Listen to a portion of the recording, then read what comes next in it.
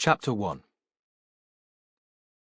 The day they found the body on the shore, Matthew Venn was already haunted by thoughts of death and dying. He stood outside the North Devon crematorium on the outskirts of Barnstable, a bed of purple crocus spread like a pool at his feet, and he watched from a distance as the hearse carried his father to the chapel of rest. When the small group of mourners went inside, he moved closer. Nobody questioned his right to be there. He looked like a respectable man, a wearer of suits and sober ties, prematurely grey-haired and staid, not a risk-taker or a rule-breaker. Matthew thought he could have been the celebrant arriving a little late for the service, or a diffident mourner, sheepish and apologetic, with his soft skin and sad eyes. A stranger, seeing him for the first time, would expect sympathy and comfortable words. In reality, Matthew was angry. But he'd learned long ago how to hide his emotions. He checked his feet to make sure that no flowers had been crushed, then walked between the headstones towards the path. The door to the chapel of rest had been left open. It was a warm day for so early in the year, and he could hear the service underway inside. The rich and passionate tone of a voice he'd have known anywhere. Dennis Salter, rousing his troops, persuading them that Andrew Venn was in heaven and they might be sad for themselves, but they should not be for their brother. Then came the heavy breathing of an electric organ and the slow and deliberate notes of a hymn that Matthew recognized but couldn't name. He pictured Alice Wozencroft bent double over the keys, dressed entirely in black, hands like claws, a nose like a beak, as close to a crow as a woman could be. She'd been old, even when he was a boy. Then he'd been a member of the Barham Brethren by birth and by commitment, his parents' joy and hope for the future. Now he was cast out. This was his father's funeral, but he wasn't welcome. The hymn ground to a dreary close, and he turned away. Soon the service would be over. His father's coffin would slide behind the curtain and be turned to ash. The small group of mostly elderly women would gather in the sunshine to talk. Then they might move on to his mother's house for tea and home-baked cakes. Tiny glasses of sweet sherry. His name might be mentioned in passing. These people would understand that a bereaved woman would be missing her only son at a time like this, though despite their sympathy, there would be no question that he should have been invited. It had been his choice to leave the Brethren. Matthew stood for a moment, thinking that lack of faith had little to do with choice. Doubt was a cancer that grew unbidden. He pushed away the guilt that still lurked somewhere in his body, physical, like toothache, the root of his anger, and the tattered remnant of belief that made him think that his father, the spirit or soul of his father, might be somewhere watching him, still disappointed in his son. Then he walked quickly back to his car. The call came when he was nearly there. He leaned against the perimeter wall of the cemetery, his face to the light. It was Ross May, his colleague, his constable. Ross's energy exhausted him. Matthew could feel it, fizzing through the ether and into his ear. Ross was a pacer and a shouter, a pumper of iron, a member of the local running club and a rugby player. A team player, except, it seemed, when he was at work. "Boss, where are you?" "Out and about." Matthew was in no mood to discuss his whereabouts with Ross May. "Can you get back here? Someone's found a body on the beach at Crow Point, your neck of the woods." Matthew thought about that. Accident? It happened, even in still weather. The tides were treacherous. Someone out in a small boat and washed ashore? No. The clothes are dry and they found him above the tide line. And there's a stab wound. Matthew had only heard Ross this excited before in the run-up to an important match. "Where are you?" "On my way. Jen's with me. The news has only just come through. There's a plod there who went out to the first call. Like you, HQ thought it would be an accident." Plod.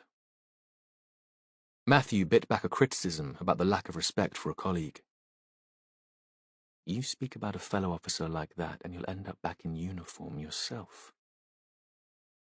This wasn't the time. Matthew was still new to the team.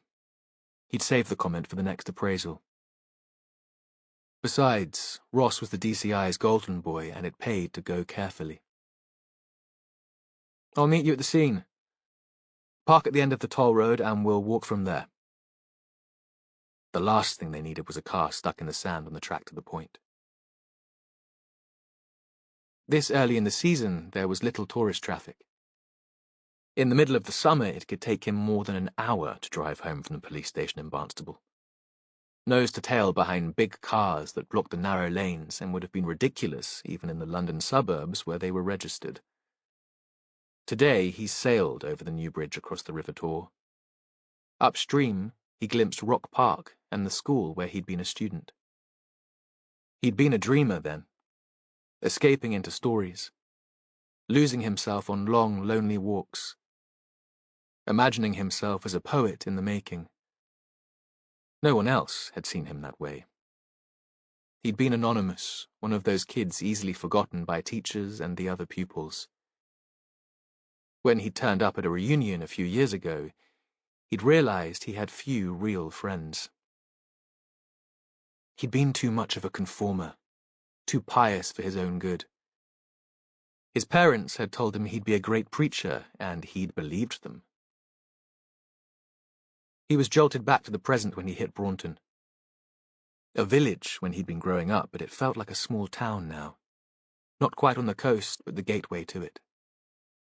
The kids were coming out of school, and he tried to control his impatience at the lights in the village centre. Then a left turn towards the mouth of the estuary, where the Tor met the Torridge and flowed into the Atlantic. In the distance, to the north, stood the shoulder of Baggy Point, with the white block of a grand hotel just below the horizon. Monumental, but at the same time insubstantial because of the distance and the light. This, as Ross had said, was home territory. But because he was approaching a crime scene, Matthew took in the details. The small industrial park where they made surfboards and smart country clothes. The strip fields, brought back to life to feed incomers and posh grockles organic vegetables. The road narrowed, on each side a dry stone wall, the stones laid edge-on with a hedge at the top. There were already catkins and soon there would be primroses. In sheltered parts of their garden, they were already in bloom. When Matthew hit the marsh, the sky widened and his mood lifted, just as it always did. If he still believed in the Almighty, he'd have thought his response to the space and light a religious experience. It had been a wet winter, and the ditches and the pools were full, pulling in gulls and wading birds. The flatland still had the colours of winter, grey, brown, and olive. No sight of the sea here, but if he got out of the car, he'd be able to smell it. And in a storm, he'd hear it too. The breakers on the long beach that ran for miles towards the village of Saunton. He got to the toll road that led to the river and saw a uniformed officer standing there, and a patrol car pulled onto the verge opposite the tollkeeper's cottage. The officer had been about to turn Matthew back, but he recognized him and lifted the barrier. Matthew drove through, then stopped, pushed a button so his window was lowered. "Were you first on the scene?" "Yes.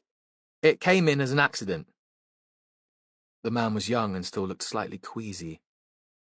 Matthew didn't ask if it was his first body. It would certainly be his first murder. "Your colleagues are already there. They sent me up to keep people away." Quite right. Who found him? A woman dog walker. Lives in one of those new houses in Chivner. She's arranged for a neighbour to pick up her kid from school, but she wanted to be home for him. So I checked her ID, took her address and phone number, and then I let her go. I hope that was okay. Perfect. No point having her hanging around. Matthew paused. Are there any other cars down there? Not anymore. An elderly couple turned up to their Volvo just as I was arriving. I got their names and addresses and took the car reg, but they'd been walking in the other direction and said they hadn't seen anything. Then I still thought it was an accident, so I didn't really ask them much and let them drive off. I don't know how long you'll be here, Matthew said. I'll get someone to relieve you as soon as possible. No worries. The man nodded towards the cottage. I had to explain to them what was happening, and they've already been out to offer tea. They say they'll keep an eye if I need to use their loo. I'll be back to chat to them. Can you ask them to stick around until I get to them? Oh, they wouldn't miss it for the world. Matthew nodded and drove on. He'd left the window down, and now he could hear the surf on the beach, and the cry of a herring gull, the sound naturalists named the long call, the cry which always sounded to him like an inarticulate howl of pain. These were the noises of home. There was a bend in the road, and he could see the house. Their house. White and low, and sheltered from the worst of the wind by a row of bent sycamores and hawthorns. A family home, though they had no family yet. It was something they talked about and then left in the air. Perhaps they were both too selfish. They'd got the place cheap because it was prone to flooding. They'd never have been able to afford it otherwise. If there was a high tide and a westerly gale, the protective bank would be breached, and the water from the Tor would flood the marsh. Then they'd be surrounded like an island. But the view and the space made it worth the risk. He didn't stop and open the gate to the garden, but drove on until he saw Ross's car. Then he parked up and climbed the narrow line of dunes until he was looking down at the shore. Here, the river was wide, and it was hard to tell where the Tor ended and the Atlantic began. Ahead of him, the other North Devon river, the Torridge, fed into the sea at Instow. Crow Point jutted into the water from his side of the estuary. Fragile now, eaten away by weather and water, and only accessible on foot. The sun was low, turning the sea to gold, throwing long shadows, and he squinted to make out the figures in the distance. Tiny Lowry figures, almost lost in the vast space of sand, sea, and sky. He slid down the dune to the beach and walked towards them just below the tide line. They stood at a distance from the body, waiting for the pathologist to arrive and the crime scene investigators to come with their protective tent. Matthew thought they were lucky that it was a still day and the man had been found on the dry sand, away from the water. Exposed here, a gale would have the tent halfway to America, and a high tide would have him washed away. There was no time pressure, apart from the walkers and the dog owners who'd want their beach back, and the usual pressure of needing to inform relatives that a loved one had died to get the investigation moving. Jen and Ross had been looking out for him, and Jen waved as soon as he hit the shore. The Puritan in Matthew disapproved of Jen, his sergeant. She'd had her kids too young, had bailed out of an abusive marriage and left behind her northern roots to get a post with Devon and Cornwall police. Now her kids were teens, and she was enjoying the life that she'd missed out on in her 20s. Hard partying and hard drinking. If she'd been a man, you'd have called her predatory. She was red-haired and fiery, fit and gorgeous, and she liked her men the same way. But despite himself, Matthew admired her guts and her spirit. She brought fun and laughter to the office, and she was the best detective he'd ever worked with. So, what have we got? Hard to tell until we can get a look at him properly. Ross turned to face the victim. Matthew looked at the man. He lay on his back on the sand, and Matthew could see the stab wound in his chest, the blood-stained clothing. How did anyone think this was an accident? When the woman found him, he was lying face down, Ross said. The uniform turned him over. He rolled his eyes, but Matthew could understand how that might happen. From the back, it would look like an accident, and community officers wouldn't have much experience of dealing with unexplained death. The man wore faded jeans, a short denim jacket over a black sweatshirt, boots that had seen better days, the tread gone, worn almost to a hole at the heel. His hair so covered in sand that it was hard to tell the colour. On his neck, a tattoo of a bird. Matthew was no expert, but the bird had long wings. A gannet, perhaps, or an albatross, subtly drawn in shades of grey. The victim was slight. Not an old man, Matthew thought, but beyond that it was impossible to guess from this distance. Ross was fidgeting like a hyperactive child. He found inactivity torture. Tough, Matthew thought. It's about time you learned to live with it. There was something of the indulged schoolboy about Ross. It was the gelled hair and designer shirts, the inability to understand a different world view. He seemed a man of certainty. His marriage to Melanie, whom Jen had once described as the perfect fashion accessory, hadn't changed him. If anything, Melanie's admiration only confirmed his inflated opinion of himself. I'm going to talk to the people who live in the toll-keeper's cottage. The gate's automatic these days. You just throw money into the basket, but they'll know the regulars and might have seen something unusual. Matthew had already turned to walk back along the shore to his car and threw the next comment over his shoulder. Jen, you're with me. Ross, you wait for the pathologist. Give me a shout when she arrives. Glancing to see the disappointment in Ross's face, he felt a ridiculous, childish moment of glee. Chapter 2. Morris Braddock was worried about his daughter. The social worker at the day centre had come up with this notion to make Luce more independent.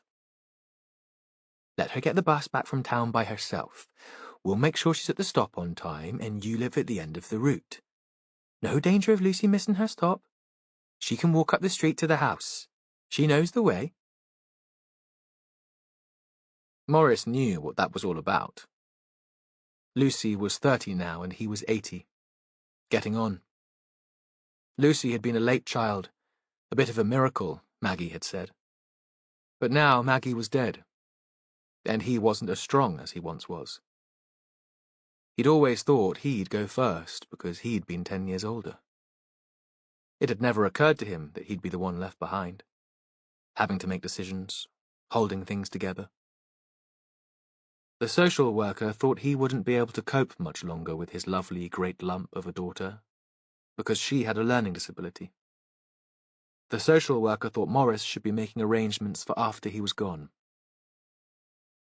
That might be sensible enough, but he thought they were less concerned about Lucy's independence than saving the council the taxi fare. Every day, since the new regime, he'd waited at his window to watch for his daughter walking up the lane. They lived in a little house on the edge of Lovercott village.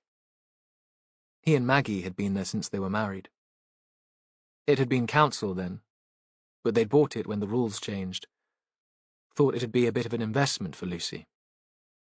It was a semi at the end of a row of 8, curved around a patch of grass where kids sometimes kicked a ball about. There was a long garden at the back looking out on a valley with the view of Exmoor in the distance. These days, Morris spent most of his time in the garden. He grew all their own veg, and they had a run with half a dozen hens. He'd grown up on a farm and worked as a butcher in a shop in Barnstable. Knew about livestock, dead and alive. Lucy wasn't much into healthy eating, but she could sometimes be persuaded if she picked a few salad leaves herself or fetched the eggs. He paused for a moment to regret the passing of Barnstable as he'd known it. Butcher's Row had been full of butchers' shops then. Now the little shops facing the Panier Market were smart delis and places that sold pixie shittery to the tourists. There wasn't one real butcher left. He was standing by the living room window because that had the best view of the road from the village. As soon as he glimpsed her coming around the corner, he'd move away so she wouldn't know he was looking out for her, worrying. On the windowsill there was a photo of Lucy, one of his favourites. She was standing between two friends, with her arms around them. Chrissy Shapland, who had Down syndrome too, and young Rosa Holsworthy. They were all beaming straight into the camera. He looked outside again, but there was still no sign of Lucy walking down the road. The afternoons it was raining, Morris was pleased, because that gave him the excuse to drive up and wait for the bus. Lucy didn't like getting wet. If it was sunny, like today, he waited. He'd always found it best to do what he was told, and besides, he loved to see Lucy's triumphant smile as she rounded the corner, her bag slung across her shoulder, proud because she'd made it home on her own. His mood lifted just to see her. Today, she was a little later than he would have expected. The bus should have been in 20 minutes ago, and it was only a 10-minute walk to the house. He was just thinking that he'd walk up to the main road to check that all was well, when there she was, dressed in the yellow dress that she loved so much, plump as a berry. She gave him a wave as she approached, but there was no wide smile. Perhaps the walk had become routine, even a bit of a chore. Luce had never been one for exercise. That was something else the social worker nagged about. "We've noticed she's been putting on a bit of weight, Mr. Braddock. You should be careful what she's eating. Cut out all the fat and the sugar. No more chocolate. And what about taking her swimming? She loves it when they go from the centre. Or you could both get out for a walk when the weather's better." Morris thought it was easy for them. They didn't have to deal with the sulks when she couldn't get her way. And really, if she liked a piece of cake after her tea, what was the harm? He wasn't one for walking much either, and he'd never learned to swim. He walked around to the front door to greet her as she came in. "All right, maid. I'll put the kettle on, shall I? And you can tell me all about your day." Because she had a better social life than he did since he'd retired, and he liked to hear her chatting about what she'd been up to.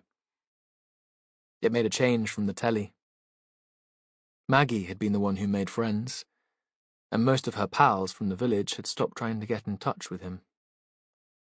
Some of them had turned up when she'd first died, but he hadn't known what to say to them. He'd just wanted to be on his own, then. Now, he thought, he might welcome their company. Lucy pulled the strap of her bag over her head and took off the purple woolen cardigan she'd been wearing over the yellow dress.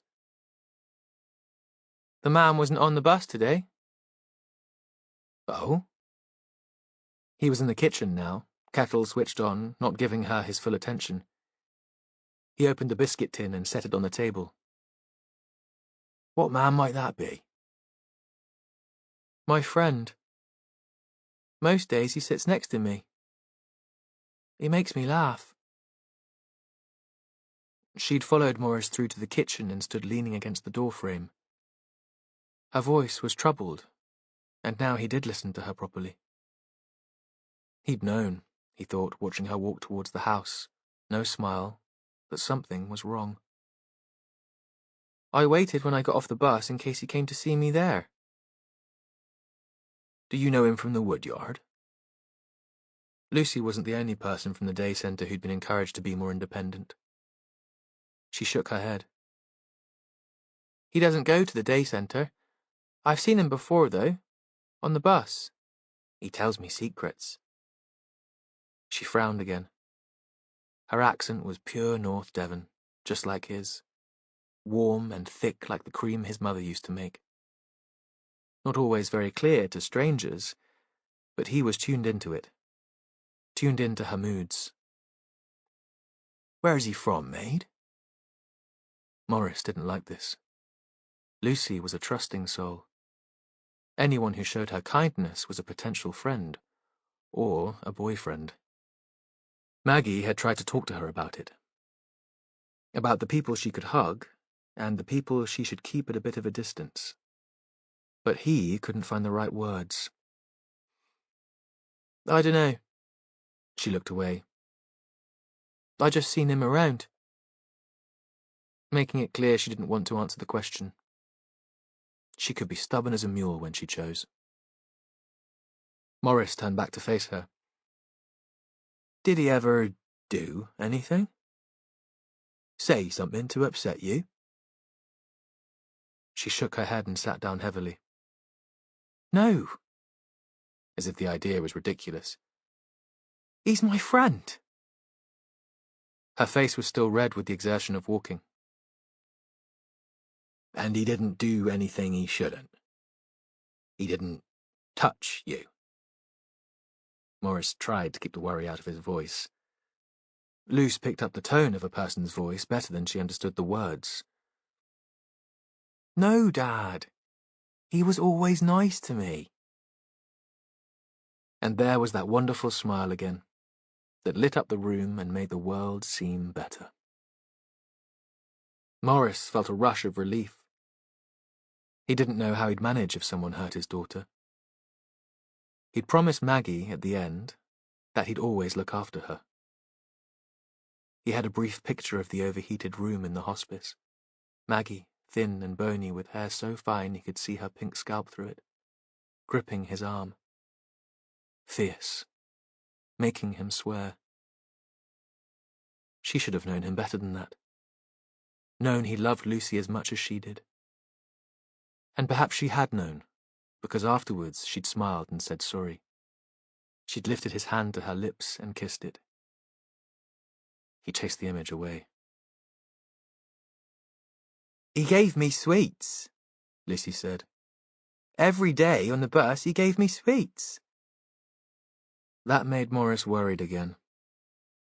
He thought he'd phone the social worker and tell her it wasn't safe for Lucy to travel on her own on the bus.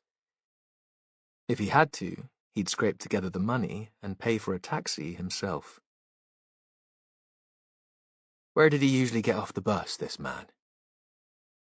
Morris set the mug of tea in front of Lucy. She liked it milky and weak. Here, she said. With me. That's why I was late. I waited in case he got another bus and he'd come back to see me. Maybe you'll have to see him in the village then. She reached out and took a biscuit from the tin. She nodded, but Morris could tell that he'd lost her attention. Now she was here with her dad, and her tea, and a biscuit. The man seemed forgotten. Any memory that might have troubled her had disappeared. Chapter 3. The woman had the door of the toll-keeper's cottage open almost before they'd got out of the car. There was something hungry, desperate about her need for information. I'm D.I. Venn, Matthew said. This is D.S. Rafferty. Hilary and Colin Marsden. You're here about the body? She looked them up and down. You're detectives? Unexpected death, your chap out there said. But this isn't natural causes, is it? Not just a heart attack or an accident. There wouldn't be all this fuss for an accident. Perhaps we could come in and ask you a few questions. Of course. She backed away and they were let into a hall. A pair of Wellingtons stood at the foot of the stairs, and a wax jacket hung on a peg next to a smart black coat, which seemed out of place in the cottage. It was hard to age her. Their hair had been dyed almost black, and she was wearing makeup. Late 50s? Matthew wondered. Early 60s? She was big-boned and strong, taller than the man who stood behind her in the passage. She wore black trousers and a black jacket over a white top. Office wear for a middle manager, Matthew thought. The coat must belong to her, again out of place here on the edge of the marsh. Her husband seemed more at home. He was short and round, a woolen jersey stretched over his stomach. Matthew thought they must have moved in recently. There was a hint of a Midlands accent, and he'd seen the previous residents, an elderly couple who'd come out to collect the toll and have a chat, at Christmas. Perhaps the automatic barrier had been installed because the couple had retired, or one of them had died. It seemed all he was thinking about today was death. The woman led him into the living room, and the man followed. The room was cluttered, a little untidy, uncared for. It was as if they were camping out here. Matthew wondered what had brought them to the house.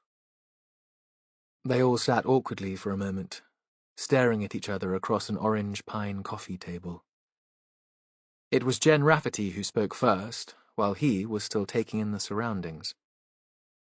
"If you could just repeat your names for our notes." "Hilary," the woman said. "Hilary Marsden. And this is my husband, Colin."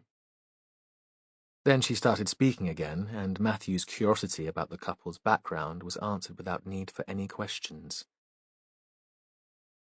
"Colin took early retirement, redundancy, really. He worked in the legal team for a car manufacturer. That's all changed, of course. Everything's outsourced these days. Nobody has any pride in British industry now. And our area had changed. People from outside moving in. One time, you knew all your neighbours. Not anymore." Matthew broke in. Jen leaned so far to the left that she'd only recently become reconciled to the Labour Party. She couldn't cope with intolerance, and he could tell that she was already a bit prickly. "What brought you to North Devon?" "We'd been here on holiday," Hilary Marsden said. "Loads of times. We thought, that's the place for us to end our days. We never had any kids to think about, and we loved it to bits. So quiet and so clean." A pause. "No foreigners." "Well, it's certainly very quiet here." Jen had an edge to her voice that only Matthew picked up. "Yeah, well," Hilary said. She shot a look at her husband. "Sometimes you can have too much of a good thing. We're only renting here. It certainly wouldn't be our choice of furniture, and it wasn't the best decision we ever made. Maybe we saw the cottage through rose-coloured glasses when we viewed it in the summer. Colin's a bird watcher. The marsh is his idea of heaven. It's not mine. We won't be staying. We've put in an offer on a house in Barnstable where there's a bit more life." She paused. "A bit more culture. And it'll be closer to work for me." "What is your work?" "I'm a mortgage advisor with a bank in town. I was planning to retire too, but this job came up. Only part-time, but the extra cash is always useful." Matthew turned to Colin Marsden. "Were you out on the marsh birdwatching today?" The woman, her resentment palpable, didn't give her husband the chance to answer. "He's out there every day." Colin Marsden ignored her. Perhaps her sniping was so common that it had become no more than background noise for him. "I do a daily census." He spoke with a quiet pride. "Real ornithological research is about regular counts of common birds. I'm not just a lister, interested in rarities." The last sentence was spoken with a sneer. "Does your research take you onto the beach, too?" That's part of my census walk. I end up there. I count the gulls on the shore and come inland at Spindrift, then back along the tall road home. Spindrift. Our house. Matthew thought now he might have seen the man walking past, anonymous in the wax jacket and Wellingtons they'd seen in the hall, binoculars round his neck, out in all weathers. "What time were you there today?" Jen asked. Colin Marsden left the room. Through the open door, Matthew saw him take a soft-back notebook from an inside pocket of the jacket. He sat down again and opened it. 12:35. He looked up. "I note the time at every watch point. My own way of working. Citizen science in action." In an armchair in the corner, Hilary rolled her eyes. Matthew thought it must be a strange marriage if they had so little in common, if she could be so dismissive of her husband's passion. "Did you see anything unusual while you were walking today?" He was aware of a silence and stillness in the room, an awareness of danger, or more likely excitement. Perhaps it was a shared passive voyeurism that kept the couple together. "I didn't see a body on the beach," Marston said. "I asked your constable where it was, and I know that I'd walked that way. I would have seen it." "But did you notice any strangers? You'd know the regulars if you're out every day." There was another silence, broken by the sound of a car pulling up outside. Matthew recognized it as belonging to Sally Pengelly, the pathologist. The barrier was raised and the car drove on. "Who's that?" Hilary was on her feet. "Just one of the team." Matthew turned back to the husband. "So, Mr. Marsden, any strangers?" "There are always one or two people I don't recognize. Even at this time of year, there are visitors. And I don't take much notice unless they've got a dog that disturbs the birds while I'm counting. But today..." Matthew was a patient man. "You must be a good observer, used to registering detail." The flattery appeared to have worked. Marsden looked back at the notebook and seemed to be reliving his walk on the shore. "There was a couple, a man and a woman. He was in a suit, not really dressed for the beach. She was a bit younger and she was wearing jeans." He paused. "I was watching something I thought might be a little gull, and they flushed it." Matthew was thinking the man in the suit seen by Marsden couldn't be their victim because the clothes didn't tally. But Marsden was still speaking. "They were walking hand in hand and they stopped once, to kiss. Not just a peck, if you know what I mean. As if they'd not been together for a long time." He stared out of the window. "I wondered if they might be having an affair, because they came in two cars and there was a sense that they were doing something dangerous, exciting." His voice was wistful. "You saw the cars?" "Yes. They climbed the dunes, and after a bit I followed them. I wanted a better view of the birds near the tide line." Jen shot Matthew an amused glance. "Yeah, right.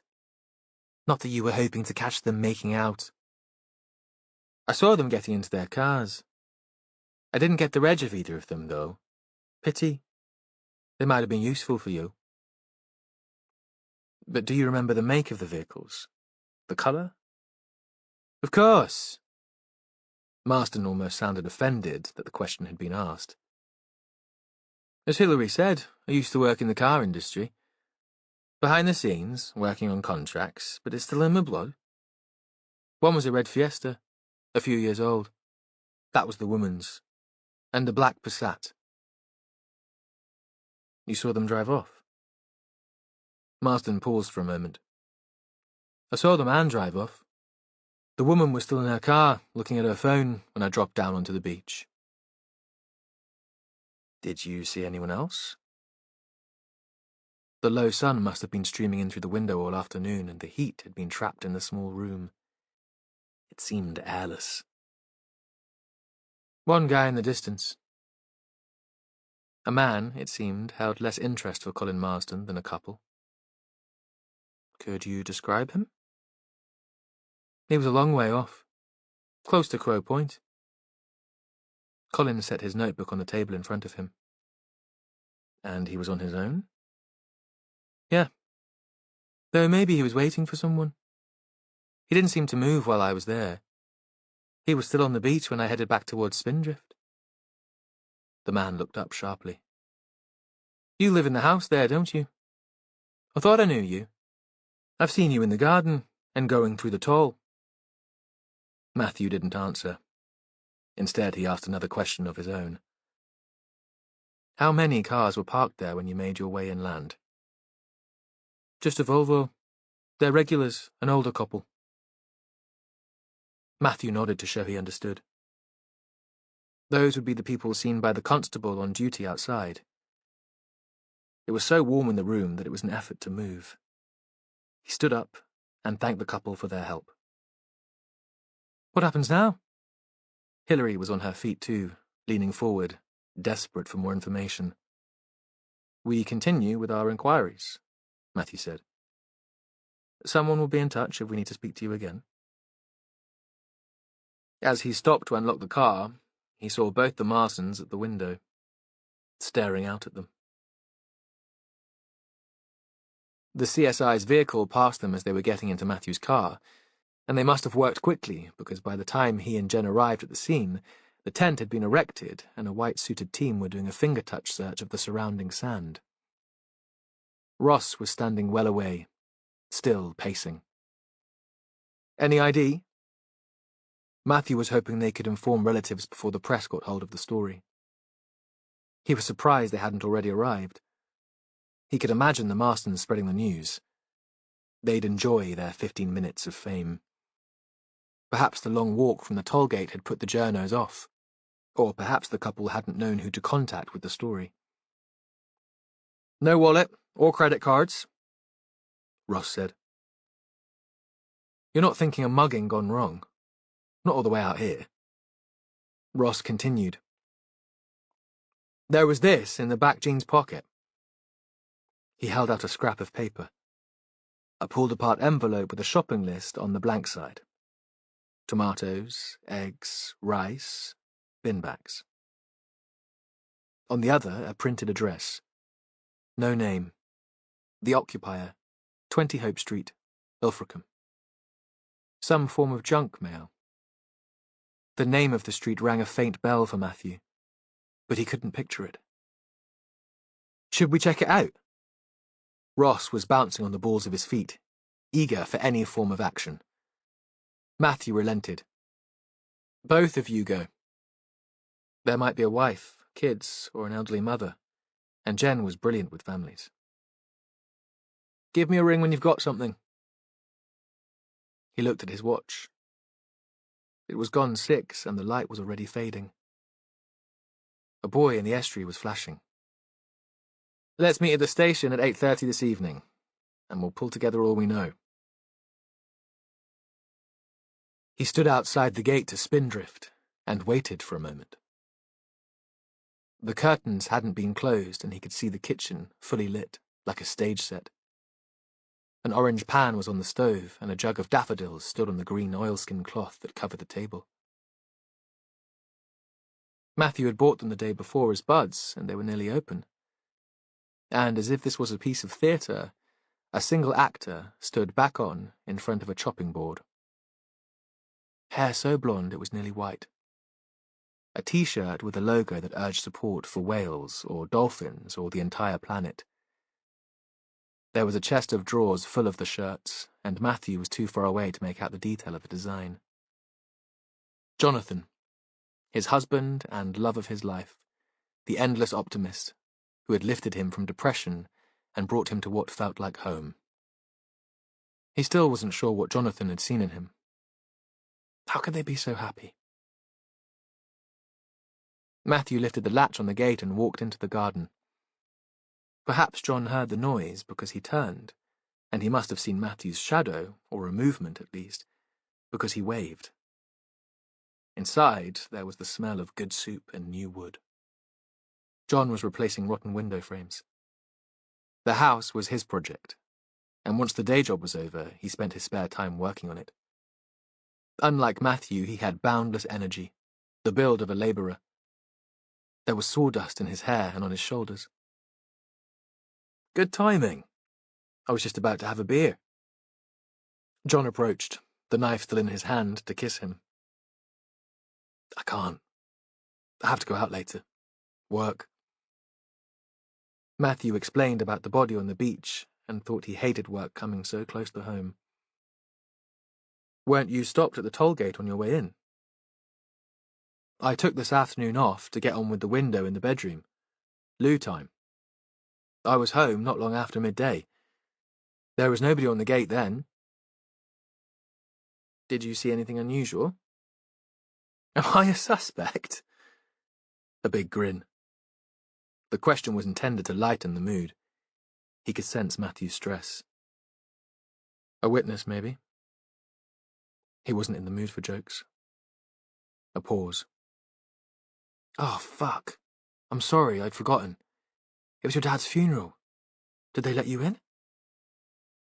I didn't try. Oh, Matt.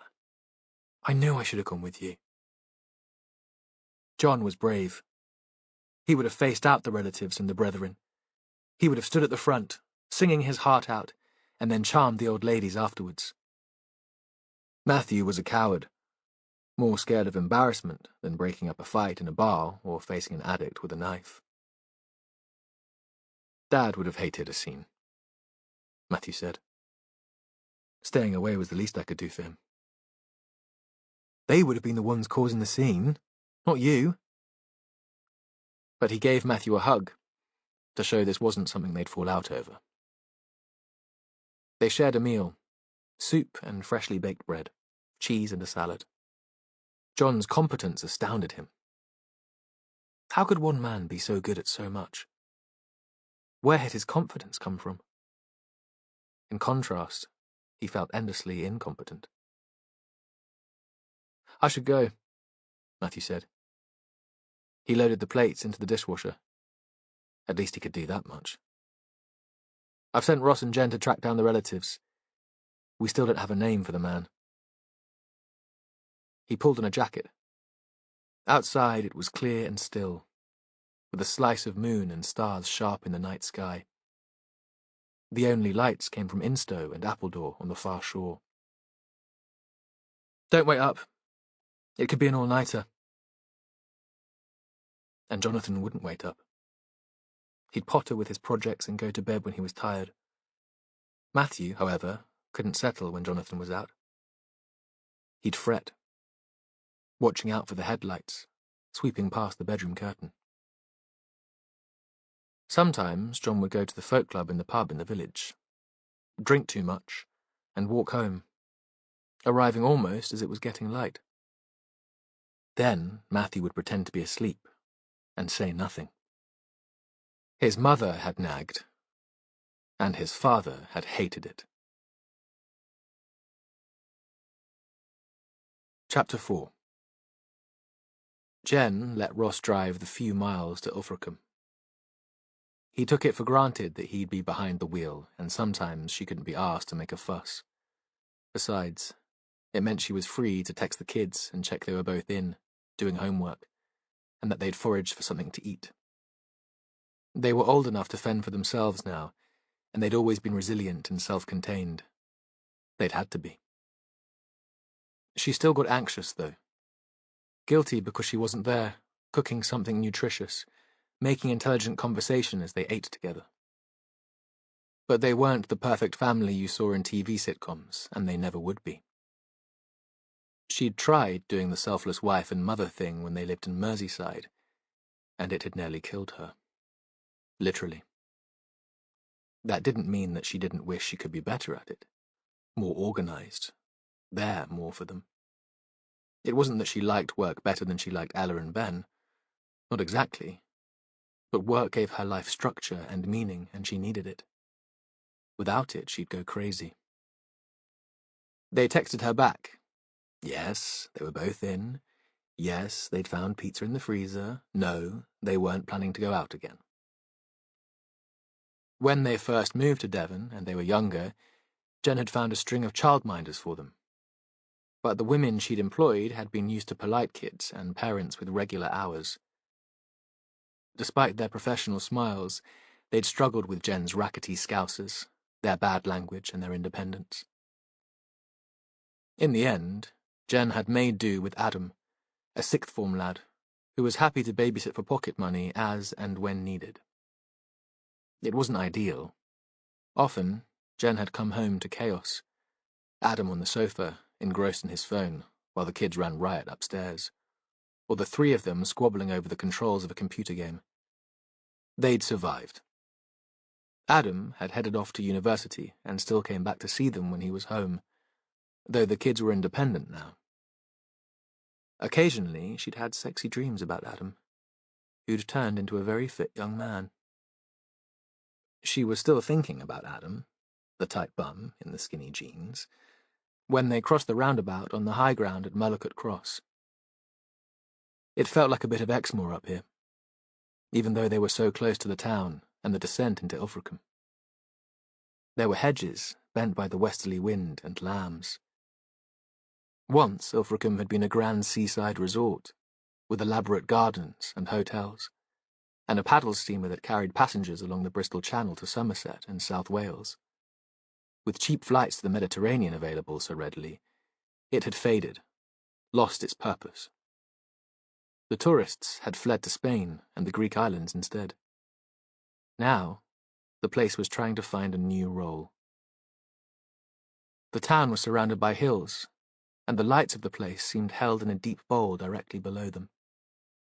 They drove past big villas, which had been turned into guest houses called Seaview or Golden Sands. Most had no vacancies boards, not because they were full, but because this early in the season their owners had decided it wasn't worth opening. Ross followed his sat-nav into the town centre, stopped at the top of a long, steep street of three-storey terraced houses, beautifully proportioned but decaying now and turned into flats and bedsits. Some had boarded-up windows. An empty can which had once held strong lager rolled down the pavement. "Hope Street," Ross said. "Otherwise known as Addicts Avenue. I thought I recognised the address." Jen liked Ilfracombe, the mix and edginess of it. A few of her friends lived here and she'd considered moving herself. Because the houses were cheaper, the parties wilder and more her style. But the kids were settled at school now, and the drive to work would be a bit of a drag. Like other former holiday towns, it pulled in transients and misfits, people lured by the prospect of seasonal work in the big hotels. When the trippers went home, the workers stayed, because they'd found friends, or out of inertia, or because they had nothing left to return to. Some of the guest houses had been turned into hostels or bedsits. Others rented out rooms for the winter, not caring that they had no real facilities for a long-term let. Hope Street contained those sorts of premises, but there were signs of gentrification too. Some houses had bright new paint and coloured blinds, window boxes and shrubs in tubs in the tiny front gardens. At the bottom of the street, Jen saw the silhouettes of two men, hunched together in conversation. They found number 20 halfway down the hill. A black door, freshly painted. No sign that it was a place of multiple occupancy. No separate doorbells or letterboxes. No doorbell at all. So Ross knocked. Jen thought she heard someone moving inside. Ross knocked again, and the door was opened to reveal a generous front hall, the floorboards stripped and patchily varnished, and a young woman who wore jeans and a long sweater in kingfisher blue, a slash of red lipstick. "Hiya." She looked them up and down with interest. "Sorry, if you're selling something, I'm skint. And if you're selling religion, I'm an atheist.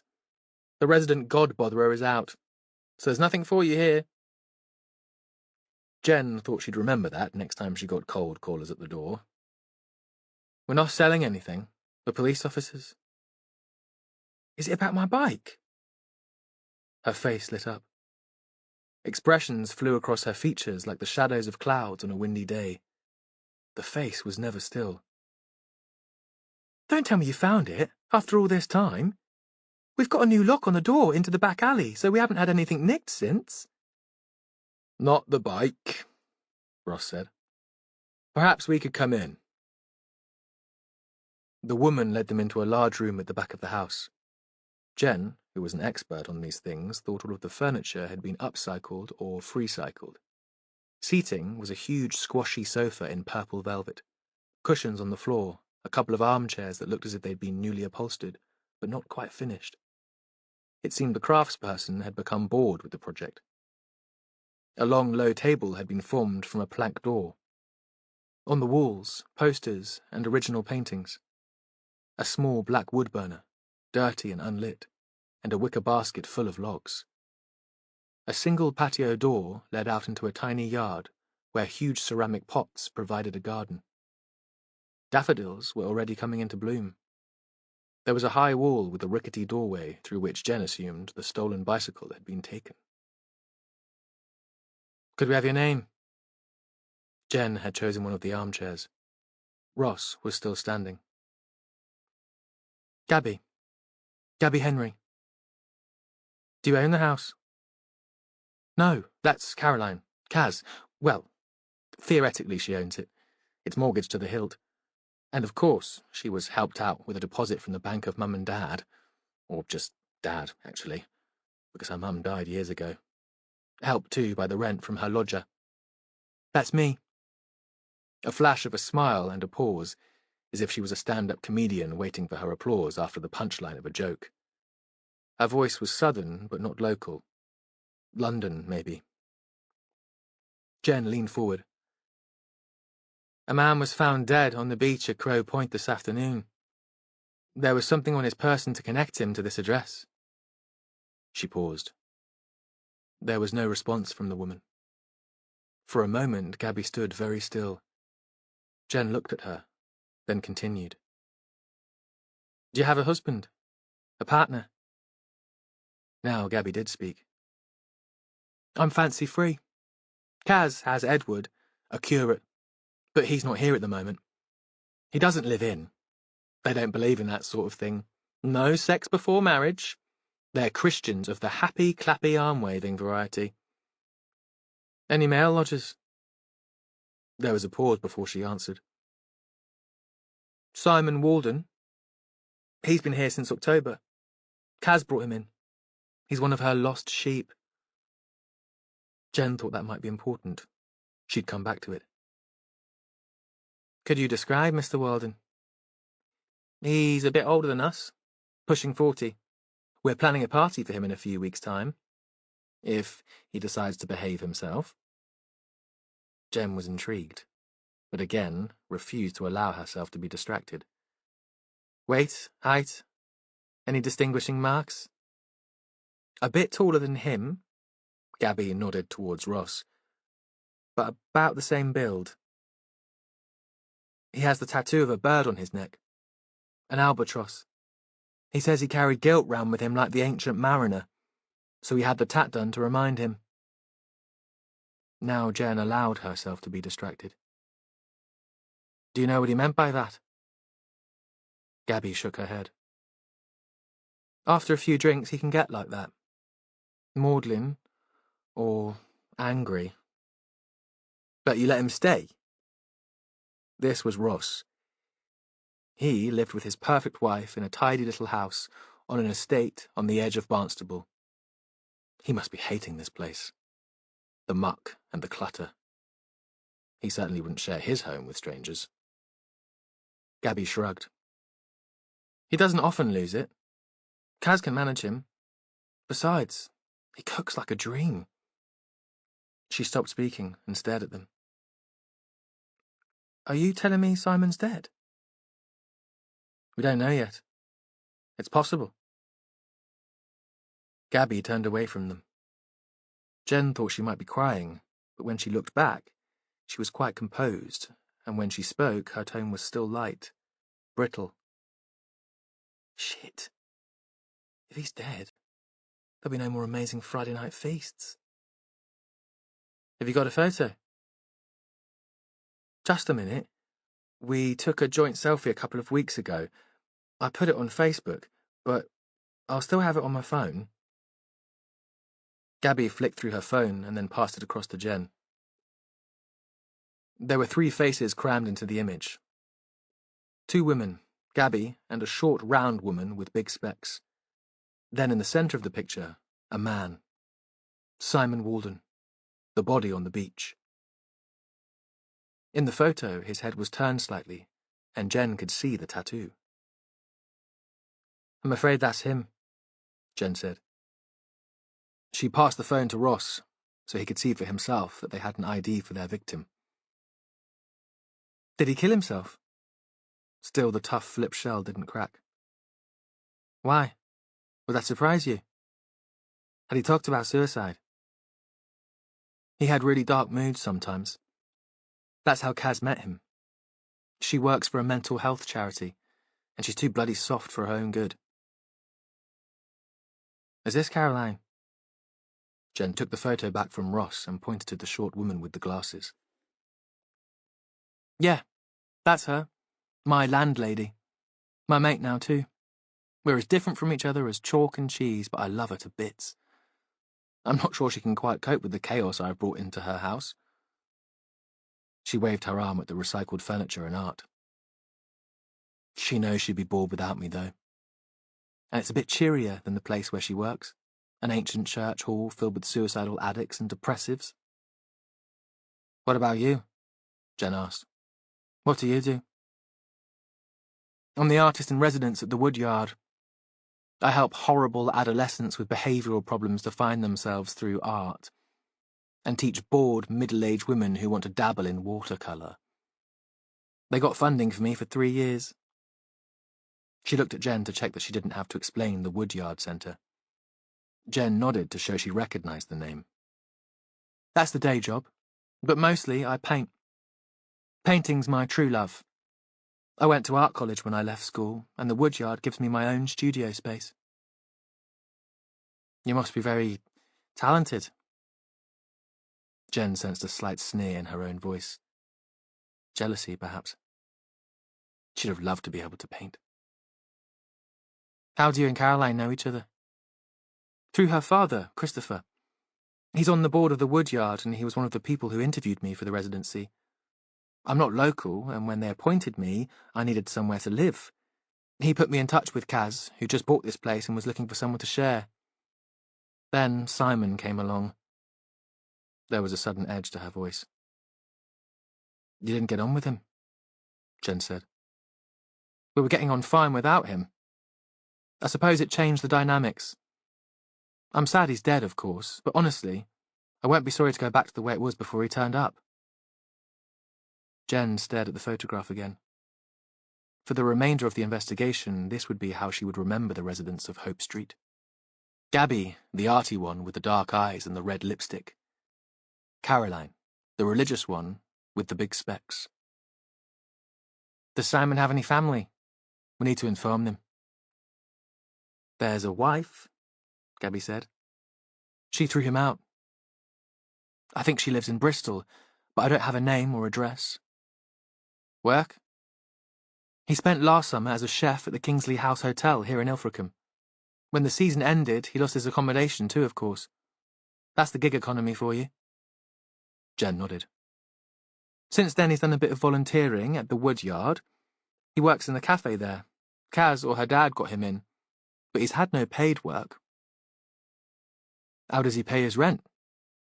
Ross was less sympathetic to the troubles of seasonal workers. He thought they should get a proper job. I don't know, Gabby said. But according to Kaz, it landed up in her bank account every month. I hope she doesn't struggle without it. A pause. Her father's loaded, though. I expect she'll survive. Could we have a look at Mr. Walden's room? It'll need to be sealed for a proper search, but we'd like to have a quick look now. Gabby nodded and got to her feet. They followed her to the first-floor landing, where she stopped. Simon's room is on the top floor at the back. I'll leave you to it, if that's okay. Jen thought Simon Walton had been given the smallest and darkest room, the one that nobody else had chosen. He was a lodger, a charity case, and not a real friend. It was in the roof, and faced up the hill looking over the yard and other houses, not to the sea. It was bare and impersonal. There was a single bed under the small dormer window. A white-painted wardrobe held a sparse number of clothes. No TV, and no computer. A radio on the bedside table. No photos. He's someone who travelled light, Jen said. It could be a monk's room. Ross was standing beside her, his back against the closed door. Or a prison cell. They found Gabby in the kitchen. An old-fashioned airing rack hung from the ceiling, and she was taking towels and pillowcases from it and folding them on the table, smoothing the pillowcases so they wouldn't need ironing. Jen recognized the technique. The woman stopped what she was doing when they came in. An opened bottle of wine and a half-full glass stood on the scrubbed pine table. What time are you expecting Caroline back? Jen could have fancied a glass of wine herself. God knew when she'd get home to have one. Not until 9? I think I explained. She's a social worker for a mental health charity, attached to the church where her boyfriend's a curate. This is one of her nights for an evening session. She's passionate about it. A pause. Her mother committed suicide. Maybe that's why she's so dedicated to the cause. And Mr. Walden was one of her clients. Yeah, Gabby said. Like I told you, one of her lost sheep. Isn't it a bit unusual inviting a client into your home? Jen thought social workers were trained to keep their distance. All the professionals she'd ever met had been detached to the point of not caring. Well, I didn't think it was a good idea. Gabby paused. When I first met him, I thought he was odd, creepy. I wanted him out. Kaz said if I knew more about him, I'd be more supportive. Did you find out any more about him? Gabby shook her head. Kaz said she couldn't tell me any more because of confidentiality, so that didn't help much. A pause. In the end, it's her house. I guess she can have whoever she wants to stay. We'll need to come back tomorrow to speak to your friend. Jen looked at her watch. The briefing would start in half an hour, and she didn't want to miss that.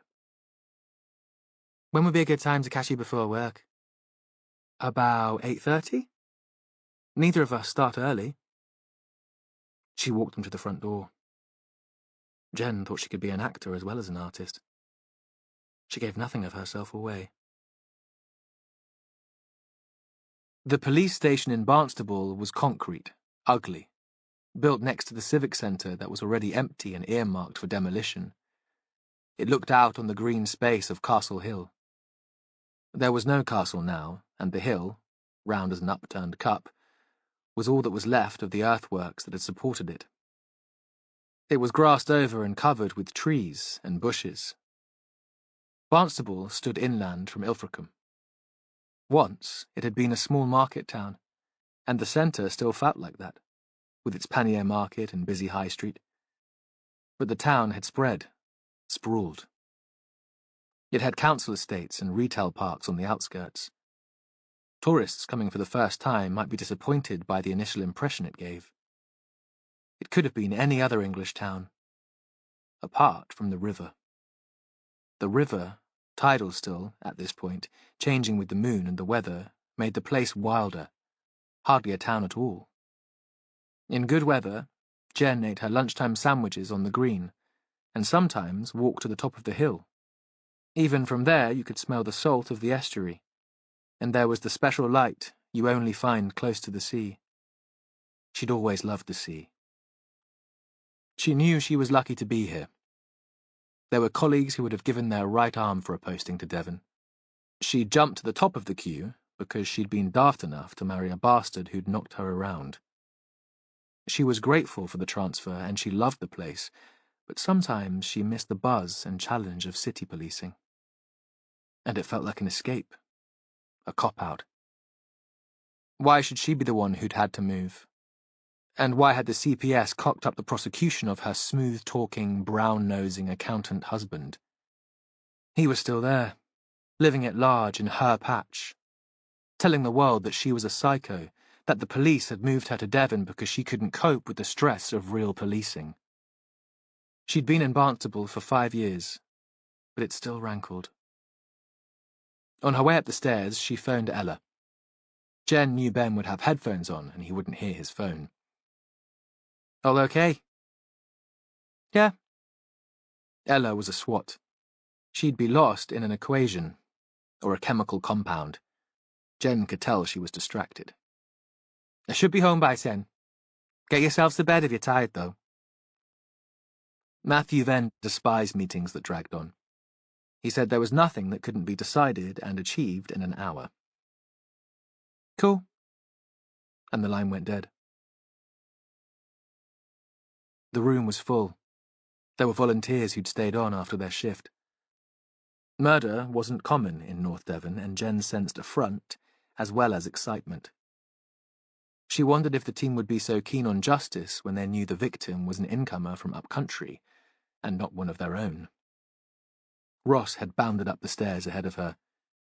He'd bagged the desk with the fastest computer, and was obviously checking out the name they'd been given by Gabby Henry in Ilfracombe, digging the dirt on Simon Warden. Jen heard the whir of the printer. Ross would want to present any information he could find about the victim to the team. He'd probably take the credit for the ID, too. Sometimes, Jen thought, she found him tricky to work with because he reminded her of her former husband. Competitive. Controlling. Matthew called the room to order, but before he could speak, the DCI appeared. Joe Oldham was a big, lumbering man, but none of them had heard him coming. He had the ability to walk silently. Jen had looked up from her desk on several occasions to find him there, looking down at her, listening to her chatting to a colleague. Now she took care that he was nowhere around before she passed on any gossip that she wouldn't want him to hear. He'd moved to Devon as a constable, but he was still a proud Yorkshireman, a sports fanatic, chair of the local rugby club. As different from Matthew as it was possible to be. Oldham nodded to the group. I won't keep you. I know you've work to do. He was wearing a sports jacket that had seen much better days, and his shirt wasn't quite tucked into his belt. That was his image, the rugged, old-fashioned copper who'd have nothing to do with media types. In contrast, Matthew looked as if he'd never left his office, smart, suited, closely shaved. His skin was pale as if it never saw sunlight. He could be a banker, or an undertaker. Oldham looked around the room. Jen thought she saw him wink at Ross. The son he'd never had. I just wanted to let you know I'm with you on this. Matthew here will report to me, and you'll have all the resources you'll need. Then he disappeared, as quietly as he'd arrived. To get in a couple of pints at the club before closing, Jen suspected. Ross, who was the rugby club's star fly half, would probably join him later and fill him in with all the details of the evening. Oldham didn't need to eavesdrop when he had a mole like Ross in the ranks. Once, Oldham would have wanted to take over the investigation. But he was on the long slide to retirement, and his red face and big belly were signs that he was getting in practice for when the day finally arrived. Ross gave him the confidence that he still had a finger on the pulse. Matthew took Oldham's place and waited until the DCI had left the room before speaking. He gave a brief summary of the discovery of the body, and stuck photos to the locus on the board. Dr. Pengelly has confirmed cause of death as a stab wound to the chest. The killer was facing his victim. No weapon was found at the scene. Ross stuck up his hand. Time of death? Impossible to say with any accuracy. Sometime today. We might have a little more information after the post-mortem tomorrow. Matthew paused. There was no ID on our victim, but we found an address in his pocket, and I hope that Ross and Jen can shed a little light. You've been to Ilfracombe to track it down?" Ross was on his feet before Jen had a chance to answer. He'd printed out a photo and pinned it to the board. "Simon Andrew Walden. Date of birth, 31st of May, 1979. It was a classic mugshot photo.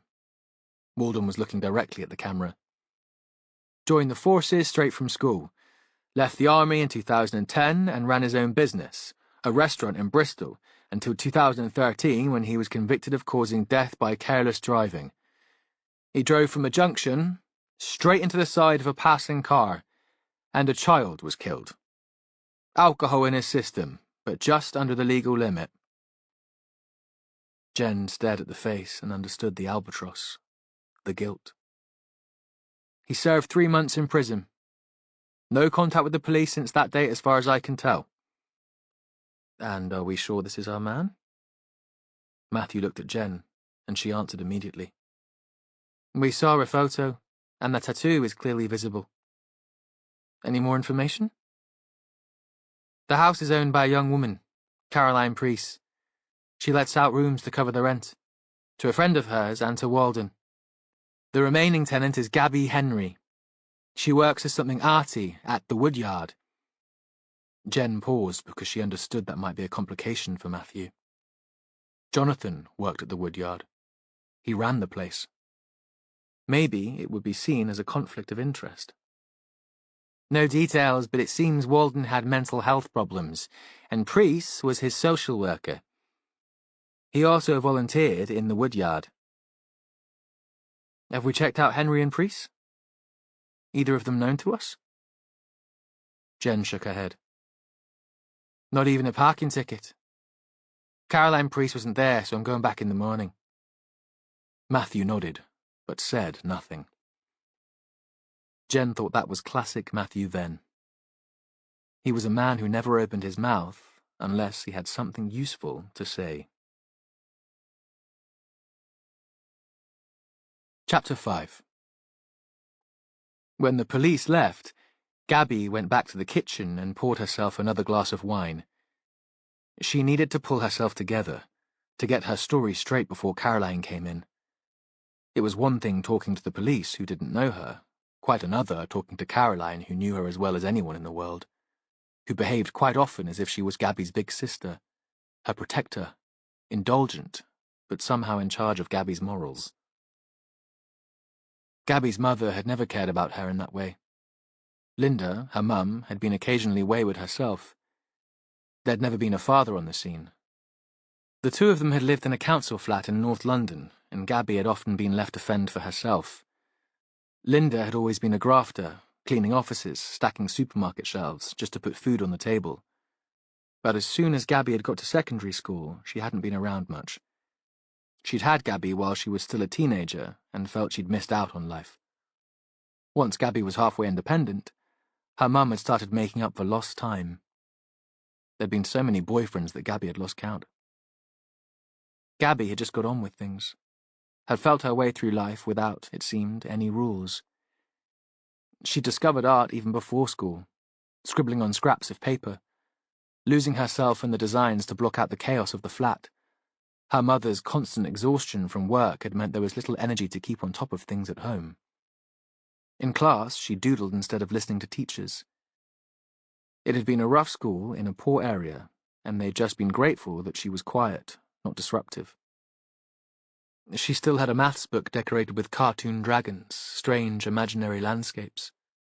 An art teacher had been her salvation, praising her creations, sending her out at weekends to look at galleries, showing her a different world. Gabby had come into her own at art school, made friends, become the joker of the pack.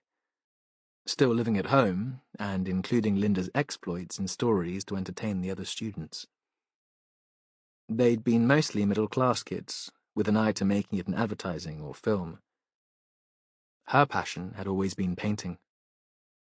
A year after college, she'd be doing the same sort of work as her mother, bar work, cleaning, putting off the inevitable slide into teaching, when she saw the advert in The Guardian for an artist in residence at the Woodyard Centre in North Devon.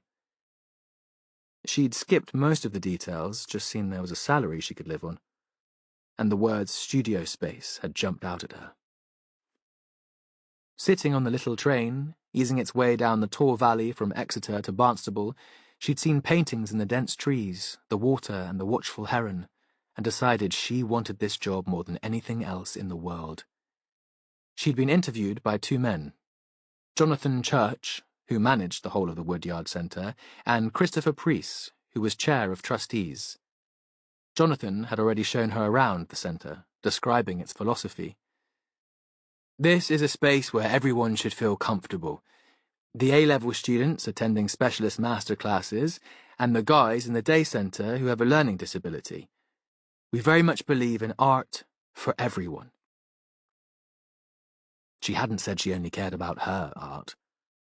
She'd seen the big empty room in the roof and imagined herself there, painting. She'd have promised the earth to get the gig. The interview had gone well. She'd always been good at telling people what they wanted to hear. And then Christopher Preece had asked her if she'd need somewhere to stay. I could put you in touch with my daughter. She's looking for a lodger. They'd met that evening, and Caroline had showed her the house, the room. The place had been pretty boring then, magnolia paint, hardly any furniture. I need so much stuff, Caroline had said, but the budget's pretty tight, and I don't want to ask my dad. So Gabby had introduced her to the joys of charity shopping, free cycling, and eBay. As the house filled with Gabby's purchases and creations, they'd become close friends. Very different. Caroline was so earnest, reliable, and punctual, and Gabby was none of those things, but strangely interdependent. Gabby cared what Caroline thought, and didn't want to upset or offend her. She thought she'd lightened Caroline, made her more fun. Now, hearing the key in the door, she wondered how she would break the news of Simon Walden's death to her. Gabby must have been sitting almost in the dark with her daydreaming, because when Caroline flicked the switch as she came into the room, the sudden light came as a shock. What are you doing? Caroline disapproved of drinking too much in the week, though she didn't mind letting her hair down if the mood took her. It's Simon. Gabby turned around in the low sofa and looked at Caroline. What about him? The police were here earlier. He's dead. She saw that Caroline was as thrown by the news as she had been. They both had their own reasons for mourning Simon. Caroline dropped onto the sofa beside her. Did he kill himself? The question seemed loaded with guilt. I didn't notice he was depressed. If anything, a bit manic, I thought. A pause. Oh, I should have realized. He was murdered, Gabby said. On the beach, at Crow Point. She thought she'd hit just the right tone. Not cold, but not too upset either. Caroline would never believe upset. Chapter 6. When Matthew got back to the house, Jonathan had lit a fire and was sitting on the floor of the living room, the curtains open to let in the moonlight, a glass on the low table beside him. He'd been reading, but he set the book down when he heard Matthew. A drink? Something to eat? I might have to hand over this murder investigation. It had been on Matthew's mind since he left the station. He followed Jonathan through to the kitchen. The victim was a volunteer at the Woodyard, and one of the people he shared a house with has a residency there. Who was killed? A man called Simon Walden. Did you know him? I recognise the name. He worked in the cafe with Bob. Jonathan took an open bottle of Chablis out of the fridge. Walden had mental health problems, Matthew said. And it seems one of your trustees pulled strings to get him the placement. John frowned. Whoever it was didn't go through me. Christopher Preece? His daughter runs the project at St. Cuthbert's. She was Walden's landlady. They must have organised it directly with Bob. He runs his own show there. Jonathan handed a glass of wine to Matthew. They can't take the case off you just because I manage the place. That's crazy. It's the first major investigation since you took over the team. Besides, Joe Oldham's an idle bastard. He won't want to run a case like that. He couldn't do it. He has the sensitivity of a gnat. Imagine him stomping through the woodyard, upsetting people. Joe doesn't stomp. But Matthew could understand Jonathan's point, and he smiled. The woodyard was Jonathan's pride and joy, his baby. The site was on the south side of the Tor and had once belonged to a timber firm that had long since stopped operating. There'd been the carcass of a huge warehouse built of old brick, full of rusting machinery. There'd been plans to demolish the buildings, flatten the site and put up a retail park. At the same time, the council was contemplating closing the day centre for adults with a learning disability where Jonathan worked. He'd made the imaginative leap to connect the two.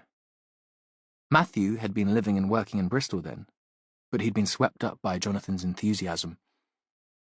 Most of their phone calls had included his plans for the site, his passion for bringing together different groups of people in one place, artists and adults with a learning disability.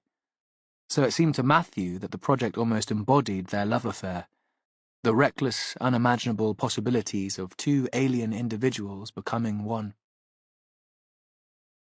Don't we have enough stores already in Barnstable? Jonathan would rant.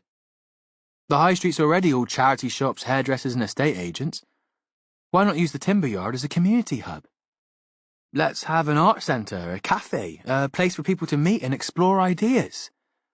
And my people from the day centre can be there too, right at the heart of things, instead of being hidden away from view as if we're somehow ashamed of them. Jonathan had formed a committee, pushed through the plans, persuaded the lottery fund to give them cash, and had raised match funding. Now the woodyard was just as he'd imagined. There was a theatre and studio space, a bar and a cafe. The day centre for adults with a learning disability was there too, in a space converted from one of the smaller buildings. And he managed the whole place. Matthew couldn't have been more proud. Today, though, Jonathan's involvement with the woodyard might provide complications. I might have to hand the case over, Matthew repeated. My choice, not Oldham's. Well, don't do anything until he forces your hand. You want to work this, don't you? Matthew thought for a moment. Yes, I definitely want to work it. A pause. I'm just not sure it would be right. I love you to bits. You know that. Jonathan had an accent that Matthew had struggled to define when they first met. John had been brought up on Exmoor, a farmer's son.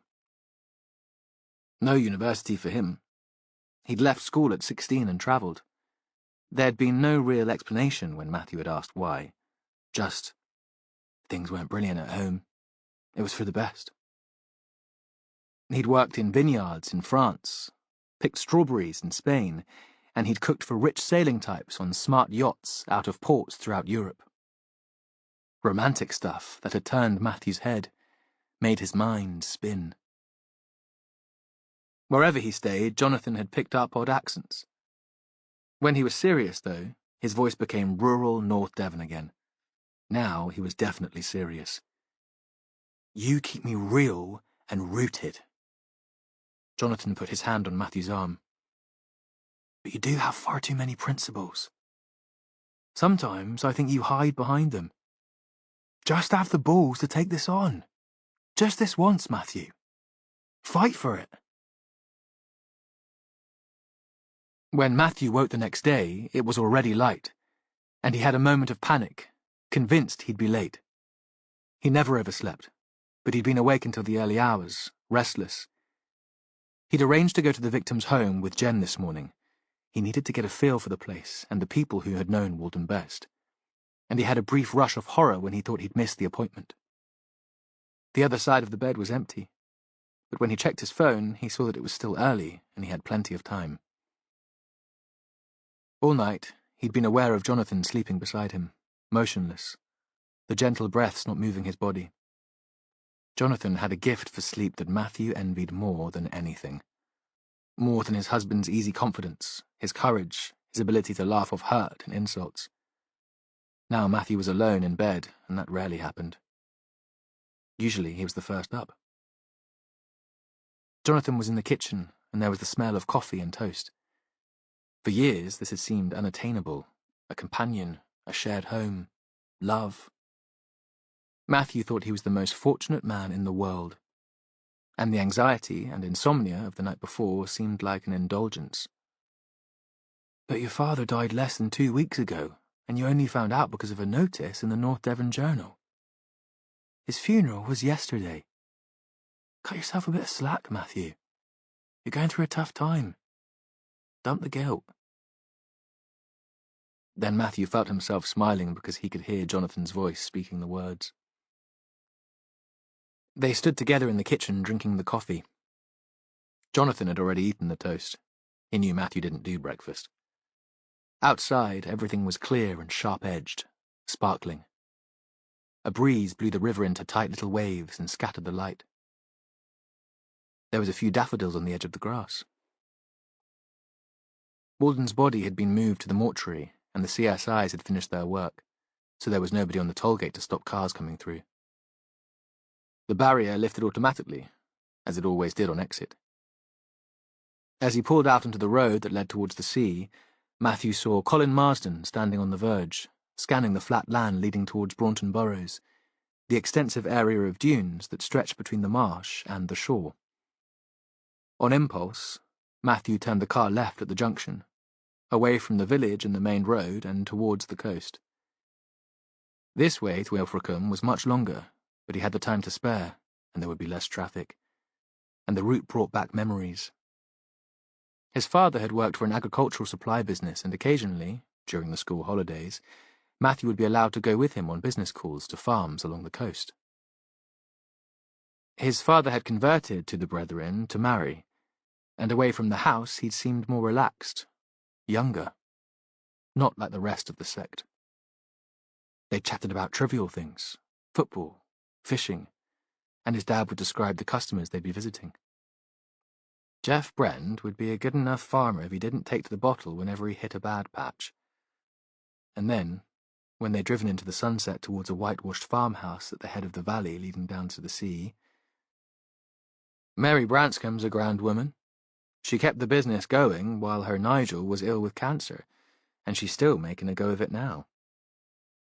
The woman had been out in the yard when they'd arrived. Everything had been flooded with the red glow from the sun setting over the sea at the bottom of the Branscombe land. Matthew had thought this was the most beautiful place in the world. Magical. It was a picture book farm with ducks on a small pond by the side of the house and bales of hay in the barn. All the young Matthew had seen of the woman when he'd got out of his dad's vehicle was her outline. She'd come up to them and given his dad a little hug. And that was when Matthew had first seen her face. The grey eyes and the dark hair tied back with a bit of baler twine. Good to see you, Andrew. Matthew had been expecting an old woman. Then he'd thought all widows were old. But she'd been about the same age as his mother, dressed in jeans and wellies and a sleeveless vest top. His mother never wore jeans. He'd followed the adults into the house, which had a collie in the kitchen and books. Books on shelves and piled in heaps in corners.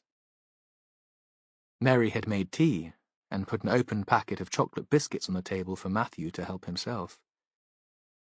There were never biscuits in the Venn house unless his mother made them herself.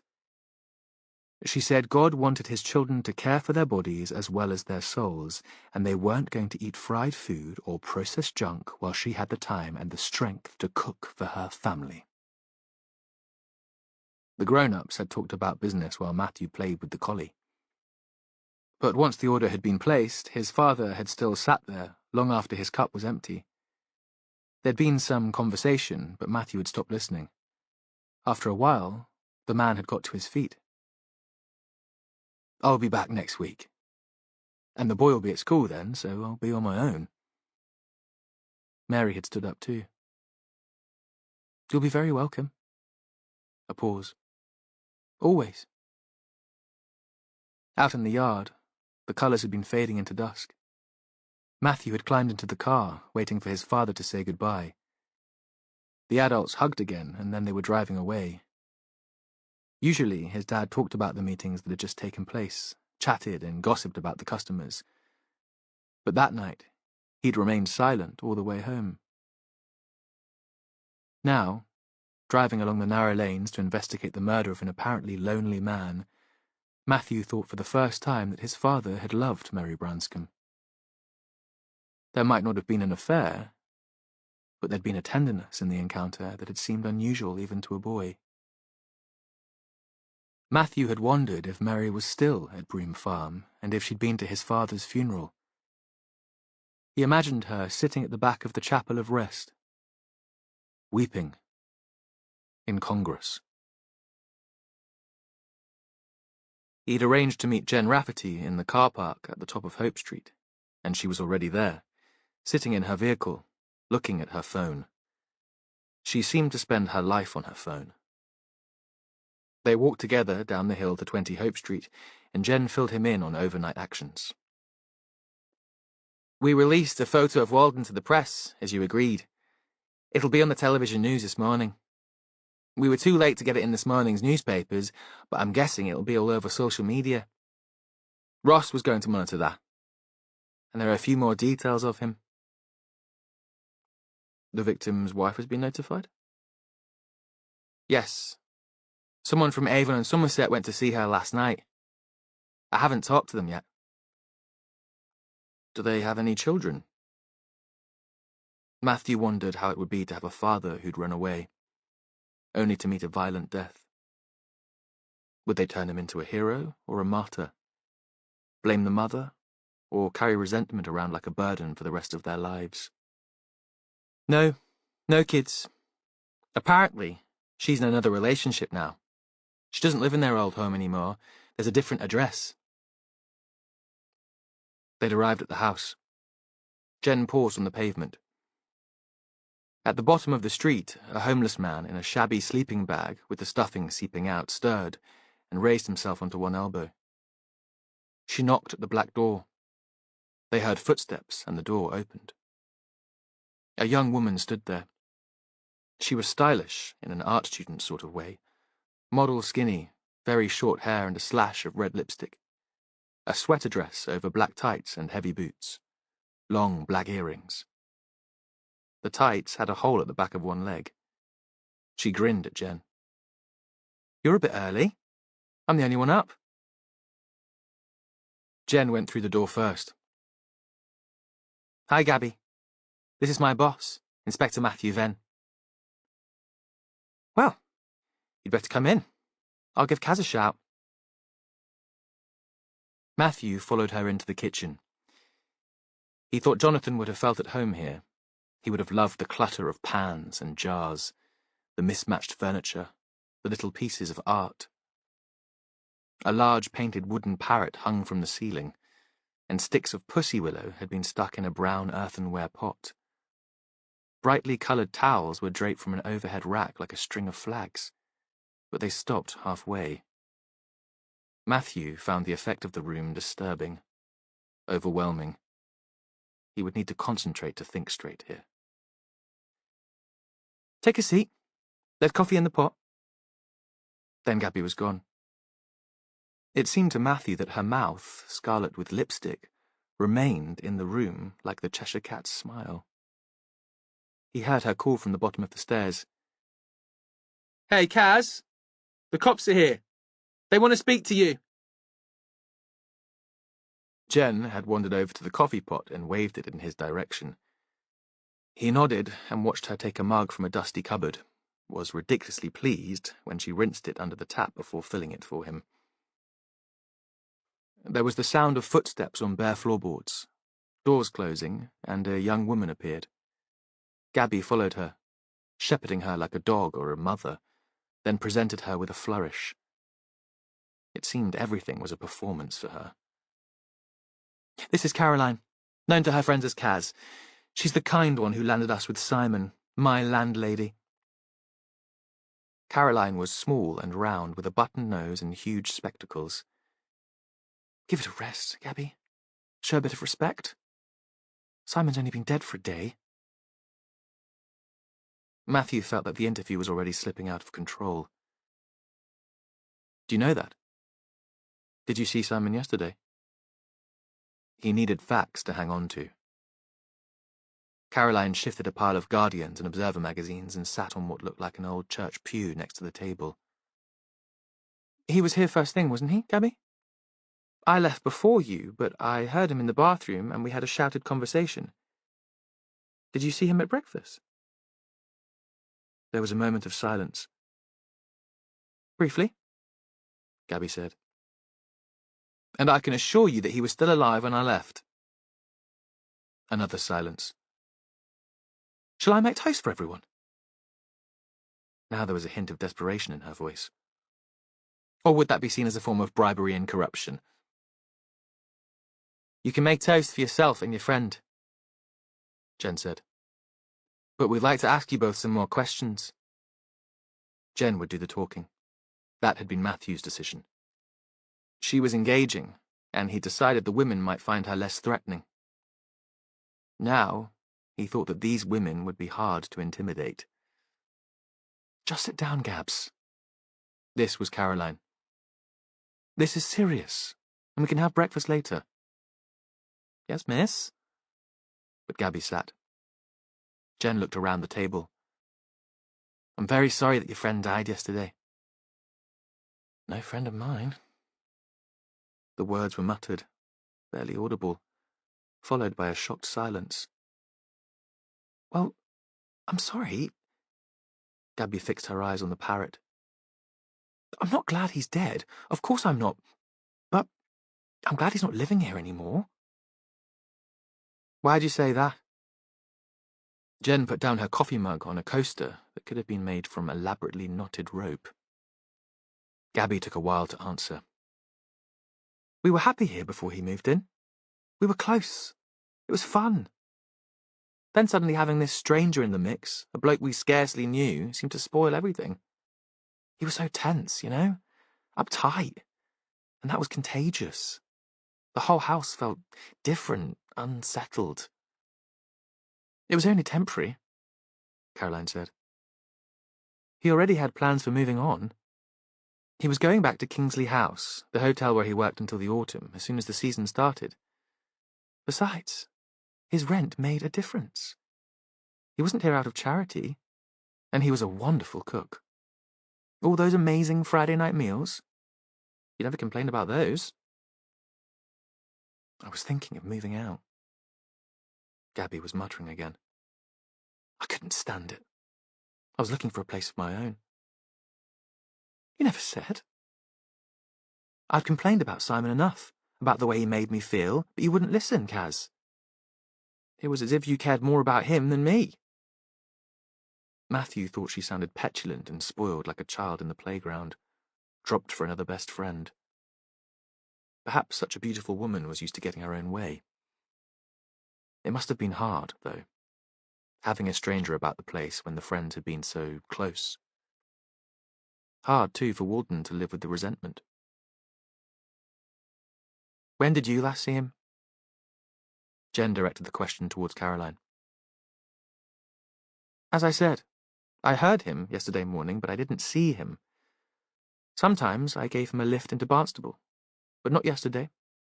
I shouted up to ask him, but he said he wasn't ready and he'd make his own way in. Something important had turned up. I wondered if he'd had a meeting at the hotel to discuss starting work there again at the beginning of the season. Did he volunteer at the woodyard every day? Most days, Caroline said. He enjoyed it. Who organised the placement? I did. Caroline paused. My father's on the board of trustees, so I know the place. I thought it would have been great for Simon's confidence. It would help him to prepare for paid work again. Simon Walden had psychiatric problems. Jen asked it as a question, but it was clear that she knew the answer. He'd suffered from depression and alcohol dependence, but there'd been a huge improvement since he started living here. The reply was almost defensive. You were his social worker? Caroline hesitated. His project worker. My father set up a small charity at St. Cuthbert's, in memory of my mother, a place where people in crisis would be made welcome. She suffered depression and committed suicide when I was a teenager. It changed my life. Neither of us wanted any other family to go through that loss. I trained as a psychiatric social worker and took over the running of the project once I'd had a few years' experience in the field. We run it as a safe space for people with mental health problems during the day and organize evening group sessions a couple of times a week.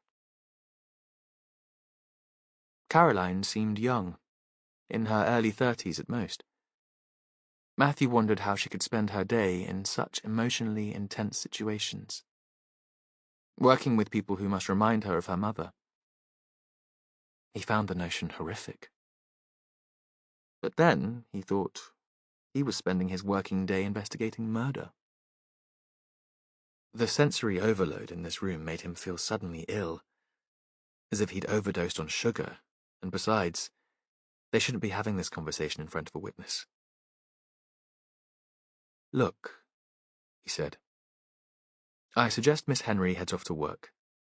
Let's leave Miss Preece and Sergeant Rafferty here to chat in private. He turned to Gabby. I'll catch up with you at the woodyard later if I need to. Gabby stood up. He followed her out of the house. She lingered on the step, but he turned away and walked briskly up the hill to his car. Chapter 7. Morris Braddock had got into the habit of watching television at breakfast time. When he was working, there'd been no time for anything but a quick cup of tea, and then he'd be out of the house, driving into Barnstable to Butcher's Row, often arriving before the others, even though he had the furthest to go. He'd pick up something to eat when he got to the shop. Pam, the owner's wife, made bacon sandwiches to sell to the stallholders in the Panier market, or he'd hang on until lunchtime and have a pasty. He didn't think much about work now, because it was too painful to remember the companionship and the jokes, what he was missing. After his retirement, he and Maggie would sit together for a few moments in the kitchen once the taxi had come for Luce and they were on their own. They'd have another cup of tea and chat over their plans for the day. Maggie had never been a great one for TV, because she hadn't been able to stay still for long enough to watch it. She'd be on her feet, out into the garden, or up to the village to organise the over-60s club, or chivying him to drive her out with the Meals on Wheels. He'd never minded. He liked being told what to do. Now, he and Lucy watched the small television in the kitchen while they ate their breakfast. Lucy had her favourite presenters, and it made her day if one of them was on. There was a woman with short hair and a northern accent, whose voice made her giggle. Morris was delighted if he switched on the set and that woman appeared on the screen. He loved to see his daughter laugh. He was always up first. He set out the bowls and the boxes of cereal, got the milk from the fridge, stuck a couple of slices of bread in the toaster.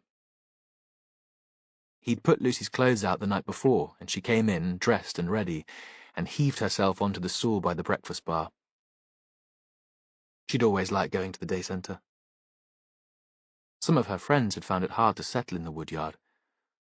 Rosa had stopped going soon after they moved into the new premises. Her mother hadn't caused a fuss about it, though when Morris had asked her, she'd said she didn't think it was right, all the different groups in the same building. Lucy had loved the buzz of the new place, and had seemed at home there right from the start. Morris was very proud of her, of how confident she was. Before the woodyard had opened the year before, there'd been talk of closing most of the learning disability services in the county, because the council didn't have enough money to keep them going. That had been just after Maggie's death, and it had been a dreadful time. The thought of having Lucy at home all day, bored and frustrated, had kept Morris awake at night. Now the day centre had moved into the woodyard and he could relax again. It was 8 o'clock, and the TV changed to local news. The bus was at 9, so there was no rush. Morris walked Lucy to the stop in the mornings to get a bit of exercise and to make sure she got off all right. It was another lovely day, and the soil would be warm enough to start planting.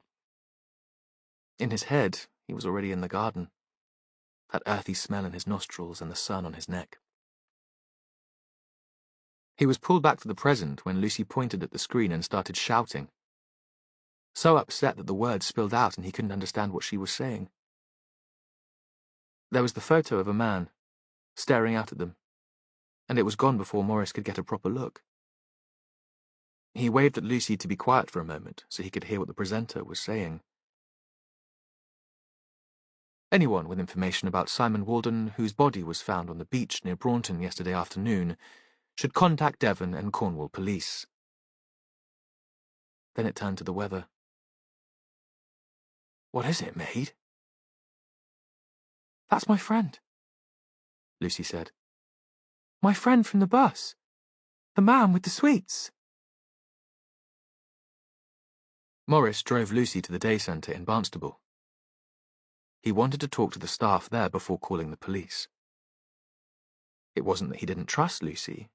She seemed to be so certain about the man on the TV. But he didn't want to be on his own with her if an officer turned up at the house.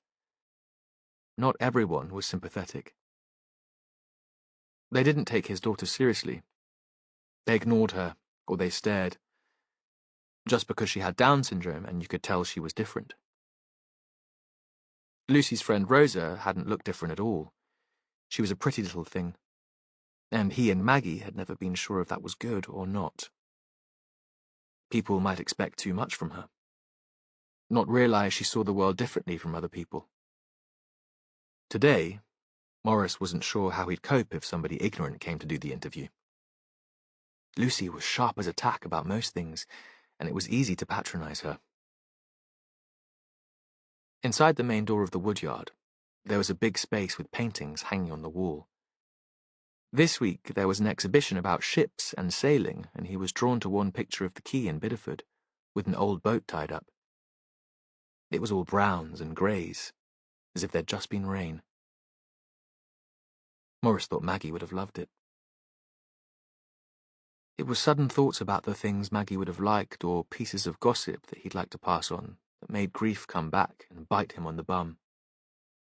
He felt tears welling in his eyes and blinked them away, told himself not to be a soppy old git. He left Lucy with her mates in the day centre and went to the main office. Jonathan was there. He was in charge of the place. Morris recognised him from outside the door, even though the man had his back to him. He had hair that was so blonde it was almost white, and he wore shorts and sandals whatever the weather. Morris hadn't known what to make of him when they'd first met. Now he saw him as some sort of hero because he'd been the energy behind the woodyard, and Lucy was so happy here. Today the shorts were khaki and came below the knee, and there was a t-shirt with a sheep on it. He was having problems with the printer and was swearing, words that Morris would never say out loud. Not even if he was on his own. Morris tapped at the door, and Jonathan turned around. "Morris, are you any good at technology?" Morris shook his head. "Sorry." "Ah, bugger. Never mind. The rain will be in soon, and she's brilliant." He moved so he was closer to Morris, and leaned against the desk. "How can I help? I saw Lucy yesterday, and she seemed very well. I know that some of the chaps had problems moving out to the woodyard, but I hear from the workers at the centre that she's thriving here. Gaining in independence and confidence every day, I hear, and a great asset in the cafe." "I know." Morris wasn't sure how to start explaining. There was an awkward silence. He felt himself blushing, wished Maggie was here, because she'd know what to say. Is this about where Lucy might live when you can't look after her anymore? I know the social workers asked you to think about that. No. Morris knew he should think about that, but he wasn't ready. He couldn't imagine life at home without her. Because there are options, you know, and it probably is time to talk them through. You and Lucy? I think she'd be fine on her own with a bit of support. Morris thought he would come and talk to Jonathan sometime about Lucy's future, though he'd hate living on his own. He shouldn't be such a coward. I know, he said. But there's something more important I need to tell you now. I could do with a coffee. Why don't we go to the cafe and you can tell me what's worrying you? Jonathan moved towards the door. Morris thought he was pleased to be leaving the office and his work there. They sat in the cafe by the big windows that looked down the river towards Anchor Woods. The tide was out and there was an expanse of mud. The skeletons of rowing boats left to rot. Here, Morris found it easier to start talking. He told Jonathan about the man on the bus, and how worried he'd been about him approaching Lucy in that way. He might just have been friendly, but it seems odd. Luce said he got off at her stop each evening. But when I saw his picture on the telly, I knew he wasn't someone I recognised from the village. I don't know everyone there. Sometimes there are incomers. But it's weird, don't you think? As if he was stalking her. You hear of people taking advantage of vulnerable people. Bullying. Sexual assault. There was something in the newspaper only last week. Morris stopped for a moment. He wanted to say that if this Walden had plans to harm his daughter, he didn't mind if someone had killed him. But Jonathan might take it the wrong way. If the police were involved, you had to be careful what you said. And Lucy definitely identified the man on the TV as the person who was chatting to her on the bus? Yes. Morris sipped his coffee. It was stronger than he liked, but it would have been rude not to drink it. She was certain it was him, and she's good at remembering pictures. Jonathan nodded. You do know you'll have to talk to the police.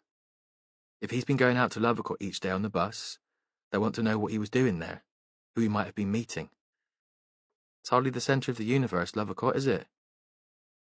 Only 6 miles from town, but it feels like the back of beyond. And I can't think why he'd be making the regular trip. Morris nodded. I wanted to make sure they sent someone who'd understand to talk to Lucy. Someone patient, who wouldn't get her flustered or upset. And I hoped you would be there with her. I know there are other people working in the centre now you're running this place, but you still know her best. Morris was tempted to talk about his feelings about the new people, with their notions of independence and making Lucy get the bus. But maybe this wasn't the right time. And deep down, he knew Jonathan would think it was good for Lucy to learn to do more on her own. Of course. I can do that. I'll make sure it's all carefully handled. Jonathan gave a quick grin. My husband's a cop. I should be able to pull a few strings. I'll give him a ring, shall I? Morris blinked at that. He'd heard that Jonathan had married a man, but he wouldn't have thought he'd be the sort to take up with a policeman. He was too much of a free spirit. Then he thought times had changed. And all that mattered now was that Lucy would be well looked after. There's one other thing. Yes? Jonathan had taken his phone out of his pocket to ring the police. But he set it on the table and gave Morris his full attention. Morris went on. Lucy thought she'd seen the man before. I'd have recognised him if he'd been knocking around the village, so I think the woodyard is the only other place she could have met him. Jonathan nodded, as if this was something he'd already suspected. In the end, Morris spent all morning at the woodyard. Jonathan's man was there sooner than either of them had expected, and the three of them talked together before Lucy joined them. Matthew Venn was serious, sober, dressed in a suit. When he reached out to shake hands, Morris saw that his fingernails were round and clean, like little pink shells. It was impossible to imagine him in shorts and a t-shirt. But the man's formality inspired confidence. He wouldn't be one for cutting corners, and there was nothing flashy about him. Morris had always been suspicious of flashy. They were in the day centre, which was part of the woodyard, enclosed by the perimeter fence, but separate from the tall main building. It was light and pleasant, with exposed wooden beams. Only single story, so there wasn't much of a view, but perfect for Lucy and her chums. Safe. It was linked to the Woodyard Art Centre by a short glass corridor, but the door was shut once everyone got in. They walked past the kitchen on their way to the meeting room, where they talked before bringing Lucy in. Through the open door, he saw there was a cookery lesson going on. Lucy was chopping onions with the sort of knife he'd never let her use at home, but she seemed to be managing fine. Another woman with Down syndrome was peeling potatoes at the sink. Morris recognized her, but she was too engrossed in her task to turn round and say hello.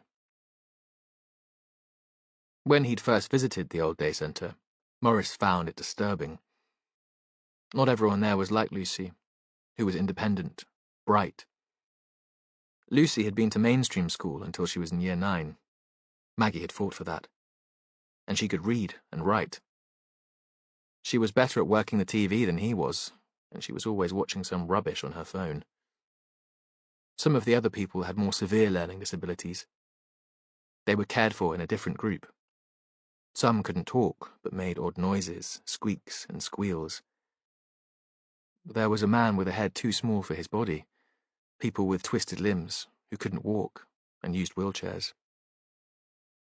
Morris was embarrassed now at his reaction, his horror, his feeling that this was some kind of freak show and that his Lucy didn't belong there. Now, he knew the regulars by name and was impressed by the kindness and patience of the staff. As he followed Jonathan through the building, he nodded to the people he knew. The detective had brought a photo of the dead man, the one they'd shown on the television, and he set it on the coffee table in front of them. The room was very small. It looked out to the wooden fence, and Morris felt trapped there, too hot. It reminded him of the rooms in the hospice where Maggie had spent her last days. Pleasant, but airless. Lifeless. "Do either of you know him?" the detective asked. He lived in Ilfracombe with a couple of young women. One of them, Gabby Henry, is the artist in residence here. He worked as a volunteer here too, in the cafe kitchen. I presume that's how Lucy recognized him when he sat beside her on the bus. Morris shook his head. "I've never seen him. Lovercott's a small village. No school anymore and no post office. Only the pub, and that's more for visitors now than locals. I don't think he lives there. I can ask around if you like, when I get back. Take it into the Fleece and see if anyone knows him." As soon as he'd spoken, Morris wondered if he'd done the right thing. Perhaps the police didn't like people interfering. But Venn nodded. "Thanks. That would be very helpful." Jonathan turned to Morris. "Shall we get Lucy in now? Is that okay with you, Morris?" Morris couldn't help feeling proud of Lucy when she came in, chin up, and a bit of swagger she had when she wasn't quite at ease but didn't want people to know. That smile that made everyone smile back. She took the seat between Morris and Jonathan. The photo was still on the table. "That's him," she said. "The man on the bus with the sweets. I'm not making it up." "We don't think that for a minute," Ben said. He was listening properly and could make out her words. "I'm impressed that you recognized him. Lots of people wouldn't." He paused. "I don't suppose you remember what he was wearing when you saw him last?" Lucy screwed up her eyes. Jeans and a denim jacket. Boots. That's what he was wearing when he was found. Is there anything else you can think of? He had a tattoo on his neck. A big bird. That's right. Brilliant. A pause. Tell me about the sweets. Morris couldn't understand why that might be important, but Lucy answered straight away. Sherbet lemons and eclairs, fruit salads. All in the same bag? She nodded. A paper bag? She nodded again. That's useful, you see, because it means Simon Walden went to a proper sweet shop to buy them. Not a supermarket, where they'd all be ready packaged. And there aren't many old-fashioned sweet shops left. Ben paused. You told your dad that you'd seen the man before. Can you remember where that might have been? Lucy shut her eyes again. It seemed a bit showy to Morris, as if she was only pretending to take them all seriously. But when she opened them again, she shook her head. I'm sorry, I tried to think. It doesn't matter. We'll sort that out. Ben paused again and smiled. Just one last question. Did the man get on the bus at the same time as you? You walked to the stop with your friends and one of the workers from the woodyard. Was he with you then? No, she said. He got on at the next stop, the one just coming out of town at the bottom of the hill. She paused, a little shamefaced. I looked out for him. I was pleased to see him. What did you talk about? For the first time she hesitated and seemed unsure how to answer. In the end she gave a little shake of her head. Nothing much. Nothing important. And was he on his own when he got on the bus? Lucy thought about that. Yes, she said. But he always sat with me. Chapter 8. Jen Rafferty ate breakfast with Caroline Preece. She wondered what Matthew would say if he knew. He was such a stickler for rules that taking food from a witness and potential suspect might be disapproved of. But she decided she was so hungry she didn't give a shit. Caroline set out the table, tidily, and even put milk in a jug and the toast in a rack. Homemade marmalade. My grandmother's a good cook. Setting a jar with the gingham cover fixed with an elastic band in front of Jen. They watched each other across the table as they ate. Caroline was tidy too, dressed not quite in twin satin pearls, but in the contemporary equivalent. A neat little white blouse and black trousers, with a cardigan on top. Jen wouldn't be seen dead in anything so boring. Round Caroline's neck, a chain and crucifix. Small, tasteful, and tucked inside her blouse. Jen thought she must be the god-botherer Gabby had mentioned when they'd first turned up at the house. Jen was comfortable with that. She'd been brought up in a family of botherers and been taught by nuns. Tell me about the work you do. Caroline didn't answer directly. It seemed she wanted to tell the story in her own words. Mum killed herself when I was still at school. Dad had been a businessman. He ran a number of holiday parks and hotels along the coast, but after her death he really didn't have the heart for the work. He staggered on for about 5 years and then sold up. I think making money just didn't seem so important anymore. He'd already started fundraising for the drop-in centre at St. Cuthbert's, and when I qualified, I took it over, made it more professional. Before then, it had been run by a few well-meaning amateurs. And your father got involved with the woodyard too? Oh, yes. He helps wherever he can. He's become almost saintly. There was an edge of bitterness to Caroline's voice, but she continued talking before Jen could follow that up. There's a real need for the service we provide. North Devon isn't just about public school kids coming for the surfing or families turning up for perfect beach holidays.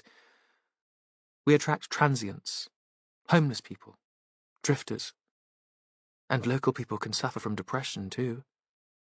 Not everyone has a family to provide support. Is the church directly involved? Well, I'm a member of the congregation there, and the clergy and congregation have been terrifically supportive. Originally, we just used their hall, but we've extended the premises. Another pause and a shy Princess Diana glance through dipped eyelashes. I'm going out with Edward Craven, the curate. Something about the simper made Jen feel like throwing up, or telling the woman to wise up. She'd been besotted once, and look where that had got her. We run as a partnership project now, not just with the church, but with the GP practice and the local authority. Groundbreaking. Caroline had obviously given this pitch before, but the passion hadn't left her. How did you first meet Simon Walden? He turned up at St. Cuthbert's in the middle of some sort of crisis.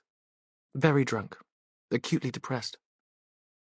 Caroline leaned back in her chair. The eyes behind the large glasses were very bright. I made him an appointment with a GP and persuaded him to join the program at the centre. He responded to medication and to our talking therapies very quickly. A few weeks later, I suggested that he move in here. It was clear that he needed support. Wasn't that a bit risky? Jen thought there was something of the fanatic about her. Caroline had fallen for the idea of saving Walden. She liked him because he'd followed her advice, and that seemed the worst kind of pride. Well, it certainly wasn't policy, and I got a bit of stick about it from my father. He said I shouldn't have become so emotionally involved. I didn't think so. I thought Simon needed a more personal approach. So she needed to show what a good woman she was. Who was she trying to impress? Her friends or her colleagues? Edward the curate? Or her father? What kind of treatment was Simon getting? Caroline hesitated. Come on, Jen said. That's hardly confidential. His doctor will be able to tell me. I've already told you. He received antidepressants from his GP and took part in a weekly group therapy session. As well as that, we encouraged him to do yoga and meditation. Once his mood started to steady, he began volunteering in the cafe kitchen at the Woodyard. Very right on. The group therapy. Was it for recovering addicts? Jen thought Hope Street wasn't the best place for a druggie to live. As Ross had said, the street was known as a place where dealers hung out. Though it was more likely, because there'd been alcohol in his system when he'd killed the child in the road traffic incident, that booze had been Walden's poison. Another long pause before Caroline spoke. When he first came to St. Cuthbert's, Simon was so drunk he could hardly stand. That's not breaking a confidence. Anyone who was there would tell you that. We filled him full of coffee and let him sleep at the back of the church for the night. A few days later, he came along to the centre there. It was a few weeks before I found out he was sleeping rough. By then, he was much more stable. And you offered him a bed here? You must work with a lot of homeless people. What was it about Walden that made him so special? There was a moment of silence. I'm not sure. There was something about him that made me think he was worth the effort, I suppose. A kind of intensity. A charisma. I probably should have asked Gabby first, but it is my house. He moved in, but he hadn't stopped drinking. He hasn't been drunk like that first time. Besides, I'm not the booze police. I can't take responsibility for all the people I work with. How did he pay the rent? If he was volunteering so much, he wouldn't be eligible for job seekers' allowance. Caroline shook her head. I don't know. He said he could pay. And he did pay, every month. So if he had access to cash, why was he homeless? Accommodation's not that easy to find round here. Not reasonably priced accommodation. But the woman sounded uneasy, defensive, as if she too had been worried about the source of Walton's money. She looked at her watch. Is there anything else? I should be going soon. Was Simon close to anyone? Friends he might have made at work, in the hotel? Any of the other service users? Caroline answered immediately. No. He was a loner. Did you know that he'd killed a child? You know about that? Caroline's eyes looked very large behind the glasses. It was an accident. It haunted him. Really haunted him. He still had nightmares about it, and it ruined his marriage. Did Gabby know about that? Your father? Dad wasn't at St. Cuthbert's the night Simon turned up. I told you. He's not hands-on these days. He gives more of his time and energy to the woodyard. He even dragged Edward along there to help out at one time. Her mouth snapped shut. Again, Jen thought her relationship with her father was more complicated than she was letting on. That night, it was just me and Ed. That was when Simon let it all spill out. About the child and his guilt. Simon spoke about it in group therapy, but Dad never attended those sessions. And I don't think Simon ever talked to Gabby about anything important. We'll need your fingerprints, Jen said. The CSIs will organise that. Can you let Gabby know? You think one of us might have killed him? From what you said, Simon Walden didn't know anyone else. Jen realised she'd been too sharp. She couldn't understand why she found the woman so hard to like. Caroline was compassionate, doing good work. They believed in the same causes, social justice, equality. But no. It's about elimination. We'll try to trace any stranger who might have visited the house. The house is often full of people, musicians, artists. Gabby sings too, and she's always bringing people back. All the same, Jen said.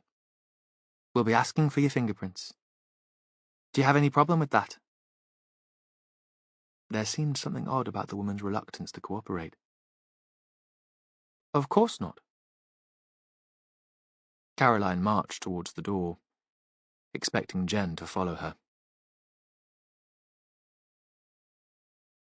Chapter 9. The woodyard was a monument to Jonathan's confidence and competence, and Matthew regarded it with a mixture of pride and envy. He was a good detective, but he'd never achieved anything quite as great as this. This place would still be a derelict timber yard, with a decaying warehouse at its heart, if it weren't for his husband. After his travels, Jonathan had returned home to Exmoor, taken a low-paid job as a carer of a man with learning disabilities, and loved it. He had the right mix of humour and compassion, and worked his way through the system without really meaning to, no end goal in sight, until he was managing a day centre. He'd loved that too, and that was when Matthew had met him. Matthew had been policing in Bristol then, the big city, only 2 hours from where he'd grown up, but a world away. Culturally diverse, buzzing, alive. He'd felt as alien there as he had in Barnstable, but anonymous. Nobody cared that his family were religious bigots who disowned him because he could no longer believe in their God, or that he dropped out of university because the academic pressure had stressed him almost to madness. He was good at his job, and that was all that counted. He'd met Jonathan at a conference about working with vulnerable adults. There'd been a 3-line whip from the management that someone should attend, and nobody else in Matthew's team had been interested. It had been his 40th birthday, and Jonathan had been his present. They'd kept in touch, spent weekends together, mostly in Barnstable, quietly under the radar. Not a real couple, Matthew had told himself. He couldn't be that lucky. This was a phase that would pass. Jonathan would set off on his travels again, or find someone more interesting. Instead, he'd found a new project. The Woodyard. It had been a time of local authority cuts, and the day centre, where he'd worked, had been under threat. Jonathan had been transformed from a laid-back guy, who moaned about the restraints of his work but left it behind at the end of the day, to an activist, passionate, consumed, organised. Matthew would arrive from Bristol to Jonathan's tiny flat in the oldest part of town, tired at the end of a busy week, to find it full of people. Earnest people talking money, funding applications and lobbying, and arty people like Gabby from Hope Street, painting posters and planning social media campaigns. Businessmen in suits and radical activists all in the same place. Matthew had been intimidated and retreated into work. He'd been certain that Jonathan would find someone more interesting to spend his life with. Matthew had been thrown by the change in Jonathan, the fact that he could be so serious. Until then, he'd been the serious one, the worrier. Jonathan had drunk beer and sat in the sun. He'd always slept at night. In those days of planning and activism, every waking hour had been spent thinking about the Woodyard project. And he'd made it happen. Here it was, just as the planning committee had hoped. A glorious community hub bringing people together. Jonathan was the general manager of the place. It was overseen by a board of trustees, but he was the man on the ground. With his assistant Lorraine, he ran the centre. Matthew had feared that once the Woodyard was up and running, Jonathan would become bored and restless again, that he'd run away. So Matthew had kept his distance. No point getting too close. No point setting himself up to be hurt. Then, one Sunday afternoon in early autumn, Jonathan had taken him to meet his parents. The first time, and Jonathan had been nervous, jittery. Not at all his usual self. They'd sat around a kitchen table scattered with farm accounts, wary dogs at their feet. Matthew had been reminded of the visits he'd made with his father to the customers who had never been able to pay on time. There'd been the same shabbiness, a sense in the air that was almost desperation.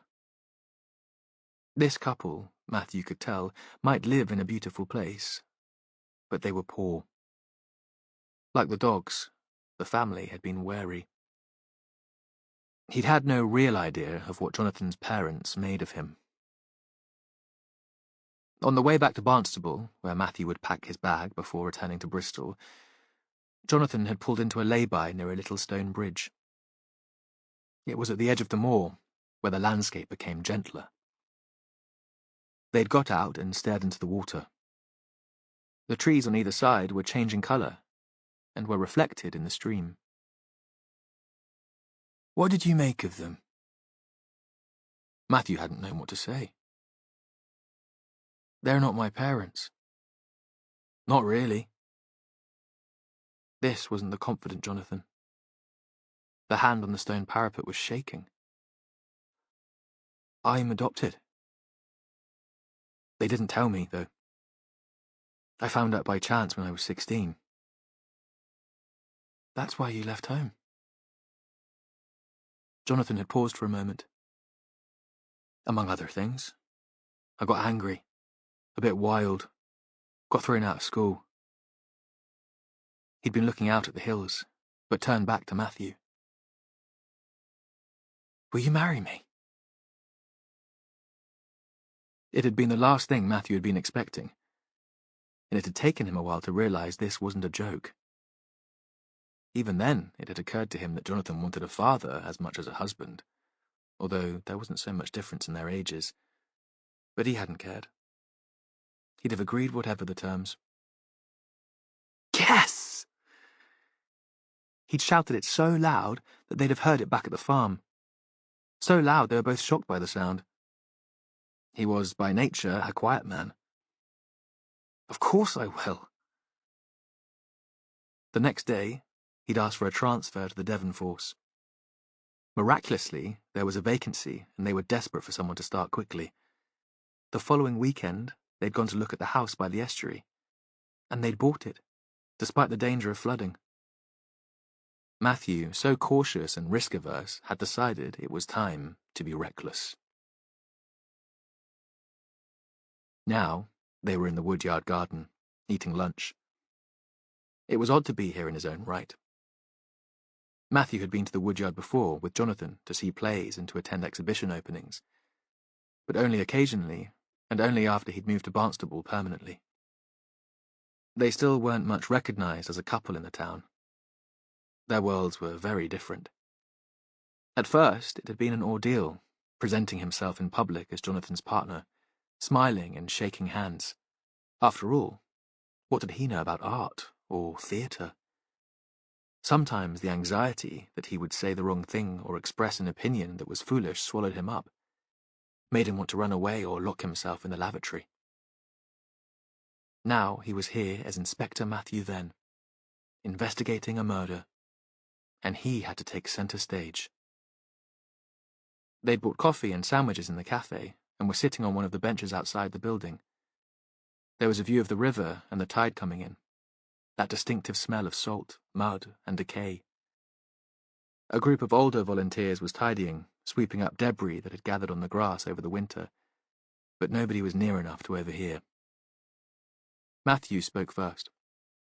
They were close enough to hold hands, but he was here as a police officer and not as a husband, and his words sounded oddly formal. You think Lucy Braddock is a reliable witness? Absolutely. I've known her for ages. Since when the Old Day Centre was still going. Jen's just phoned with confirmation that Walden worked in the kitchen here. That must be where Lucy first saw him. Matthew paused. How well do you know Christopher Priest? I didn't like to ask in front of Morris. He's on the woodyard board, and without a donation from him, we probably wouldn't have got much funding to renovate the place.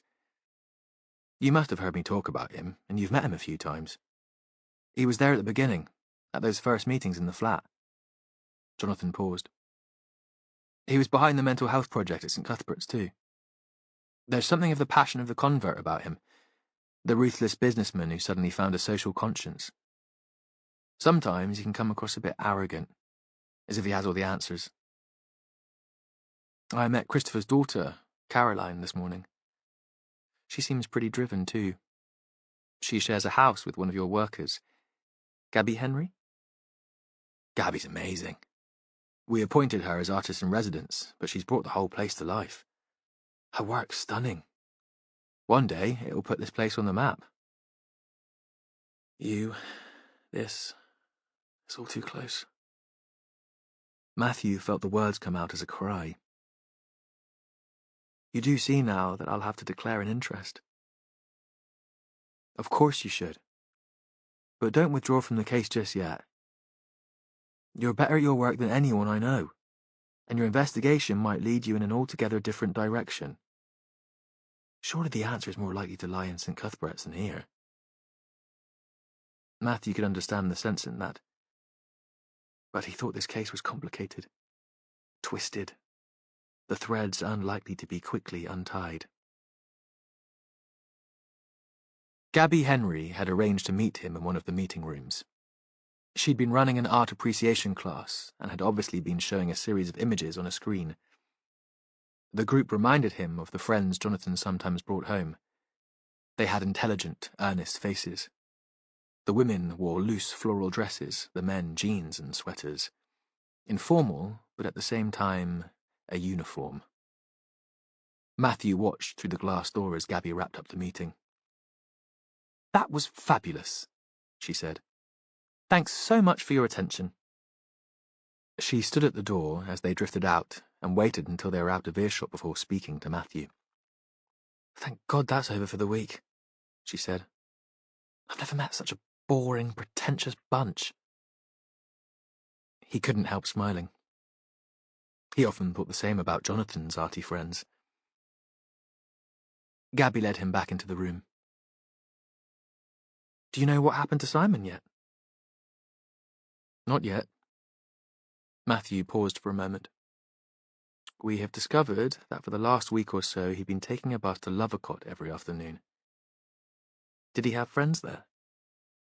Gabby shook her head. I don't think he had friends anywhere. I realised he'd been home late a few times, but often we were back late too, so we didn't notice. We just assumed he was in. She seemed to be thinking. We didn't see him much, poor bastard. Only Friday nights when he cooked for us both. Other evenings he disappeared into his room. Kaz might know if he had pals in Lovercott. She sometimes gave him a lift into Barnstable. He never had any visitors. I never saw anyone. She paused. Someone phoned for him once. We've got a landline, but we hardly ever use it. We've got our mobiles. One day, I decided to check the landline messages, and one had been left for Simon. Can you remember any details? The name of the caller? A number? Nothing like that. It was as if the guy on the other end of the phone assumed Simon would know who he was. Hi, Si.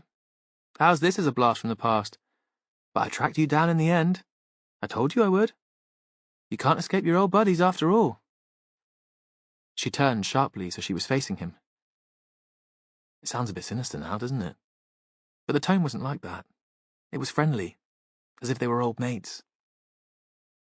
When was the call made? I picked it up a couple of weeks ago. It could have been made a few days before that, though, like I told you. We don't use the landline much. Did you save the message?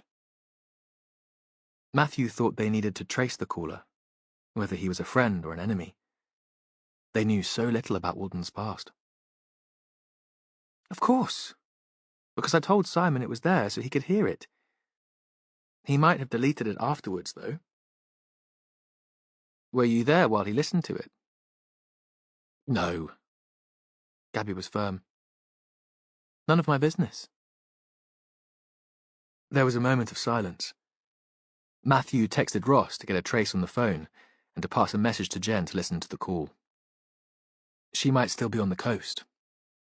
He'd asked her to go to the hotel where Walden had worked once she'd finished with Caroline, and he'd send her back to the house.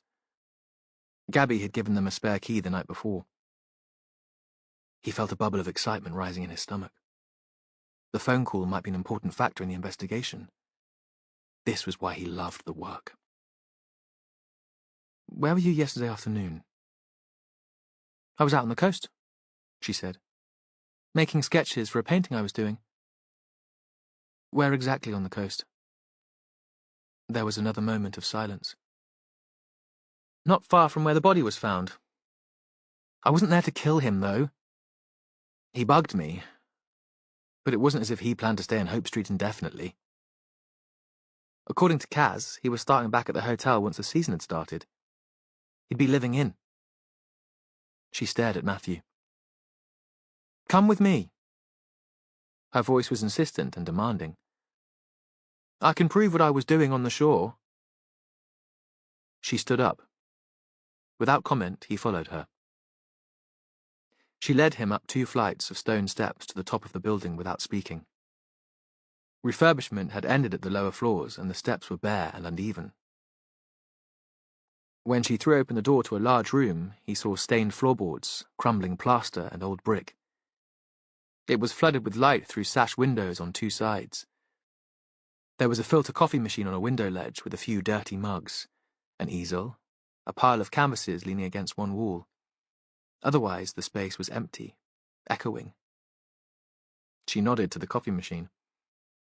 Do you want one? I made it this morning, though, and it'll be stewed by now. I'm caffeined out, thanks. She seemed a different woman in this space. The flip, easy-going Gabby of Hope Street was gone. She showed him the painting on the easel. A seascape with a shimmering promontory of land. Crow Point, not where they'd found Walden, but seen from the other side of the marsh. There were bare patches of canvas. It wasn't going well, she said. So I went back to do some sketches. I didn't go through the toll road. I parked by the marsh and walked from there. She got out her sketchbook and held it out for him to see. Rapid pencil drawings that captured the movement of waves, the wing-beat of gulls. He recognized the shape of Crow Point in the distance. These are very good. The words came out without thought. That's why I'm at the woodyard. Because it gives me the time and the space to paint. The work is mostly mind-numbingly dull, like the class you just saw. A bunch of bored, middle-aged and middle-class people who think they have talent or that they understand art. Why did you accept the residency if you feel like that? Because it pays. She spoke as if the answer was obvious. I don't have a rich daddy like Kaz. My mother brought me up on her own. And I don't make any money from my painting yet, so I do this. It's better than stacking supermarket shelves or pulling pints. Just. He nodded back at the sketches. Of course, this doesn't prove anything. You could have done them any time. But I didn't. Her frustration was obvious. Why did you dislike Simon Walden so much? I didn't dislike him. She turned away. I just didn't see the point of him. If you don't mind stepping over the needles in the morning or being harassed by the neighborhood drunk, Hope Street is a pretty cool place to be. It's the best house I've ever lived in. I don't mind those things.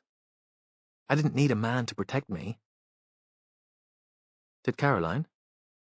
Matthew was surprised. He'd had them both down as strong, independent women. Nah. But that was one of the excuses she gave for letting him stay. That we'd be safer with a man in the house. Which was pretty daft. We could have been letting in a maniac. Was he a maniac? Gabby didn't answer immediately. He was pretty screwed up, especially at first. Depressed, I suppose.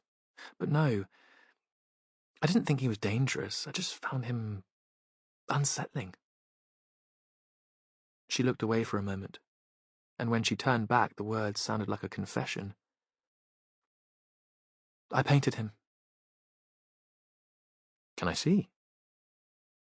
She shrugged and pulled a canvas from the stack by the wall and propped it on the easel. Matthew looked. He thought he should say something intelligent, but he was embarrassed again. What did he know about art? The embarrassment got in the way of an honest response this time, but he couldn't take his eyes off the painting. It was just of Walden's head. The likeness was there at first glance. Then everything seemed to shift under Matthew's gaze. There were blocks of colour that he'd never seen in human skin. Matthew took a few steps back and looked again. Walden was staring into the distance, frowning. Did you do this from a sketch too? Again, Matthew felt the ignorance seep into his face like a blush.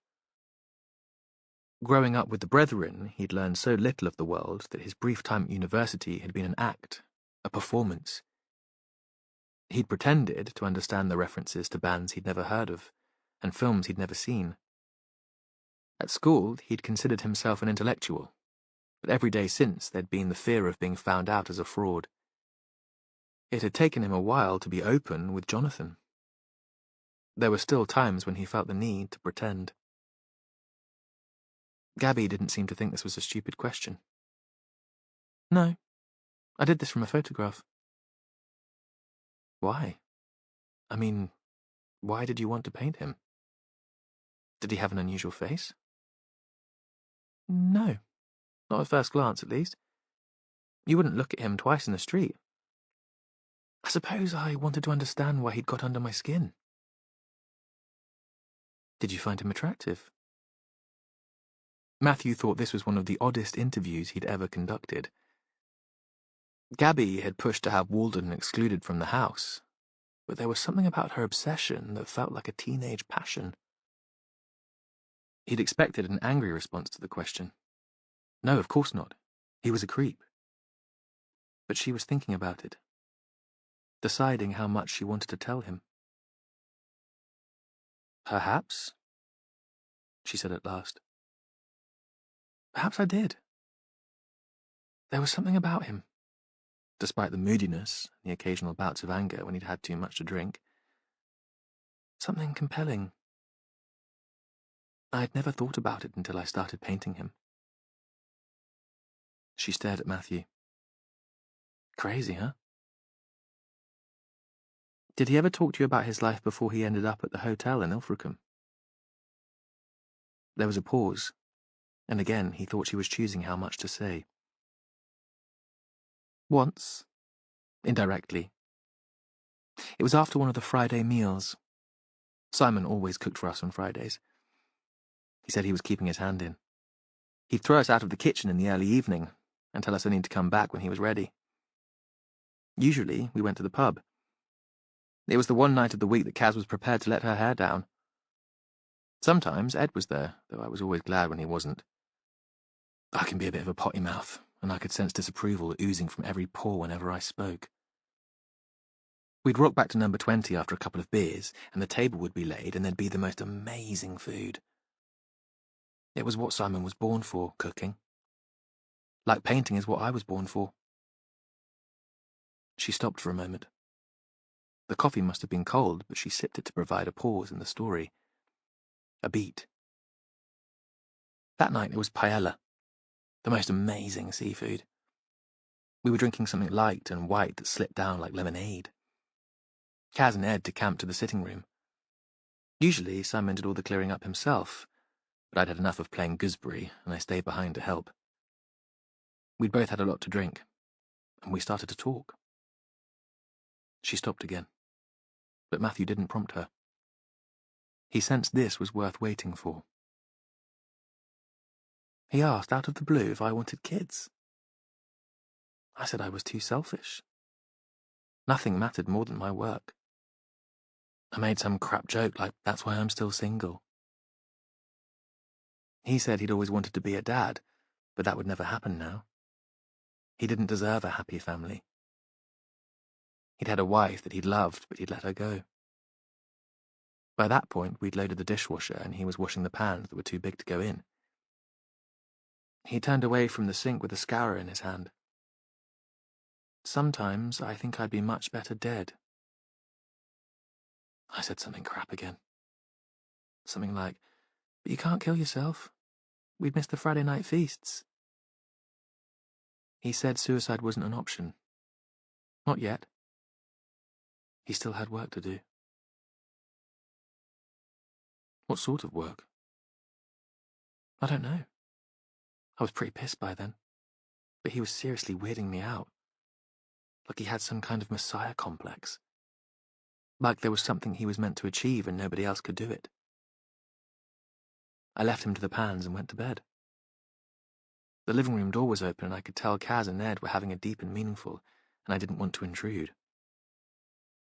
She set down her mug. But I could almost believe it, you know? That he was special. He had a kind of charisma, a lack of bullshit and compromise. I could imagine him as one of those gurus that gullible people follow without question. I could really believe that he had a mission in life, and he didn't care what other people thought. Nobody was going to get in the way. Matthew suddenly pictured Walden as a very different man from the helpless, hopeless rough sleeper described by Caroline Preece. He wondered which view was the more accurate. I don't suppose you saw Simon at all on your travels yesterday afternoon? His voice was light. There was a brief hesitation, hardly noticeable. Of course not. I think I might have mentioned it, don't you? If I'd seen him just before he died. She'd turned away before speaking to look out of the long window, so he couldn't see her face. Chapter 10. When Jen left Hope Street, she tried phoning Matthew, but there was no reply. The sharp sunshine and the daffs blowing in the little garden next to the car park made her think of new beginnings. Spring. They also made her remember that time was passing, and she wanted a man in her life before it was too late. Sometimes Ella brought a lad home, and although the pair were well behaved when Jen was around, she sensed their adolescent lust. The touching and the easy intimacy provoked an envy that shocked her. She thought she could kill for that.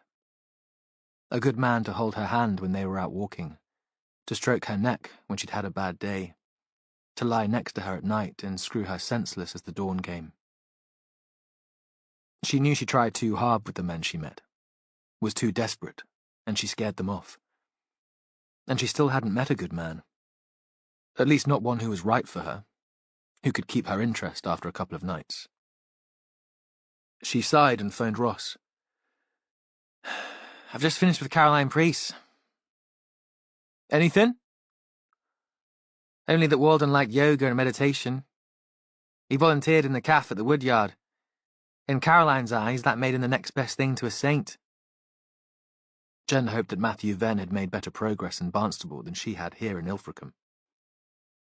But it also seemed he liked a pint, or 5, to keep him going. "What about you?" "I've tried phoning the boss, but he's not answering." "Seems Walden took a bus trip to Lovercott, that village up the Tor Valley, every afternoon for the couple of weeks before he was killed. Something, at least." Ross paused. "I've been digging around a bit. I'm trying to prise Walden's army records out of the MOD. Jen had the trace of a whine in his voice. Sitting in the office and working the phone wasn't his idea of fun. "Perhaps the boss will let you out to play tomorrow." Or you could go to your best mate Joe Oldham and pull a few strings. "You could come back now and take over. At least help shift some of the calls that came through after the broadcast on breakfast TV. Ross would think that was women's work, sifting through the recorded messages, phoning back the callers. And she would be better at it than him, more patient, more sympathetic. But she knew better than to start giving in to a man's blackmail or flattery. She'd been caught that way before. "Sorry," she said, sharp and tight. She needed to keep her temper. "I'm off to the Kingsley House Hotel to talk to Walden's former employer. I'll see you at the briefing tonight." She clicked the phone off before he could answer, before she allowed herself to be persuaded. She sat for a moment in the car and told herself she shouldn't let Ross bug her. He was young and brash, and it wasn't his fault that he reminded her of her bastard ex-husband. As far as she knew, he'd never punched a pregnant woman in the stomach. It probably wasn't even his fault that he was the son of Oldham's best buddy, and the DCI had taken him under his wing. Kingsley House was on the edge of the town, a grand Victorian pile, with Gothic turrets and steep terraced gardens leading down to a small private beach. Jen drove down a shingle drive through trees just coming into leaf.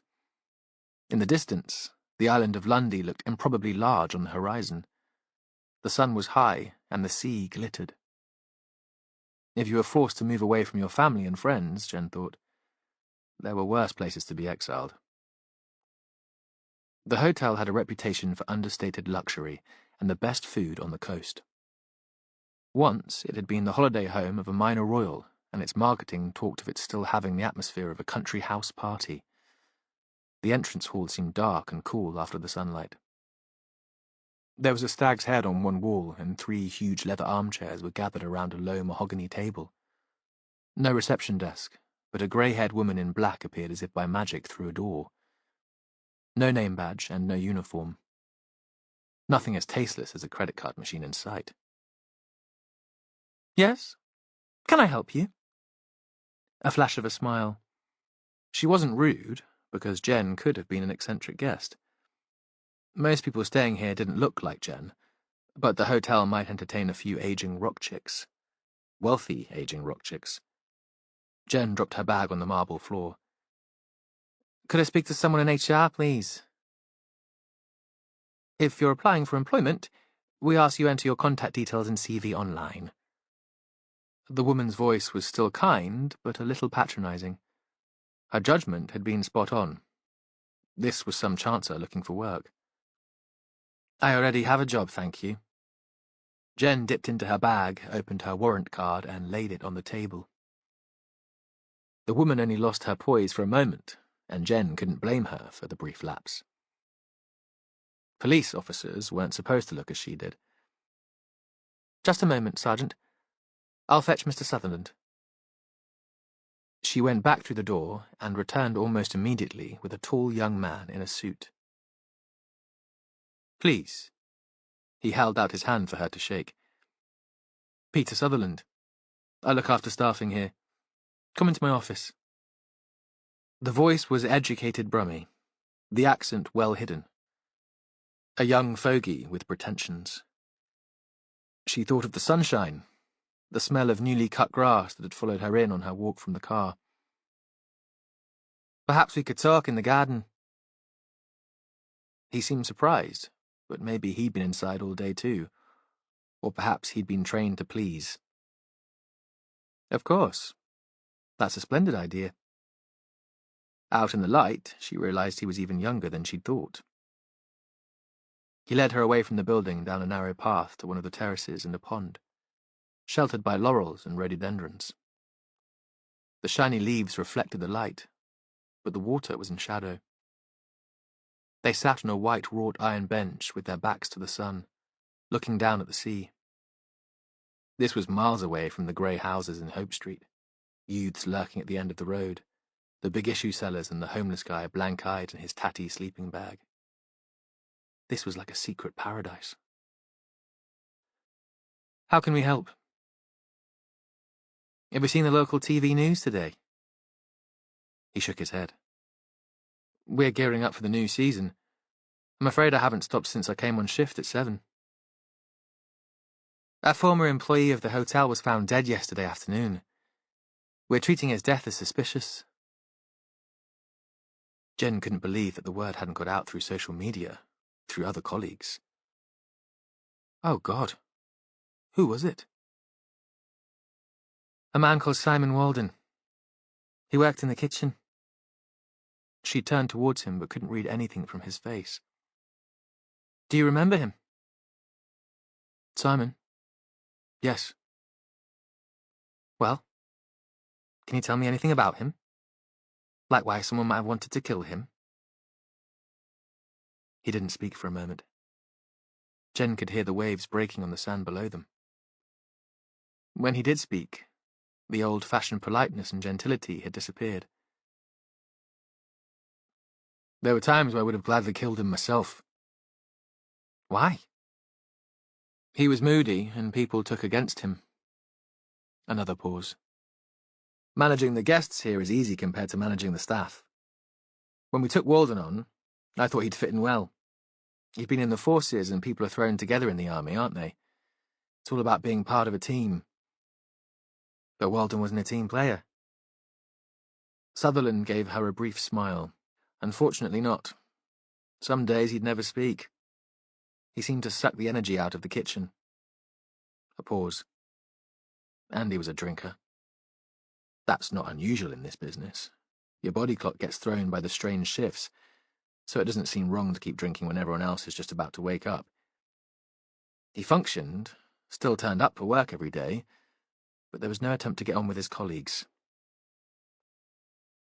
Did anyone specific take against him? In the distance, Jen heard a child laughing. She thought next time she had a free weekend, she'd drag the kids away from their screens and their schoolwork and bring them down here for a picnic. Sutherland didn't speak for a moment. He'd be reluctant to point suspicion towards an individual employee. She didn't blame him. He was relatively young to hold a position of such responsibility. Some of the kitchen staff would be older, intimidating. Not the sort you'd want to offend when the hotel's reputation depended largely on the quality of the food.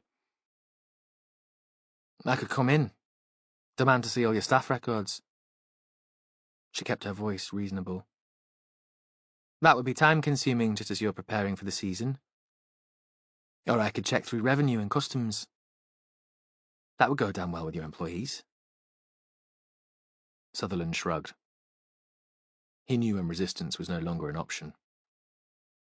It's the chef, Danny Clarkson. He paused, as if Jen should know the name. He's a celebrity, if you know anything about this business. Gets reviews that some people would die for. He's the reason the restaurant is fully booked, even in the winter when we have fewer guests. Walden wound him up. Clarkson's got a temper. He's one of those quiet men who suddenly lose control if things aren't right or what they expect. A genius, but close to the edge. It's Clarkson's kitchen, and he's boss there. Maybe they were too similar to work together happily. Sutherland got to his feet. I'll take you through. Just one more question first. If Walden was such a nightmare, why did you agree to employ him again this season? Sutherland shuddered, as if the idea was anathema. But we didn't. There was no way we would have had him back. Clarkson was small, wiry, a head shaved so closely that he looked almost bald, the skull obvious beneath the stubbled skin, gingery eyelashes. Chef's whites that seemed as crisp as when they'd come out of the laundry. He was bent over a pan, intense as a priest at communion. The kitchen was all stainless steel and gleaming, unexpectedly quiet. The lunchtime service had yet to begin. In the background, acolytes moved swiftly and silently about their work. Sutherland approached him warily. This is a detective, Chef. She'd like a few words. Not now. Yes, Jen said. Now. The man looked up. His eyes were blue and hard. He took the pan off the heat. What do you want? Simon Walden, she said. He's dead. He was murdered. He stopped working here in the autumn. The voice was unexpectedly pleasant. A light tenor. I know that. So why are you bothering me? You worked with him all season. I was hoping you'd be able to tell me something about him. Something that might help us find his killer. We weren't friends. I didn't know anything about him, and I wasn't interested. He was a decent baker, reliable enough, but no real attention to detail or presentation. And he couldn't take instruction. He didn't like being bossed around. Jen thought she'd struggle to take instruction from this man. He had an attitude problem. Passive-aggressive. He thought I didn't trust him. This is my kitchen. I don't trust anyone. It caused a negative atmosphere and it affected my work. I couldn't have that. Clarkson's attention was pulled back to the pan. When did he die? Yesterday, sometime in the afternoon. I was here all day, from mid-morning. We were catering for a wedding. You'll have to look elsewhere for your killer. He moved the pan onto the heat again and turned his back to Jen. Jen stood outside the hotel. In a large conservatory with a view of the sea, well-dressed women sat drinking coffee. Through the glass she couldn't hear what they were saying, but the painted nails and occasional flashes of silver as the sunlight caught bangles and earrings made them seem exotic, glamorous. Brightly coloured birds in an aviary. It was hard to imagine Simon Walden working here. She thought he'd probably hated it, and wouldn't have come back, even if he'd been offered the chance again. So, who had lied? Simon or Caroline? Caroline had said his stay was temporary, and soon he'd be moving out of Hope Street. It was one thing to have a strange lodger for a few months, quite another to have him lurking there indefinitely. A reminder that not everyone was as lucky as they'd been, haunting them like the albatross he'd had tattooed on his neck. Jen thought he'd been unlucky at the hotel. The chef was obviously a sociopath. She couldn't imagine getting on with him either. She'd have clashed with him as Walden had done. She was beginning to feel some sympathy for the man. She walked back to her car. She phoned Matthew again. There was still no answer, but there was a voicemail from Ross asking her to go back to Hope Street to check the recorded messages on the landline there. By the time she arrived at number 20, it was mid-afternoon and school checking out time. Groups of school kids wandered down the high street at the bottom of the road. She let herself into the house with the spare key she'd been given. The CSIs were still working in Walden's bedroom, and she shouted up to let them know that she was there. She could tell by the powder on the handset that the phone had already been fingerprinted. She lifted it and dialed 1571 to pick up the message. It seemed the messages hadn't been checked recently. There was a list of cold calls, charities seeking donations, insurance companies. One from a dentist reminding Miss Priest that her appointment with the hygienist was due. Nothing personal. The women at number 20 were of the generation when texts were more common than phone calls. Certainly more common than phone calls to landlines. Then there came the message that Matthew had been most interested in. It had been left 15 days before. First, the usual pause that came once the caller realized he wasn't speaking to a real person. Then, a male voice. Jaunty. Friendly. Jen thought she could catch an undertone of threat. But that could be her imagination. After all, she was looking out for it. How's this as a blast from the past? Bet you never thought I'd track you down. I told you I would, didn't I? You can't escape your old buddies after all. She got out her phone and set it to record, then replayed the message. The boss would be eager to hear the recording. They should be able to trace the originating number from the phone company. She played it again and tried to place the accent. It was Southern, and she found Southern voices hard to pin down. Walden had come from Bristol, so perhaps that was it. Out on the pavement, she hesitated for a moment, then walked to the corner of the high street. Although the rough sleeper had moved away, a different man stood almost in the same place. He waved a copy of the big issue in front of her, and she felt in her pocket for change. This your regular spot? He nodded. Do you know the people who live at number 20? 2 lasses and a bloke. You a Scouser? Yeah. You? She'd been able to tell just from those 3 words, and wondered what his story was. Birkenhead, he said. What brought you here? A woman, he replied. It's always a woman, isn't it? She didn't know what to say to that. I was asking about the people at number 20. You a cop? You don't look like a cop, but I can smell them. He touched the side of his nose. Not hostile, just telling it like it was. She gave a brief nod up the hill, towards Caroline Priest's house. Investigating the murder of the guy who lived there. She thought he'd know about that, even if he didn't have access to morning television. I heard he'd been having a rough time before he moved in there. What was his name? Jen thought the man was buying time, planning his response. He knew already. Simon Walden. Yeah, I'd seen him around. Bit of a boozer. Seemed to have landed on his feet. Nice place. Not landed on his feet now, though, has he? There was no reply. Any reason why he should have been killed? Had he made any enemies round here? Owe any money? He wasn't dealing. Using? Though they'd find out soon enough, once they got the post-mortem toxicology report. The man shook his head. The drink was his poison.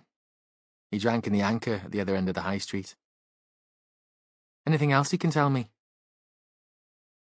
I don't know that he'd ever been sleeping rough. He was one sad bastard, though. I never saw him smile. The Anchor was a locals' pub, small and dark. There was nothing to attract tourists. No food, no fancy ciders. If strangers did walk in, they'd be stared at, a matter of interest and curiosity rather than resentment. Most visitors found the attention off-putting and left after one drink. At a table in the corner, a middle-aged couple were holding hands. They looked as if they'd been there since lunchtime. Behind the bar, a little man, thin as a whippet, was cleaning glasses. Jen held out the photo of Simon Walden. I hear he used to drink in here. When the man didn't answer immediately, I'm a police officer. We're investigating his murder. I'd heard he was dead. Killed, she said. Stabbed on the beach at Crow Point. Sounds as if he'd upset someone. Any idea who that might have been? The man shook his head. He wasn't a social drinker. He always turned up early and on his own. 5-ish. Not every night, and I hadn't seen him in the last few weeks. I thought he'd moved on. Most of the people who come in at that time are here for the company. A game of dominoes, a chat. Older people, or guys stopping for a quick pint on their way home from work. He would come with a paper, sit with his back to the room, drink solidly for an hour and then go away. I never knew his name until I saw his picture on the telly. Chapter 11. In the woodyard kitchen, the working day was nearly over. The pans clean, the stainless steel surfaces scrubbed. It was open to the cafe, separated by a counter, tiny with an oven and a hob on one side, and a sink on the other. Matthew had been to the cafe often with Jonathan. The coffee was good, and the cakes were better. A few lingering visitors were finishing tea. They passed Matthew on their way out, as he was taking a seat at the table, nearest to the counter. The chef, Bob, was a large man, but nimble on his feet. Jonathan had once said that watching him at work was like seeing an elephant dancing. Miraculous. Bob hung a tea towel over the hob and looked at Matthew. I expect you could use a coffee. I'm ready for one myself. Once the coffee was made, they moved to a table looking out over the river. Is this about Simon? You heard. Matthew wasn't surprised. Of course. The news would have spread through the place by now. Saw it on the telly this morning. He worked with you? The big man nodded. As a volunteer. He was a lovely baker. They taught him that in the army. Apparently, he did a couple of tours to Afghanistan. Soldiers have to eat like the rest of us. Of course. Again, Matthew's perspective on Simon Walden shifted. Had the man been suffering from PTSD? Would that account for the mood swings and obsessions? How did he come to be working with you? Caroline Priest asked me to take him on. Her dad's on the board of trustees of this place, and it's not wise to upset Christopher. Why? Bob shrugged. He's a wealthy man, and he's used to getting his own way. He runs the board, and he dotes on that daughter of his. But Simon was okay. Not like most of the volunteers who are pains in the arse. Chatty bloody women. He just did what was needed. I could leave him to get on with it. Some days he'd come in early, no fun on the bus from Ilfracombe, to start the bread. We do all our own baking. It would pretty well be ready when I got here. Saved me a bit of work. He didn't drive? The cook shook his head. He killed a child once. He never got behind a wheel again. You can understand it. Matthew thought Walden had confided in Bob more than he had the women with whom he was living. That made sense. They were men together, closer in age. Lucy Braddock works here too? Only a day a week at the moment. Bob showed no curiosity in why Matthew was asking. Her group at the day centre take it in turns. Not in the kitchen, but waitressing, clearing tables. She's one of the good ones, Lucy. A great little worker. And sunny, always smiling. The customers love her. He paused. I'm thinking of taking her on properly.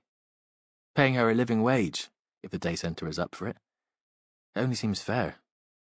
She's every bit as good as the regular staff. Would she have met Simon Walden? Well, we keep the day centre chaps this side of the counter. Health and safety. You know how it is. Anyway, no room to swing a cat back there. But yeah, they chat to each other. Simon was brilliant with all the regulars from the centre. I think Lucy was a favourite. Matthew nodded and thought that was one mystery cleared up. Lucy had recognized Walden from the kitchen. It didn't explain, though, why she'd seemed so vague about where they'd met, or why he'd made the trek to Lovercott on the days before he died, making a point of sitting next to her on the bus. By the time Matthew had finished talking in the cafe, it was late afternoon. Outside, there was still a bit of heat to the sun. Matthew could feel it on the back of his neck as he walked to his car. He crossed the bridge and drove into town, planning to get to his desk at last, to catch up with what had been going on at the station, to put Ross out of his misery by allowing him to show off what he'd achieved during the day. But at the last minute, he changed his mind and headed towards his old school and the big houses that looked out over Rock Park. He'd been given Christopher Priest's address by Jonathan. He was interested to meet Caroline's father, the man whose money had given birth to the woodyard. The house was detached, built in the arts and crafts style, with mellow brick and mullioned windows, small dormer windows to break the roofline, not very old, but traditional. A row of trees marked the border of the garden. There was a small pond and a terrace.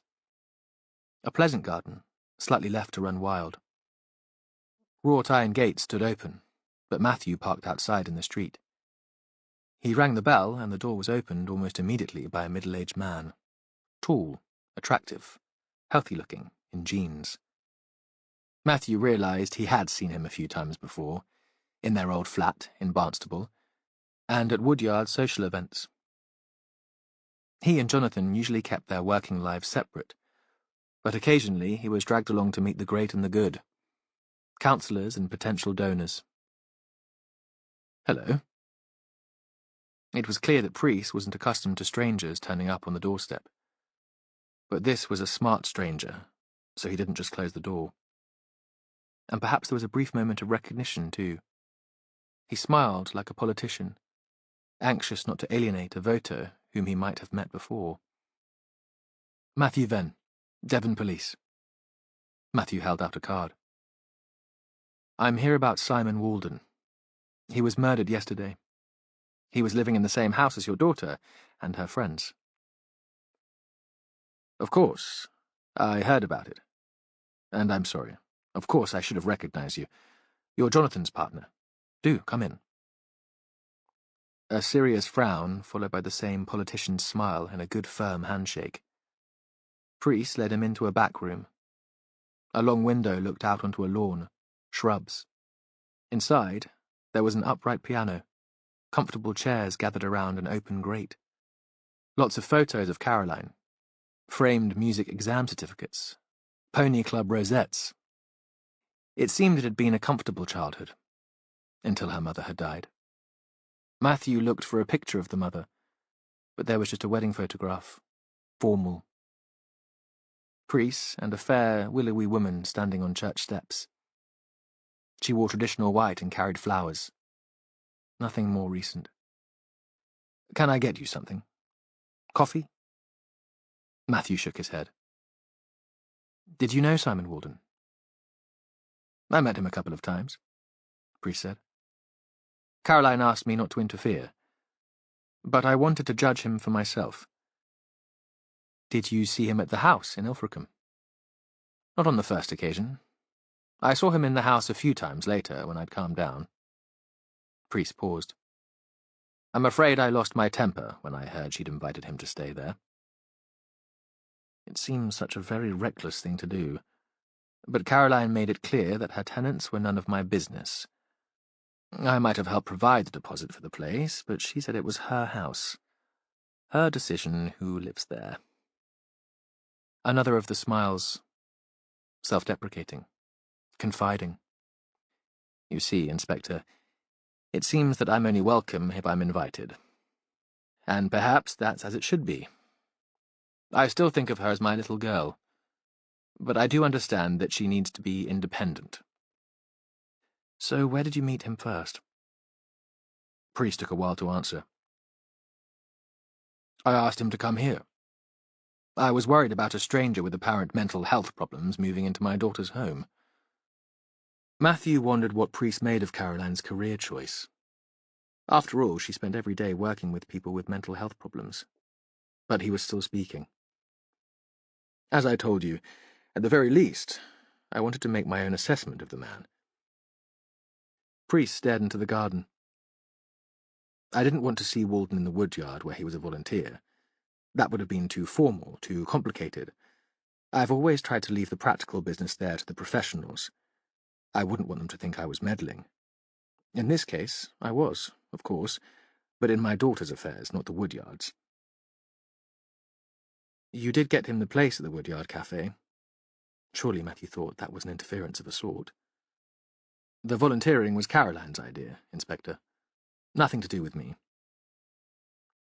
Matthew imagined Walden here, summoned to this calm and comfortable house. Surely it must have been an intimidating encounter. What did you make of him? Priest thought about that. He wasn't quite what I expected. I liked him. He paused for a moment. He told me he'd killed a child. A road traffic accident. He'd been drinking. Not enough to be over the limit, but enough to lose concentration for a moment. I was impressed by his honesty. He told me he'd carried the guilt around with him ever since. We had that in common. The guilt. Survivor's guilt. If you've been to the woodyard, you'll have heard about my wife. As you said, Jonathan Church is my husband. He explained that she'd taken her own life. I'm very sorry. Becca had suffered depression on and off since soon after we met. It was much worse in the last 5 years of her life. I didn't understand it. I wanted to help, but I couldn't see how, and that was a nightmare for me. I'm a control freak. I make things right. But I couldn't make her right. And there was nowhere to go for help. The medical profession was completely useless. I think I took out my frustration and irritation on her. We had a row the night she died. My last words to her were that she was selfish. I said if she cared at all about Caroline, she'd pull herself together and give more time to her daughter. He stopped and turned away. That was unforgivable. And I've been punished ever since, because that conversation is the last memory I have of her. He turned back to Matthew. I went out to calm down. Walked along the river for an hour. When I got back, she'd hanged herself. And that happened in this house. Matthew didn't think he'd be able to stay here with such dreadful memories. He wasn't sure what to make of Priest. The story seemed to come easily. Was this something he'd repeated many times before, so he'd become distant from it? Or was he confiding in Matthew because he was a stranger? Caroline wasn't here when her mother died, Priest said. It was a weekend, and she was at a festival, something for young Christians. She developed a strong faith even before her mother's death. Afterwards, she didn't want to move, so I didn't think I had the right to make her. He was still for a moment, lost in thought. Matthew could tell there was more to come. I hadn't expected the guilt when Becca died. I expected the grief, missing her, missing the woman I'd loved and married. But you see, part of me was glad she was dead. I walked into the house and saw her there, hanging from the banister in the hall, and there was a brief moment of relief. It had been such a strain living with her. The moods and the anger, the days of total withdrawal, the helplessness because I couldn't help her or make her well. And it was that moment that caused the guilt. That was what prompted me to get involved in St. Cuthbert's, and in setting up the woodyard. There was the same smile, implying that Matthew was easy to talk to, that just in those moments the two had become friends, the politician's knack of making a person feel special. Dennis Salter, the Brethren elder who'd preached at his father's funeral, had the same ability, the same warmth. Matthew understood what Priest meant about guilt, though. Perhaps because of the memory that had conjured up Salter, his childhood mentor, he found himself back in the cemetery. He was watching the service to mark the death of his father from a safe distance, the crocus at his feet and the drone of the organ in his ears. He wondered if he'd felt a moment of relief too when he'd heard his dad had died. Perhaps. Because any decision about whether or not he should visit the hospital had been taken away. It made things cleaner, easier. And now he was feeling guilty again, because he hadn't had the courage to visit, to make things right. Because he hadn't walked round the pool of crocus to stand with his mother in the chapel of rest. In the silence that followed, there was the sound of birdsong, loud and clear, from the garden. I'd grown a number of businesses in this area, Priest said. Becca was a local girl, but I grew up in London. We met when I was here on holiday with some friends. I only moved down when we married, and perhaps, as an outsider, I could see the potential for development better than the locals. He was still standing, his back to the long window, the new green of the garden behind him. And I've always been a risk-taker. I didn't think the British love affair with cheap packet holidays would continue, not for the discerning young middle classes. I built an estate of luxury holiday flats in Westwood Ho, and took on a run-down caravan park in Croyd, turned it into an upmarket chalet and glamping site. Later, I diversified into bars and restaurants. Matthew nodded to show he was listening. Let the man explain in his own way. Priest continued. When Becca died, I'd already been thinking of selling the businesses on. I enjoyed the startup phase, the planning, the negotiations, but found myself rather bored once they were up and running. I'm not really a details man, and I was ready for a new challenge. So being active in the charity sector wasn't as altruistic as it might have seemed. I started the drop-in centre at St. Cuthbert's soon after Becca died, but we needed something more professional, and Caroline has made that happen. The project has developed beyond my wildest dreams. Then I was ready for something more demanding, and I got behind the woodyard. I got a buzz out of being part of a completely new organisation, finding my way round charity laws and the way NGOs operate, helping to recruit a set of trustees. We've got a good team there now, with a mix of skills. An accountant, a lawyer, a couple of senior social workers, and a former building society chief. It fended off the guilt and the grief, at least for a while, and it made Caroline proud of me. That was important. He paused. I know it's an old-fashioned thing to say, but my reputation is important to me. And I see the whole of the woodyard as my baby now. My legacy. I'll always be associated with it. This, Matthew thought, was the politician talking again. You say you liked Walden. Was there anything about him that made you anxious about the fact that he'd be sharing the house with your daughter and her friends? There was an intensity about him that I found a bit unnerving, as if he didn't have a protective skin of any description. Perhaps he was too honest for his own good. A pause again. Actually, after meeting him, I was more worried about how he'd fare in that house with two confident young women than whether he'd be any kind of danger to them. Gabby Henry has a sharp tongue, and I'm not sure I'd be able to live with her. She's entertaining for an evening, but I know she'd exhaust me after a while. When did you last see Walden? About 10 days ago. Caroline invited me to have dinner with them. Ah, Matthew said. One of the famous Friday feasts. You know about them? Priest smiled. Yes, Simon was a great cook. If I'd still been working in hospitality, I'd have employed him like a shot as a chef. So it was a good evening. Priest took a while to answer. It was a strange evening. Tense. Simon cooked the meal, but then he was reluctant to eat with us. Caroline persuaded him. She has a knack of getting her own way. It was clear that he didn't want to be there, though.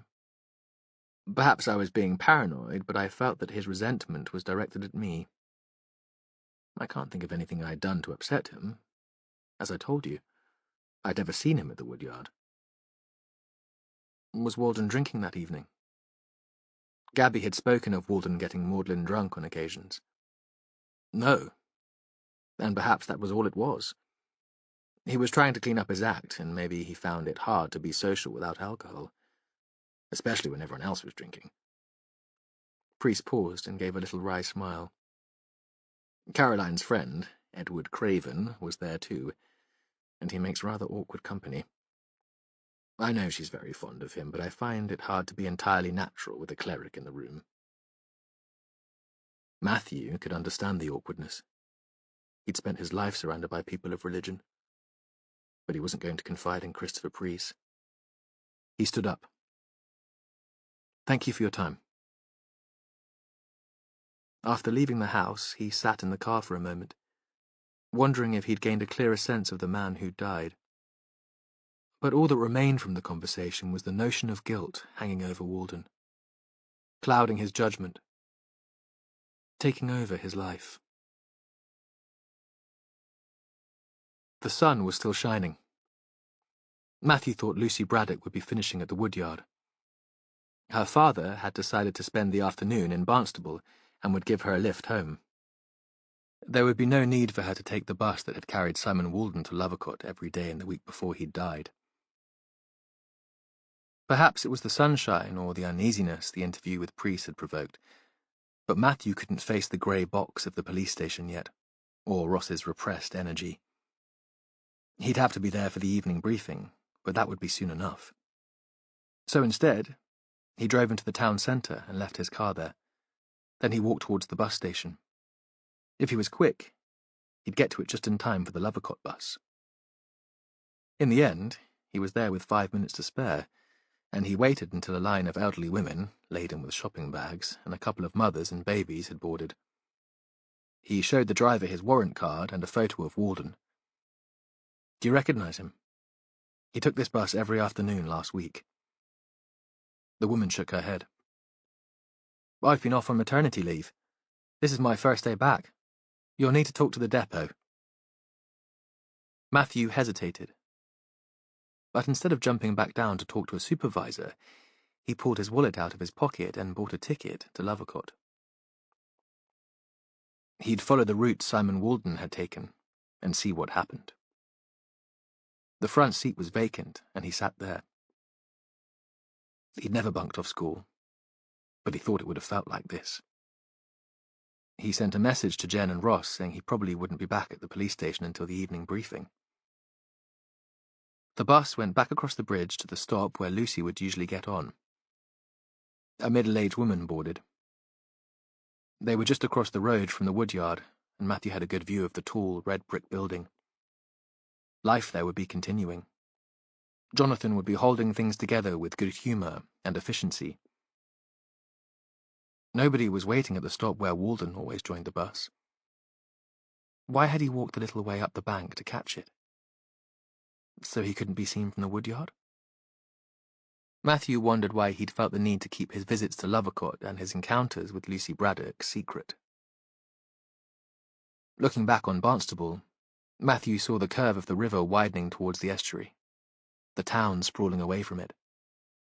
The bus circled the suburb of Sticklepath, called at the Further Education College at the top of the hill, and picked up a handful of students, before heading inland on roads that scarcely seemed wide enough for a vehicle of this size.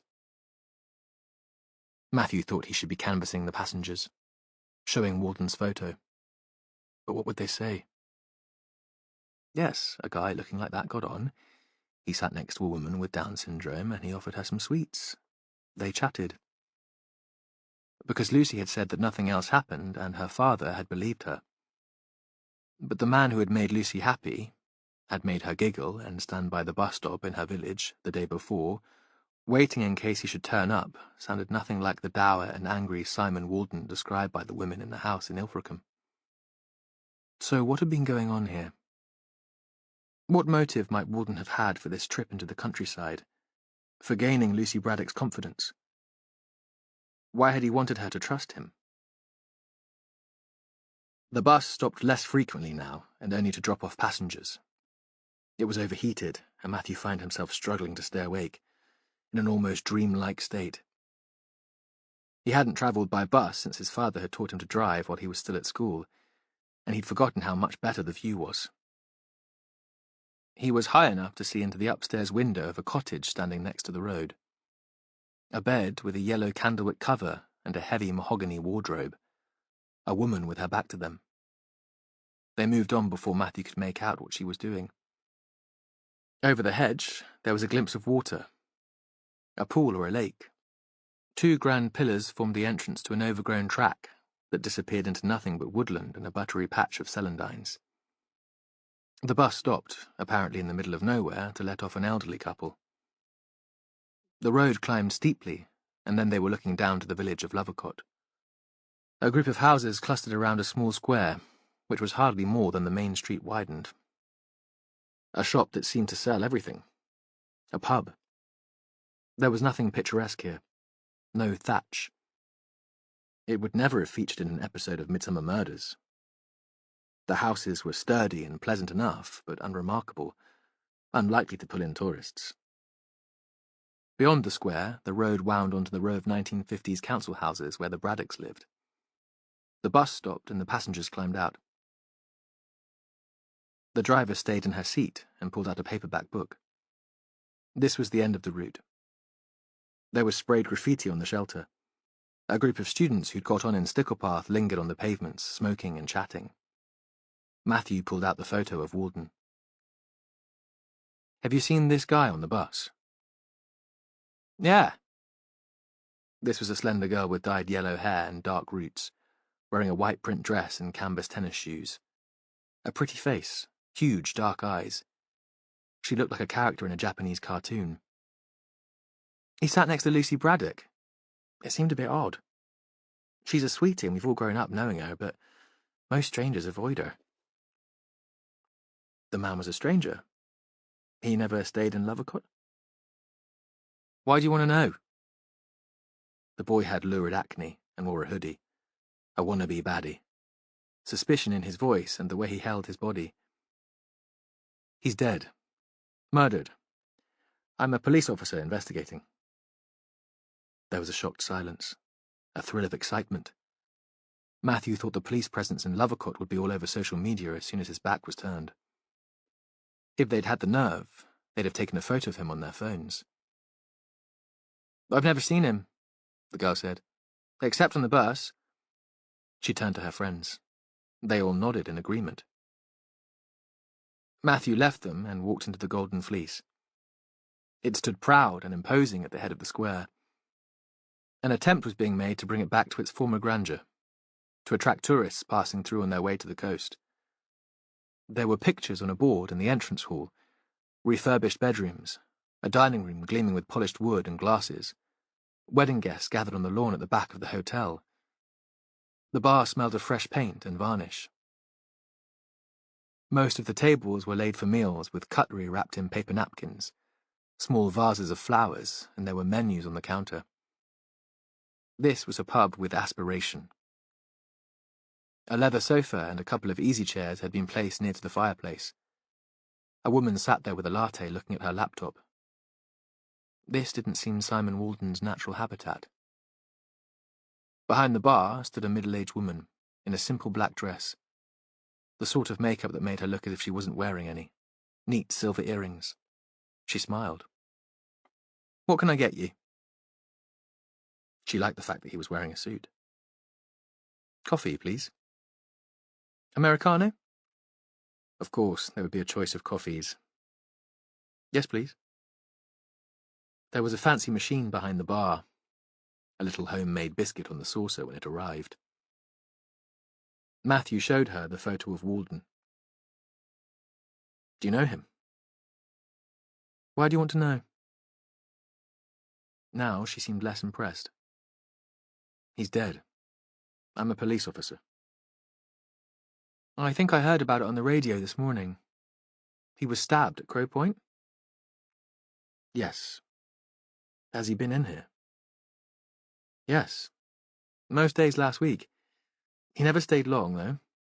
It seemed to me that he was waiting for someone. When it's quiet here, I make up stories in my head about the customers. It passes the time. I thought he might be waiting for a woman, but she never turned up. Each night he'd come in, just off the bus like you. He'd sit by the window and he'd wait. But whoever he was hoping to meet never appeared. Matthew thought about that. Do you work in the bar every day? My husband and I own the hotel. I'm usually here in the afternoons when it's quiet.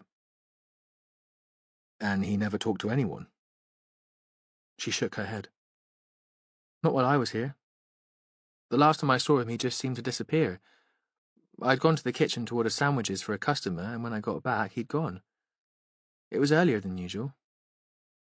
I hoped that his woman had finally turned up. What was he drinking? She paused for a moment, as if the question had surprised her, but she seemed sure enough of the answer. Diet Coke. 2 pints each time. Outside on the square, he stopped to get the feel for the place. It was dusk now, and there was a chill in the air.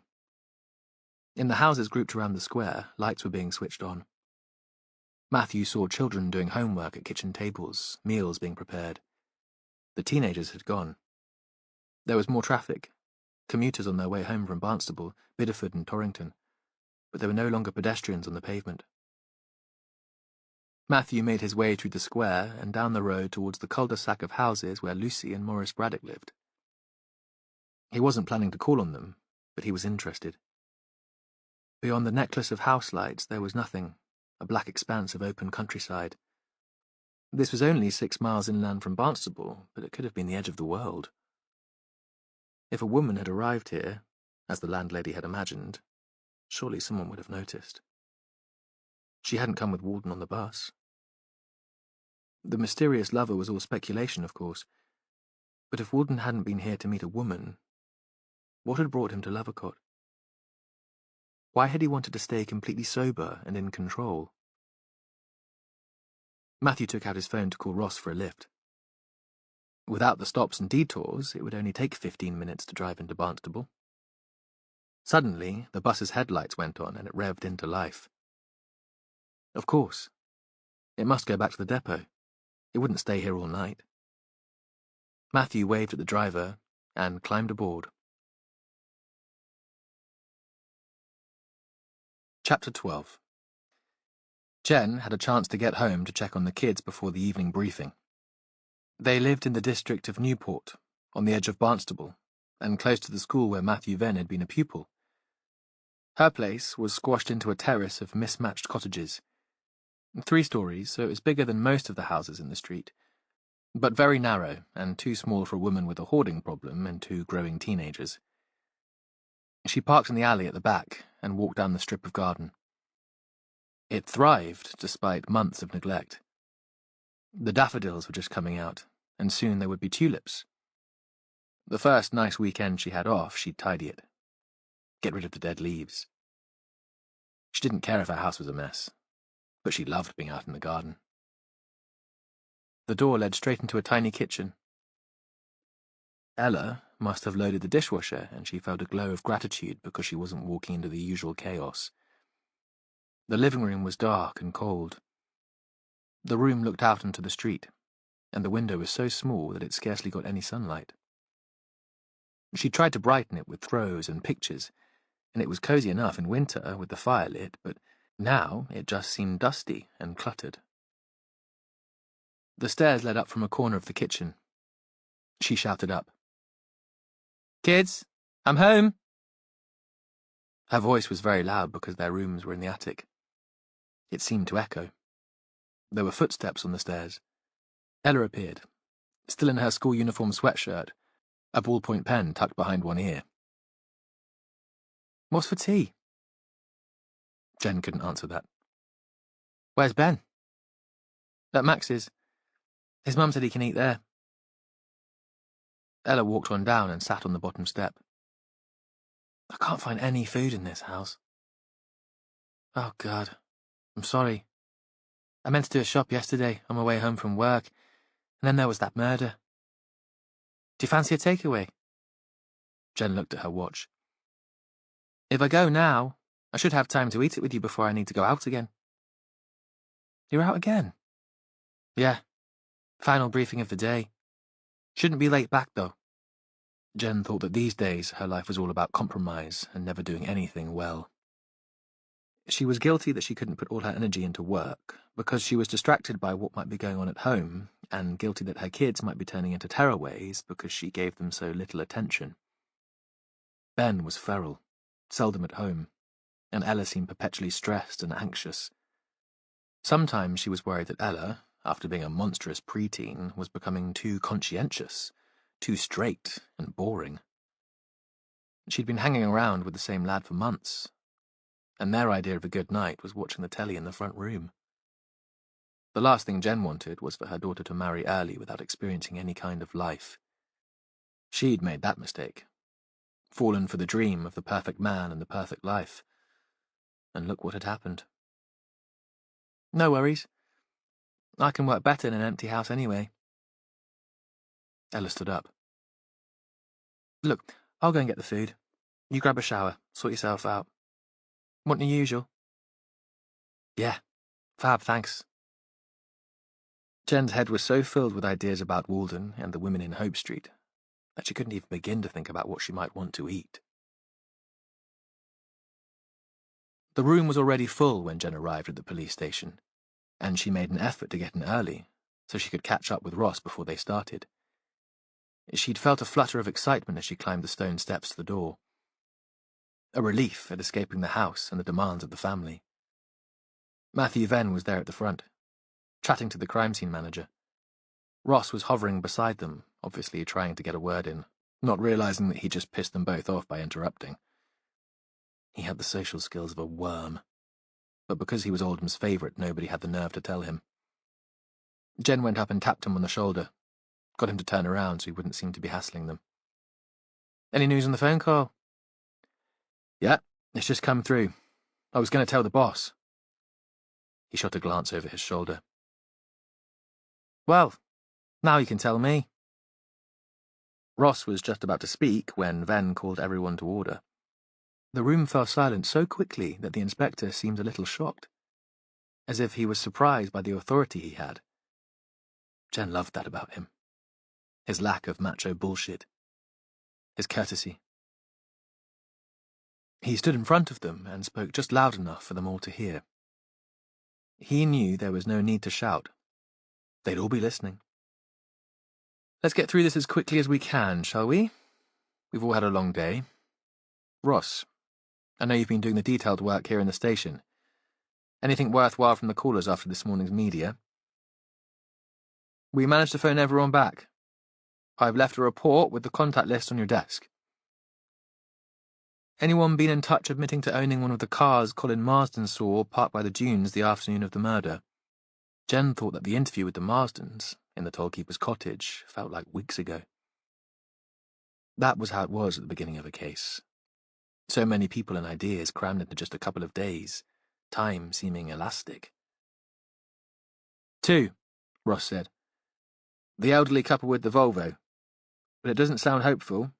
They said they were walking the other way, down the river and away from the point. They've left contact details, and I said someone will be in touch. Anything else? A few possible leads. A woman called Bale claims to have seen Walden in conversation with a woman in a cafe in Braunton yesterday. That could be significant, and needs following up, Jen said. According to Caroline Preece, Walden didn't need a lift into Barnstable yesterday morning because he was skipping his group therapy session. He told her there were things he needed to sort out. She thought he was going to Kingsley House to discuss his return to work, but we know now that couldn't have been true. They weren't prepared to have him back. Then he'd have had to go through Braunton to get to Crow Point. Matthew nodded, agreeing it could be important. We know he doesn't drive anymore, but he could have walked it from there, just about. So that's an action for tomorrow. Get the witness in to make a statement. She can give us a description of the woman Walden was with, and if we're lucky, she'll have overheard them talking. He paused. There was also a phone message left for Walden. Jen, you heard it on the landline voicemail at the house in Ilfracombe. I took a recording. She got out her phone and played it. The male voice sounded thin and tinny in the big room. It could just be an old friend, trying to get in touch. But I don't know. She looked around the room. It might be my imagination, but I think I can hear a threat in there. Nobody spoke. They were unwilling to commit themselves. Do we know who it is? Matthew asked. Ross stuck his hand up, too eager, too desperate to impress. Jen wondered if she'd ever been like that. It came from a mobile phone registered to a guy named Springer. Alan Springer. He lives in Bristol. That makes sense. After all, it's where Walden comes from. Of course, it could just be an old friend, but it would have taken an effort to track Walden down at the Ilfracombe address. He must really have wanted to speak to him. I think you're right, Jen. There's something a bit odd about it. Venn looked at Ross. Do we know anything about Mr. Alan Springer? No police record. I haven't got much beyond that. The phone company only got back to us half an hour ago. That's something else for tomorrow, then. Let's see what there is to know about him. Find out if he can account for his movements. And if we can rule him out as a suspect, he might be able to give us some information about Walden. I'm still curious about how a married man, running his own restaurant, ended up sleeping rough and throwing himself on the mercy of the church. He killed a child, Jen said. That would do terrible things to you. You're right. Of course it would. A moment of silence. How did the child's parents react at the time of the accident? Did they swear revenge? Demand compensation? It might be a possible motive. No, said Ross. I've looked the story up online. He paused. They said they forgave him. The papers made a big deal of it. Perhaps that was their reaction immediately after the child's death, Matthew said. But things change over time. Families break up under the stress of bereavement. Resentment grows. I'd like to know if the family is still together. He looked sharply at Ross. I suppose their name wasn't Springer. No. He looked at his notes. Sally and James Thorne. I think we can dismiss them from our inquiries. They emigrated, moved to Australia to be close to her family. She grew up there. I've checked, and they're at home in Adelaide. You spoke to them? They were at work. I spoke to Sally's mother. She was going to tell them about Walden's death, but she seemed unfazed by the news, as if somehow it wasn't a big deal for them. She said they'd all moved on. Jen thought that was a weird thing to say. How could you move on so easily after the death of a child? But perhaps people survived in different ways. Venn considered this for a moment. Then he nodded. It was dark outside now. One of the strip lights in the room was faulty and flickered, but nobody moved to switch it off. Jen, fill in the rest of the team on Walden's housemates. We know a bit more about them now, and how he fitted in there. Jen stood up again. She'd never minded being the centre of attention. She just didn't crave it like Ross. She'd tried to capture the atmosphere of the house in Ilfracombe, describe the two close friends who'd found a way of living together despite their differences. They're bright women, confident, good at what they do. Then Walden came in and threw the household out of balance. They thought he'd be leaving at Easter, but his boss at Kingsley House told me there'd be no way they'd have him back. So unless he'd found another job, they were stuck with him. Why wouldn't the hotel employ Walden again? The chef didn't like him. I don't think there was anything more to it than that. And Walden was a moody bastard, not prepared to play their games. He got on well enough with the chef at the woodyard, Matthew said. They seemed to have confided in each other. And I spoke to Christopher Preece, Caroline's dad and one of the trustees at the woodyard. He used to work in hospitality and said he'd have employed him. There'd be less pressure at the woodyard, perhaps. It's high-end dining at the Kingsley, the sort of place where they charge you an arm and a leg and you still come out starving. The room was quiet for a moment. They were waiting for Venn to speak. "Our Mr. Walden seems a complicated character," he said at last. "Moody and aggressive, according to some witnesses, yet when he travelled to Lovercott he sat next to Lucy Braddock on the bus and made her laugh. Made her day. Even Gabby Henry, who took against him, admits there was something about him that attracted her. She painted him in the hope of understanding him better." "Any idea what he was doing in Lovercott, boss?" The question bordered on rudeness.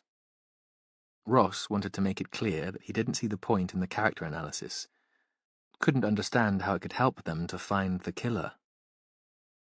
He wanted them to move on, and to stick to the facts. "According to the landlady of the Golden Fleece, he was waiting for a woman," Matthew said. "But that was just guesswork. It sounds as if he was waiting for someone who didn't show up, though." He leaned back against the desk. "We'll continue the inquiries in Braunton and Ilfracombe. Let's track Walden's movements from the moment he left the house that morning. How did he get to Braunton? Did he take the bus, or did the person he was meeting there give him a lift? There's CCTV in Ilfracombe High Street, and at the bus station, and we might find something in Braunton too. But I want to know more about our victim. And to do that, we need to speak to the people close to him." He paused and looked at Jen. "How would you be fixed for a trip to Bristol tomorrow? I'd like to speak to Walden's wife. And while you're there, to arrange a meeting with Alan Springer, the chap who left the message on the landline in Hope Street." "Yeah. Sure." As she answered, she was thinking that it would be another early start and late finish, that the kids would have to get themselves to school again, but there was no hesitation. "Take Ross with you," Matthew said. "It'd be useful to have two perspectives." "Oh, great," she thought. "Bloody great." Chapter 13. Matthew was in his office early the next morning. The sun was shining again on the mound of Castle Hill, making the grass look new and impossibly green. He'd woken to a high tide. The sound of water outside the bedroom window had invaded his dreams. Even on waking, he'd still believed for a moment that he'd been in a boat, and had a brief sense of drowning, of disappearing under a black wave, high as a cliff. Then he'd realized where he was, and that it was his turn to make the coffee. Jonathan was barely moving, and only sat up in bed when Matthew came back into the room with his hands cupped round the mug. Poised in the doorway, Matthew stared at him for a moment. Blonde-haired, bare-chested, beautiful. At his desk, Matthew looked at the contact list Ross had left for him the night before. There were a few people to follow up, and he'd passed them on to other members of the team. He looked at the details of the woman who'd seen Walden in the Braunton Cafe on the morning of his death. Her name was Angela Bale, and there was a mobile number. Matthew phoned it. "Hello?" She sounded suspicious because she didn't recognize the number. "Miss Bale?" "Mrs.?" "This is Matthew Venn. I'm a police officer working on the Simon Walden case. I wonder if you could come into the station to give us a statement. You said you saw the victim on the day he was killed, in a cafe in Braunton." "I can't come today," she said quickly. "It's not convenient, I'm working." "Where do you work?" "For the Landmark Trust, in the booking office for the Oldenburg at Ilfracombe Harbour. The season has only just started, and we're very busy." The Oldenburg was the Lundy Island ferry. He and Jonathan had spent a few days in a tiny cottage on Lundy in the autumn. It had been wild and rainy. He'd been sick on the boat across, but Jonathan had loved the stormy sea. They'd spent most of their stay hiding from the weather, either in bed or in the Morisco Tavern, the island pub, or arguing to relieve the boredom, and then making up. "You'll have a lunch break, though. Perhaps we could speak to you then." There was a silence at the end of the line. "My husband said I shouldn't have spoken to you, that I might have made a mistake, that I shouldn't get involved." "What do you think?" Matthew asked. "Do you think you made a mistake?" Another silence before she spoke. No? Then it would be very helpful if you'd make a statement. Would you be the person I'd be speaking to? If you'd find that easier. Meet me at work, then. 12 o'clock. He felt a moment of joy at having an excuse to leave the office. It occurred to him that he should call into Chivenor on his way to Ilfracombe. The dog walker who'd found Walden's body still hadn't made a formal statement. He'd have to leave soon to allow himself time to speak to her, and thinking of that, he felt as if a weight had been lifted from his shoulders. The claustrophobia that overwhelmed him sometimes in the office had become almost pathological. He'd need to deal with it. He couldn't spend his working life on a bus or drinking tea in witnesses' houses. When Matthew had been growing up, Chivenor had been an RAF station, and the yellow search and rescue Coast Guard helicopters had been based there.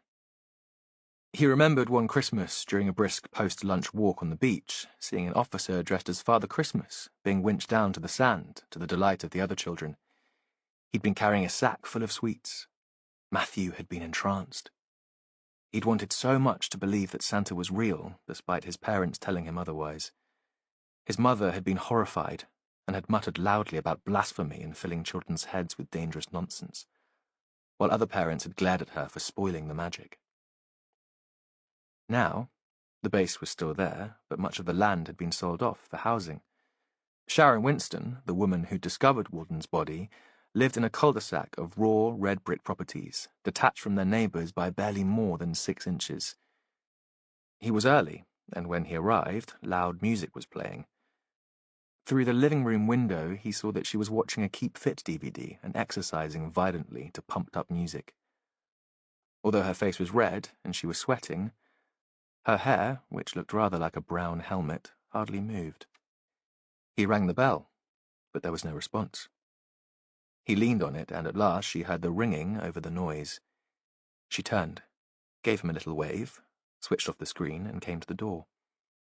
She was wearing purple floral leggings and a long t-shirt. Sorry, I thought I'd have time for a shower before you got here.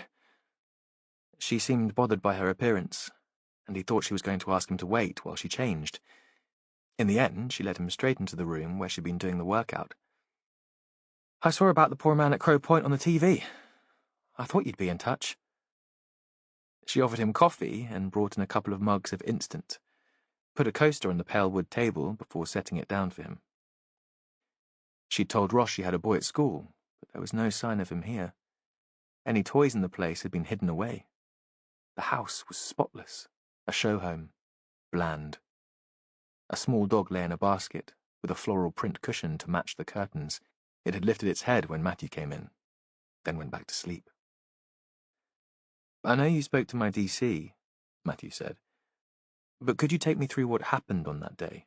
I'll make some notes and ask you to sign a statement. Sure. Any upset she might have felt at coming across a dead man on the beach had long gone. He thought she was enjoying the attention, perhaps even the company. You don't work? Not at the moment. A tight smile. Taking a career break. He wondered what that was all about. Had she been recently sacked? Given up work because of stress? She didn't seem the anxious type, though there was something driven about the exercise. So, you were walking your dog on the beach at Crow Point. Had you taken your car down the toll road? Yes. I parked close to the house by the shore, crossed the dunes onto the beach, and walked towards the point. I was on my way back when I saw the guy lying on the sand.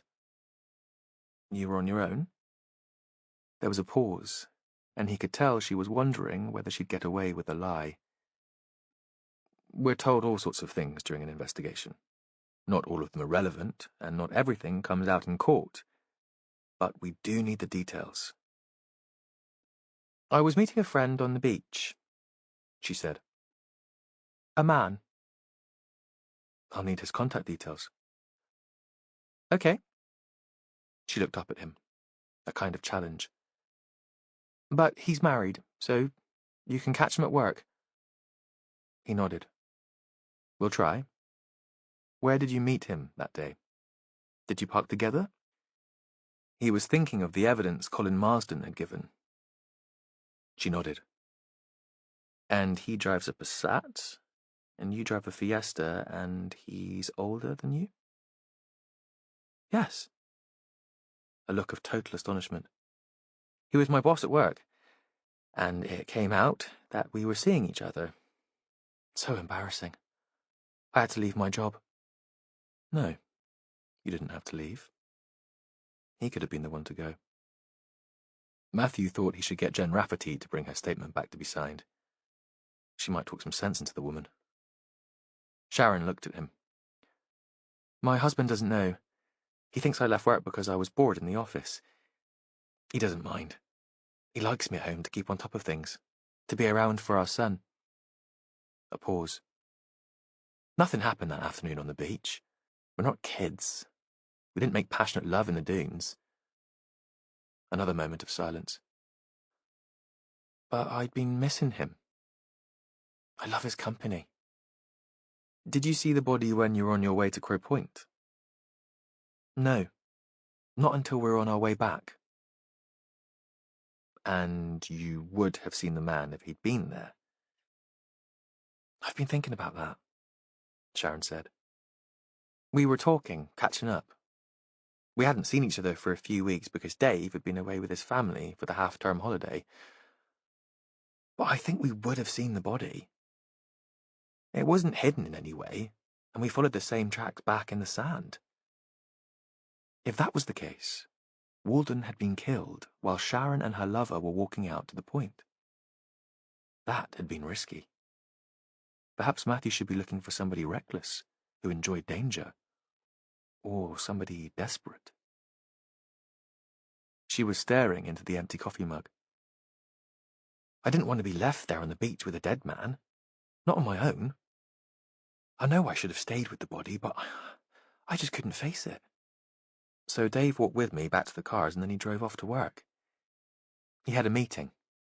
I phoned the police from there and waited. Can you give me some timings? Matthew asked. When you arrived? When you saw the body? Because that would pin down a time of death much more accurately than any information the pathologist could give him. I was supposed to meet Dave at midday, but he was a bit late. Matthew imagined her sitting in her car, getting more and more anxious that her lover wouldn't turn up. It was probably nearer 2:30 when he got there. It was 2:10 when we first saw the body. I checked my watch. Did you see anyone else on the beach? Nobody that I was aware of. We were talking, making plans for the future, for when our kids are old enough to understand. Matthew nodded. He suspected the guy was stringing her along, making promises that he had no intention of keeping.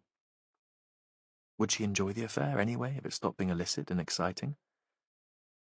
But relationship counselling wasn't in his job description, and it wasn't his place to give advice. He stood up and told her how helpful she'd been, and left the house. As he unlocked the car, he heard the music again, compulsive and manic, and he thought she was trying to dance away her boredom and her demons. In Ilfracombe, the breeze was stronger and eddied through the narrow streets. He knew it was a westerly because he'd heard the shipping forecast that morning, but whichever way he walked, it was in his face. He was early here, too. Punctuality was a curse, inherited from his mother, who thought it was a sin to be late. So he left his car at the top of Hope Street and walked down the hill, along the High Street, then on towards the harbour. There was a smell of fried fish. A couple of optimistic cafes had opened early in the season. A gift shop owner had stacked all his goods to one side and was mopping the floor. Verity, Damien Hirst's sculpture, stood at the end of the pier. A huge pregnant woman. Triumphant, one arm raised. From one side, all her internal organs were showing, and Matthew was reminded of a body on the pathologist's table, the skin peeled back. In the Lundy Island ferry offices, there was a short queue of people booking tickets. A woman sat in the waiting room, her coat wrapped round her for protection, looking out of the window. Mrs. Bale? But he knew it was her without asking. She looked so nervous, so mousy, so scared of the world. She jumped to her feet. I've only got half an hour. That's okay.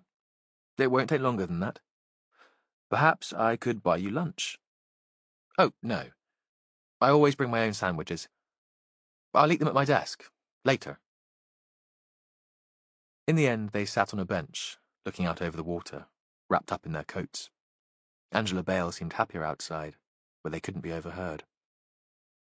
What were you doing in Braunton when you saw Mr. Walton? It was my day off, she said. I always meet my mother on my day off. She lives in Braunton, so I get the bus. Then she buys me coffee. The least she can do, she says, because I've made the trip over to see her. That place we went to, the cafe by the stream where I saw your man, is our favourite. Matthew nodded and saw that this trip to Braunton to see her mother was the highlight of her week.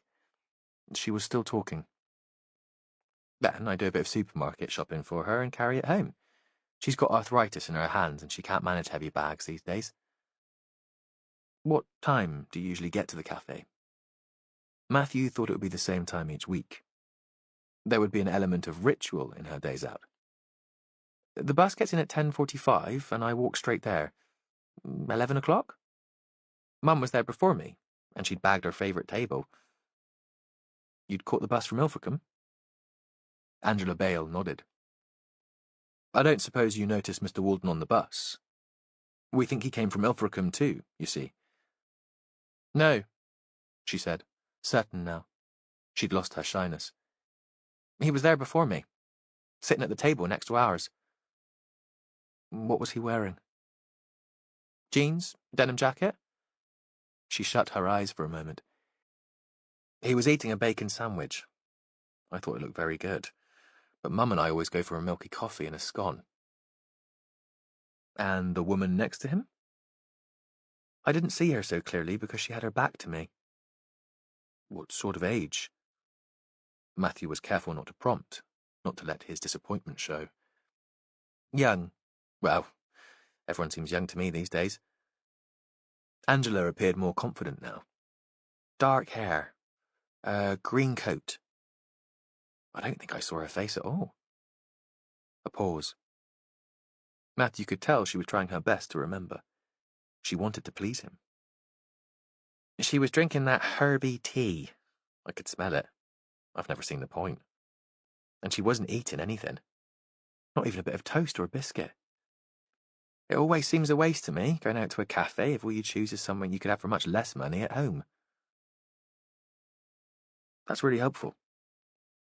Who left first, them or you? She didn't have to think about that. Oh, them. We don't rush, Mum and me. We like to take our time. Did you see who paid? The man or the woman? This time she took a while to answer. They didn't pay at the table. They paid at the counter on their way out. I think it was her. I don't suppose you noticed whether she paid with cash or a card? Matthew kept his voice light. He didn't want to put her under any pressure, but under the table he was crossing his fingers. If the woman had paid with a card, they'd have a name for her. Angela shook her head. Sorry, I didn't see. She looked at her watch. I should probably go. Matthew stood up. You've been very helpful. That was true, because it was possible the woman had paid by card. Most younger people did. Outside on the pavement, Angela Bale hurried away back to the ferry offices. Matthew stood for a moment. He was trying to remember if he'd seen either of the women from Hope Street in a green coat. He stopped at the cafe in Braunton, where Angela Bale had seen Walton on his way back to Barnstable. He and Jonathan were regulars. The place did a terrific weekend brunch, and on a Saturday morning you had to queue for a table. It was quieter now. A couple of women were taking an early afternoon tea, and a businessman, engrossed in a laptop, was eating a sandwich. Lizzie was at the counter. She owned the place, and did most of the front of house. Hi there, Matt. What can I get you? He was tempted to order another coffee, but he'd been out of the office for long enough. "Sorry, Liz, this is official." He put Walden's photo on the counter. "Do you recognize this man?" She squinted. She wore specs for making up the bills, but was too vain to put them on for serving. "He's not a regular." "He's the guy that was killed on Crow Point on Monday afternoon. We think he had coffee in here on Monday morning." Now she did take her glasses from a pocket in her apron to look more carefully. "What time?" "About 10:30. Maybe a bit later. We think he was with a woman wearing a green coat." "I don't remember. You know what it's like here in the mornings. Pretty manic and people move through really quickly." "He had coffee and a bacon sandwich, and she had herbal tea. Nothing to eat." "Yeah, I do remember them." She was triumphant. "At least not them, but the order. I can't give you any more than you've already got, though. I can't describe them." She took off the glasses. "You know what I'm like without these." "Did they pay by card or cash?" "I'm not sure. Want me to check?" Without waiting for an answer, she went to the machine and stuck her specs on her nose again. "Sorry, it must have been a cash transaction." "No worries. Can you ask the other staff? They might remember something useful." He pushed across his card. "Give me a shout if you remember anything." In his office at the station, someone had left a note on his desk. The writing was rather beautiful, and he spent a moment wondering which of his team might have written it. Then he read the contents. "Your mother rang. Can you visit her at home? She says it's urgent." Chapter 14. His mother lived in a neat little bungalow on a tidy estate of 70s houses at the edge of the town. It was set on a hill, and there was a view all the way down to the estuary.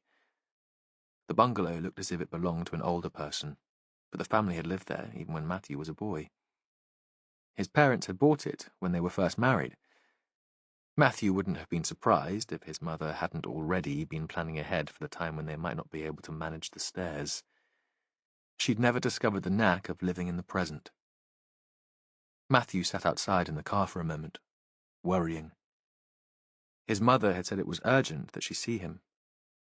But if there had been some medical emergency, she would have called a friend from the Brethren, and not him. He'd only found out that his father was ill through a third person. Now he was nervous, wondering how he would react to her if she let rip again. If that was why she had phoned him, to accuse him again of killing his father. He wondered how it had come to this. Replayed again the moment when faith had been replaced by a different kind of certainty, and his life had fractured. It had been his first year at university, and he'd come home for the Easter holidays. His parents had taken him to a meeting on his second night home, wanting to show him off. The bright boy who'd got into Bristol University, who was a credit to them all. But things had already started falling apart, his confidence unravelling, anxiety taking hold. He might have been considered bright in a comprehensive school in Barnstable, but there'd been gaps in his knowledge and understanding. He'd struggled to make friends in Bristol. New people laughed at him behind his back, felt ill at ease, not right in his own skin. And he'd been forced to think for himself, to challenge the belief system he'd grown up with. The meeting had been held in a hired village hall, somewhere on the edge of Exmoor. It had felt damp and dusty, and there was a smell of paraffin from the heaters. There had been quite a crowd, perhaps 50 people. Brethren from all over the county were there, not to see him, but because it was one of the quarterly sessions when decisions were made. He'd sat near the back with his parents. Dennis Salter, who had conducted his father's funeral, had been taking the service. He'd been younger then, of course, but still the acknowledged leader. Dennis had welcomed them as they came into the hall, had taken Matthew into his arms, and held him for a moment. "I couldn't be more proud, son," as if he wished Matthew really was his son. Looking at the assembled group, the families and the ardent young converts, Matthew had had a sudden understanding, as the early evening sunshine shone through the dusty glass, a vision close to a religious experience. This was all a sham. The earnest elderly women in their mushroom-shaped hats, the bluff good-natured men, they were all deluding themselves. They were here for their own reasons, for the power trip, or because they'd grown up with the group and couldn't let go, through cowardice or habit. With the understanding there'd come a liberation, a sense that he was now free to do what he wanted, and be who he wanted to be. Perhaps it had been youthful arrogance, or perhaps he'd been suffering some stress-related minor breakdown, but he'd needed to speak about this sudden new insight, to spread the word. He'd felt different, lit up, excited. To sit there listening to the worship, knowing he didn't believe a word, had made him want to yell at them all.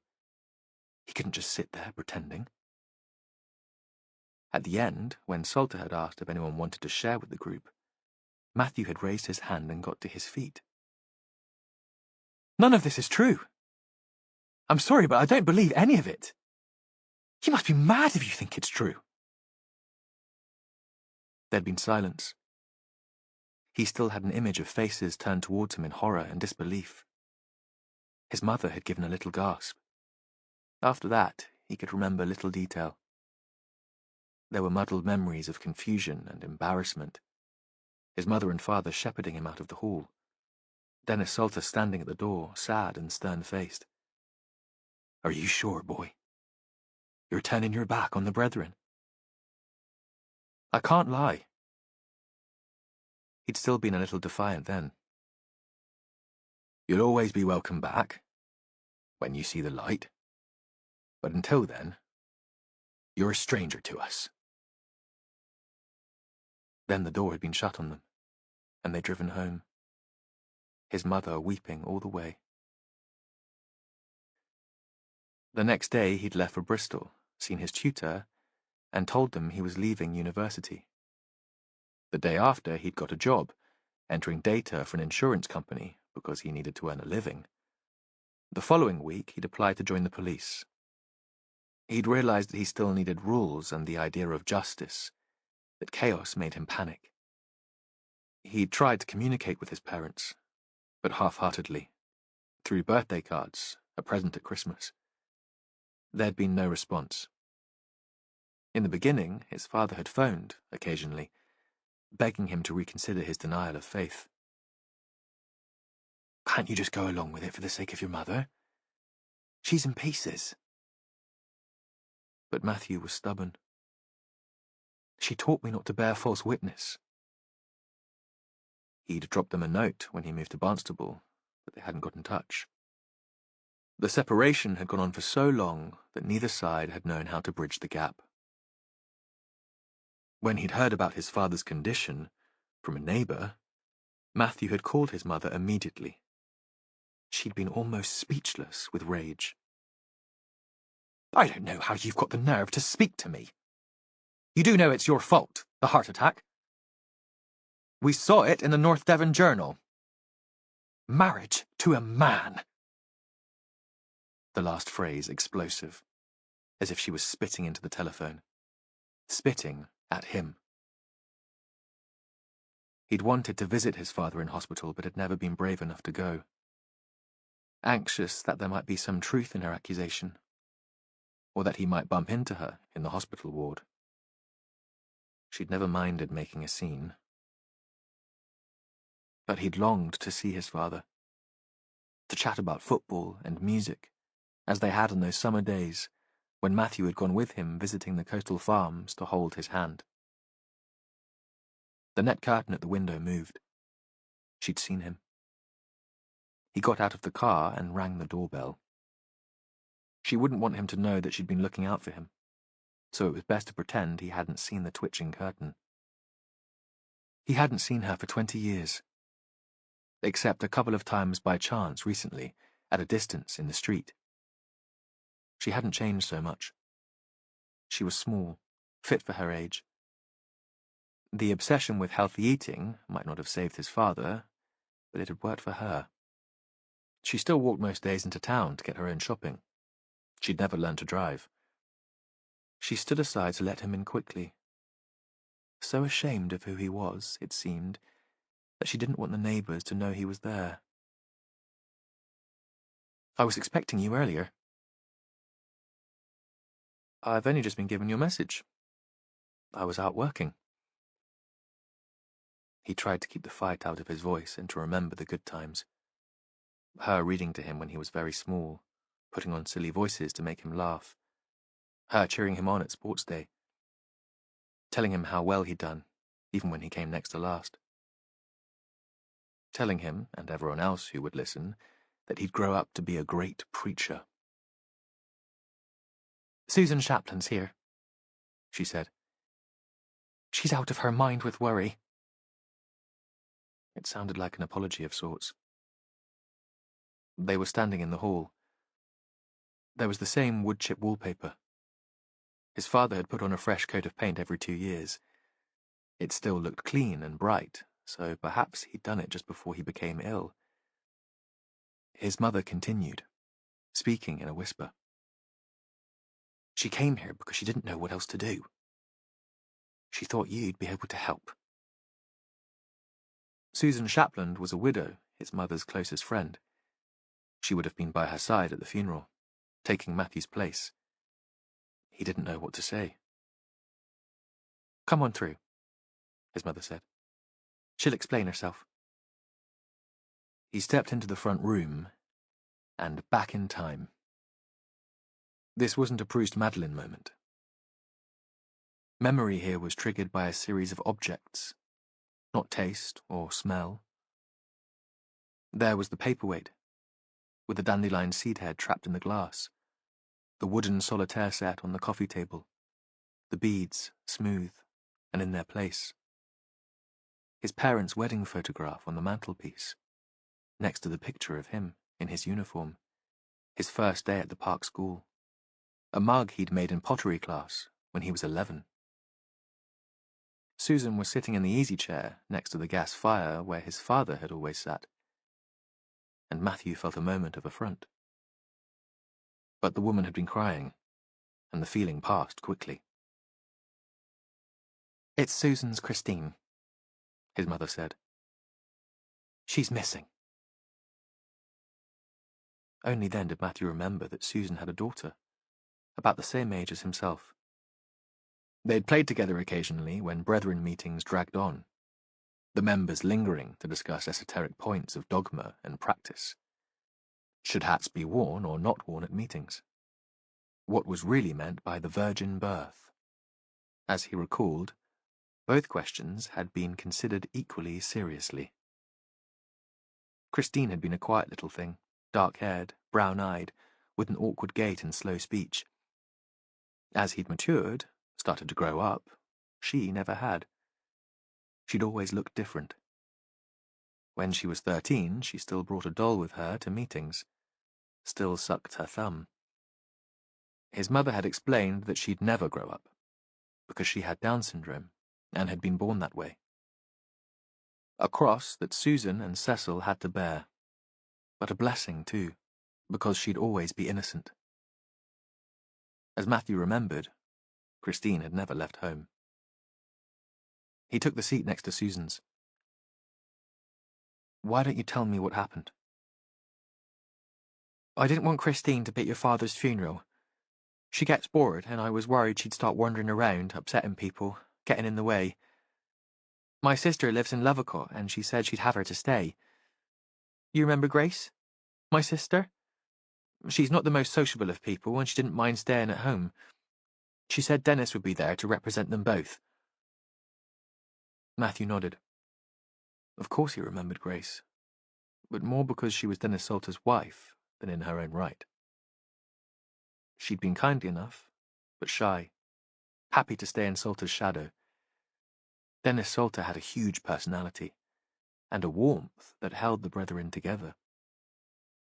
Until Matthew's outburst at the meeting, he'd taken the young Matthew under his wing, encouraged him. It was not surprising, perhaps, that Matthew's memory of the woman was sketchy. Occasionally, she'd brought sweets along to the meetings for the children, secretly slipping them from her bag when she thought none of the adults were watching. But he remembered little else about her now. Of course. Susan continued. So, Dennis came to collect my Christine on Monday morning, and the idea was that she'd stay with them until last night. I was expecting her back before bedtime. When they didn't bring her home, I assumed they decided to keep her an extra night, to give me a break, like. I tried phoning, but Grace don't always answer. They go to bed early. I thought if there'd been any problem, they'd have let me know. As the story continued, and she became more upset again, Susan's accent grew stronger. I phoned first thing this morning, and Grace told me Christine wasn't there. When did she go missing? Matthew thought this was the last thing they needed. A vulnerable missing person while they were working on a murder inquiry. He was making links, too, wondering about coincidence, because Lucy Braddock lived in Lovercott, and she had Down syndrome, too. Well, we don't know that. Not exactly.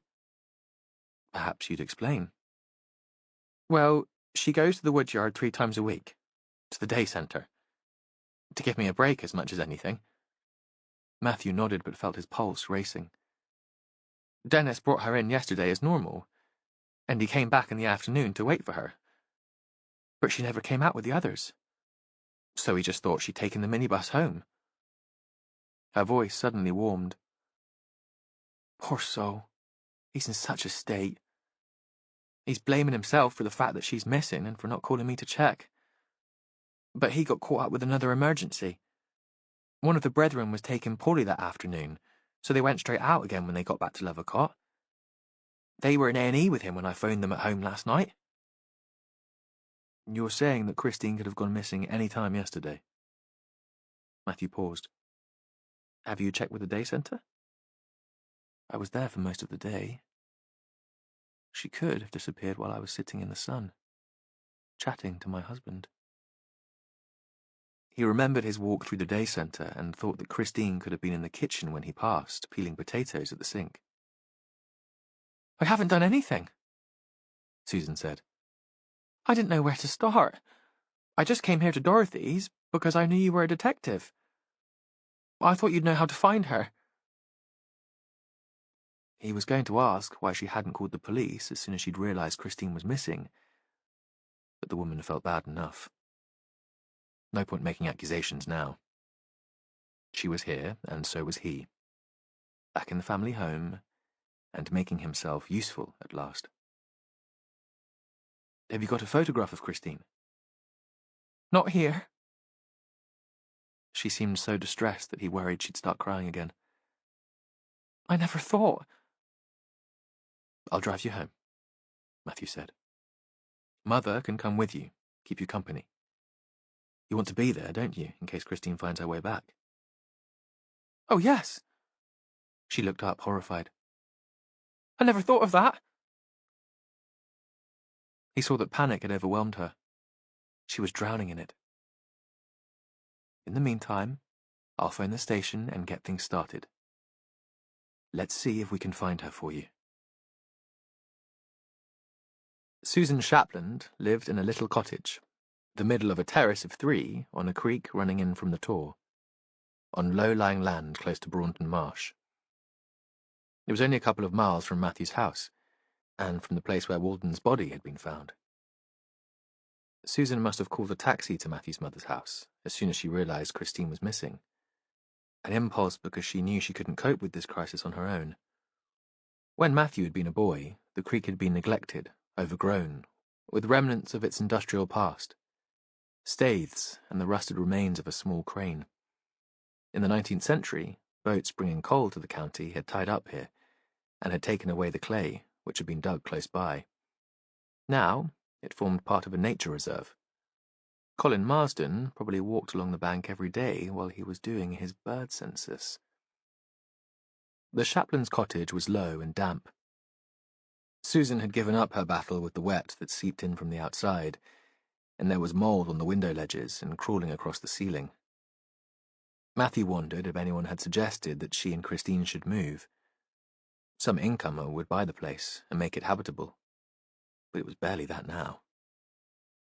Perhaps the husband, Cecil, had been the person holding things together. He wondered too when his mother had last come here.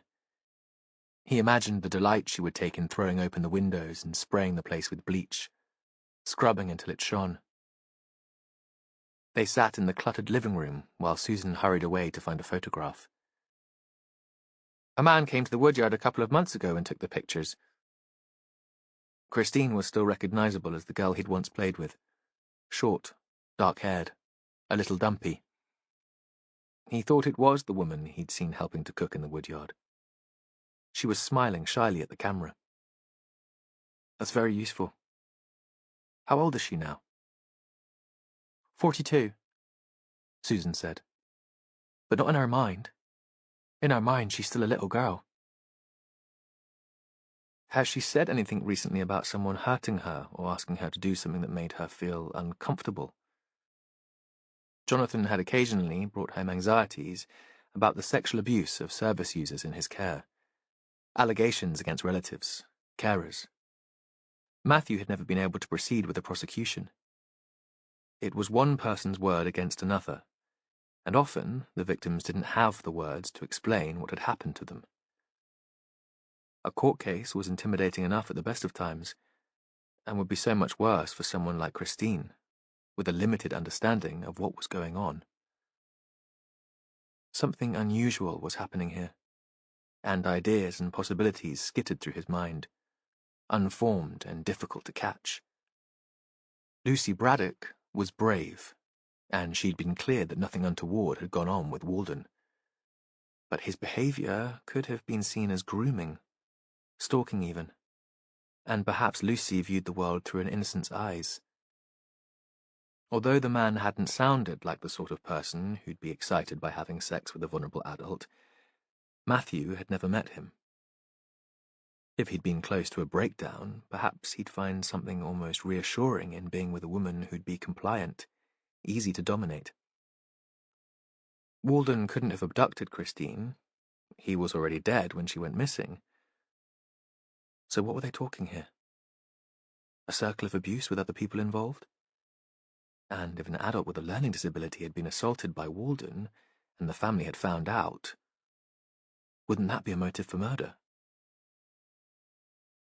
Susan still hadn't answered. She was staring at him in horror. At last she spoke. My Christine's a good girl. She wouldn't do anything like that. She wouldn't be responsible, Matthew said. It wouldn't be her fault at all. You do see that. There are men who take advantage of vulnerable women. Has she seemed herself recently? Happy? There was another long silence.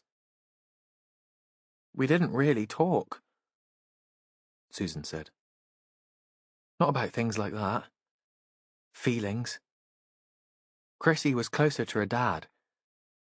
I think they talked. With us, it was practical, like what she wanted for tea and did she have anything that needed washing. Then we watched telly together. We were used to each other. We had a routine. The only time she got upset was when the unexpected things happened. She hated that. She'll hate what's happening now. Missing the routine. Her days at the woodyard. Coronation Street on the television. She looked up. You've got to find her. Matthew nodded. He said he'd get off and make sure his officers knew how important it was. He left Susan in the small, dark front room, but his mother followed him to the door to see him out. Would you like me to come back later? He asked. I could give you a lift home. No, she said sharply. I might stay over, and if I need to go back to Barnstable, I can always get a taxi. Making it quite clear that he hadn't yet done enough to be forgiven for his loss of faith, for abandoning the brethren. Chapter 15. Morris Braddock had decided he'd keep Lucy at home until Walden's killer was caught. The police obviously believed the woodyard was involved in some way in the murder, and he wasn't going to put his daughter in danger. No way. Morris thought it would be good for the two of them to spend a day together in the garden. Lucy could get some of that exercise the social worker was always talking about, and since the weather had improved, he'd been itching to get out there, to get his hands covered in soil and some fresh air in his lungs. Then they could treat themselves to tea and the Golden Fleece. Lucy would like that. She was always glad of an excuse to dress up. Lucy, though, had other ideas. She was up and ready just the same as usual, and she had her bag with her when she came in for breakfast. "Morning, maid. I thought we'd give the woodyard a miss today." Morris tried to sound bright, in control. "Why?" She reached out for the box of cereal, filled her bowl to the rim, then stared at him, demanding an answer. "We could have a day here, and then go to the Fleece for our tea. A bit of a treat." "We could go to the Fleece when I get back from the woodyard." She started to eat, as if the matter was already settled. Morris thought she got that from her mother, a stubbornness, a refusal to listen to a good argument. But he knew she also loved routine. Anything different threw her. Still, he gave it one more try. "But that man from there was killed." "Not in the woodyard, Dad. On the beach." And he had no answer to that. "I'll give you a lift there and back then. See you safe inside." Of course, Lucy agreed to the lift, because it would save her the walk to and from the bus stop in the square, and the bus ride was no fun anymore, without Walden to chat to and feed her sweets. She gave him one of her lovely smiles. The wind was stronger. He could see it gusting on the river as they drove down towards Barnstable. He thought the weather was changing, and though he'd lost the heart for it now, he should still spend a bit of time in the garden before the rain came. He parked at the woodyard and walked with Lucy to the door, then followed her at a safe distance until she was safely through the glass tunnel and into the day centre. He knew that was ridiculous. What could happen to her here, with all these people about? But even in the day centre, there was sometimes accidents. Perhaps Lucy's friend Rose's parents had had the right idea taking her away and keeping her safe at home. Morris thought this notion of giving people like Lucy more independence was going too far. Of course, they shouldn't go back to the Dark Ages when folk were locked away in institutions, as if there was something shameful about them. But they needed to be protected, properly cared for. In the past, he'd seen the day centre as a place of safety. Now, he wasn't so sure. Morris couldn't face driving home straight away. He knew he'd be too restless to settle to anything. Instead, he went to the cafe, ordered a sausage toastie, and sat there, staring out of the window, watching the scudding clouds reflected in the water, until the place filled up and they needed his table. Chapter 16. They had an early start. Jen pulled rank and insisted on driving because she'd get paid the mileage, and she needed the cash. When she got to Ross's immaculate little house on a smart new estate on the edge of town, Melanie let her in. "Come in and wait for a moment. He's nearly ready. You know what he's like in the morning. He spends more time in the bathroom than me." Melanie rolled her eyes in mock despair, but Jen could tell she'd forgive Ross anything. Jen wished there was something to dislike about Melanie. She was as immaculate as the house, with flawless skin and hair already styled for work. But she was kind, too. She worked as a manager in an old people's home, had started as a care assistant straight from school at 16, and still took her turn at wiping bums and laying out the dead when they were short-staffed. As far as Jen could tell, her only fault was her taste in men. She and Ross had been going out together since they were teenagers, but Melanie still worshipped him. He appeared at the bottom of the stairs, gave Jen a quick nod that might have been an apology for keeping her waiting, and hugged his wife. A real hug, full of affection but sexy too. At that moment, Jen realised what she really felt for the couple was envy. All the way up the M5, Ross was talking, rambling about the previous weekend's rugby match against the Cornish team, about his moment of glory, saving the day with a last-minute drop goal. Jen's ex had been into football, and the story didn't sound so different from the one she'd been forced to fake interest in at home. This was different, though, because Ross was just a colleague, and she was different.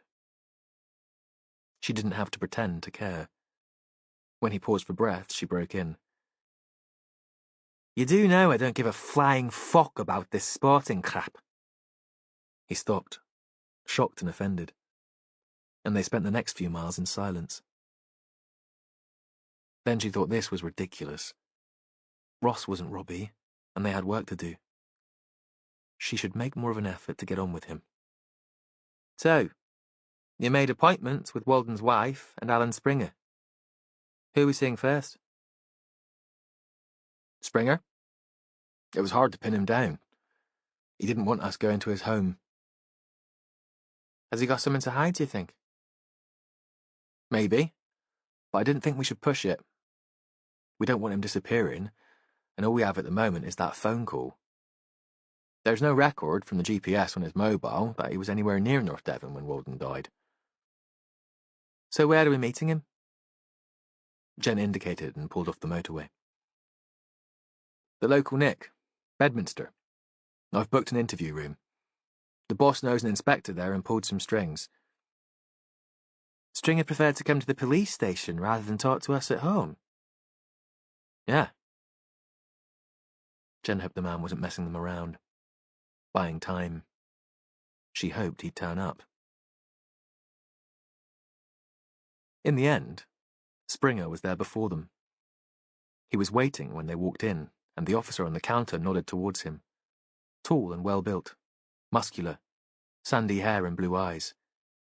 In the interview room, he sat on the other side of the table from them, apparently easy and relaxed.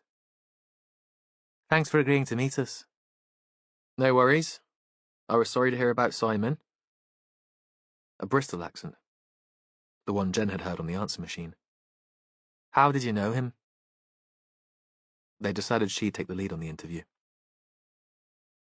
"We were in the army together. We became friends, both from the same neck of the woods.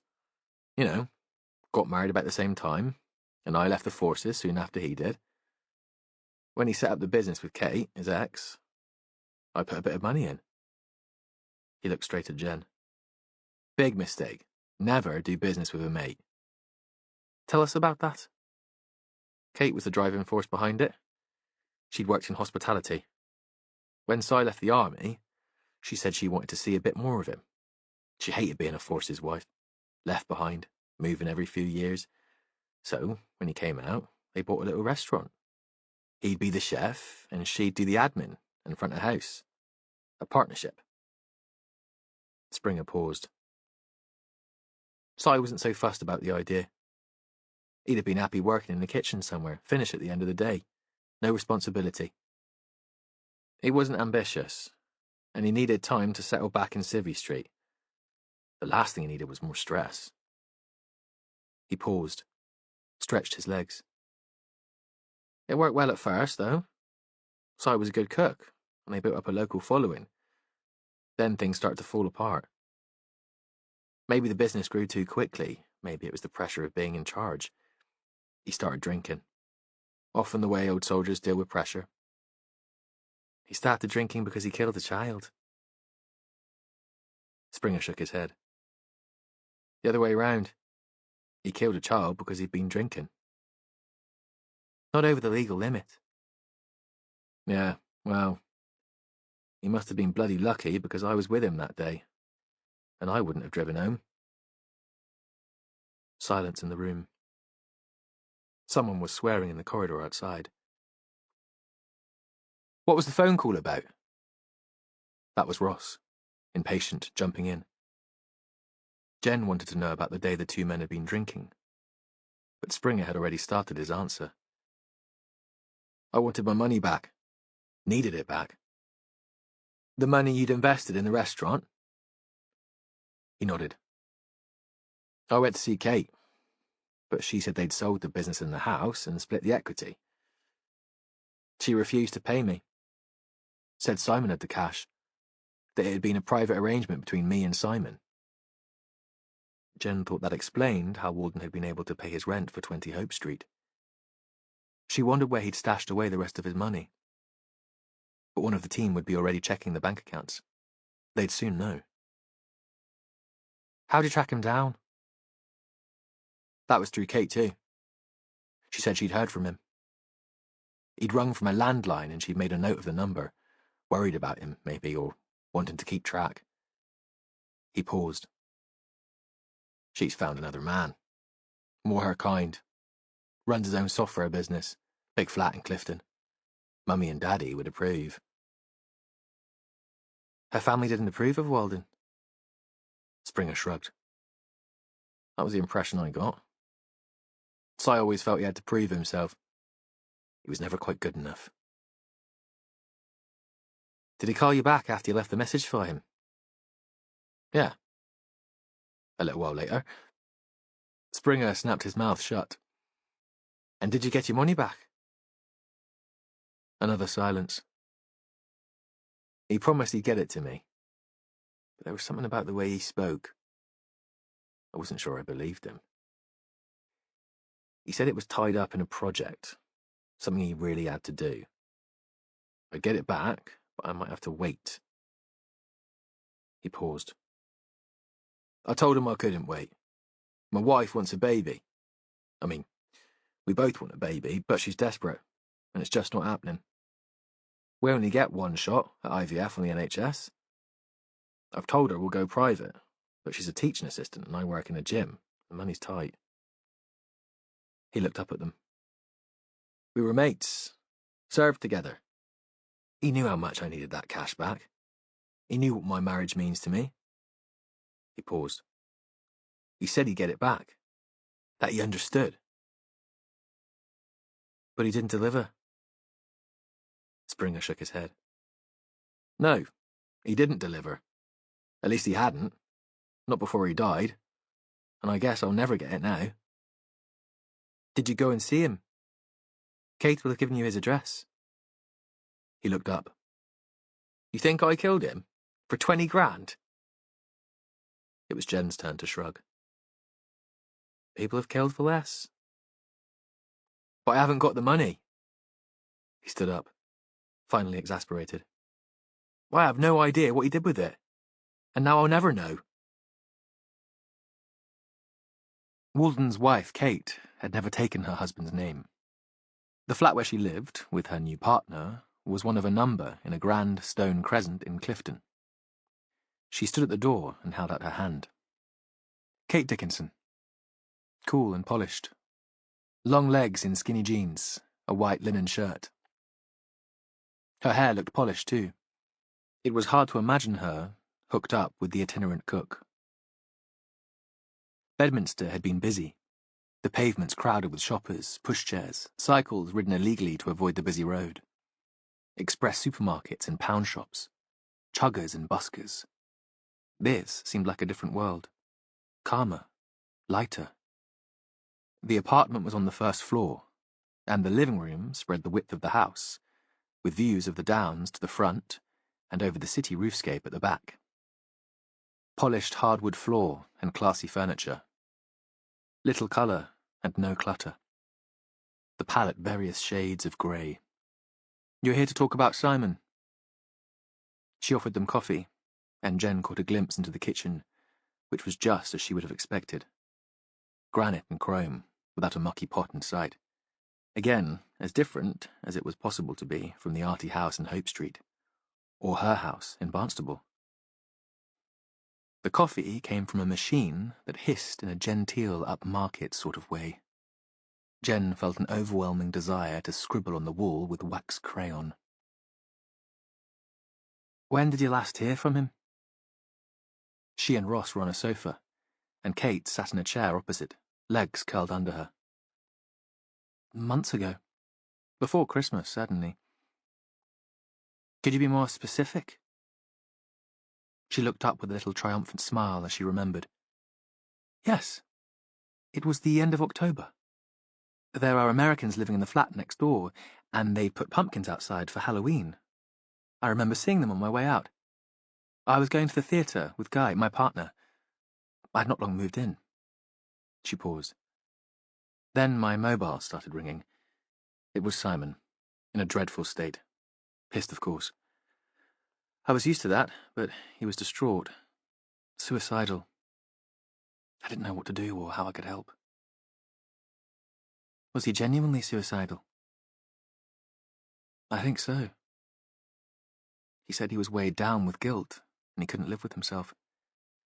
The only way to stop the pain was to kill himself. I tried to talk to him, but he wasn't listening. I knew I wasn't doing any good. And your flash new partner was waiting for you. You wouldn't want to miss the first act. Then Jen told herself that was unreasonable. What could Kate have done? And what right did Walton have to guilt-trip her? So that was the last time you spoke to him? No, Kate said. No, I should have explained. He phoned a few weeks later. I'd been trying to get in touch with him on his mobile, but he said he'd lost it that night when he was on a bender. He called me from a landline. And that's the number you passed on to Alan Springer when he came to you for money. The question seemed to throw her. Perhaps she didn't want to be seen as mean or uncharitable, not in this grand apartment with its spectacular views. You know about that? Yes. Simon got a very good deal out of the divorce. I thought it was his responsibility to pay back his friend. Even though he'd invested in your joint business. It wasn't like that. There was nothing formal. It was a loan to a former colleague. A mate. Tell me about that second phone call. The one from the Ilfracombe landline. She paused for a moment. It was as if I was talking to a different man. The man I first fell for. He sounded well. Peaceful. He said he'd started to put his life together. No more self-pity or anger, and he'd pulled back on his drinking. He'd found somewhere to live. Nowhere grand, but it would be fine until he got himself sorted. He was cooking again. Volunteering in a cafe in a community centre. Another pause. He said I wasn't to worry about him. Quite a transformation.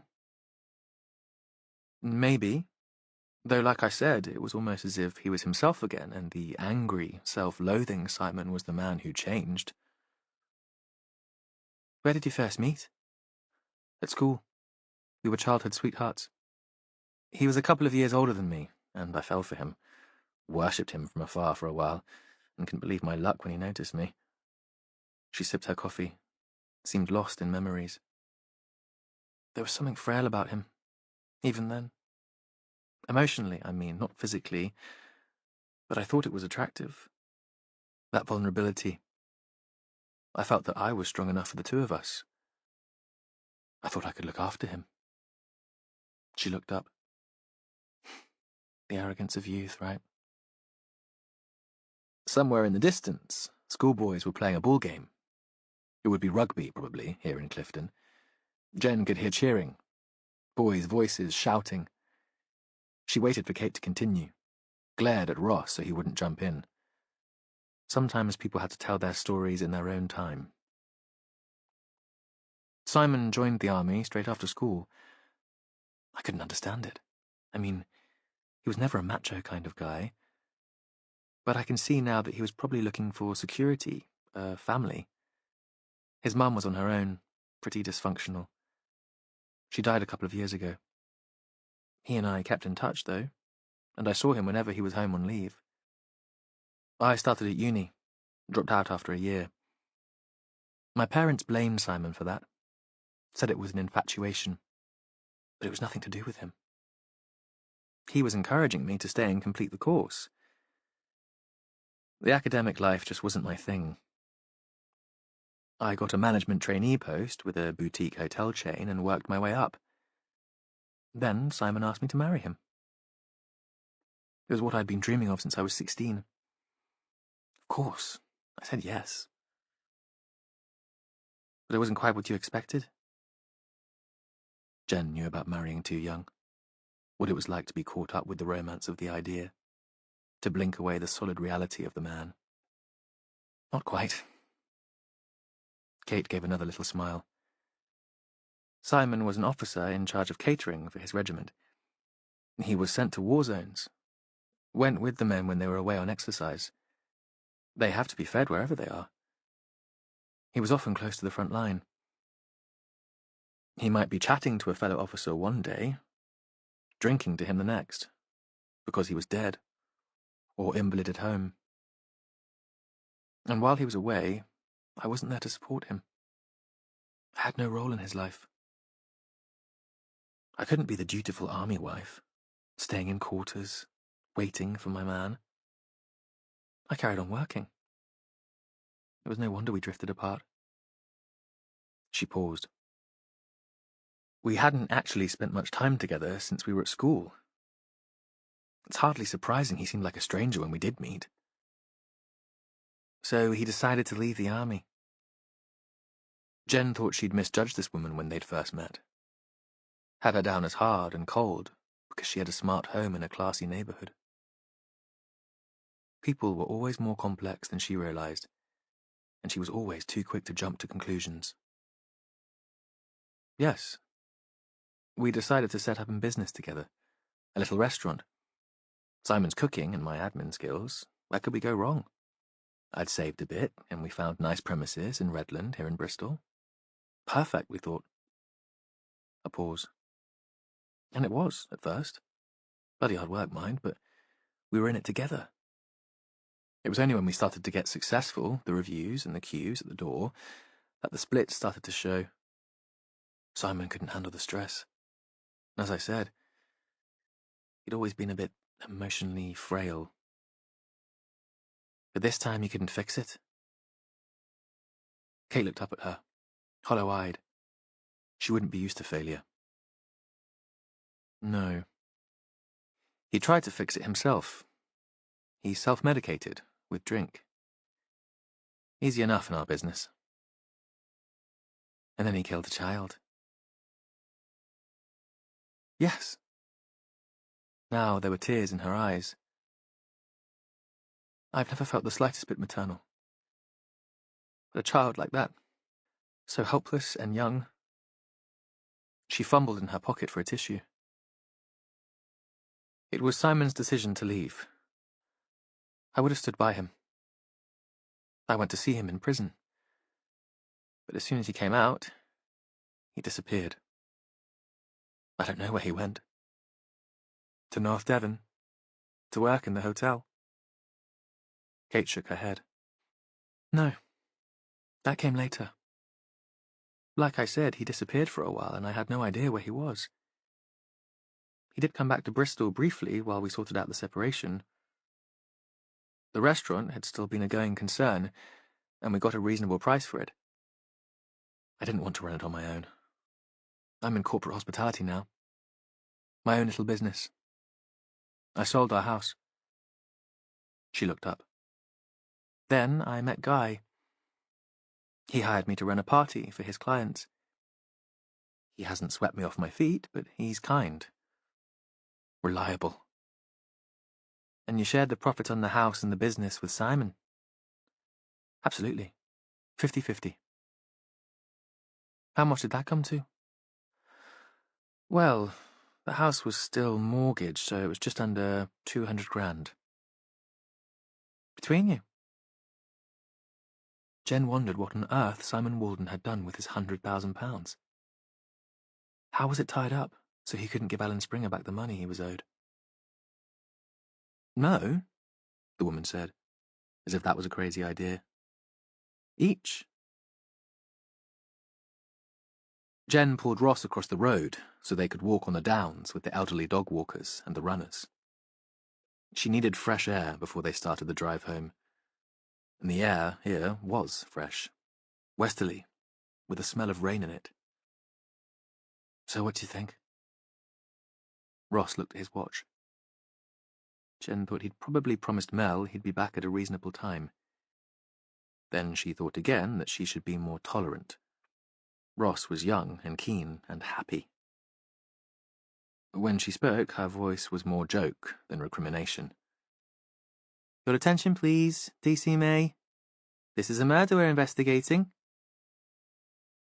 He had the good grace to look sheepish. We need to find out where all his money's gone.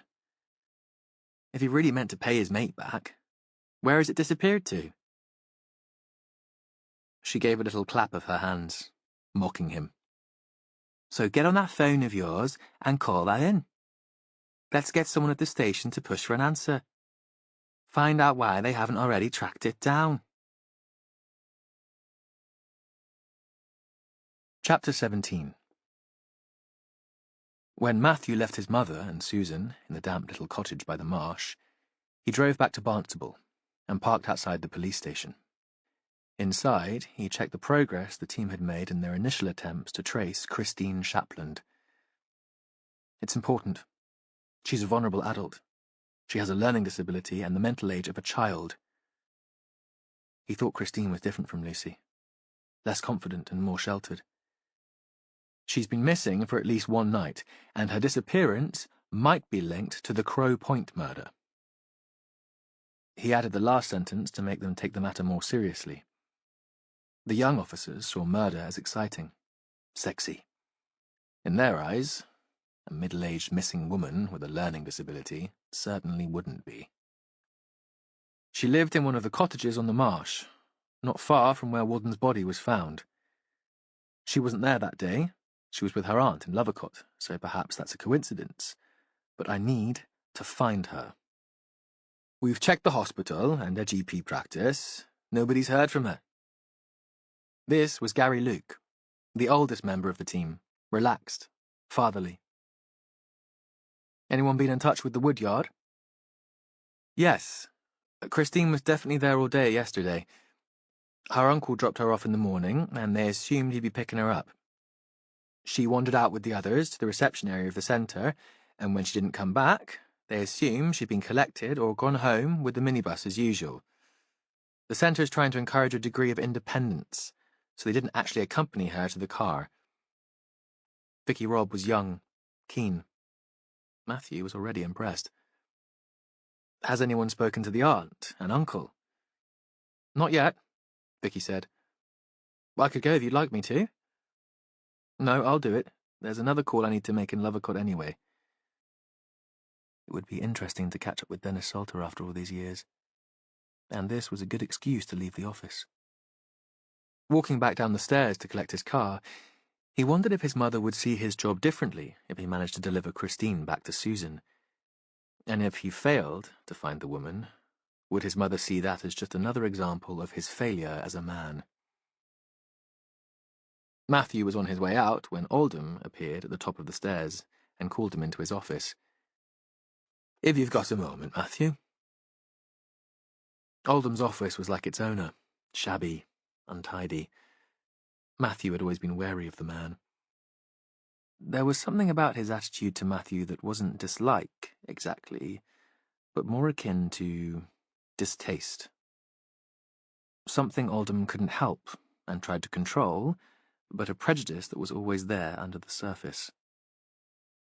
Matthew wasn't sure if he was a homophobe or he just didn't like the idea of a new inspector on his patch. He also found the DCI an object of pity. His wife had died of cancer a couple of years before, and rumour had it that he'd started to hit the bottle then, that the beer with friends in the rugby club each evening had taken priority over work. They'd had no family. Ross, the son of a good friend, was the closest thing he had. This Crow Point murder. Oldham leaned back in his chair. I understand the victim worked at the woodyard. He was a volunteer there. And your partner runs the place? My husband? Yes. A moment of silence. And it seems that the woman with Down syndrome, who's missing, was abducted from there. Matthew took a deep breath. I wondered if I should withdraw from the case. I obviously have a conflict of interest. Perhaps you should take over as SIO. Another silence. Oldham closed his eyes for a moment, then opened them very slowly. Matthew watched the lid slide up and was reminded of a lizard, or perhaps a crocodile. "No need for that," Oldham said at last. "I trust my team. Just keep me in the loop." So, Jonathan had been right, and idleness and a need for a quiet life had won. But as Matthew was leaving the office, Oldham spoke again. "Just don't cock up, eh? If you cock up, we'll both be in the shit. And that's the last thing I need." Matthew carried on down the stairs, collected his car, and took the same route as he travelled with the bus the afternoon before. The light was fading, and the weather was changing. It was still warm, but the air felt heavy with rain. He arrived in Lavacote more quickly than he'd expected, surprised to be suddenly there, dropping down to the village. He hadn't noticed any of the landmarks that he'd glimpsed from the bus. Christine's aunt and uncle lived in a tall, straight, confident house right on the square. Once, Matthew thought, a merchant might have stayed there, trading in wool, spreading prosperity. Now it was the home of Grace and Dennis Salter, stalwarts of the Barham Brethren. He'd known them since he was a child. Salter's rejection of Matthew, after his statement of independence at the final meeting he'd ever attended, had hurt. Before that, Matthew had liked the man. He'd been one of the few brethren to take Matthew seriously when he was a child, to answer his questions. Grace he hardly remembered at all. He hadn't phoned ahead, but there was a light on in the front room, and he stood for a moment looking inside. He'd been in that room with his parents. Occasionally, meetings had been held there. Dennis had led the worship, and Alice Wozencroft, the most elderly member of the Brethren, had played a squeaky keyboard so slowly that the singing was always a few bars ahead. There was dark varnished panelling on the walls, a long, polished table. His parents had always found it a little intimidating. It was also where the elders met and decisions were taken. As Matthew remembered, the Salters spent most of their life in a room at the back, next to the kitchen, and he'd been taken there too, on more social occasions. That had been their private space, more comfortable and more welcoming. He rang the doorbell, and Dennis appeared.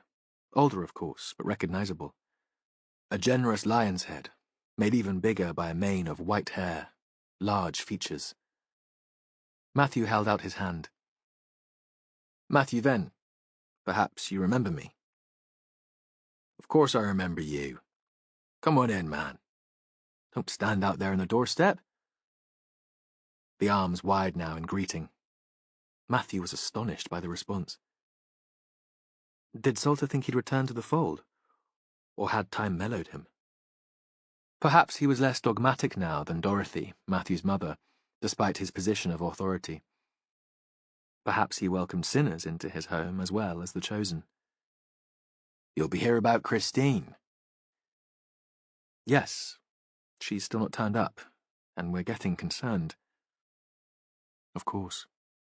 Dorothy would have phoned Dennis Salter and told him that she'd called the police in the form of her son. She would probably have asked his permission first. Matthew's visit wouldn't be any kind of surprise to the man. "You were taking care of her so Susan could go to my father's funeral?" "We were. At least Grace was. I was at the funeral, of course. I couldn't miss that. Dorothy wanted me to lead the service. I can't tell you how distressed we are about the confusion. I'm still not quite sure how it happened." He showed Matthew into the dark front room. This was official, then, rather than a family matter, despite the man's apparent contrition. "Is Mrs. Salter at home?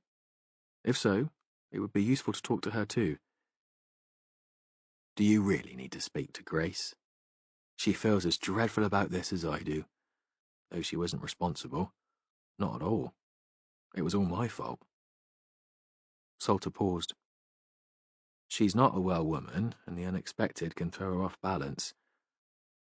I'd hate this to make her ill again." Matthew remembered the whispers surrounding Grace Salter now. There'd been times when she hadn't been to meetings. There'd been talk about nerves. A spell in a psychiatric hospital, at the other end of the county. Women had been glad to look after Dennis Salter, delivering food parcels and casseroles. Matthew couldn't remember anyone offering to visit Grace. I won't keep her for long, but I'd like to ask her a few questions. Christine's been missing for a day and a night. We're taking this extremely seriously. Of course. I think it's important to speak to her. We all want Christine found. Matthew sat on his own at the long table, while Dennis disappeared to fetch his wife. This house was very different from the little cottage on the edge of the creek, and Matthew wondered how Christine had settled here on the night of his father's funeral. The Salters had never had children, and when Matthew knew her, Grace had never worked away from the home. Her only sense of the outside world would have come from Dennis when he returned from his office, and from the other brethren. How would she have coped with her niece? Matthew wondered how many younger people still belonged to the community, and thought Grace might not be used to dealing with people different in age from herself and her husband. He suspected members were all of his mother's generation now, slowly dying off. In 20 years, the Barham Brethren, which had seemed so powerful in his childhood, would no longer exist. The couple returned. Grace looked like a scarecrow, tall and stick-like, very thin, with wild grey hair. Her eyes were grey too. She wore trousers and a hand-knitted jumper that swamped her. It seemed she'd been crying, and she twisted a handkerchief in her hands. It's such a terrible thing to have happened. Her voice was a surprise, more educated than her sister's, precise. The three of them sat at one end of the long table, as if they were part of a committee, waiting for other attendees to arrive. Could you talk me through the events of the last few days? I understand that Dennis picked Christine up from her mother's house before the funeral. Yes. She doesn't go to the day centre on a Monday. Dennis did the talking. She spent the day and the evening here. And how did she seem? She has a learning disability, Dennis said, and I'm never quite sure how much she understands. Perhaps I'm not sufficiently patient. We didn't have any real conversation the evening after I got back from the funeral. She loves television, so we put it on for her, though we don't tend to watch much ourselves. She seemed settled enough, didn't she, Grace? She knows us, and she spent time with us before. You've known her since she was a baby, Matthew said. You'd be able to tell, wouldn't you, if something wasn't quite right? She was missing Susan, Grace said. Well, of course she was missing her mother. Dennis sounded as if he resented the line of questioning. Perhaps he thought he'd be able to take control of the conversation as he always had with Matthew in the past. Or perhaps guilt at not making sure Christine had arrived back in Lovercourt safely had made him defensive. Since Cecil died, there's just been the two of them. They're very close. Christine hasn't stayed overnight here since she was a young child. Susan is very protective. Was she happy to go to the woodyard on Tuesday morning? Oh, yes, Grace said. She loves the woodyard. I thought she might not enjoy it so much when her friend Rosa stopped going, but she loves it just the same. Could Christine have gone to Rosa's house? Matthew asked. If she and Dennis missed each other at the woodyard and she wasn't sure where to go. There was a silence while Grace thought about that. She shot a quick look at her husband before answering. Oh, I don't think so. Rosa lives on the other side of Barnstable from the woodyard. Christine would never be able to get there by herself. Matthew nodded, but he thought he'd get Rosa's address from Jonathan and ask one of his officers to check. She wasn't reluctant or anxious to go to the centre that morning? No. Grace looked at her husband. I don't think so. You took her in, didn't you, Dennis? You didn't think she was upset? It was as if she couldn't answer even a simple question without her husband's agreement. But that was the way it was supposed to be within the Brethren. The women always deferred to their men. Except in our house. Matthew thought. My mother was always the boss there. She seemed perfectly fine to me. Dennis appeared to have recovered his composure. Perhaps he no longer felt he was being accused of being responsible for Christine's disappearance. Really, Matthew. No different from normal. And the plan was that Dennis would pick her up and bring her back here to the house until later, so that Susan would have an evening to herself. Well, we thought that was the plan, Grace said. But when she didn't come out, Dennis assumed that she'd got the centre minibus back to Susan's cottage as usual. You didn't go into the woodyard, Mr. Salter? To find her? Not until later. His face was very red now. I lost track of time, and when I went to look for her, they'd all gone. The day centre was empty. There was a silence. The bluster had gone, and there was a sudden confession. I was listening to the cricket on the radio in the car. The test match in Barbados. But I was there, parked right outside. I don't see how she could have missed me. She knew the car. Susan doesn't drive, and I go a couple of evenings a week to take them shopping. Of course, I should have been more attentive. I feel terrible that she's gone missing. Matthew almost felt sorry for him. He could understand how that might happen. There was a rather awkward silence, broken by Grace. When Dennis got home, we had to go straight out. A friend, one of the brethren, needed a lift to A&E.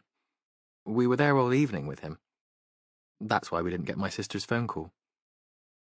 We didn't realise Christine was missing until Susan rang again this morning. On his way out, shepherded to the door by Salter, Matthew remembered something that Christopher Priest had said. Weren't you a manager of the Devonshire Building Society before you retired? I was. An obvious matter of pride. Of the branch here in Levercott. Are you on the board of the Woodyard? Yes. I knew Christopher Priest through the business community. He asked if I would join them, and I was delighted that he thought my skills would be of use. He paused for a moment, and then thought he should add a further explanation. I was rather vocal in my opposition to the development of the Woodyard at first. He gave a wry smile. A useless palace for arty hippies, I think I described it as in one of my lectures. Not something the council should be supporting when there are so many other demands on their resources. I'm afraid I believed what I'd read in the local press. But you changed your mind? I did, once I understood the range of activities that would be going on there, and that the day centre would be a part of it. There's nothing wrong with admitting when you're wrong. I knew Christopher had a sound business sense, and of course, Grace and I have been part of Christine's life since she was a baby. It seemed a very worthy cause. Standing outside on the pavement, Matthew could understand why Christine might have chosen not to spend another night with her relatives in Levercott. The cottage she shared with her mother might be dusty and damp in comparison, but it was full of her things. She and Susan would watch television together and share a meal. There'd be warmth and companionship. In this house, there was a tension between husband and wife that Matthew still couldn't quite understand. The relationship seemed tight and cold. Christine might have simply decided she didn't want to spend another night there. If Dennis was sitting in his car, concentrating on the cricket, she could have walked past without his noticing, and got the minibus with the other service users, making her own decision. He'd need to check with the driver. If she'd headed out towards Braunton, that would help narrow down the search area. He phoned Jonathan and explained. I heard. Jonathan sounded fraught. If she went missing from here, it'll be a nightmare. We'll have a safeguarding issue. Inquiries from the press and other parents. There's resistance, as it is, to the policy of encouraging greater independence. But it was Dennis Salter's fault for not looking out for her, surely. Unfortunately, I don't think the press will see it like that. Matthew had rarely heard him sound so tense. Can you text me the address of a woman called Rosa? Apparently she and Christine were friends. It's an outside possibility, but she might have gone there. Yes, sure. That'd be Rosa Holsworthy. It'll still be on file. And could you ask the minibus driver if he saw Christine? Yeah, Jonathan said. Of course. Then, I do hope she's okay. Christine's a sweetie. I've known her for years. Matthew left his car where it was and walked down the road towards the crescent of council houses that he'd seen the evening before. The street lamps had come on. Maurice Braddock opened the door. There was a smell of cooking. Fish fingers and chips. I'm sorry, Matthew said. I'm interrupting your meal. The old man shook his head. You come on in. We've just finished. We always eat early. Lucy's ravenous when she comes in from the centre. I say she could put away a horse. He moved away from the door. He was wearing slippers that had seen better days, a frayed sweater. He'd changed since getting in from Barnstable. We were going to go out to the Fleece for our tea, but we thought we'd save it for the weekend. A pause. There's a show Lucy likes on television tonight. I was hoping to speak to her. That's all right. I don't think it starts until later, and she can get it on catch-up anyway. She knows how to work that machine better than I do. Lucy was in the small living room, on the sofa, a mug of tea on the low table by her side, comfortable and very much at ease. The television was on, but she looked up when he came in. Hello. As if he was an old friend. Is it okay if I talk to you again? Is it about the man on the bus? Have you found out who killed him? No, he said. This is about someone I think you know. A pause. Can we switch the television off for a bit? We'll put it back on soon. She nodded, a little reluctantly, and pressed the remote. Do you know Christine Shapland? Dark hair. Yeah. She comes to the centre. But not every day. Not today. A pause. She's my best friend. Did you see her at the woodyard yesterday? That was the day that I came in and talked to you and your dad.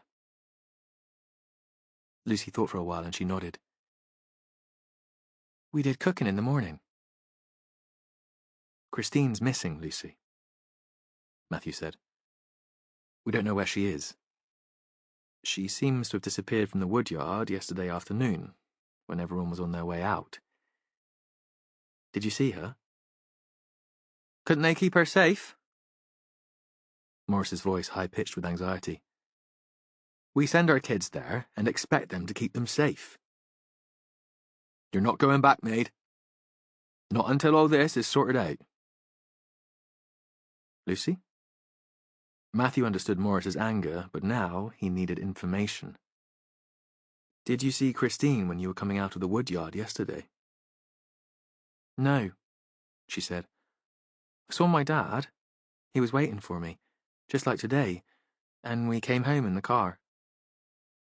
Christine left the centre with you, though. She walked with you through the glass corridor to the big entry hall where your dad was waiting. I don't know. Lucy seemed to be losing concentration now. Her eyes drifted back to the blank screen of the television. It seemed she just wanted Matthew to go, so she could watch her programme in peace. He persisted all the same. How was she yesterday? If you remember, I came to the woodyard and I talked to you about the man on the bus. You and Chrissy were cooking together. Did she tell you she'd been staying with her auntie and uncle here in Lovercott the night before? Lucy shook her head. Matthew sensed he'd get a little more from her and turned to Morris. Could we have a chat? They sat in the kitchen, and without asking, Morris switched on the kettle, made tea in a pot. It's not right. That woman's parents will be going out of their minds with worry. She's only got a mother, Susan Shapland. Do you know her? I met her a few times, while they were in the Old Day Centre, and at the Christmas party at the Woodyard. All the relatives were invited to that. He'd calmed down a little, but Matthew could still sense the outrage. Because this could have happened to his daughter, he was shaken, horrified. But there was relief, too, because it was someone else's child who was missing. Lucy was safe, watching television, drinking tea. My wife knew her better. And Christine? Matthew asked. Had you met her? Yes. Her and Lucy have known each other for a while. Not when they were kiddies. Christine went to a special school. Her parents thought she'd be better off there. And Susan didn't have the fight in her that my Maggie had when she battled to get Lucy into mainstream education. You were there yesterday afternoon waiting for Lucy to bring her home. Did you see Christine? Or anyone waiting for her? Maurice Braddock thought for a moment. Matthew could tell that he was desperate to help. I don't know, he said at last. I was just looking out for Luce, you know? I wanted her to know I was there for her. Because of all that had gone on earlier in the day. Her being so upset because the man she'd met on the bus was dead. Then speaking to you. Her day was turned upside down. Another pause, and then a kind of confession. I know it's daft, but I've been worried about her. Imagining all sorts. It was wonderful when I saw her, coming out of the room, her bag over her shoulder. He looked up at Matthew. I don't know what I'd do if anything happened to her. Since Maggie died, she's all I've got left. Matthew nodded and realised that with those words, Maurice was making him responsible for Lucy. You just make sure she's safe, boy. I'm relying on you. He stood up. By now, Jen Rafferty and Ross May should have returned from Bristol. They should have more information. But he couldn't lose the image of Christine Shapland as a 13-year-old girl, clutching her doll, looking lost. Can you talk to Lucy again? See if she remembers anything? Because he thought now that Lucy hadn't seemed sufficiently concerned about Christine's disappearance. They were friends after all. But surely the idea of Lucy Braddock being part of a conspiracy to hide Christine Shapland was ridiculous. I'll try, Maurice said. They walked together to the door. I'm not letting her go to the Woodyard tomorrow. Not until this is all over, and I know it's safe there. Will you tell Jonathan for me? Matthew nodded. Outside it was very dark and mild, and a gentle rain had started to fall. He walked back to the centre of the village and his car. He stood for a moment, outside the Salters' grand house. The curtains had been drawn, and there was nothing to see. Chapter 18. Gabby Henry arrived in from work before the others, and was glad of the time to herself. The house felt different without Simon. Empty, quieter. It wasn't that he'd made much noise, except when he was cooking. And those had only been good sounds. The rhythmic beat of a knife on the chopping board, the sizzle of searing fish in a pan, the rattle of pots. He'd given up drinking quite so much recently, and so even those noises had been calmer, less frenetic. He'd been a fierce presence, though, even when he had nothing at all to say. There'd been something about him that demanded attention. She felt suddenly bereft. It had been a weird day at the Woodyard. Jonathan had come to find her in her studio, with a tale of one of the day centre clients having gone missing. Although he was the boss, he called in sometimes not to talk about work, but to drink coffee and look at her art. Christine Shapland, gentle soul, Downs, very quiet, a bit shy. She just seemed to disappear. Sorry. I haven't seen her since last week. Gabby thought Jonathan had come to the studio to escape the panic in the rest of the building, to have a few moments of calm. He wouldn't really expect her to have seen the woman recently. Gabby had nothing to do with the day centre, except for running an art class there once a week. There seems to have been some kind of breakdown in communication. Her uncle thought her mother had picked her up, and Susan, her mother, thought the uncle was doing it. Nobody's seen her since yesterday. Jonathan had been standing by the window, the light catching one side of his face, turning the blonde hair to silver thread. It's a bloody nightmare. Her uncle was Dennis Salter. He's on the board of trustees and should have known better. He should have gone in for her, or at least looked out properly. It'll be the woodyard that gets the blame, though. The press will have a field day. He'd turned towards Gabby then, and she thought she'd never seen him so tense, so fraught. Why don't you talk to Christopher Priest? He must be good at handling the media. Yeah, maybe. But Jonathan hadn't seemed too sure. I just want her found safe and well. This, on top of the murder of one of our volunteers, seems like a nightmare. I always thought of the woodyard as a kind of sanctuary, not a place where terrible things happen to the people who belong here. Now, in Hope Street, she could understand Jonathan's unease. The disappearance of the woman from the day centre was unsettling. In Gabby's mind, it had become twisted together with Simon's murder. Two strands of the same piece of rope, though she couldn't see how there would be a connection. The only link was the woodyard.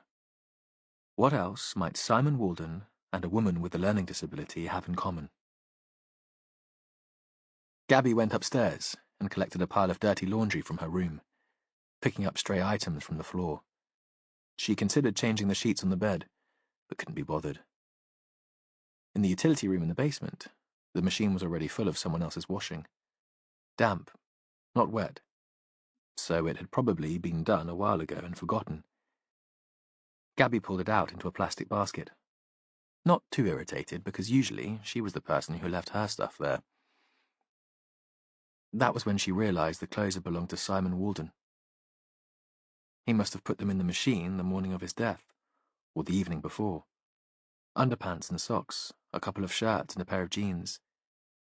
She began to fold the damp clothes. It seemed the right thing to do, almost a mark of respect. She wondered what she should do with them next. Would the police want to see them? She shook a shirt and something fell from the breast pocket. A Yale key on a keyring, with a plastic tag shaped like a bird. Like the albatross he had tattooed on his neck. It wasn't to this house. They'd had back and front door keys cut for Simon when he moved in, and they were quite a different shape. She set it on the washing machine and was staring at it when she heard footsteps on the stairs to the basement, and Caroline was there, standing right behind her. She took in the damp washing, saw immediately what it was, and then noticed the key. What's that? It must be Simon's. What else could she say? You'll have to show the police, Caroline said. She used that bossy big sister voice that usually Gabby didn't mind.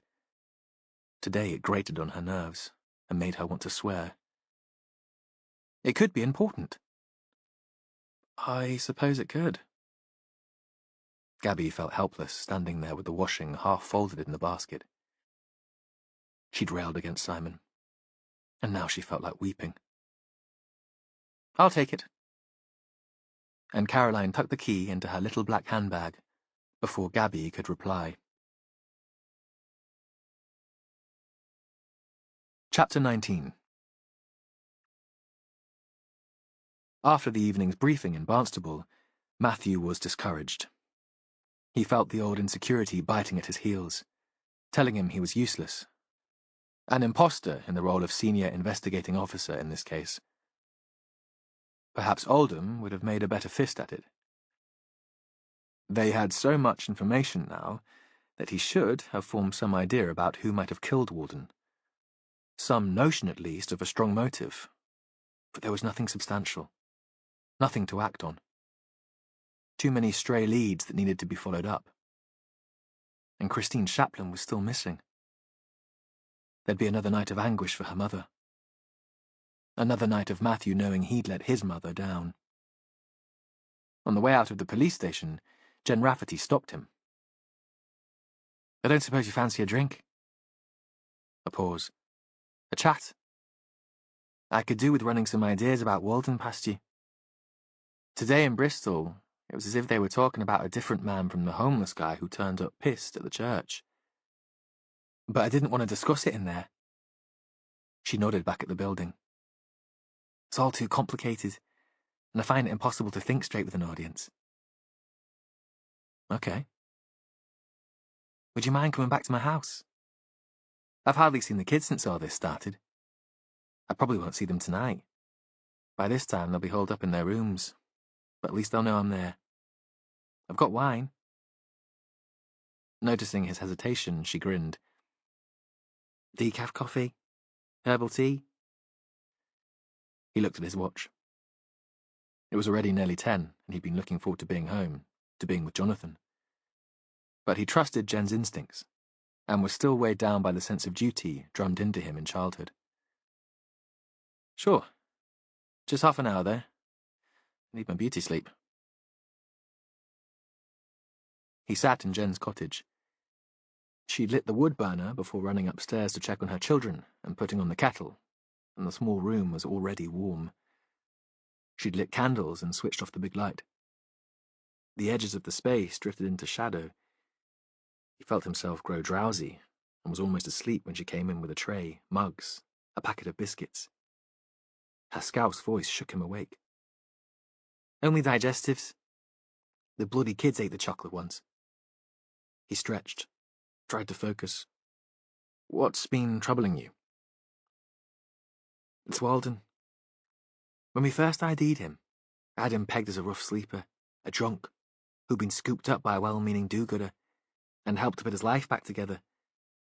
But I don't think he was ever like that. I mean, I think he was a drinker, and there must have been a moment of crisis when he turned up at the church and met Caroline, but he must still have had money somewhere. He can't have drunk away £200,000. That's a fortune. Besides, while he was working at the Kingsley, he still had an income. He could have been a gambler. Reckless." She shook her head. "Nobody's mentioned that.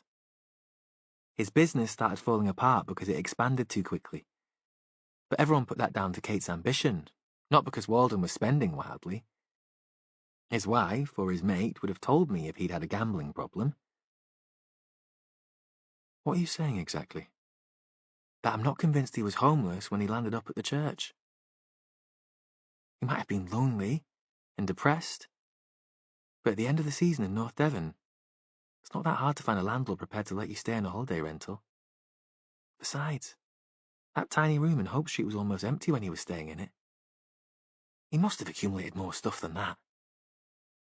I left home with 2 suitcases and a bin bag when I ran away from Robbie at an hour's notice. I know I had 2 kids, but everyone has more possessions than a couple of pairs of jeans." She paused. "Gabby Henry had the impression that Walden was still fond of his wife. But we didn't find a photo of her, or his army mates, in his room. I just don't see it. And there's a gap in the timeline between him leaving work at the Kingsley and moving into Hope Street. According to the women, he'd been rough sleeping during that time. But I spoke to the homeless guy, who hangs out at the end of the street, and he only came across Walden once he'd moved into number 20. There's a community of rough sleepers in Ilfracombe. They look out for each other. He would have come across Walden if the man had been living on the streets." "You think Walden had a house or a flat somewhere, and that his staff might still be there?" "I think it's possible. Nobody has come forward to say he'd rented from them." Matthew set his mug back on the tray and took another biscuit. "But would they recognise him, after all this time? Especially if he went through a letting agency." Silence. Jen opened the door of the wood burner and threw on another log. Matthew was thinking. Walden was a man who'd been described by Gabby Henry as being born to cook. If he had the money, He'd want a kitchen of his own. He'd have his own knives, and they weren't in the Hope Street house. The women had said that he often disappeared, that he spent time on his own. Why would Walden pretend to be homeless? And why would he accept that depressing room in Hope Street if he had somewhere better to live? I don't know, Jen said. I've been thinking about that all the way back from Bristol. Do you think he needed the company? Female company? I mean, in an inappropriate way. Like looking through bathroom keyhole weird. Gabby described him as a bit of a creep. And if we're talking inappropriate, what was he doing chatting up Lucy Braddock? Where was he going on those trips to Levacott? Do you think he had a place there? Matthew was still obsessing about Christine Shapland, and made a strange illogical leap. If Walden had his own accommodation away from Hope Street, perhaps the missing woman was being kept there. But that wouldn't work, would it? Because Walden had been killed before she disappeared, so he couldn't be responsible for her abduction. He was clutching at straws. Get Ross and all the letting agencies tomorrow, he said. And the estate agents, in case he bought a place. Let's see if we can trace what happened to that money. It was raining again when he drove home. Braunton was empty, but there was a light on in the tollkeeper's cottage. Matthew wondered what the Marstons could be doing in there, and thought he'd be glad when they found somewhere more to their liking and moved away.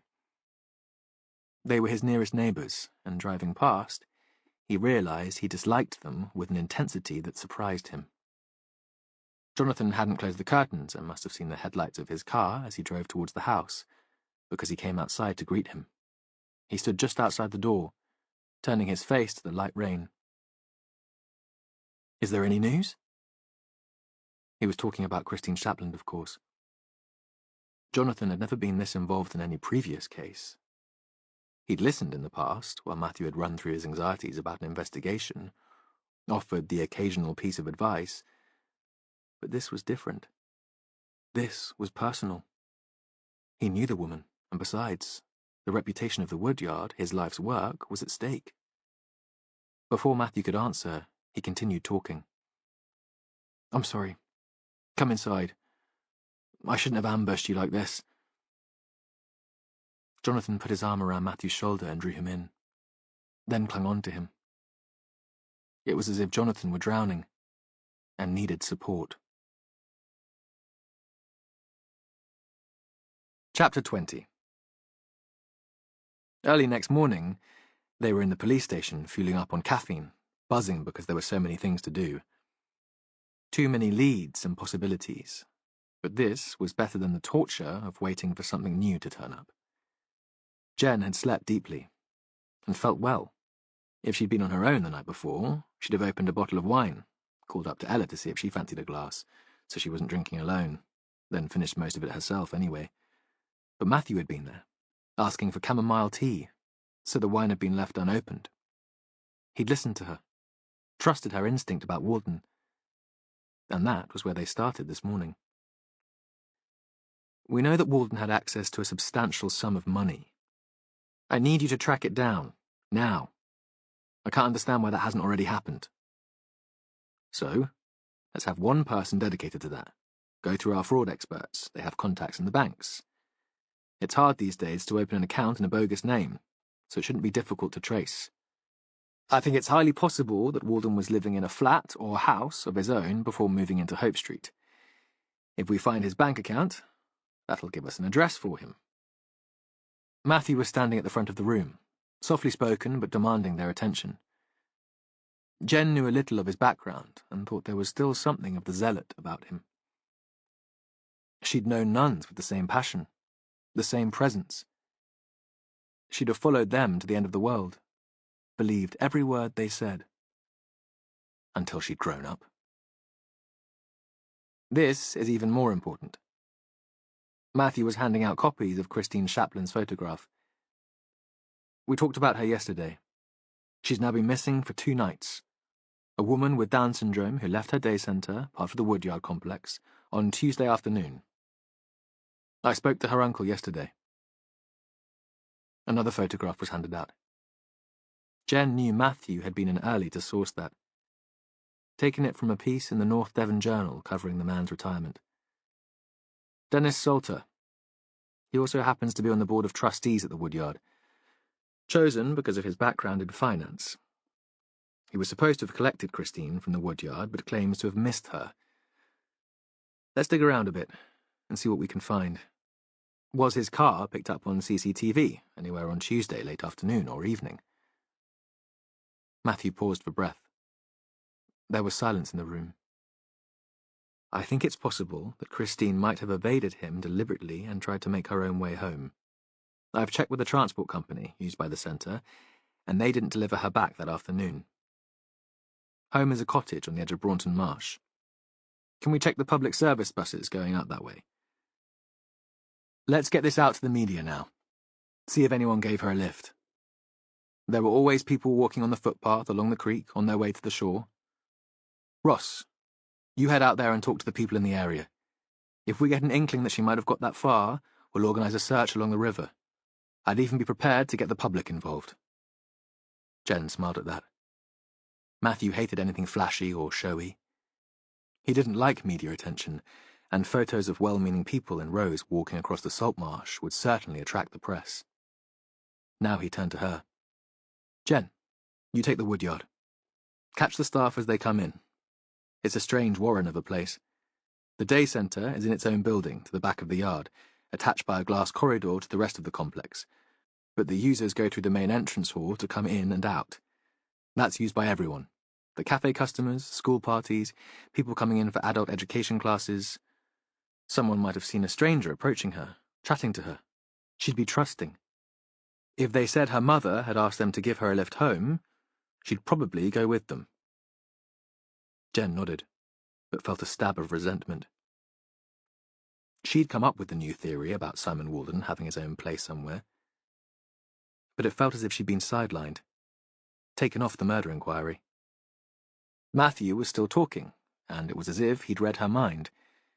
His words were directed at her. "I'm convinced that Christine's disappearance and Walden's murder are linked somehow. I have no idea how they can be, but the Woodyard is there at the heart of the inquiry." She nodded again, wondering for a moment if she was being soft-soaped, taken for a mug, before deciding that wasn't Matthew's style. Waiting in the reception area of the Woodyard, Jen felt right at home. Most of the staff were women of about her age. They dressed like her and looked like her, arty, dramatic. She thought that Matthew had known what he was doing sending her here. It didn't do to underestimate him. She stood at the doors, showing Christine's photo, catching members of the public as they came in. There was a sympathetic response, interest, but no useful information. It was as if Christine had disappeared into thin air that afternoon. But as they drifted off to their classes, they were still discussing the missing woman. Word would get out. In the distance, Jen saw Gabby Henry approaching the building, and she was so focused on the woman that she almost missed the man who was walking past her. He was familiar, but for a moment she couldn't place him. He was small, balding, in late middle age, dressed more for a country walk than for a visit to an art centre, in corduroy trousers and boots. He carried a clipboard. In the end, it was the binoculars strung around his neck that gave him away. This was Colin Marsden, who lived with his wife in the tollkeeper's cottage on the way to Crow Point. Jen turned her head away, hoping he'd not see her, that he'd put her down as just another woman with untidy hair and eccentric clothes. She wanted to find out more about his connection to the Woodyard before talking to him. He walked past her and into the body of the building. Jen brought her attention back to Gabby. Today, the woman was dressed in black, a long black dress, black tights, and black biker boots. Slung across her body like a holster, a red leather bag. The signature red lipstick. Jen waved to her as soon as she came into the building. Gabby waved back and looked as if she was about to approach her, but seemed to think better of it, and disappeared into the crowd. Before Jen could follow her, her phone rang. A number she didn't recognize. Jen Rafferty? Sergeant Rafferty, it's Caroline Preece. You gave us your card, said to call if we had anything useful to tell you. Yes? Well, there's something I'd like to show you. I can't leave St. Cuthbert's. Is there any way you could come here? St. Cuthbert's was right in the middle of Barnstable, on a cobbled lane that ran onto a series of almshouses, black and white timbered, ancient, but still used for their original purpose of caring for the elderly. It was too narrow for cars, though pedestrians used the lanes to cross between two busy streets. The church itself was newer, Victorian, rather too grand for its setting, and it backed onto the road, shutting out the traffic noise. Beside it, and surrounded by grass, holding a couple of mature oaks, stood a former dame's school, of the same age as the almshouses. It had been used for many years as the church hall, but recently it had been renovated, and it housed the charity where Caroline Preece worked. Jen had always loved this part of the town. She'd felt she was stepping back in time. It was an oasis of peace. A skinny young man with bad skin stood outside the old school, smoking a roll-up cigarette. He took no notice of Jen. The doors were arched and locked. There was no bell. The young man finally looked up. "You'll need to go around the back." The building had been extended at the back, and was connected to the church by a new open cloister of stone and wood. The extension was beautifully done, but Jen wondered how it had slipped past planning rules. Surely the old school was listed. Perhaps Christopher Preece had influence with the council, or perhaps, because it wasn't immediately visible from the lane, it had been allowed through anyway. As Jen approached the door that led into the newer part of the building, a young man in a clerical collar emerged. He nodded to her, and walked down the cloister and into the church. Jen supposed this was Edward, Caroline's curate. Inside, there was a reception space with a desk and a middle-aged woman staring at a computer screen. She looked up and smiled. "Can I help you?" "I'm here to see Caroline Preece. It's Jen Rafferty." "Of course. I'll let her know you're here." Caroline led her past rooms where it seemed various forms of group therapy were taking place. In one, women lay on the floor. Yoga, or some form of meditation. Jen liked the idea of yoga, but didn't have the patience for it. The building was deceptively spacious and light. There were posters on the walls, semi-religious imagery of rainbows and doves, slogans about taking power and loving the inner you. Here, it seemed hope and the possibility of redemption abounded. It made Jen feel like punching someone.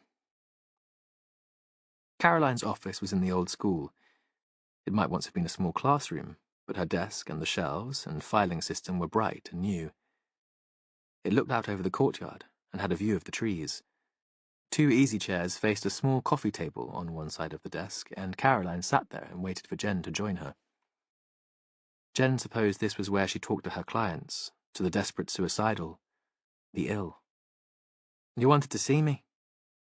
Jen had planned to talk to Caroline anyway, but let her think Jen was doing her a favour by coming to her.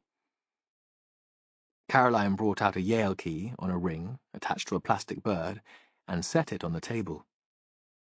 "We found this yesterday. At least Gabby found it in some laundry Simon had left in the washing machine. I thought it might be important." It lay on the table between them. A vindication of Jen's theory, that Walden had a hideaway somewhere. She thought of it as a secret place, because he'd never mentioned it, had he? They'd all thought he'd been homeless, and they'd taken him in as a charity case. But it was worth checking again. "You've no idea what it might be for." "He never mentioned another place?" Caroline shook her head. "This bird. It's an albatross, isn't it? Like the tattoo on his neck. It must belong to Simon. Perhaps it's his former home. His wife's house," Jen said, though she didn't believe for a moment that was true. "He could have kept it for sentimental reasons." "I don't think so." Caroline shook her head. "He always said he'd left his old life behind." Jen thought they'd get a photo of the key and the ring off to Kate just to check. "I was planning to see you," Jen said. "We need to talk again about Simon Walden." "Sure." Caroline blinked behind the big round specs. "Of course. Anything I can do to help." "When he turns up at the church that night, drunk, desperate, you had the impression that he was homeless?" "Yes." Caroline was unsure now, though. Jen could tell. Outside in the corridor, footsteps came and went as somebody paced. "Did he tell you he had nowhere to live?" "That night he was so confused and distressed that he didn't say much at all. Nothing that made sense." Caroline closed her eyes again, as if she were trying to remember. "We put him up in St. Cuthbert's because he wasn't safe to let out on his own. He was so full of self-disgust. He was clearly having suicidal thoughts. He said he'd be better dead. That was the end of October. Halloween. At a church, we don't recognize that as a festival." She pulled a face to show her distaste. "But yes, I remember there were kids trick-or-treating in Hope Street before I went out to the meeting." A pause. "Gabby encouraged them by dressing up as a witch, jumping out at them when they knocked at the door, trying to scare them." Another pause. "I suppose I assumed that he was homeless. He left the next morning with the worst kind of hangover, but the following week he came here again. He was waiting outside the door when I arrived at 9 o'clock. I brought him into my office for an assessment. I needed to get a medical history. He said he hadn't seen a doctor since he left the army." She looked up at Jen. "That was when I asked for his address. I told him I'd need it for the records." "And what did he say?" "He didn't answer," Caroline said. "Not really. I thought at the time he was embarrassed because he didn't have a place of his own. He didn't look as if he'd been rough sleeping for a long time, but I thought maybe he'd been sofa surfing, or he had a certain pride, so he'd found somewhere for a shower. Some guys go to the sports centre. He told me he'd left the hotel at the end of September, and that his accommodation there had gone with the job. The implication was that he hadn't found anywhere permanent since. I should have pushed him, perhaps. Found out where he'd been staying in the meantime. It seems he had money, and we think he could have been renting somewhere. Can you explain why he accepted a room in Hope Street, when he already had his own place?" There was silence except for the screeching of a gull outside the window, the relentless pacing of the person in the corridor. "Perhaps he was lonely," Caroline said. "Perhaps he was worried he might do something foolish if he was living on his own. He settled well here at St. Cuthbert's, but we only run during the day. The nights must have seemed very long and very lonely." Jen nodded. That made sense. And it was possible that Walden had believed he wouldn't be made welcome in Hope Street if they thought he already had a home. Gabby was already unsympathetic. She'd have been glad of an excuse to force him out. "A woman with learning disabilities who attends the Woodyard Day Centre 3 days a week has gone missing." A breeze was moving the new leaves on the tree outside the window. "Her name's Christine Shapland. Does that mean anything to you? Did Simon ever mention her? We know he'd become friendly with Lucy Braddock, another woman who attended the day centre." Caroline shook her head. Jen thought she was still digesting the news that Walden might already have had his own home when he accepted her charity. Was she feeling betrayed because he hadn't trusted her enough to confide in her? She thought she'd saved him, with her offer of a room, companionship. Now it seemed he hadn't needed her quite as much as she'd believed. "It could be a coincidence, of course," Jen went on. "But it seems odd. 2 dramas connected to the Woodyard within a few days." She waited for Caroline to comment, but she said nothing, and Jen continued. "In the last couple of weeks before he died, Simon travelled back to Lovercott on the same bus as Lucy and sat beside her. Can you explain that?" "No." Now Caroline seemed distraught. Her perfect client, the man she thought she'd fixed, made whole again, had kept secrets from her, and had followed a woman with a learning disability home. Perhaps he'd been a predator, a stalker, and quite different from the man she believed him to be. Jen wondered if that would undermine Caroline's faith in the work she was doing. And she might be more forthcoming about Walden, now she knew he hadn't been entirely honest with her. Because sins of omission were still sins. Why do you think Simon might have wanted to keep all this secret from you? I don't think it was about secrets, Caroline said. He was a private person, that's all. He could just have been protecting his privacy. Jen was about to say that was rubbish, that he'd created a story about himself that was nowhere near the truth, when her phone rang. Ross. Sorry, I'll need to take this. She left the office and stood in the corridor. She could tell Ross was excited. She knew he was out at the marsh, talking to the reserve volunteers and regular dog walkers, showing them Christine Chaplin's photo. Has someone seen the missing woman? No, he said. No, it's a dead end here. A complete waste of time. But I've just had a call from Barnstable. They found it. She thought she knew what he meant, but she asked just the same. What have they found? Simon Walden's place. So I was right. But Ross wasn't listening, and certainly wasn't prepared to give her a moment of glory. It's in Braunton, a flat over a betting shop, one of the streets off the main road. I'm heading out there now. I know where you mean. We can't get in yet. The letting agent is the only person with the key, and he's out all day. Matthew said to meet up there as soon as we can. We might be able to find a way in. He reckons the workers in the betting shop might have a key. No need for that. She paused, savouring the moment. I think I've got a key myself. Chapter 21. Matthew was visiting Rosa Holsworthy and her parents when news came through that Jen had been right about Simon having another home of his own. He'd gone to visit the Holsworthys on impulse, because he'd forgotten to ask anyone else to do it the night before. Besides, it was close to the police station, in the terrace of houses that had once looked out towards the cattle market that had long gone.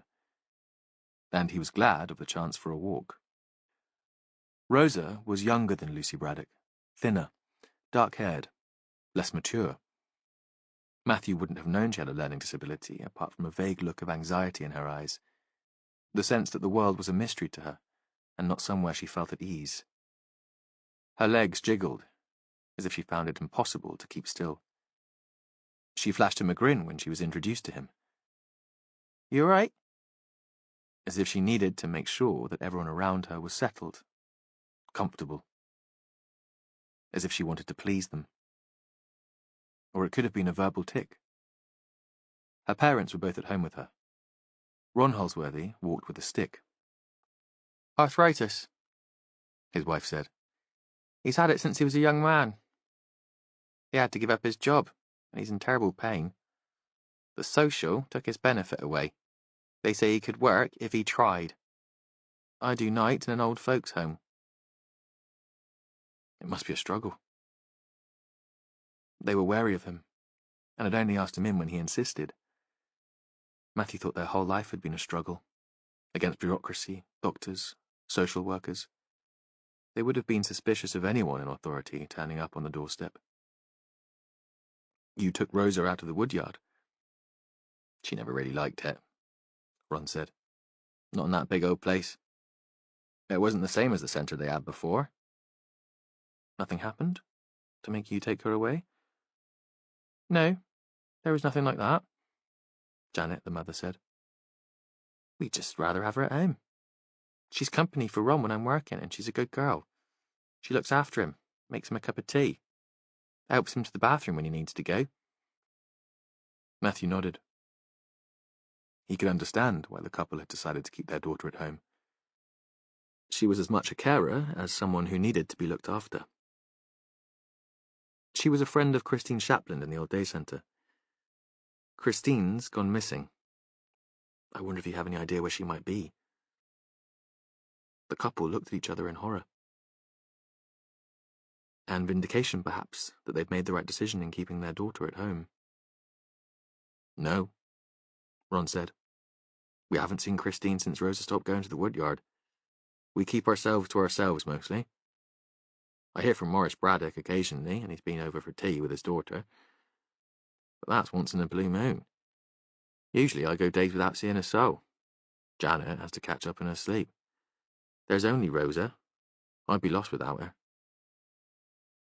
Matthew was thinking again that the Halsworthys had their own reasons for keeping Rosa at home when the call came through that they'd tracked down Walden's secret accommodation. Now, Matthew stood with Ross outside the betting shop, looking out for Jen.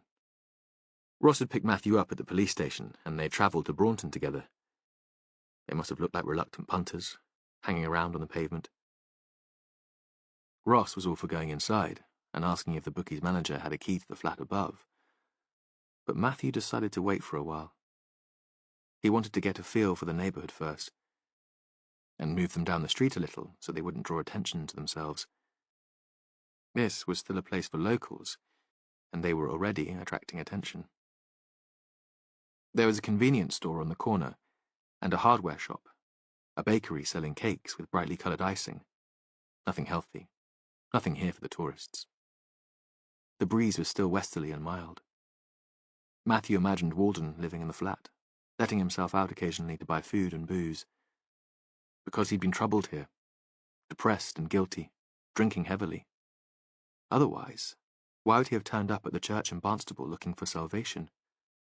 Why would he have moved into the house in Hope Street? He walked into the convenience store, leaving Ross outside. The place was almost empty. It was too late for school kids buying sweets on their way to school. Too early for people looking for lunchtime snacks. On the shelves behind the counter there were jars of old-fashioned confectionery, sherbet lemons, rhubarb and custard chews, humbugs. This must have been where Walden had bought the sweets he'd given to Lucy. Matthew showed the man behind the counter Walden's photo. Do you recognize him? The shopkeeper was of South Asian heritage, shiny-haired, handsome. He looked up from his phone and considered the picture. Yeah. He was a regular for a bit. Then he didn't come in for a while. I thought he'd moved away from the area, but he's been back again a few times more recently. He's the guy that was killed out at Crow Point. We think he used to live round here. The man shook his head as if this meant nothing to him. There was a pile of North Devon journals on the counter. The headline, "Man Killed at Local Beauty Spot," was large and dramatic. But it seemed that he sold the papers. He didn't read them. Can you tell me anything about him? Did he have any friends round here? I'm sorry. The shopkeeper sounded genuine. He was giving Matthew his full attention now. When I first met him, he came into the shop every couple of days. That's all I can tell you. What did he buy? The man could answer that. Tea, milk, bread, and booze. Always booze. A pause. I think he must have given up drinking, though, because he's been back a few times recently, and now he's just buying sweets. Perhaps it helps. Like when people give up the fags. Through the glass door, Matthew saw Jen walking down the street towards them. She was wearing a long raincoat, reaching almost to her ankles, and pulled it round her to keep off the drizzle. Her head was bare, and the red hair was a blast of colour in the greyness.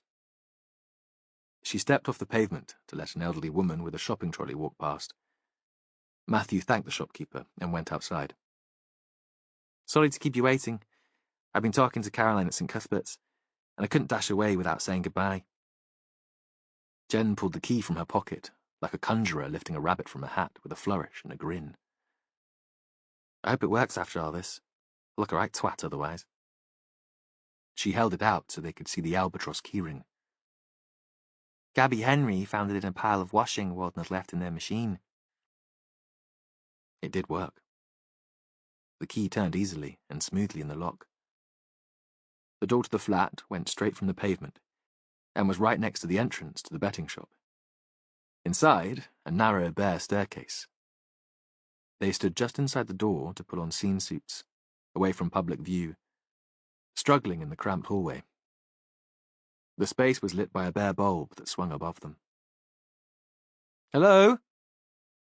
Matthew shouted up the stairs. He still had the irrational idea that they might find Christine Shapland here, and he didn't want to scare her. 3 police officers, looking like something from a horror film in suits and masks, would look like aliens, hardly human. There was no response, and he went up.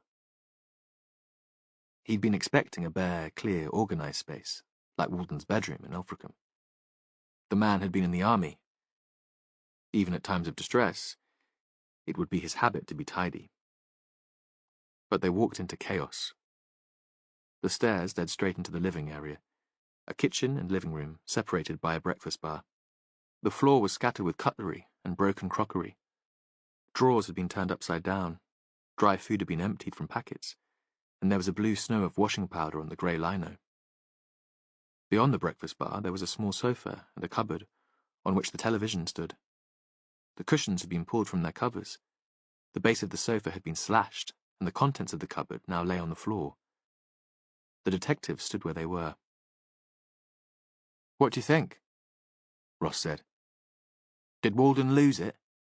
Have some sort of psychotic episode and trash the place?" "I don't think Walden did this."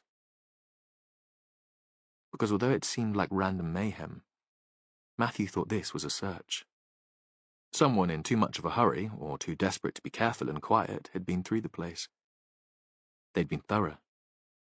If they'd been looking for something specific, it would have been found. It would be unlikely that a police search would find anything now. He tried to keep his thinking slow and methodical, but the senseless mess jangled his nerves and made it hard for him to think straight.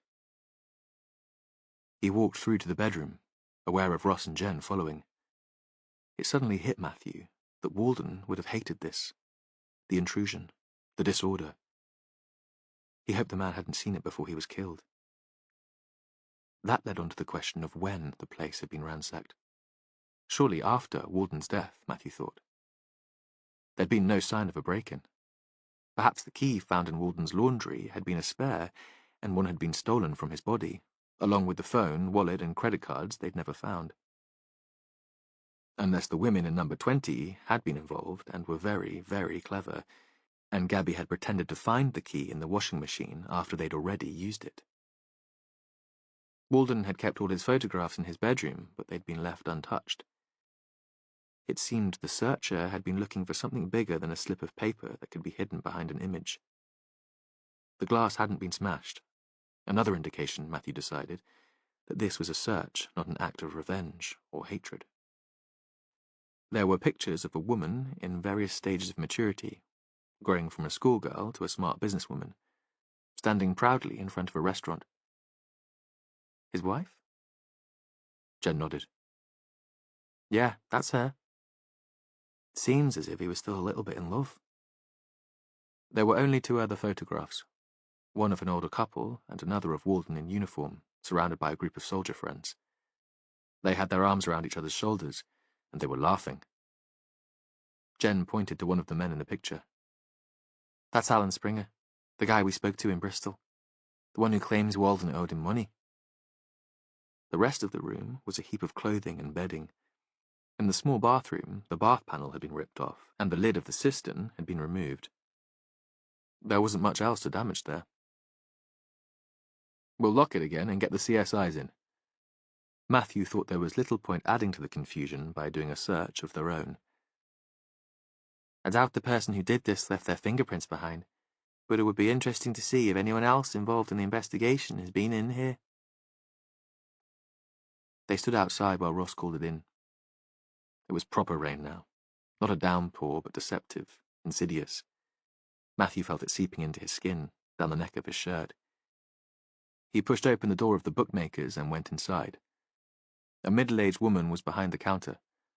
A couple of men stood in front of the machines, and another was glued to a television showing a horse race. All glanced at him briefly, then turned back to what they were doing. except the woman at the counter. She turned towards him. "Hiya." He felt as if he'd wandered into a different and seductive world. Of course, the brethren had been hot on the sin of gambling, a vice on par with adultery, sodomy, and not wearing hats to meetings. It was warm in here and welcoming. As a child, he'd scuttled past the doors of betting shops, anxious that he might be drawn into temptation. Even now, he experienced something of the thrill of a guilty pleasure just by being inside. The manager had a badge that named her as Marion. He introduced himself, but didn't explain his true interest in the flat. The last thing he needed was her talking to the press. "It looks as if there's been a break-in upstairs. I wonder if you heard anything." "No." She was interested, but he thought she hadn't linked the tenant to the dead man at Crow Point. "You're not safe anywhere these days, are you? Did they take much?"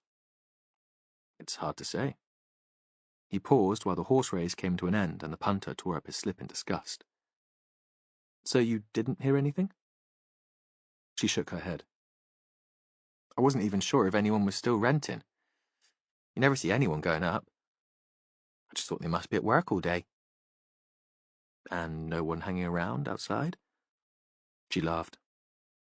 "Anyone hanging around outside would be my punters having a fag." He smiled back and was about to leave when she called him back. "Hang on. There was a letter for him. It arrived a couple of days ago. It was too big for the letterbox and it had to be signed for, so the postie brought it in here. One of the juniors was on and took it. If I'd been around, I'd have told them there was no point, because we never saw the tenant, and we didn't have a key." Another question answered. She disappeared into a room at the back and emerged with a large white envelope. He took it from her and left the warm, comfortable room. Ross and Jen were still on the pavement, miserable now. He put his hands on both of their shoulders, felt that their coats were sodden. "Come on. What are we waiting for?" They sat in his office. He made them coffee, because he'd never wanted to be the kind of boss who demanded that his minions wait on him, and anyway, he knew he'd never get a decent brew if he left it to them. He'd sent Ross and Jen ahead of him in her car, and had sat in the one Ross had been using in the car park at the end of the lane, until he got the text from the CSIs saying they were there and needed to be let in. Now he set the envelope, still unopened, on the desk between them. "This was left for Walden in the bookies. I've checked the postmark. It was sent just over a week ago." He took a paper knife and slit it across the top of the envelope, rather than pulling it open at the flap. These days, most envelopes were self-sealing, but if it had needed licking, there could be DNA in the saliva on the gum. The bulky content was an A4 brochure, glossy, explaining the services provided by a firm of solicitors called Morrish and Sanford, based in Exeter. With it was a letter on thick cream paper, written by Justin Kramer, one of the solicitors in the firm. "I write to confirm the appointment made today by telephone and enclose some details of our services. I look forward to discussing your concerns and to seeing you on March the 11th at 10:30 in our offices." The date of the appointment was less than a week away. There was no explanation of the concerns that had prompted Walden to contact the lawyer. Matthew was wondering why Walden would have needed a solicitor. Perhaps Walden had decided to buy a property with all his money. But why would he choose a solicitor in Exeter, at least an hour's drive away? Part of a fancy firm who provided potential clients with glossy brochures. Matthew was about to phone the number on the letter to find out, when Vicky, the young PC, who'd taken responsibility for the search for Christine Shapland, knocked on the office door. She looked flushed, excited. "I thought you'd like to know. There's been a sighting. A passenger on the Lovercott bus thinks he saw Christine. Might be nothing. He said it was just a glimpse as the bus went past. There's a patch of woodland near a pool. There was a big house there once, but it burned down years ago and nothing much is left. Someone was sitting there next to the water. It was too far away to see the face, but he recognized the clothes. Described them exactly." Chapter 22. The rain stopped as they drove towards Lovacott. The clouds ripped apart to let through shafts of sunlight when they climbed out of the vehicle. It was wet underfoot, though. Water dripped from the trees, and Jen's coat was still damp, after she'd stood outside Walton's flat in Braunton. She was starving, couldn't remember the last time she'd eaten. She wanted to stop to pick up some chocolate or a sandwich from the canteen, but the boss had said there was no time. Jen thought he cared about this missing woman in a way that was personal for him. They'd parked by the side of the road, pulling the car right into the verge on the long grass so the traffic could still pass. Matthew had got her to drive and sat beside her, an OS map on his knee, shouting directions. He was old-fashioned that way, had never trusted the sat-nav. They'd left Ross back at the station to phone the solicitors in Exeter, and they'd all been pleased with that arrangement. Matthew had said they shouldn't go mob-handed. If Christine Shapland was really there, she'd be terrified enough as it was. Now they were outside, and everything was glistening and strange. The sunlight, through the holes in the clouds, seemed brighter than usual, more focused. Features of the landscape seemed spotlit. They climbed a 5-bar gate and walked down an avenue of trees to the pool. Once this would have been parkland, an artificial setting to provide a bucolic view from a grand house. Now it seemed pointless, a bit crazy, surreal. Jen thought as soon as they'd pulled up that this would be a wild goose chase. How would a woman like Christine Shapland make her way all the way out here? It was miles from her home. And if she'd been brought out here, no good would have come of it. There were people who took pleasure in humiliating those who were different, trusting. They were easy prey. If Christine had been targeted by a man who needed to dominate, who got off on cruelty, they could be looking for a body, not the woman alive and hungry and grateful to be found.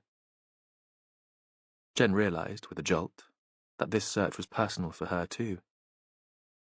It had been hard enough for her to fight back against a controlling man, with such a pathetic ego that he needed to hit a woman to prove his strength. It'd be worse for a woman like Christine, confused, and already accustomed to being diminished and patronized. Matthew was striding ahead, and had already reached the pool. The avenue continued into an area of untended woodland, and a blanket of celandines, startling, almost unpleasant in the yellow light. The pool had been created to please the eye, though. At one end there was a stone bridge across the narrowest stretch of water. It served no purpose. The lake was fringed with iris, and there was a small wooden jetty, with a rowing boat still attached. It was only as they got closer that they saw that the planks of the jetty were rotting, and that the water itself was clogged with weed, green with algae. Christine was seen by the bridge, Matthew said. I can't see how the witness could have made it up. He described it perfectly. I came past on the bus myself on Tuesday and there was a good enough view. Jen could tell he was trying to convince himself, not her. Let's walk round there then, shall we? She suggested. Even if she's not still here, there might be some trace of her. Well, someone's certainly been here recently. Once there'd been a path around the water, but it was overgrown, grass pushing through the paving stones. In places, the grass had been crushed. Could be anyone. It is a bit special here. You can see how it would attract walkers, locals. She didn't want him to build up his hopes, then be disappointed. Jen saw her first. There was a bench just beyond the bridge, hidden by the stone walls that flanked it. The bench was wrought iron. It had once been black, but it was rusting now, and the paint was flaking off. The woman was lying back in the seat, her face turned towards the sun, as if she was enjoying its heat. She was wearing the clothes that had appeared in all the descriptions that had been sent to the press. Navy blue trousers, purple knitted cardigan, black anorak. On her feet, blue socks and white trainers. The trousers were a little short for her, and they could see 6 inches of white leg. Everything wet, the shoes and the trousers spattered with mud. Matthew had run ahead and was crouching beside her, holding her hand, feeling for a pulse. She's still alive. He stroked her damp hair away from her face. "Christine, it's Matthew Venn. Do you remember me? We used to go to meetings together." Jen got out her phone and punched in 999 to call an ambulance. "No reception. I'll go back to the road. See if there's anything there." Christine opened her eyes and slowly pushed herself up into an upright position. Not frightened at all, it seemed, but frail, shaky. "You came," she said. "They said that you would." Then she shut her eyes again, and they couldn't tell if she was asleep or unconscious. In the end, Jen stayed where she was, and they carried Christine to the car between them.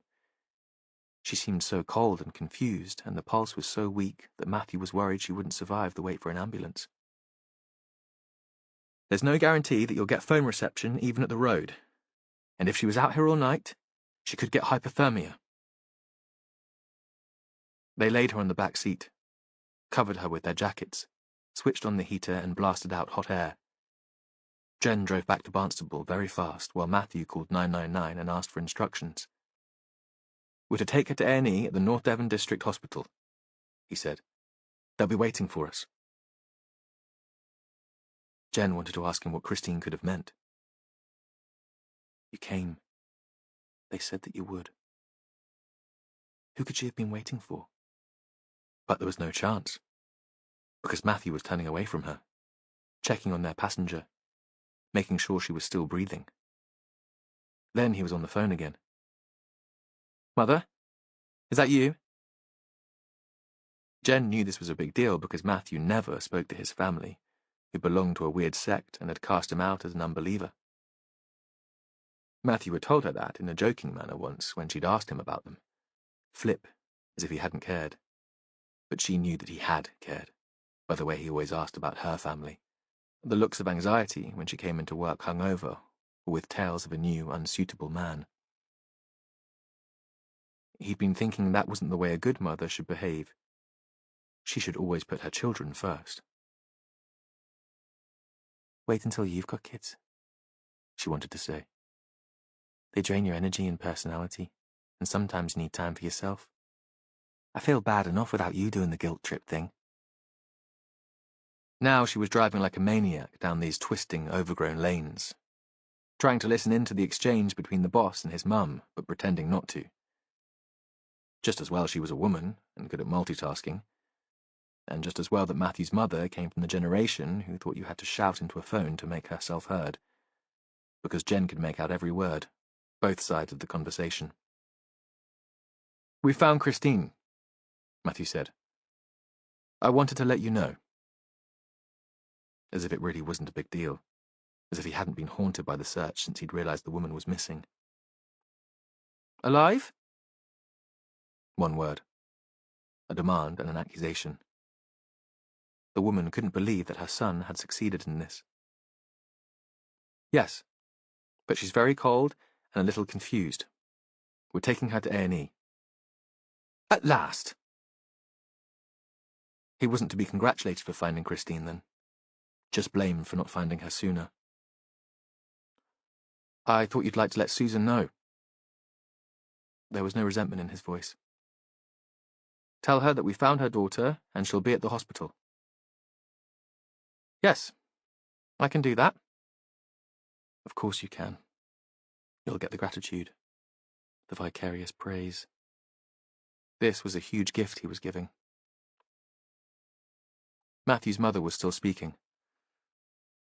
"I'll call one of the brethren. They'll pick her up and take her to the hospital. I can meet her there." There was a moment's pause. Jen could tell that Matthew was choosing his words. "Don't ask Dennis Salter to collect Susan. I don't think that would be a very good idea. He's too close to my investigation." A silence at the other end of the phone. Jen could sense that Matthew was tense, that he was expecting his mother to question his request. The hand holding the mobile was shaking slightly. But when Dorothy Venn spoke, it was to agree with him. "Yes," she said. "I can see that would probably be best." Another pause. I'm sure we can find someone who lives closer than Lovercott to go out to Braunton to fetch Susan. I'm sure that you can. It seemed that the conversation was over. They'd reached the outskirts of the town. Matthew was about to switch off the phone when his mother spoke again. 2 words, sharp, almost curt. Thank you. Chapter 23. Matthew left Jen in the hospital with Christine and started back to the police station. He would have liked to stay with the woman himself, but he didn't think Christine would remember him after all this time. She hadn't seen him since he was a teenager, and he'd just be a stranger now. A strange man, invading her predominantly female world. Jen would interact better with Susan Chaplin too. Her manner was easy, unthreatening, and she'd cope better with his mother. He had too much baggage to be relaxed in her presence. He'd been tempted to wait to see Dorothy. Surely now she'd feel the need to be gracious, to thaw a little in her attitude to him. He was worried, though, that he'd be disappointed, and that she'd still be cold and disapproving. That she'd still blame him for his father's illness and death. He looked at his watch. It was later than he'd expected. Only an hour until the evening briefing. Matthew thought he'd go home, shower, change into clean, dry clothes. He'd feel more ready afterwards to face the team. Then he remembered that Jonathan was working late. He'd still be in the woodyard, and a trip home didn't seem quite so attractive. It would be a rush, and Matthew hated rushing. Instead, he headed to the woodyard and found his husband in the familiar office, head bent over a pile of paper. Even from the corridor outside, Matthew could tell he was hating every minute of the work he was doing. Jonathan was great at practical stuff, unafraid of tackling wiring or plumbing, cooking an elaborate meal for friends. He had a blind spot for admin. He'd worry at it for days, and in the end, Lorraine, his assistant, would sort it for him. She always did. Matthew had once offered to help him, and it was one of the very rare occasions when Jonathan had lost his temper. Are you saying that I can't do my job? That I'm incompetent? His voice raised, and his face red. Now, Matthew pushed open the door. You heard that we found Christine? I asked Ross to let you know. Yes. Jonathan got up and put his arms around Matthew, squeezed him. I don't know how to thank you. I was starting to think that we'd never get her back. He was still beaming when he returned to his seat. Have you worked out what happened? Not yet. Matthew sat in one of the easy chairs facing the desk. Outside, the lights were coming on in the town. The tide was high in the river, and the street lights along the opposite bank were reflected in the water. Christine's okay, but she can't explain what happened, what she was doing there. She got cold and wet, and she's dehydrated. It seems as if she was waiting for someone. Perhaps she misunderstood what the assaulter told her, tried to make her own way back to Lovercott. Got off the bus too early. But you don't think that's what happened? Not a question. Matthew shrugged. It's too soon to say. I checked the bus that Lucy usually takes. The bus driver didn't recognize Christine, and she probably would stand out. The following silence was broken by a wailing sax, the sound floating up from the yard. The cafe was holding its regular jazz night. Matthew thought they should be there, sitting in the half-light, a bottle of wine on the table in front of them, not agonizing over a dead man and a woman who had mysteriously disappeared. Would you like me to talk to her? Jonathan asked. Not tonight, but tomorrow, if they let her home. I've known Christine and her mum for years, since the old day centre days. Chrissy's not confident like Lucy, not very used to strangers. Matthew nodded. Yeah, that would be kind. Something positive, at least, had come of his need to touch base with Jonathan. I've got to go. Evening briefing. and I have to finish this sodding paperwork. I can't even make the simple figures add up. I'll see you at home. At this rate, you'll be back before me. Don't be too late. This was the closest Matthew could ever get to being demanding. And even that felt like a risk. The police station conference room again. Whiteboard and pinboard. Officers slumped in chairs, waiting for this to be over so they could go home and sleep.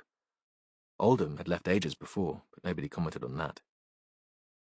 The rest of the team had all put in extra hours in the search for Christine Shapland. Matthew wondered if they resented the fact that he'd found her, apparently without any effort. They'd think he'd been sitting in his office and responding to a phone call from a member of the public. They'd been out in the drizzle all day, knocking on doors, searching the footpaths around the marsh and the creek. Huge congratulations on finding Christine Shapland. If you hadn't got word out so speedily or so accurately, we'd never have got that witness call. I've just checked with the hospital and she'll be fine. A big thanks to everyone from her very grateful mother. He looked at the room. No appreciative difference in attitude. But he'd done his best. And he'd meant it. We're not sure yet if Christine's disappearance is linked in any way to the Walden murder. It seems a coincidence, especially as Walden had been seen making overtures to another learning-disabled woman, Lucy, who lives in Lovercott in the days before his death, and that Christine's home is very close to where his body was found. But there's no evidence that Walden knew Christine, so we should keep an open mind. We've moved forward considerably today, though, so let's sum up what we've learned so far and plan out our actions for tomorrow. Then we can finish in time, at least for you to get the last hour before closing in the pub. A weak cheer from the back row.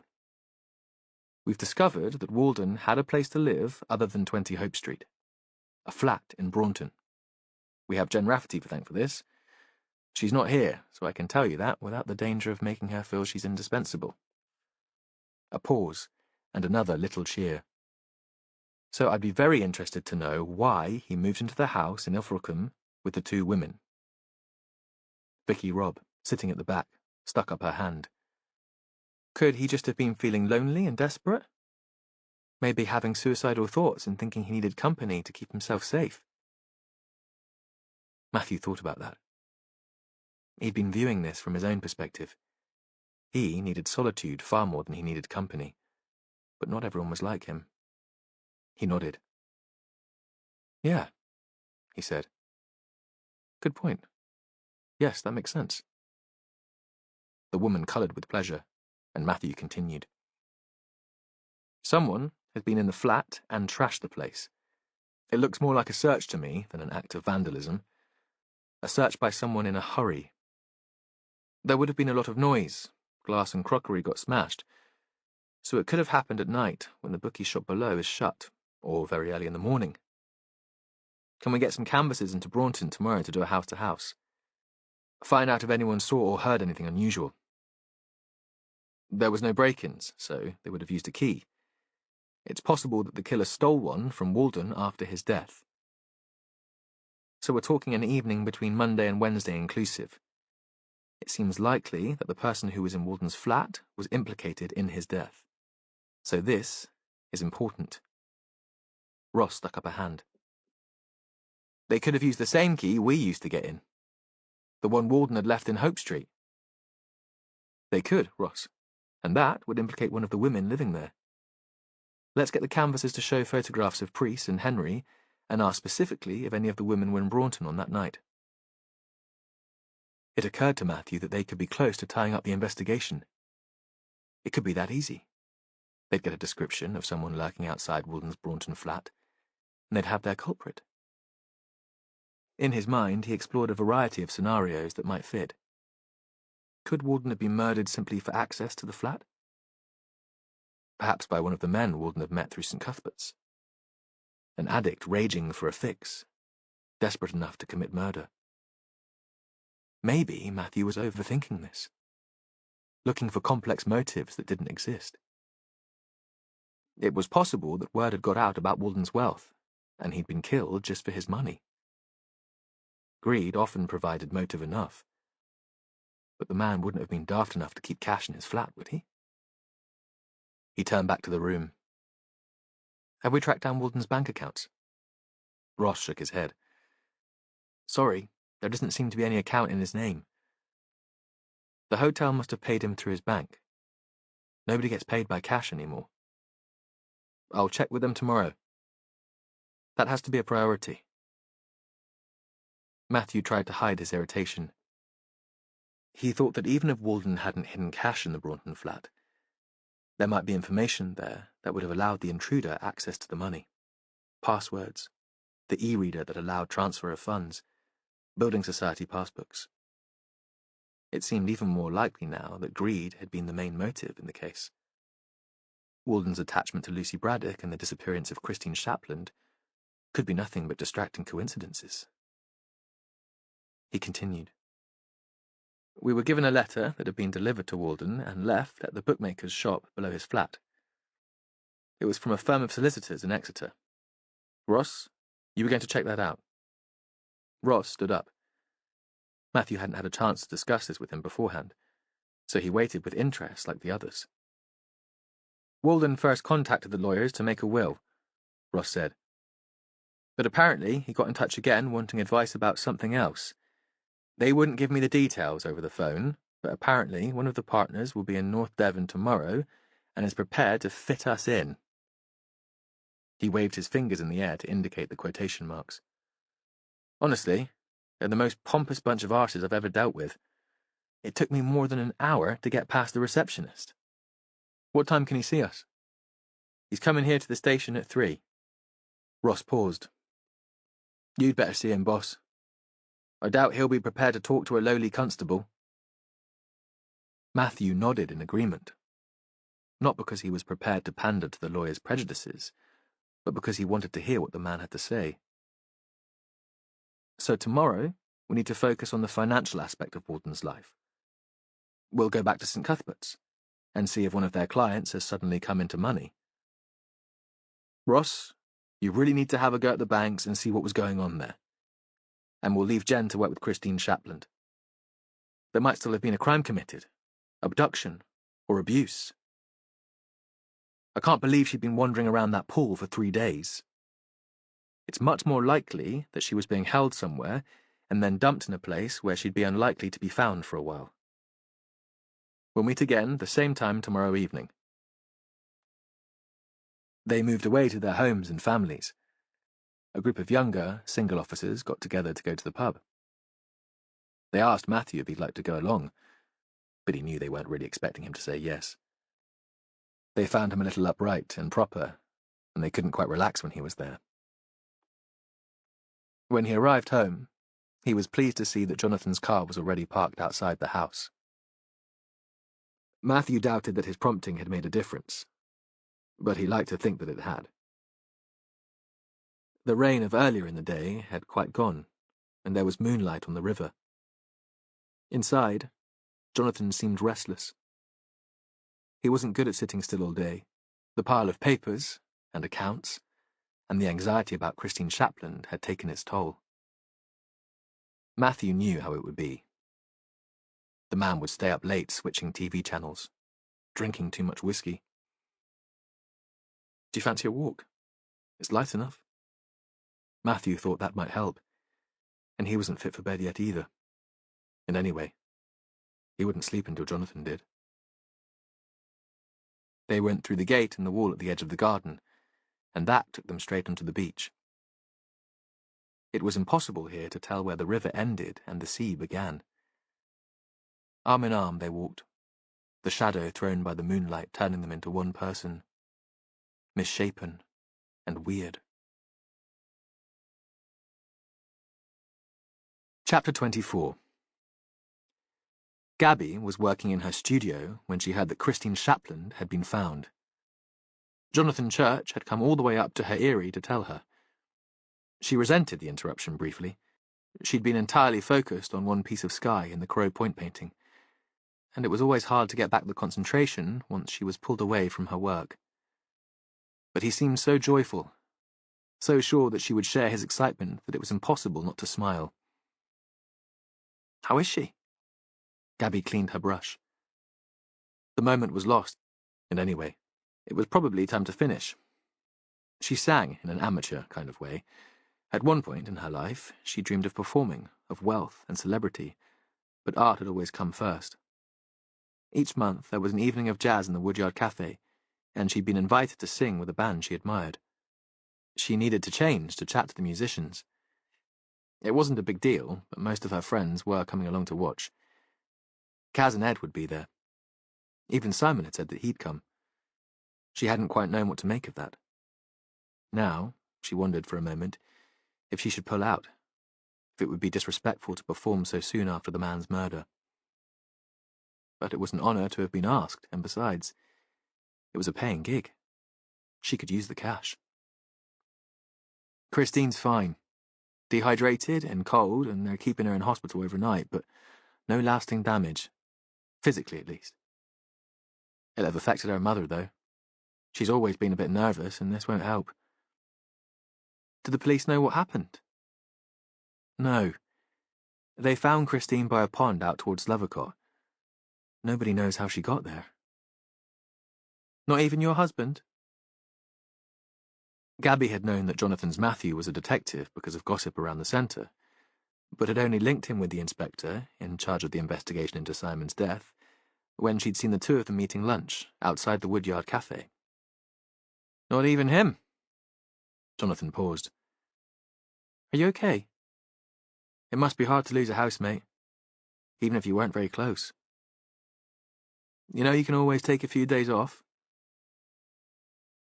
He was so sympathetic that she was almost tempted to confide in him, to confess. But she'd grown up thinking that secrets were sometimes all she had, so she just shook her head. Nah, I'll be fine. I want to finish this. She stood aside so he could see the painting. He didn't speak for a moment, and when he did, his tone was unexpectedly serious. You do know this is terrific. I think we should talk about holding an exhibition of your work. See if we can get some of the London press down. Christopher Priest has contacts in the media, and he's always keen on anything that would put this place on the map. She looked up at him to see if he was just being kind. But he was still staring at her work. When she got to the cafe, Kaz and Edward were already there. She hadn't thought this would be quite Ed's thing, but perhaps Kaz was working her magic on him, making him more mellow. He drank a couple of glasses of wine and slid his arm around his girlfriend's shoulder. Gabby thought he seemed even more adolescent and needy than usual. Kaz had untied her hair and was wearing a little red dress and silver earrings. Gabby gave her a hug. You look gorgeous. Well, I had to make a bit of an effort for your first public performance. Gabby could tell the compliment had pleased her. The room was transformed for the evening with candles and fairy lights, and the music had already begun. They were sitting at the back, furthest from the stage, around a small table, and there was a bottle of cava and a bucket of ice. Everything, apparently, as normal. When the piece finished, there was a chance to talk for a while. Did you hear that the missing woman was found? Gabby said. Jonathan came up to the studio to tell me. Yes. Caroline's face was in shadow, so it was hard to tell what she was thinking. Dad phoned me. He thought I'd want to know. He must be pleased. Caroline didn't answer that. The detective who talked to us in Hope Street, Jen Rafferty, came to St. Cuthbert's today. I gave her the key you found in Simon's laundry. She seemed pleased to have it. Oh? Gabby wasn't sure what to make of that. Did your dad know anything about the investigation? Do they think Christine's abduction was linked to Simon's murder? I didn't ask Jonathan. He's married to the officer in charge of the case, so he wasn't going to tell me anything, even if they believe there's a link. Oh, Dad wouldn't know about any of that. Why would he? Gabby didn't think that was necessarily true. She saw Christopher Priest as a powerful man with fingers in lots of pies. Caroline was still talking. Jen Rafferty thought that Simon might not have been homeless when he came to us. She thought he might have had his own place. I don't think he would have kept that sort of secret. In the meetings at St. Cuthbert's, he was very open about other aspects of his life. Gabby reached out for the bottle and poured more Carver into her glass. You don't know that. Just because he sat round in a circle listening to other depressed people bearing their souls doesn't mean he was prepared to spew out every detail of his personal life. We all need secrets, just to keep sane, to feel that the world doesn't own us. She felt that her hand, holding the glass, was shaking a little. She drank, and then set it back on the table. Kaz didn't say anything. Perhaps she was remembering secrets of her own. When it was her turn to perform, Gabby got to her feet and walked through the shadowy room. She was suddenly so nervous that she wasn't sure her legs would carry her to the low stage. She'd changed in the studio before coming to the cafe, and was still in black, but in a slinky dress and heels. She took the proffered microphone and stood for a moment looking out at them. The audience faces were lit by candle flame from below, and they looked like masks, barely human. The band started the intro, and soon she was captured by the music, or escaping into it, singing of loss and love. As she finished, she looked to the back of the room where her group had been sitting. With surprise, she saw that Christopher Priest was there, standing behind his daughter. Gabby was touched that he'd come along to show his support. Kaz and Ed were holding hands, staring at each other, their faces caught in the candlelight in a way that Gabby suddenly found very moving. She handed back the microphone and began to make her way back to her seat. Only then did she realize that there were tears streaming down her face. Chapter 25. Jen Rafferty was in the hospital. It was evening, and the lights had been switched down. Christine had had a barrage of tests. She was fine, but the consultant had decided to keep her in overnight. The nurses at their station spoke in whispers. Jen was keeping vigil with Christine's mother and Matthew's mother, Dorothy Venn. Christine herself was deeply asleep, troubled only by an occasional loud snore which startled her for a moment, but never really woke her. The two older women sat on one side of the bed, on the easy chairs provided for patients and visitors, and Jen was on the other side on the hard orange plastic seat she'd dragged from the corridor. The curtains had been drawn around them. Despite the discomfort, Jen found herself drowsing. Matthew had said she should leave if it seemed that Christine would be unlikely to pass on any useful information. She could always come back in the morning. But Jen stayed out of inertia, and because she was earwigging on Susan and Dorothy's conversation. They seemed to have forgotten that she was on the other side of the bed. "I don't understand what Chrissy was doing all the way out there," Susan said. "It's not so far from your Grace and Dennis's place." Dorothy Venn was furthest away from Jen, and her face was in shadow, but her voice was clear. "Not as the crow flies. We used to walk from Lovercott up to the pond when we were children for the summer picnic with the brethren. You remember those picnics, Susan? What wonderful times we had. There was a three-legged race, and hide-and-seek, and our mothers had all baked. The fields were all covered in buttercups and clover. All pink and yellow." She paused, as if lost in her memory, before continuing more sharply. "It's hardly any distance. Even the little ones kept up." "What are you saying? That Dennis did take her back to their house after all and Chrissy ran off?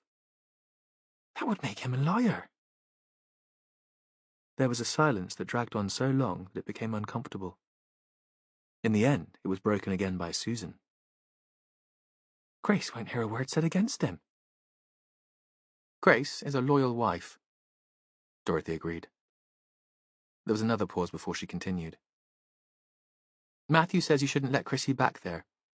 Not until the investigation into the dead man is over." "I won't," Susan said. There was no hesitation this time, and her voice was fierce. "I won't be letting her out of my sight, whoever wants to care for her. She'll be staying with me from now on." That was when Jen decided she could leave the women to it. Susan would be there for Christine in the unlikely event that she needed protecting. She could talk to Christine tomorrow, when the woman had had a good night's sleep, and when she was back in her own home. She'd have more to tell them then. She said her goodbyes and left. It wasn't until she got home that she remembered seeing Colin Marsden marching into the woodyard when she was there that morning handing out the flyers about the missing woman. It was midnight. Too late to call Matthew Venn now. It would save until the morning. Chapter 26. Another morning, and Matthew was preparing for another briefing. It was grey outside, and not long past 7, so he'd had to switch on the lights. He stood in the empty room, trying to order his thoughts, planning for the day. The priority was to find out what had happened to Christine Shapland. At the moment, they couldn't eliminate her disappearance from the murder investigation because of the woodyard connection. That was distracting, so it was important to know if the woman had wandered away or had been taken, and if she'd had any real involvement with Walden. He felt the weight of responsibility for all that was going on, and worried again that he might be the wrong man for the job. The stress was growing. Tension made his muscles ache and shortened his temper. Soon, it would be an effort to keep it under control. The team started to arrive early, keen, sniffing the possibility of a result. Matthew wasn't so sure. Optimism had never been his default setting. Ross was laughing and joking with a colleague. Jen slipped in at the back at the last minute. She looked tired, a bit dishevelled. Matthew wondered if she'd been hitting the wine when she got in from the hospital the night before.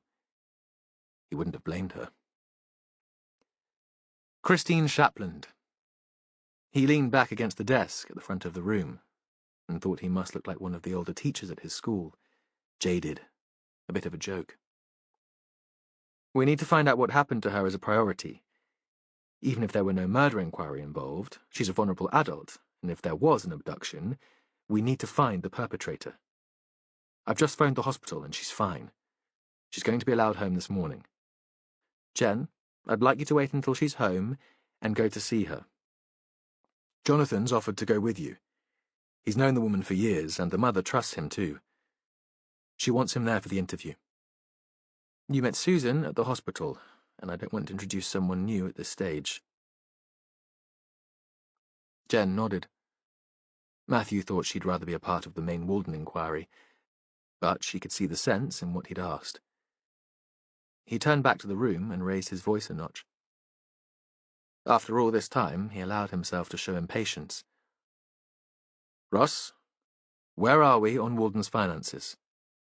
That missing 200 grand. It can't just have vanished into thin air. I've already left a message for the human resources guy at the Kingsley Hotel. I'll try again now. Find out how Walden was paid when he was working there. I'm sure you find this kind of detail tedious, Ross. Not as exciting as you'd like, but it's important, and I've asked you to treat it as a priority. There was a shocked silence in the room. Matthew never criticized a colleague in public. Ross blushed and shifted in his seat. But Matthew was running out of patience with the man. His inability to find Walden's money was becoming ridiculous. The solicitor who dealt with Walden's will is coming in this afternoon. If all else fails, he might have some idea about the finances. I'll sort it out. Ross sounded moody, resentful. Please do. Matthew turned his attention back to Jen. Once you've spoken to Susan, I'd like you to go back to St. Cuthbert's. Have any of Caroline's clients suddenly come into money, or dropped out of the program unexpectedly? Let's see if we can find the person who searched Walden's flat. Matthew was about to send them on their way when Jen raised her hand. When I was canvassing the woodyard service users yesterday, Colin Marsden from the tollkeeper's cottage came in.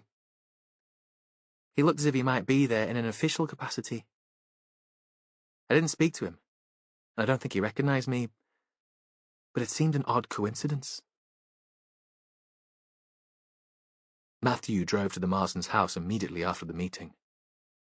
From the beginning, he'd had a niggle of suspicion about the couple who lived on the edge of the marsh. Their interest in the case had seemed disproportionate, and they lived not far from the chaplain's cottage.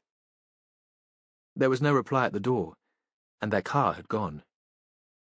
He stood, uncertain what to do next, thinking he might just call into his own house for a snatched cup of good coffee and a moment's peace, when he saw Marsden in the distance on the ridge of the bank that separated the marsh from the river.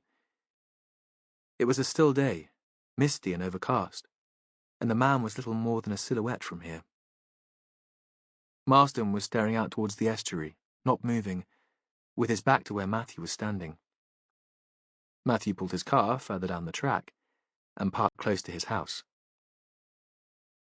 There was a moment of panic when the man disappeared out of his sightline, hidden by one of their outbuildings, a crumbling boathouse. Matthew worried that Marsden might have moved on. He could have walked away towards the point. Matthew thought it would be ridiculously undignified to chase after the man, to arrive breathless and sweating to ask his questions. When he got out of the car, however, he saw that Marsden was still there, still staring out over the water. The outline of the opposite bank was blurred by drizzle. Any birds that flew out of the mist would only be silhouettes. The man turned when he heard Matthew climbing the bank towards him. "I'm glad I saw you," Matthew said. "I went to your house, but nobody was in." "Hilary's at work." His focus was still on the shore. "That's okay. It was you I wanted to talk to." "Oh?" Now the man gave Matthew his full attention. "You were at the Woodyard Centre yesterday morning." "Yes, that's right. I'm there every Thursday, unless we decide to do a field trip, but those are only once a month." "What is it you do there?" "I teach a course for the U3A, the University of the Third Age, natural history, mostly ornithology, but I've become more interested in botany recently, so I can cover that too." Marsden paused. "I'm rather enjoying it. Sharing my knowledge, to interested beginners. I only started at Christmas. The original tutor was taken ill, and I was asked to take over." Matthew could picture him at the front of the class, showing his images of birds, explaining plumage details and distribution, a little pompous, getting the validation for his hobby that he never received at home. "Did you ever see Simon Walden at the Woodyard? He's the man who was killed here on Monday afternoon." "We've been watching the news, of course. It's of special interest because it happened so close to home. But I didn't know him. He certainly wasn't a member of our group." Marsden paused. "We're all over 50 in the U3A, and most of my students are considerably older." "You didn't see him elsewhere in the centre?" "Mr. Walden was a regular. He volunteered in the cafe kitchen." "You never saw him there?" There was a moment's hesitation before Marsden shook his head. "I seldom use the cafe. It always seems noisy and a little overpriced. I take my own coffee in a thermos flask." It was the sort of thing Matthew's mother might have said. Thrift came very close to godliness in her book. Matthew wondered if that was why he found Marsden so tricky. He was a man who turned his personal likes and dislikes into a moral code. Because he didn't enjoy spending money in the Woodyard Cafe, there was something morally suspect about the people who did. The brethren had been much the same.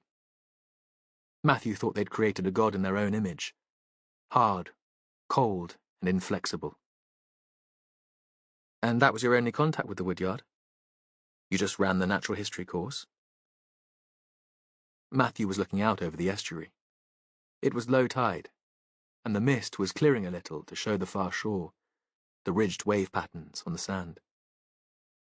He couldn't see what possible motive Marsden might have for killing Walden, but this seemed another coincidence. One too far.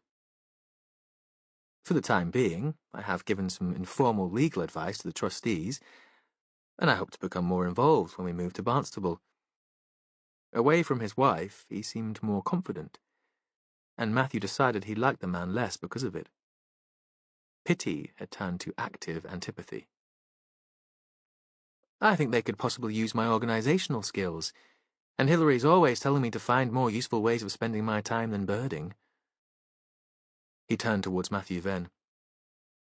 Really, the administration there is a total shambles at the moment. If anyone came to do a proper audit, the place would probably be shut down. And you think you'd be able to help with that? Well, yes. Actually, it would be a challenge to sort out their systems. Their invoicing at the moment is a nightmare. All those different organisations renting rooms, employing staff. Different pots of money coming from social services and a variety of arts and welfare charities. I'm sure that the woodyard itself is missing out. The whole thing needs to be simplified. Matthew wasn't quite sure how to respond to that. He thought Marsden was probably right, but it seemed like a betrayal to Jonathan to agree. Marsden must have picked up on the ambivalence.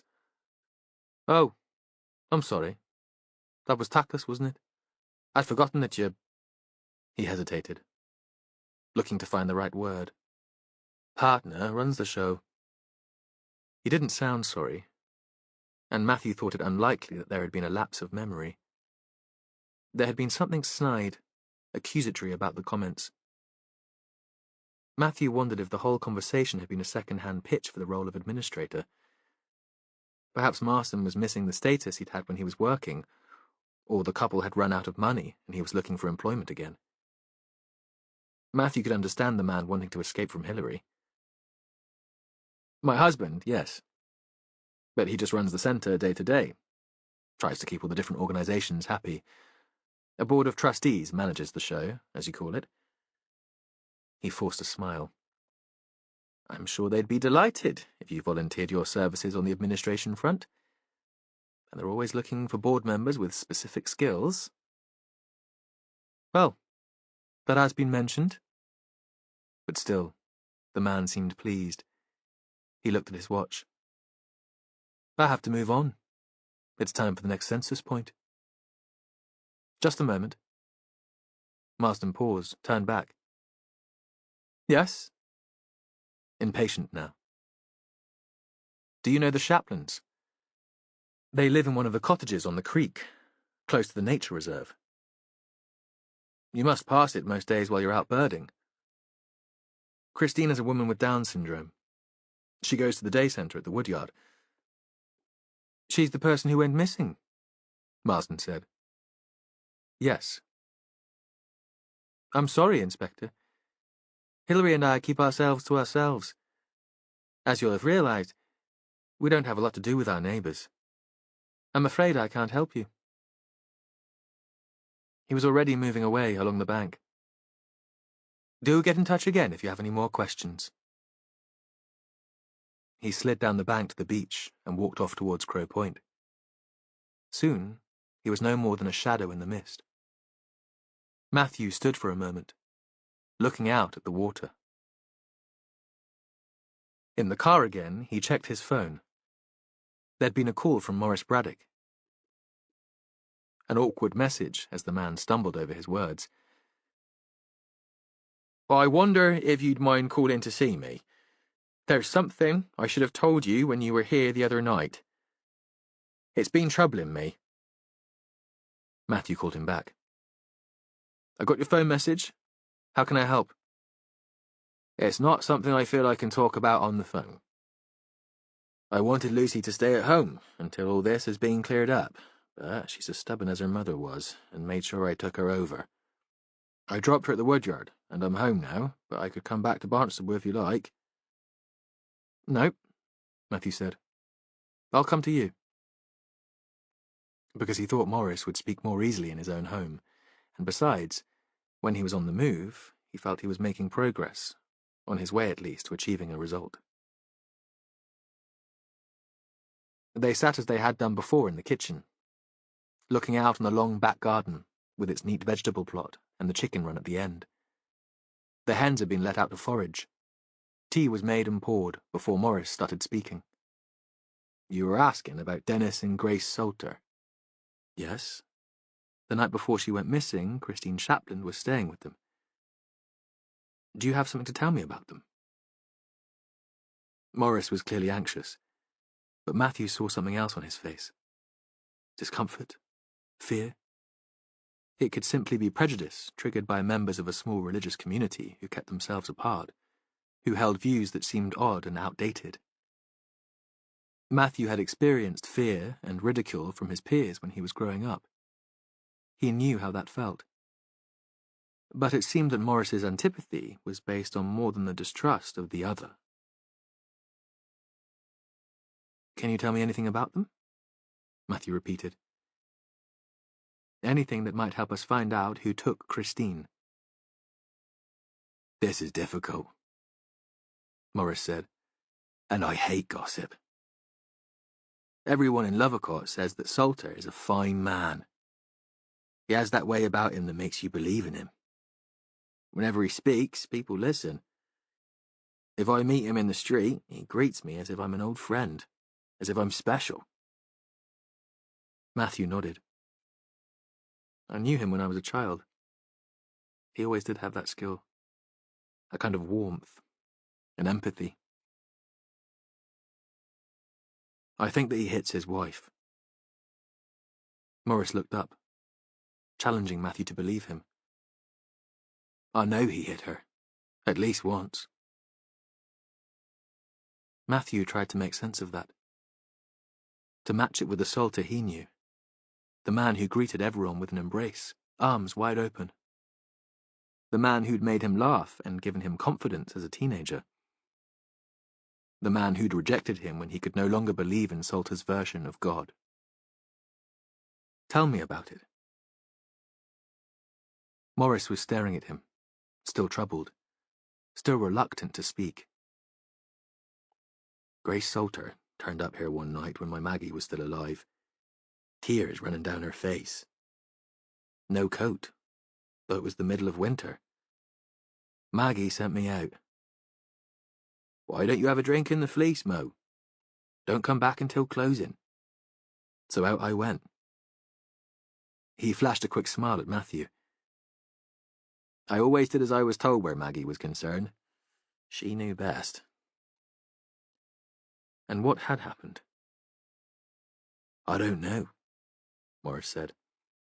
Not in any detail, but the bruise was already coming out on her eye when I left the house, and there was dry blood on her nose. Maggie had promised Grace she wouldn't tell anyone, and she never did. I feel awkward talking about it to you now, as if I'm letting Maggie down. That's why I didn't say anything when you were here before. He paused. And because of Salter's reputation as a kind man, a good man, I wasn't sure I'd be believed. I do need to know as much as you can tell me. Matthew thought Maggie was still a part of the man's life. A voice in his ear, a hand on his shoulder. Although Matthew had lost his faith years before, he'd been brought up with a belief in the afterlife. Perhaps this was as near as it got. Influence beyond the grave. When I got back from the pub, Grace had gone.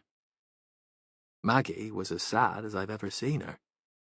I think she tried to persuade her to leave her husband, but it would have been hard for the woman. They belonged to this odd religious group, strict. Maybe if she'd left her man, she might have been forced to leave that too, and all her family. Oh yes, I know how that feels. And nobody else in Lovercourt knows about that night? Matthew thought in a place like this, there'd surely be rumours. Morris shook his head. I don't think anyone knew that Grace Salter ran away from her husband and came here. It was dark, so there wouldn't have been many people about. And I've never heard gossip about him being cruel to his wife. Grace always seems a shy sort of woman. Quiet. But Dennis has such a big personality. You can see that she might be overshadowed. I wonder if she's scared of him, though, and if she's so quiet because she doesn't dare speak. You did the right thing, Matthew said, telling me what you know. He thought this was all getting too complicated. There was too much coincidence. Too many people circling round each other without quite touching. They had no evidence that Simon Walden had known either Christine Shapland or Dennis Salter. The only connection was the woodyard. And again, that was too close to home. Chapter 27. Jen Rafferty sat in the Shaplands' small, dark cottage, which seemed to have grown out of the marsh, listening to her boss's husband talking to Christine. She'd met Jonathan a few times before, at a works Christmas do, and once at their house, when she'd picked Matthew up for an early shout. But Matthew liked to keep home and work life separate, and she'd never really got to know the man. Dorothy Venn, who'd stuck with Susan Shapland throughout the hospital visit, wasn't there. Matthew had said that he'd been rejected by his family long before his marriage, but Jen thought a gay relationship would be hard for a fundamental Christian to swallow. Perhaps the woman couldn't even bear to be in the same room as her son's husband. Outside, the mist was lying low over the creek, and damp seemed to ooze through the walls and into the room. There was a coal fire in the grate, and Jen felt she'd slipped back more than 50 years to when Susan Shapland was a young woman, and North Devon was a very different place. There was a pot of tea on a lace mat, and a plate of scones already buttered. Jonathan and Christine sat in chairs closest to the fire, and the man's voice was so low that at times Jen struggled to make out what they were saying. Christine was wearing jogging bottoms and a tracksuit top, grey with pink edging. Her cheeks were flushed from the flames. Despite the chill outside, Jonathan was still in his signature shorts and t-shirt. Jen wondered if he'd worn shorts to his wedding, and thought they made an odd pair. Matthew always suited and smart. Jonathan looking as if he'd just wandered in from the beach. She was sitting at the table, phone and notebook in front of her. She'd record the conversations and take notes too, because her impressions would be as useful as Christine's word. The main thing to say is that you're not in any trouble at all. Jonathan's voice was warm and easy, reassuring. You did nothing wrong. Nothing at all. We just want to find out what happened. That's what this chat is about. And because it's nice for me to escape from the woodyard for a bit and eat your mother's scones. Christine looked up at him, but there was no answer. She couldn't tell where this was leading. So, let's start at the beginning. You thought your Uncle Dennis was going to pick you up from the woodyard on Tuesday night. You stayed with him and your Auntie Grace on Monday, and he dropped you off that morning. Christine nodded. But when you left the woodyard on Tuesday afternoon, you didn't see him? Christine looked at her mother, who was sitting at the table next to Jen, crumbling a scone on her plate. You can tell him the truth, Susan said. The brethren will never find out. Jen saw that it mattered even now what the brethren thought of her. It will just be you and me now, girl. Someone came up in a car, Christine said. They told me they'd give me a lift back to Lothercott, that it had all been organised. Was that a man or a woman, Chrissy? Jonathan asked. A man. Can you tell me what he was like? She seemed thrown by that. Well, was he dressed like me? Shorts and a t-shirt? That made her laugh. No, he was smart, like Uncle Dennis at meetings. Susan jumped in. She means a jacket and tie. Did you know the man? Had you seen him before? If he was a friend of your uncle's, he might have been at meetings with you. Christine shook her head. I'd never seen him before. That's okay. You got into the car with the man. Were you in the front or the back? In the back. So, it was like you were in a taxi. Christine nodded. What happened then, Christine? Just tell us as if it was a story. Your story. Jonathan leaned back in the moth-eaten armchair, as if he had all the time in the world. Outside, the mist still lay over the water. It could have been a winter's evening. There was the white flash of a swan taking off from the creek, the sound of wing beats. "We got to a house," Christine said. Her speech wasn't quite clear, and Jen struggled to make out the words, but Jonathan knew exactly what she was saying. "Your uncle and auntie's house?" "No, not a big house like that." "A cottage, then? Like this? All the rooms on one floor?" Jonathan asked. Jen thought he had the patience of a saint. No way would she have been able to prize this information from the woman. She was fine in interviews where she could get inside the head of the witness and see the world through their eyes, but this was a very special skill. "All the rooms were on one floor," Christine said, "but we had to go up some stairs to get there." "So it was a flat?" A nod. "Was it a big building with lots of floors?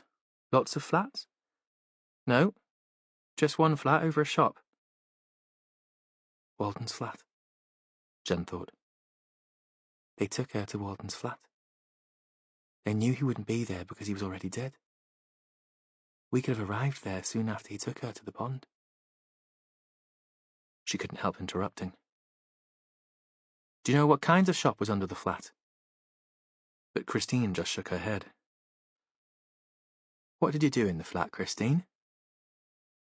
Jonathan took up the questions again. "I watched the telly."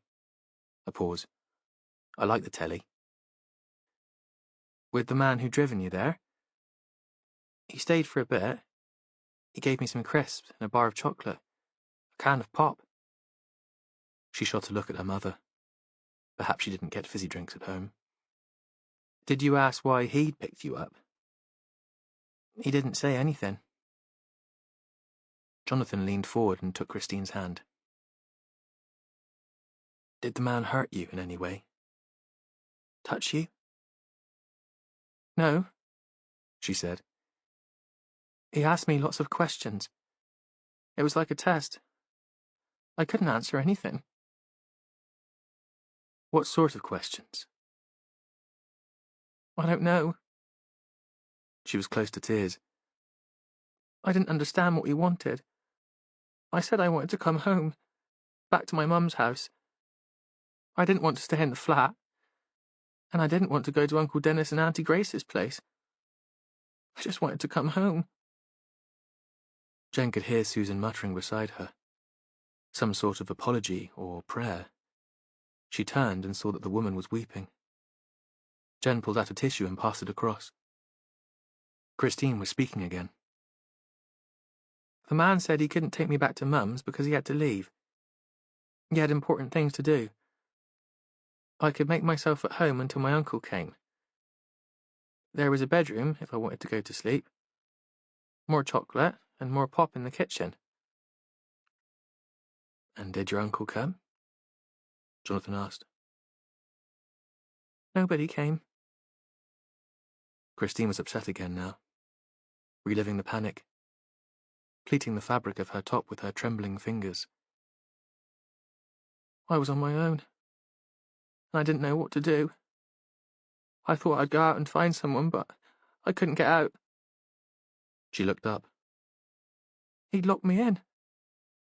The man had locked me in." "That must have been very scary," Jonathan said. "I'm so sorry you had to go through that." "I didn't know what would happen. I just wanted to be at home with my mum." "How many nights did you stay there, Christine?" She screwed up her face with the effort of trying to work that out. But panic was taking over again, and she was struggling to concentrate. "Did it get dark twice?" "I was there for a very long time." Jen thought she didn't really know. She'd been terrified and confused. Christine looked at them, and her words came out as a wail of pain. "Nobody came." "We were looking for you. Really, we were." Now Jonathan seemed as upset as she was. "We just couldn't find you." I ran out of chocolate and pop and there was nothing to eat. There were people in the street below, men smoking and laughing, and I shouted to them, but I couldn't get the window open, so they didn't hear me. What happened next? The man came back. She was staring out at them, wanting them to understand now what she had been through. Were there people in the street when he came? No, she said. the street was quiet, empty. It was still dark. So, it was probably early in the morning. Now Jonathan seemed to be speaking to himself. And what did he do? He took me into the car and we went driving again. And then we went for a walk. What could you see on your walk? Could you see anything? Cows, she said. I don't like cows. What else? There were flowers, yellow flowers. Then we came to some water and he said I should wait there. Somebody would come for me. She looked over to Jen. And you did come for me. But not for hours, Jen thought. If it was early morning when you left the flat, and late afternoon when we arrived. It was drizzling, and you didn't have a proper coat. You must have been desperate. Jen turned to Jonathan. Can I ask a question? He gave a little frown. Just one. She's been through so much. The flat where you stayed. What sort of state was it in? Was it tidy, or very messy? It was quite messy after I'd been there, Christine said. I didn't know where to put all my rubbish, but it was tidy when I got there. So, if Christine had been taken to the Braunton flat, it must have been trashed soon before Jen, Matthew, and Ross had got there, between the man in the suit leaving with Christine and the detectives turning up to search it. Had they hoped Christine could provide them with the information that they ended up looking for in such a panic? Was that what all the questions had been about? Jen would have liked to ask more about the questions, but she could see that Jonathan was right, and Christine had been through enough. She wouldn't be able to focus on any further questions. Susan moved over and sat on the arm of her chair and put her arms around her daughter. Don't you worry, my lover. Nothing like that will ever happen to you again. You'll stay here with me, and I'll keep you safe. Jen left Jonathan at the chaplain's cottage and drove back to Barnstable. Looking out over the river to the estuary, she had a brief pang of homesickness for another river and another estuary. For Liverpool and the Mersey, a city full of life and action. But she knew it was too late for regrets. She parked at the police station and walked through the town to the cobbled alley at the back of St. Cuthbert's Church. The noise of traffic and voices faded. She made her way to the back of the old school and found the same woman sitting in reception. I need to speak to Caroline Priest. I'm afraid she's with a group at the moment. I'm a police officer. The police officer who spoke to her before. Two women sat on easy chairs in the lobby, chatting. They looked up when Jen said who she was, curious and a little wary. Could you let Caroline know that I'm here? I'm not sure. The young receptionist looked anxious.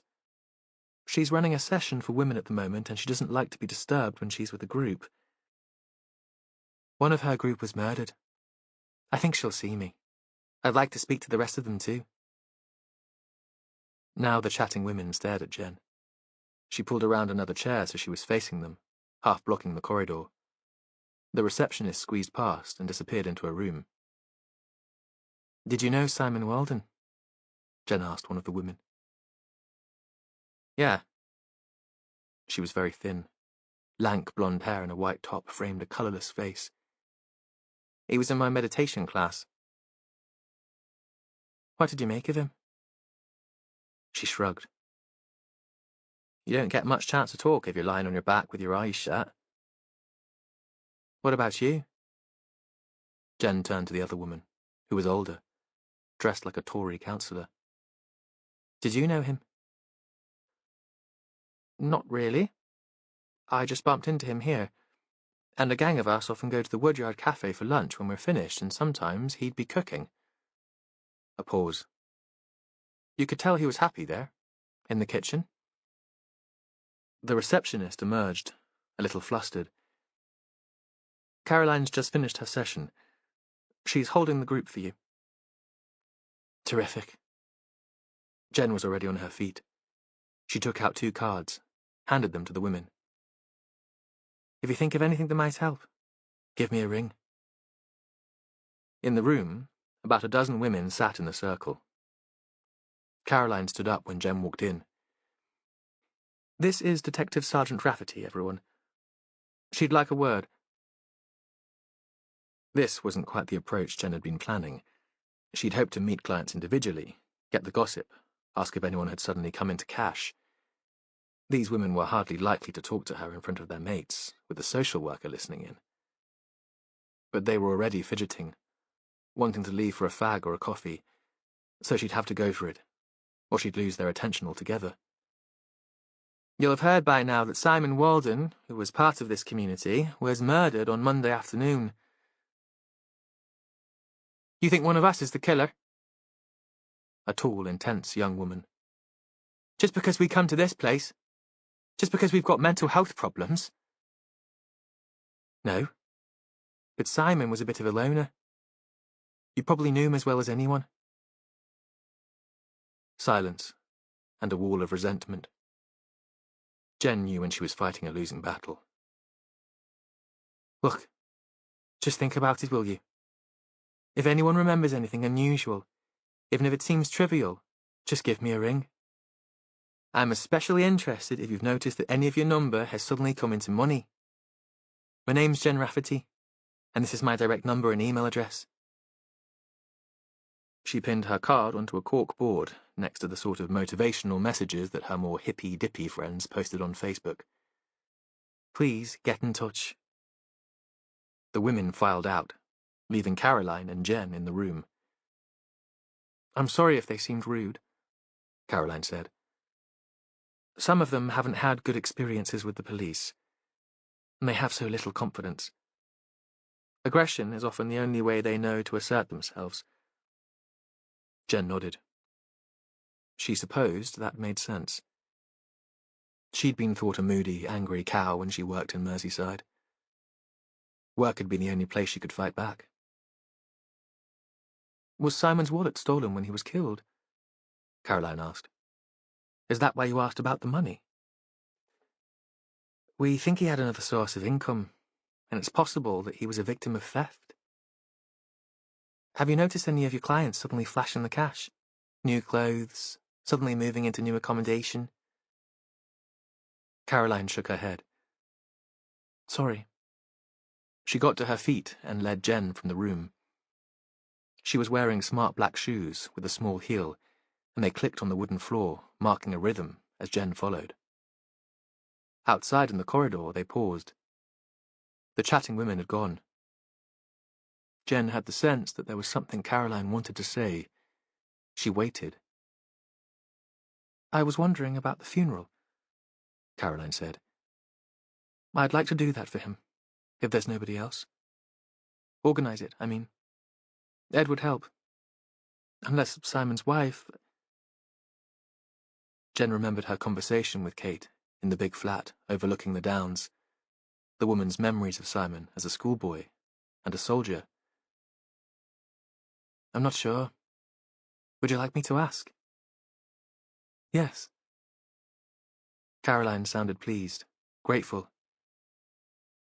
I feel that I let Simon down in life. At least I could do something to help him now. Chapter 28. Matthew arrived back at the station from Lovercott just in time to grab a sandwich before Jason Kramer, the solicitor from Exeter, turned up.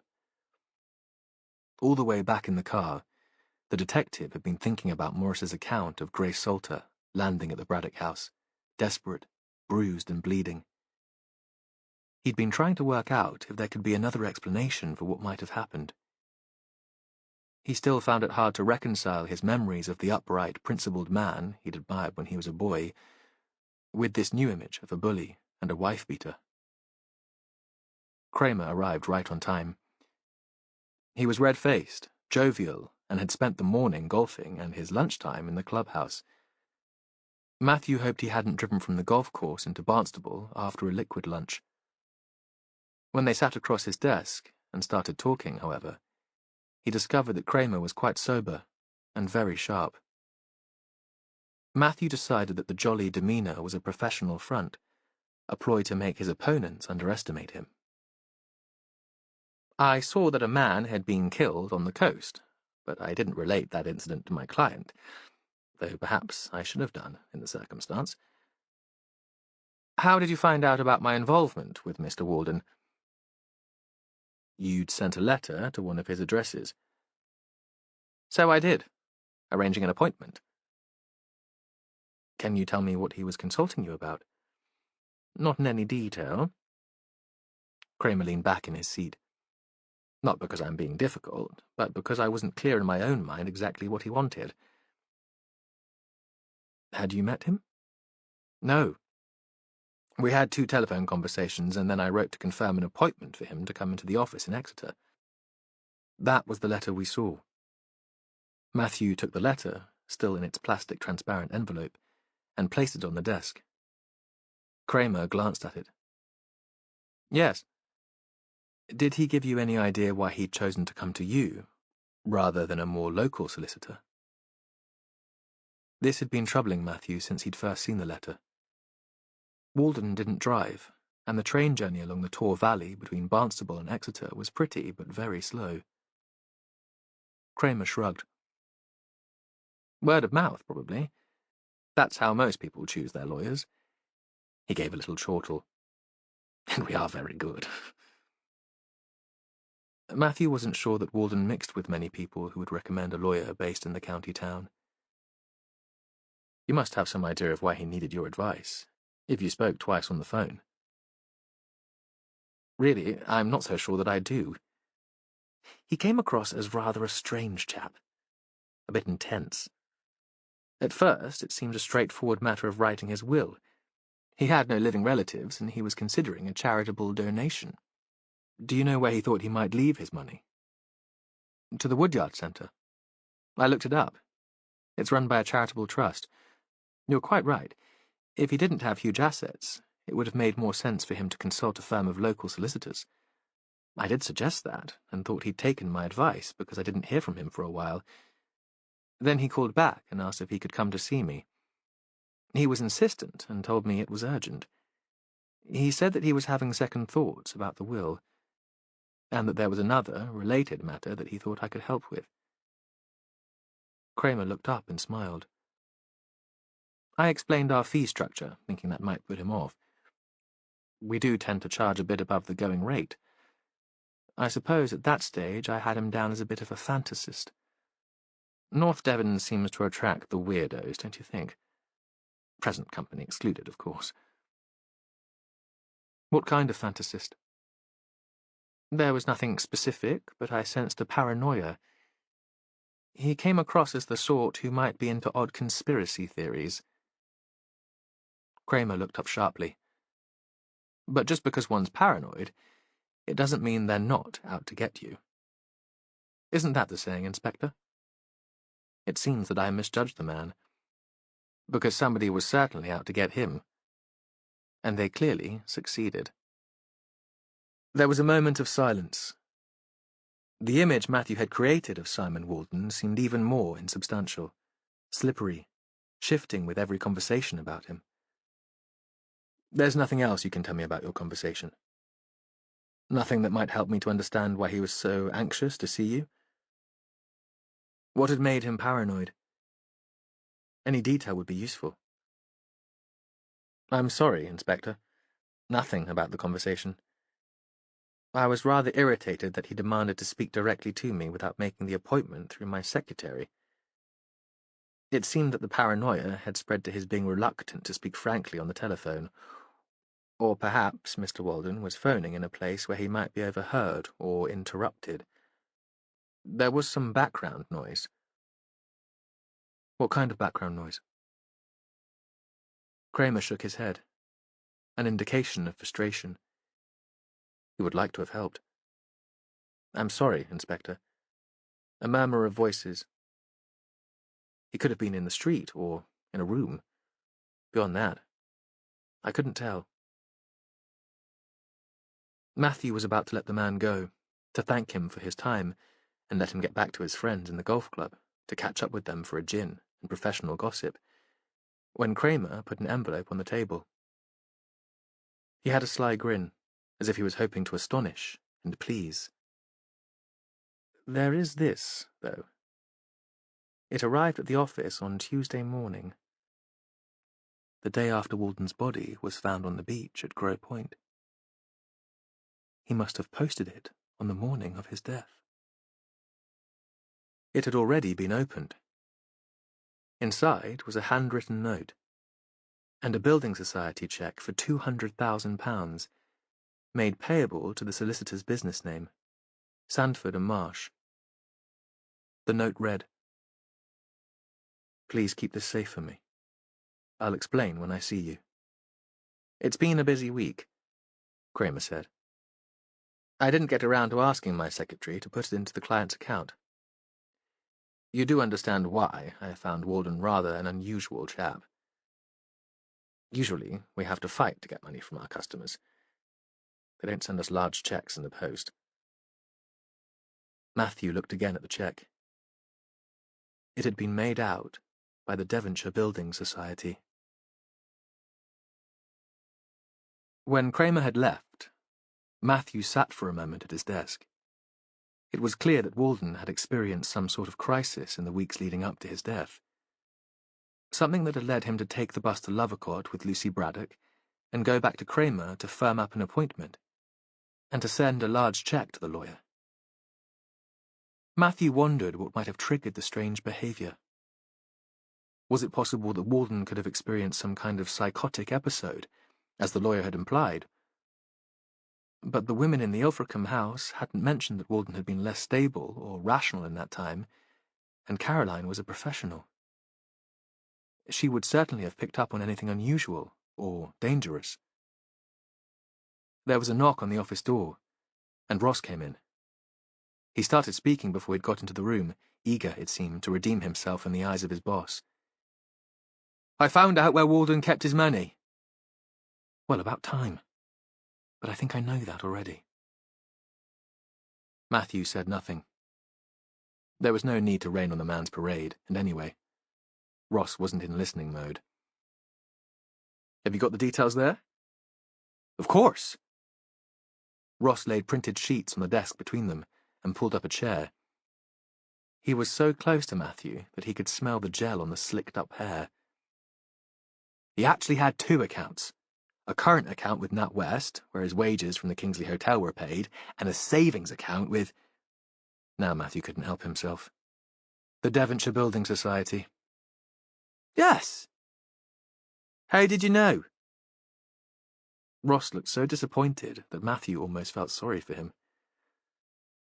"I found out from Kramer, the solicitor." Matthew hardly noticed Ross's reaction to the news. He was too busy asking questions of his own in his head. Why had Walden felt the need to send Kramer all that money? Was it just a coincidence that Walden had deposited the cash, redeemed from his Bristol home and business, in the building society where Dennis Salter had once been manager? Why had he decided to withdraw the whole amount? And what had happened to make him change his mind about leaving all his money to the Woodyard Centre in his will? Chapter 29. Gabby had agreed to spend the afternoon with Kaz and her father, Christopher Preece. Gabby still wasn't quite sure how she'd allowed herself to be talked into it. Kaz had taken her aside after her appearance at the jazz cafe the night before. "What are you doing tomorrow afternoon?" "Nothing much. I don't work on Friday afternoons. Will you come out with me and Dad?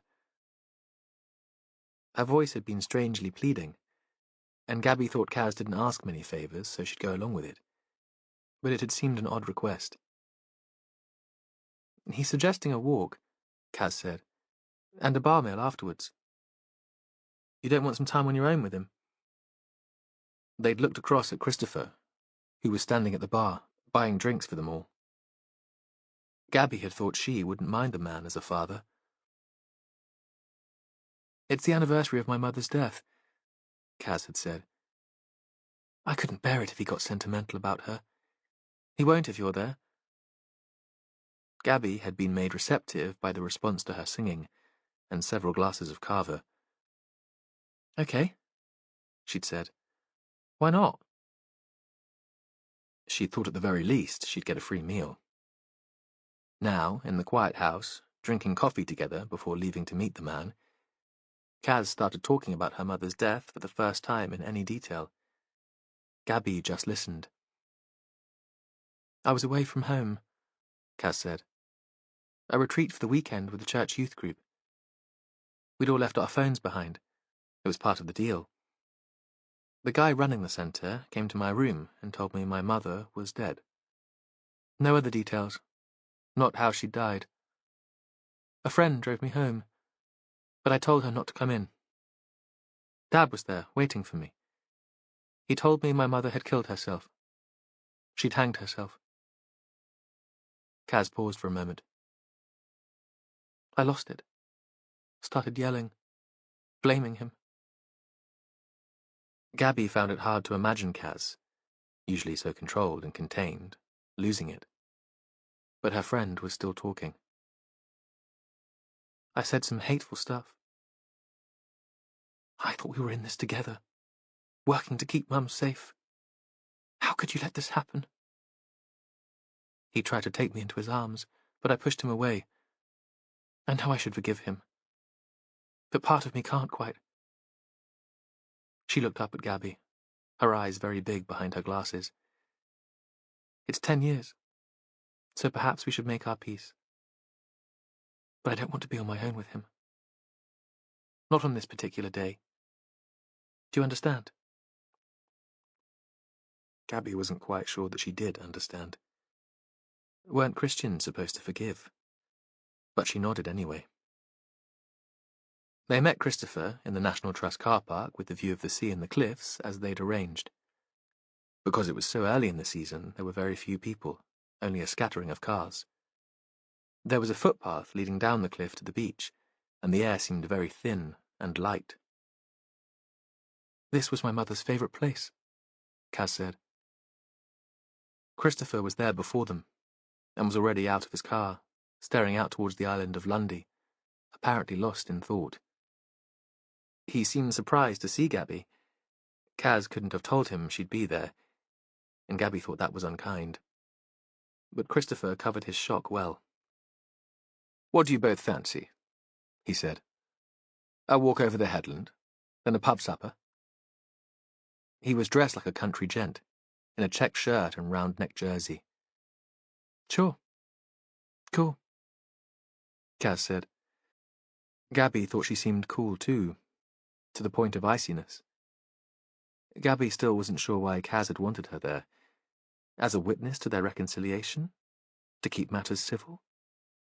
Whatever the reason, she felt that somehow she was being used.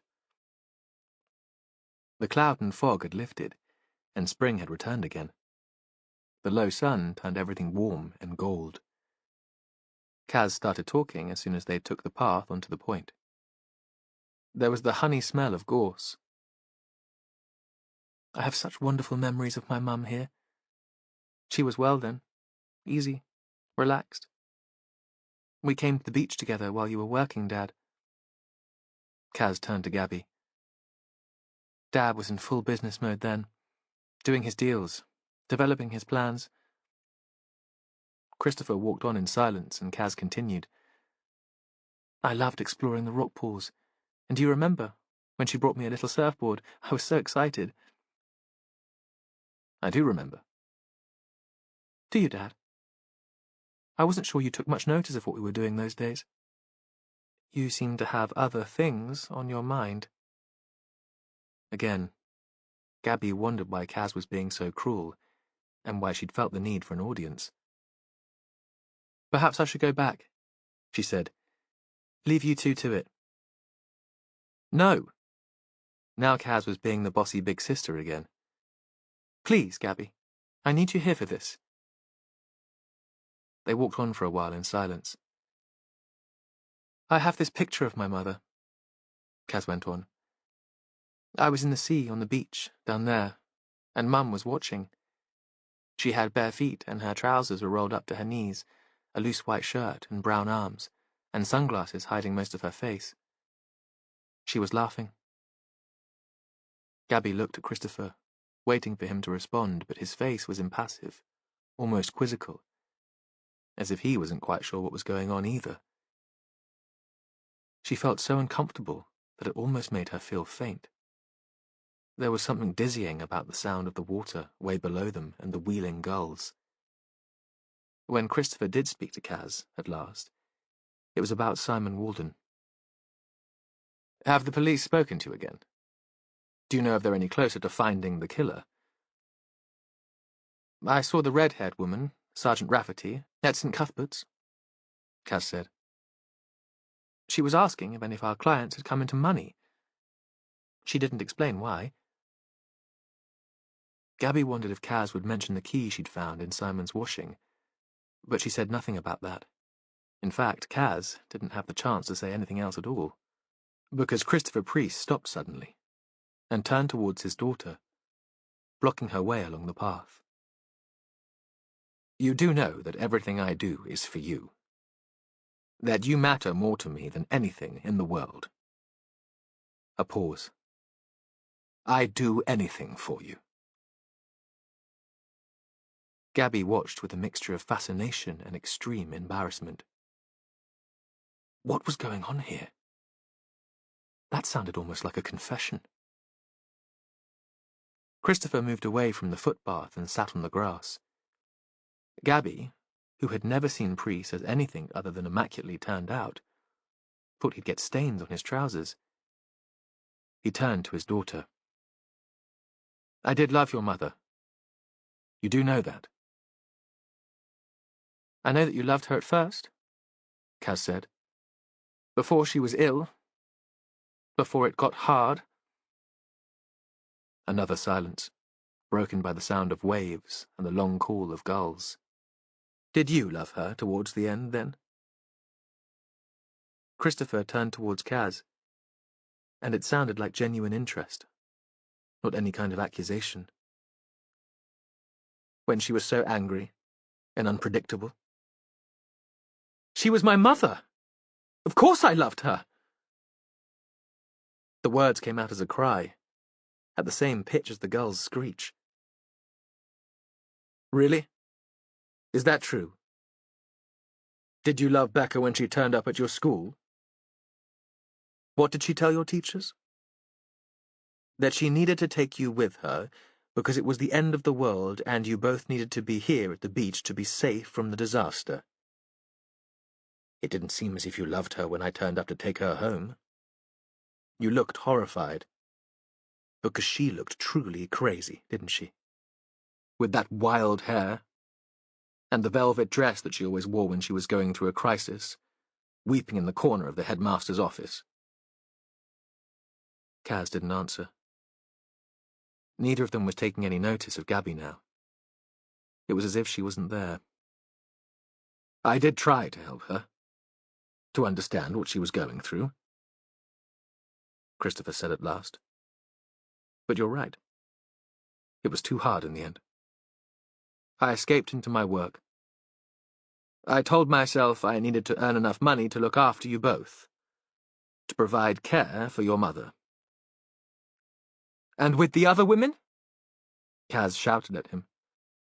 Was that how you escaped too? He looked as if he'd been slapped. But still he kept his voice even, so quiet that Gabby struggled to hear it above the sound of the gulls and the waves. What about you, Caroline? Didn't you have your own means of escape? At first it was the pony club, and then it was the church. You always liked your form of entertainment to be organized, a hierarchy, a ritual, so you didn't have to think too hard for yourself. Caroline seemed on the verge of tears, but Gabby couldn't bring herself to intervene. She felt a horrible fascination watching the encounter unfold. "I'm sorry," Christopher said. "That was unfair. You were young, and of course you wanted some structure in your life. There wasn't much at home, and it wasn't your responsibility to look after Becca. That was down to me." He paused. "She would have been proud of what we've both achieved at St. Cuthbert's, wouldn't she? And she'd have adored the Woodyard. All the terrific work that goes on there. The music and the theatre, the art. Don't you remember how she used to dance?" "Yes. Yes, she would." Kaz turned to face him. "Is that why you got so involved in it?" "Of course. You must have realized that." "We've never discussed it," Kaz said. "I've tried to talk to you." "I suppose that's true. But I was always busy. A-levels and then university." "I wondered why you came back to North Devon after university," he said. "You could have lived anywhere. It must have such dreadful memories for you." "Happy ones, too. And this is where I remembered Mum best. Besides, I missed it when I was away from home." Kaz seemed suddenly to make up her mind about something. She turned to face her father. She was still standing and looked down at him, accusing. "Did you kill her?" Gabby thought that was why she was here. As some kind of witness, in case Christopher was forced to admit to a 10-year-old crime. "No, of course not." There was shock and immediate denial. "Is that what you've been thinking? All these years?" "I saw you," Kaz said. "With a woman. You were all over each other, in a bar in Barnstable, when you believed I was at home. I'd sneaked out to meet my friends." A pause. More honesty. Gabby thought this was like one of those truth games she'd played as a student. "You thought I was there keeping an eye on Mum, but she was sleeping, and I couldn't face another night in." There was a moment of silence. "She was called Sophie." Christopher Priest spoke very quietly. "I thought she was beautiful. She worked with me. She had a law degree, and dealt with all our contracts. She was very bright, full of ideas." "You fell in love with her mind?" Kaz said. Gabby thought that sounded like a cheap sneer. "I fell in love. But there's no way I would have killed your mother to be with her." "Did Mum know? You weren't exactly discreet." He shook his head. "I don't think so. She wasn't seeing any of her friends by then. Who would have told her? And I was very careful at home." He turned to his daughter. "I didn't want to hurt her." "It was convenient, though, with Mum suddenly off the scene. What happened? You were free to be with Sophie. Do you still see her? Do you hide her in the attic when I come to visit?" "I think for Sophie I was just a bit of fun. She didn't want a long-term relationship, and she certainly wasn't ready for a teenage stepchild. Besides, I didn't think I deserved to be happy. I didn't kill your mother, but she died because of me." He'd found a stray piece of long grass and was pulling the dead seeds off one by one. "I tried to lose myself in the businesses again, to get the same buzz about the developments. But it didn't work. So, after a few years, I got rid of them, and set up St. Cuthbert's. Then I joined the campaign to found the woodyard. I put all my money and my energy into that, into providing a space where people who suffered like your mother could be safe. He looked at her. I wanted you to be proud of me. There was a moment of silence. I am proud, Kaz said. Of course I am. Her father scrambled to his feet and started walking again. Kaz joined him. Gabby hung back, then followed them. Her attention was caught by the light on a piece of the cliff face. There was lichen, and some kind of prickly bush. Sea buckthorn? She was thinking how she might paint it. Then she realized that the couple ahead of her had started talking again. I met Simon Walden, he said. I know you met him. You came to a couple of the Friday feasts. Before that. Again, it sounded as if he was about to confess to something. This whole conversation had the air of a confession. I wanted to meet him before he moved into number 20. I asked him to the house. Your house? Christopher nodded. I wanted to check that he was all right. He could have been a murderer. A madman. Oh, Dad. I'm grown up. You didn't need to do that. No. I realize that now. A pause, and there was another moment of apparent honesty. But I couldn't bear to lose you, too. Later, they were in a thatched pub in a village just inland from the coast. There was a small campsite in an orchard across the road, and in the summer it would be heaving. Because it was still cheap, it attracted young people marking the end of exams, graduation, freedom. Gabby had brought a group of art school friends here soon after she'd started at the woodyard. They'd all come from London, and she'd basked in their admiration. But it's so cool here, and this is really where you're going to be working for the next 3 years. How surprised they'd be to hear that she'd be caught up in a murder inquiry. They'd thought this was a place different from the city. A place where violence would never happen. It was Friday night, and Gabby thought it should just be she and Kaz in Hope Street cooking a meal, remembering the other Friday nights with Simon. She shouldn't be here making small talk with her boss. She felt trapped. She didn't have her car, and they were miles from home. Even if she'd felt brave enough to opt out, she didn't have the cash for a taxi. In the end, it was Kaz who opted out. Do you mind if we don't eat here, Dad? Gabby and I would probably rather be alone this evening.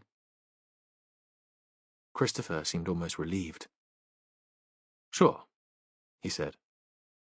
But they made no move to leave and continued talking. Not about Kaz's mother now, but about the woodyard and Christopher's plans for the place. Gabby's attention strayed. She thought again of the sunlight on the cliff face, the colour of the lichen, and the sharp, clear spikes of the buckthorn. She'd taken a photo and would have looked at the image on her phone, but knew it would seem rude. A couple of regulars, old men, sat in one corner. They'd been there when Gabby's friends from London had camped in the village. She'd wondered then if they were actors, employed by the landlord to provide a touch of authenticity for the visitors. Now, she thought they were just staking their claim to the place. It was still early, and the pub was quiet, and Christopher's voice provided a background white noise to her thoughts.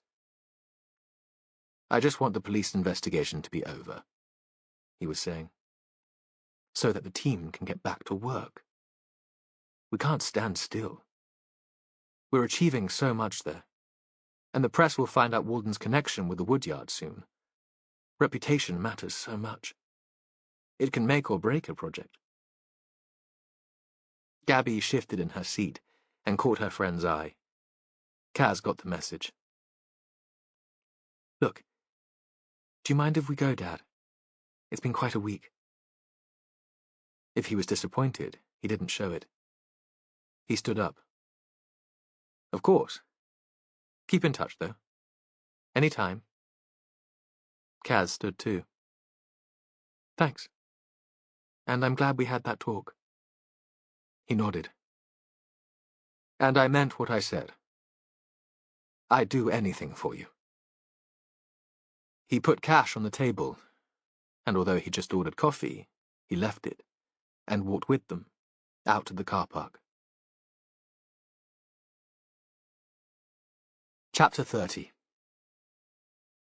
By the time Matthew left the police station, it was 6 o'clock. Jonathan might already be home, opening a beer, preparing a meal.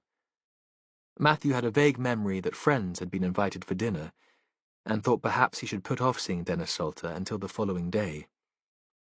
Jonathan was tolerant and understood the demands of his work, but this might be one step too far. Then he remembered Morris Braddock's description of Grace Salter, battered and humiliated, and he texted Jonathan to say he'd probably be late, and they should eat without him. As he started the car and began the now familiar drive to Lubbock, Matthew was honest enough to recognize that he probably wouldn't have enjoyed the dinner anyway. Merrill and Joe were Jonathan's friends, people he'd known for years. Matthew was only just being introduced to his husband's circle. These women were potters who worked in a craft collective on the edge of Exmoor. They were political activists, with a deep distrust of the police.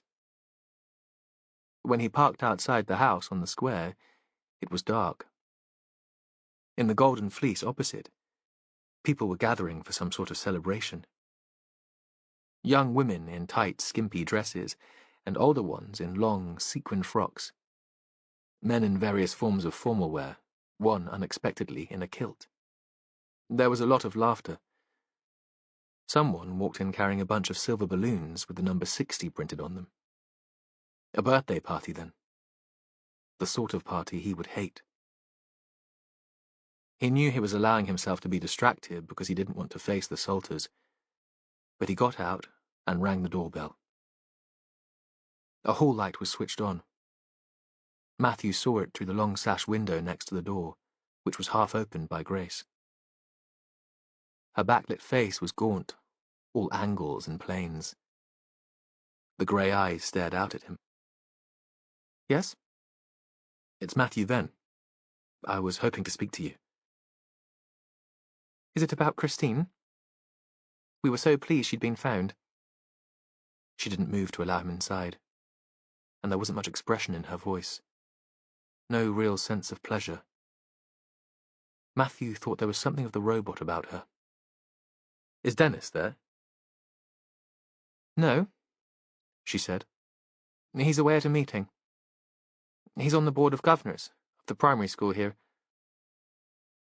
Perhaps I could come in and speak to you. I'm not sure. He might be a while. She stood her ground, pale, thin and angular, in the doorway. What is it, Grace? Does Dennis not like you to speak to people when he's not here? What is it he's frightened of? At that, she did let him in. They sat again in the large, formal room at the front of the house. There was no heating, and he felt a chill as he walked inside. From the kitchen there came the sound of canned laughter. She'd been listening to a comedy on the radio. Should I make you some tea? She couldn't settle, and was on her feet again. That would be lovely. He felt cruel, because he seemed to be causing her such distress. She stayed in the kitchen for such a long time that he thought she must be hiding from him. The radio was switched off, and the house was suddenly silent. Then he heard muffled words, and wondered if she was calling her husband on his mobile, leaving a message for him perhaps, asking him to come home. Covering her back in case Dennis was angry that she'd let Matthew in. At last she came back with a tray. She poured tea and offered milk. He thought how different she was from Susan. They made unlikely sisters. All they had in common was their membership of the Brethren.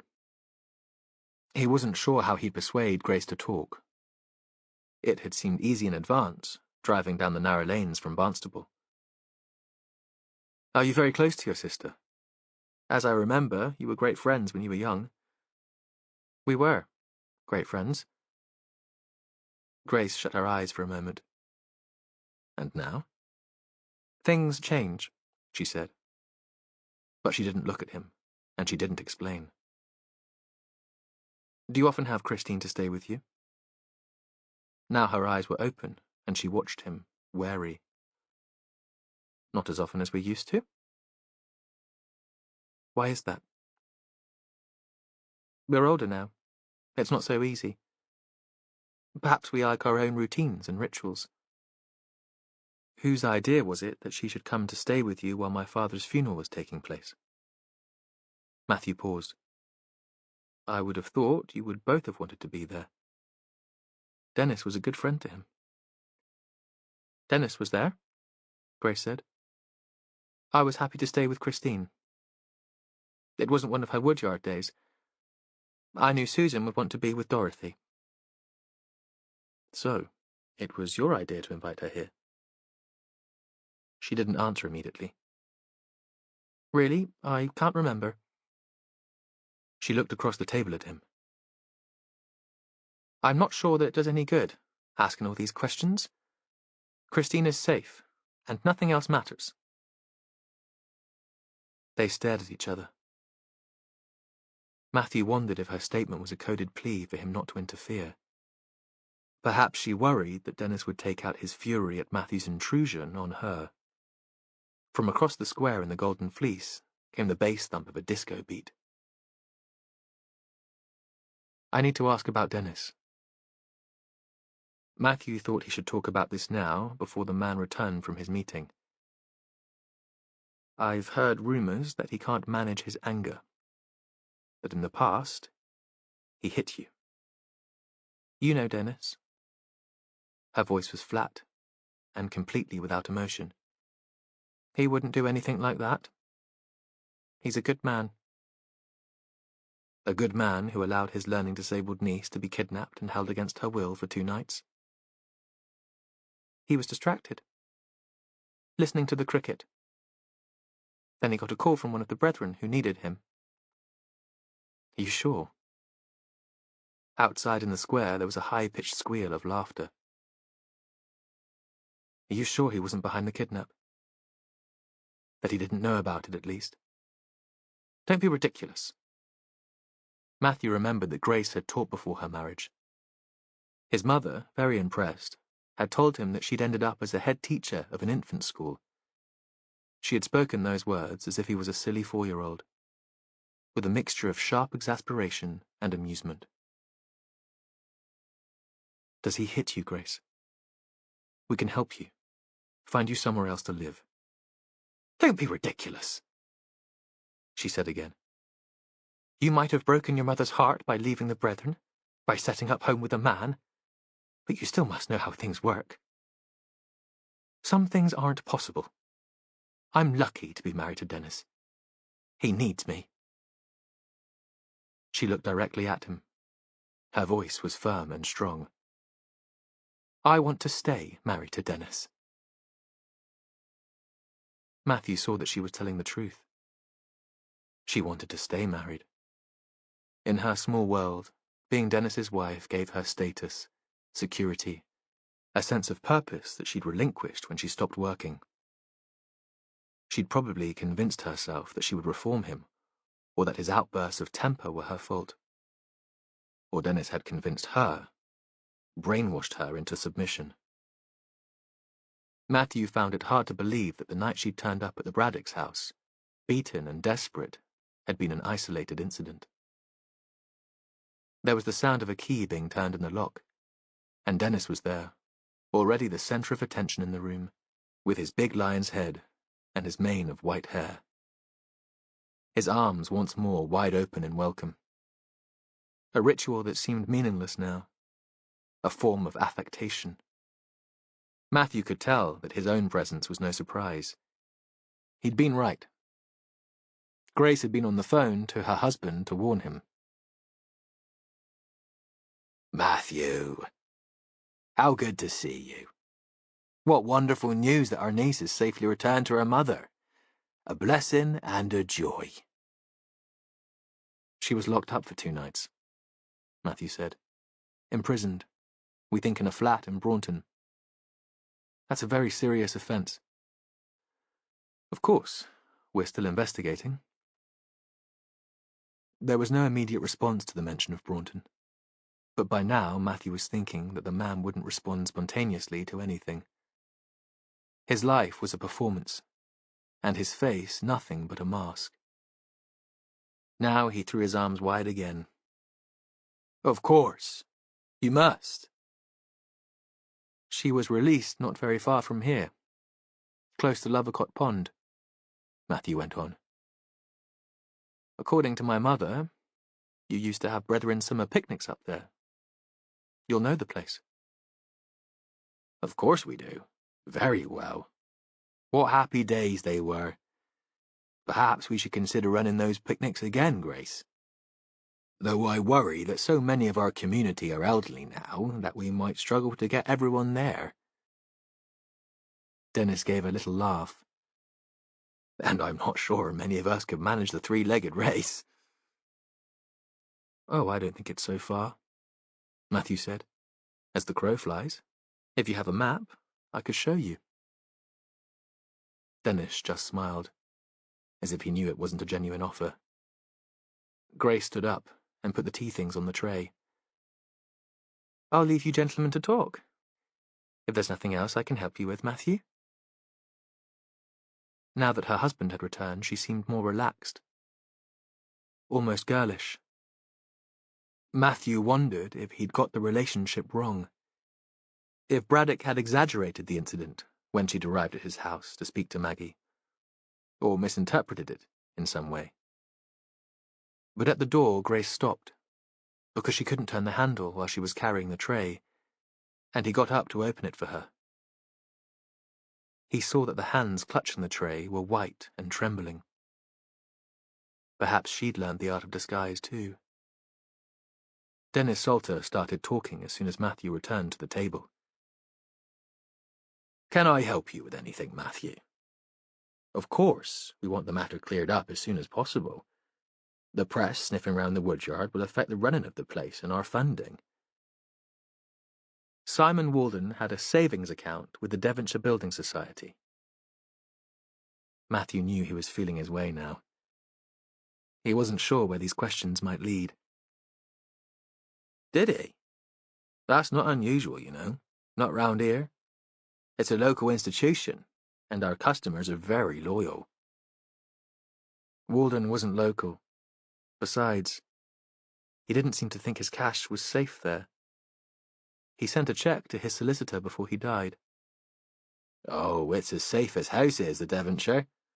No worries on that score. I keep my own savings there. The woodyard uses it too, I believe. There was no answer, and Matthew looked up. How long is it since you retired? A couple of years. It's the best decision I made, leaving a bit early. Grace and I can spend some time together now. And you're on the woodyard board? Matthew felt as if he was groping through a thick fog, without any destination in mind. You said you knew Christopher Priest? Yes, though I'd come across him before, of course. It's a small business community here in North Devon. He looked up, gave one of his smiles. Jonathan Church knew all about Christopher's decision to invite me to join the board, and he introduced me to the other members. He's the power behind the throne in that place. But of course, you'll know that. You know him well. The words had an edge that sounded almost like a threat. Perhaps it was just a snide dig about a relationship he considered abhorrent. But to Matthew, it sounded more aggressive than that. An accusation. Where were you yesterday morning? Matthew knew this was a ridiculous question. Salter couldn't have been the man driving Christine out to Lovercott Pond. The woman would have recognized her own uncle. But it occurred to him that Dennis could have been the person who'd searched Walden's flat in Braunton. For the first time, Salter seemed a little bothered. Why do you want to know? We're following a number of inquiries. Just routine. I'm sure you understand. We have to ask everyone involved with Mr. Warden the same questions. But I wasn't involved with Mr. Warden. As far as I know, I'd never even met him. Salter had lost the easy, jovial tone and seemed almost rattled. And besides, wasn't he killed on Monday? You know I was at your father's funeral that day. You are, however, linked to Christine Shapland, and we believe the two crimes are connected. A silence followed, again broken by the sounds of the party across the square, the same relentless beat. I was here, Salter said. Grace can confirm that. Shall I fetch her so you can ask her? No need for that. Because of course Grace would confirm it. She'd confirm anything that her husband said. When Matthew arrived back at the coast, Jonathan's guests were still there. They were in the living room, one woman lounging on the sofa, the other on the floor, her elbow on a cushion. Jonathan was stretched in an armchair. They'd already eaten, and the plates were still on the big table in the kitchen, the pans left to soak. The unwashed dishes irritated Matthew more than they should have done. The three had started on the whiskey. I've asked Merrill and Joe to stay the night, Jonathan said from the chair. It's such a trek home for them, and it's the weekend. But not for me. I'll still be working. Matthew felt churlish. He'd hoped to have Jonathan to himself. He still wasn't used to sharing him, to being sociable.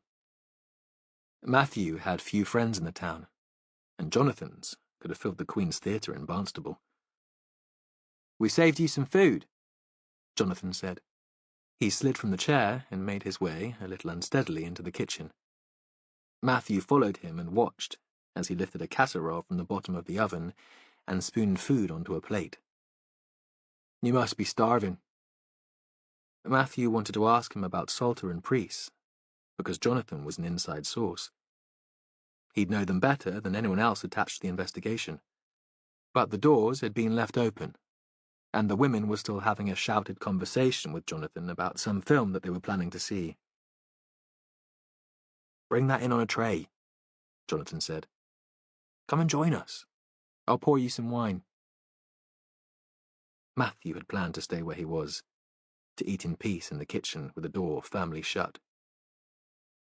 But he followed Jonathan back into the living room and sat in a chair by the fire. Yeah, he said. Why not?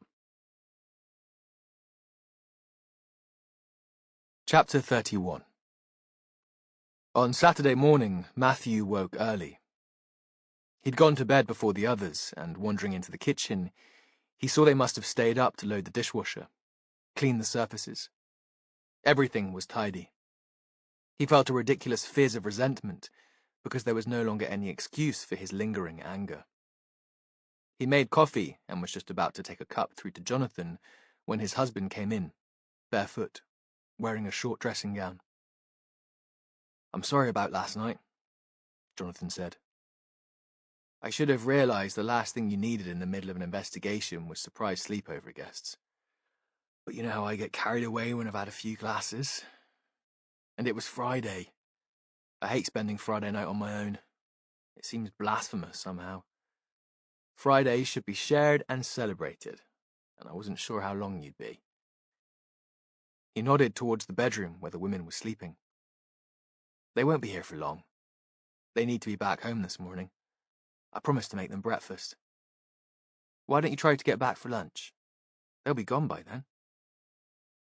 He reached into the fridge for eggs and a bag of mushrooms. I doubt if I'll be able to get away. Matthew realized that sounded churlish. But I'll try. It's a lovely idea. So I'm forgiven, then? He sounded anxious, as though these were more than trite words. The adopted boy worried about being disowned. searching for a real place to belong. Of course. Because Matthew always forgave him. He thought he'd forgive Jonathan anything. The police station was quiet. Ross was already in and staring at his computer screen. Matthew had just settled at his desk when there was a phone call from Jen, asking if it would be okay if she came in a bit later. I really need to spend a bit of time with the kids. Ella and Ben will forget what I look like soon, and if I don't do some food shopping, they'll start eating each other. Yeah, sure. Matthew hoped this wasn't an excuse, that she hadn't had a wild night out and just staggered home, too rough to work. You got my message about Jonathan's conversation with Christine Shapland, and the meeting with Caroline and the St. Cuthbert's clients. I didn't get anything useful. Sorry. Jen sounded sober enough. Yes. Matthew had hoped to discuss the Woodyard affairs with Jonathan the night before, to ask his opinion and share ideas. Matthew thought he should have done that instead of rushing out to Lovercott to talk to the Salters. Now, he saw that had been a wasted trip. He hadn't thought it through sufficiently before challenging Grace, and it had left him only frustrated and angry. And Salter had been warned that Matthew knew about his domestic life. He'd become even more closed and secretive. Thanks, Jen said. I'll be in later. If anything important turns up, just give me a ring. Matthew replaced the receiver and wandered over to Ross's desk. Have we got anything from the CSIs after the sweep on Walden's flat in Braunton? If there were fingerprints not on the system, he'd be interested to know if there were any not yet identified. He'd love to find evidence that Salter had been in the flat. He pictured asking the man into the station to have his prints taken, the powder on his fingers like a mark of shame. Salter wasn't a stupid man, though. If he'd carried out the search of the flat, he would surely have worn gloves. And Matthew needed to be careful. His antipathy towards the man was clouding his judgment.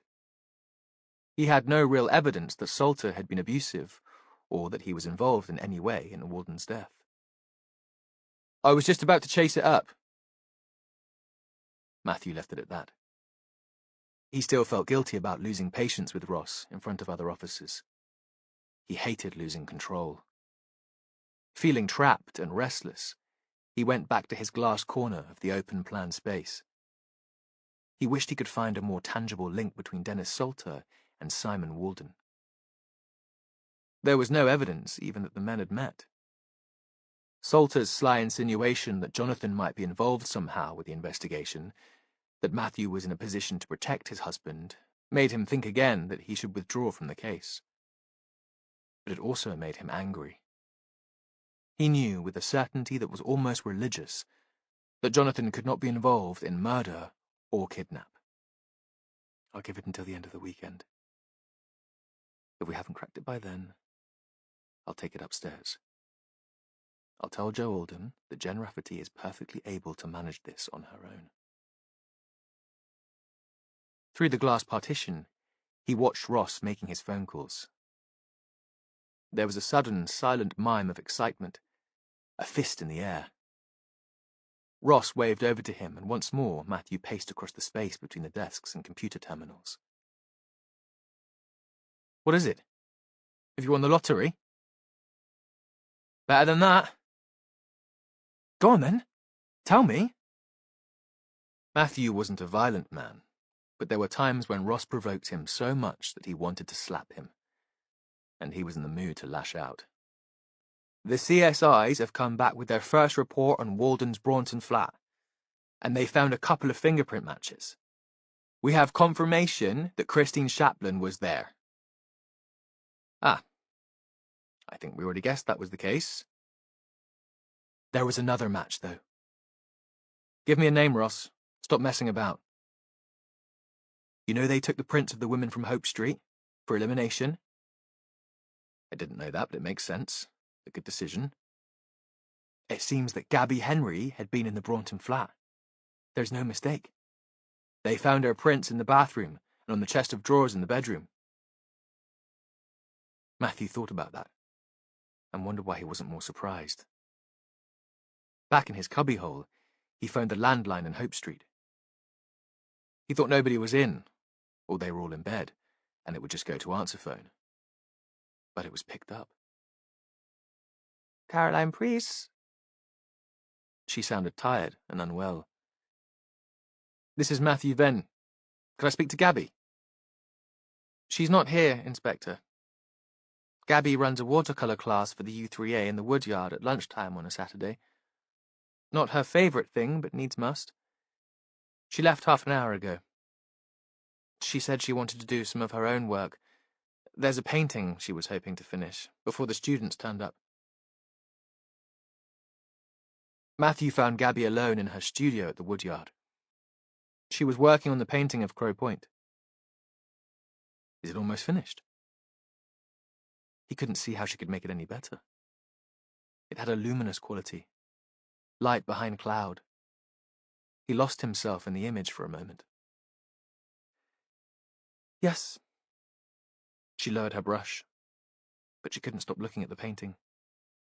He still didn't have her full attention. You met Simon for coffee that morning, didn't you? At least, he had coffee and a bacon sandwich, and you had herbal tea. She set her brush on the shelf at the bottom of the easel, and now she did turn to face him. How did you find out? He shrugged. Routine policing. Only then did he see the green jacket hanging on a hook on the back of the door. A witness saw you together in the cafe in Braunton and described what you were wearing. She didn't reply, and he continued. Were you in a relationship? I'm not sure that's what you'd call it. But you visited his flat in Braunton. You knew he had somewhere else to live. She didn't answer. We know that you went there, he said. We found your fingerprints. Still, she stared back at Matthew in silence. Did you kill him? No, she said, provoked at last to respond. No, of course not. Well, you've done a pretty good job of hindering our investigation, and you admit to being in the area at the time. A pause. You must see how it looks, Gabby. You lied. No, she said. I didn't lie, but I didn't tell you everything I knew. They stood, still staring at each other. I should take you to the police station, he said. Caution you. Question you with the solicitor present. She pushed her hair away from her face.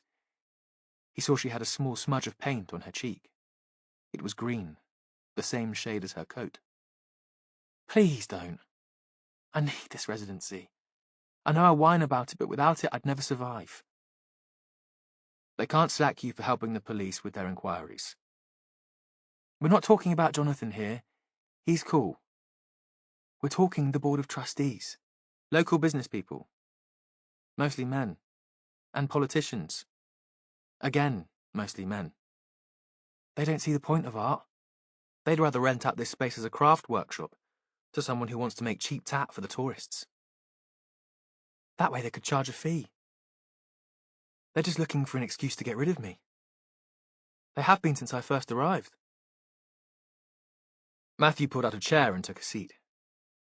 How long have you got before your students turn up? An hour. Make me some coffee then, and we'll talk. They sat, the smell of the coffee overlaid with the smell of paint, terps, and chalk dust. Why did you lie about Walden?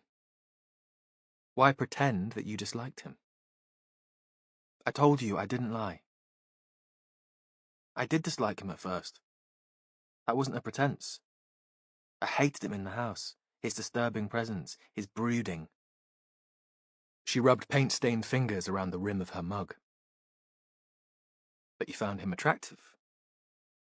You admitted that the last time we talked. I found him interesting, she conceded. Why hide your relationship from me? From your friends? She took a while to find the words. I was embarrassed. I'd been so opposed to him staying in the house, and then there I was, dreaming about him, thinking about him. A former soldier and alcoholic who knew nothing about art. She paused again. And it was exciting, you know? Keeping it secret. Matthew understood embarrassment. The fear of looking foolish had haunted him all his adult life. It had taken Jonathan to start curing him of that. All the same, you should have told us. This is a murder inquiry. Your embarrassment isn't important. Finding the killer is. Once I'd started lying, I couldn't stop. I was worried you'd think I'd murdered him. Matthew looked over the rim of his mug. Did you? No! I just kept the relationship secret. From you and from my friends. What did Simon think about that? It might have seemed as if you were ashamed of getting together with him. Surely, Matthew thought, that would make a man resentful. Nah. She gave a fond smile. Simon preferred it that way. He said he had so many secrets, what was one more? What do you think he meant by that? I don't know. Gabby paused for a moment and seemed lost in thought. One day, when we were in the Braunton flat a couple of weeks ago, he started talking about secrets. I already knew he'd been married, but this was something else. Something different. He seemed preoccupied, and I could tell something was troubling him. I asked what was wrong. I thought for a moment that he was going to tell me. I had the sense that he wanted to share whatever was on his mind. But then he just laughed. He said if he told me everything, there would be no secrets anymore. And he didn't know what that would feel like. It was the secrets which defined him. He wouldn't feel the same man. It would be like having no guilt. Matthew thought about that. And he gave you no idea at all what was troubling him? No. He said he'd have to sort it out. He seemed almost pleased about that. He said it was his responsibility, his chance to make amends. Matthew drank the rest of his coffee. It was clear that there'd been some drama in the last weeks of Simon Walden's life. He'd made a discovery that would lead to his death. In that time, he'd started travelling to Lovercott. He'd sent his money to the solicitor in Exeter and pressed for a meeting with him. Walden's life at that time had been centred around St Cuthbert's, the Woodyard, and the Ilfracombe house. It seemed as if he only used the Braunton flat to meet Gabby. And you have no idea what he meant by that. Gabby shook her head. I confided a lot in him, but he still wasn't ready to share personal stuff with me. Or perhaps he liked being mysterious. How did the relationship start? Matthew still couldn't quite imagine these two individuals as lovers. But then, who would have ever imagined him and Jonathan together? It was that night that I told you about. The Friday when he'd been cooking. When Kaz went to bed, I knocked at his bedroom door and went into his room. I'd been drinking. I wanted to run my fingers over his cheekbones, the muscles in his back. She looked up at him and grinned. That was what I told myself. That it was all about understanding the bone structure for my art, to inform the painting I was making. You became lovers. Not that night. That night we just lay on his bed and talked. But he didn't share his secrets. Matthew could picture them on the narrow bed, whispering, until noises in the street told them it was nearly morning, and that Gabby should leave for her own room. No. Like I said, I did most of the talking. About the places I'd lived in London, about my mother and her bullying bastard men, about never feeling I quite belonged. Simon listened. He was a brilliant listener. When did he take you to his flat in Braunton? Not until recently. About 3 weeks ago. Then we went a few times. Gabby smiled, challenging him to disapprove.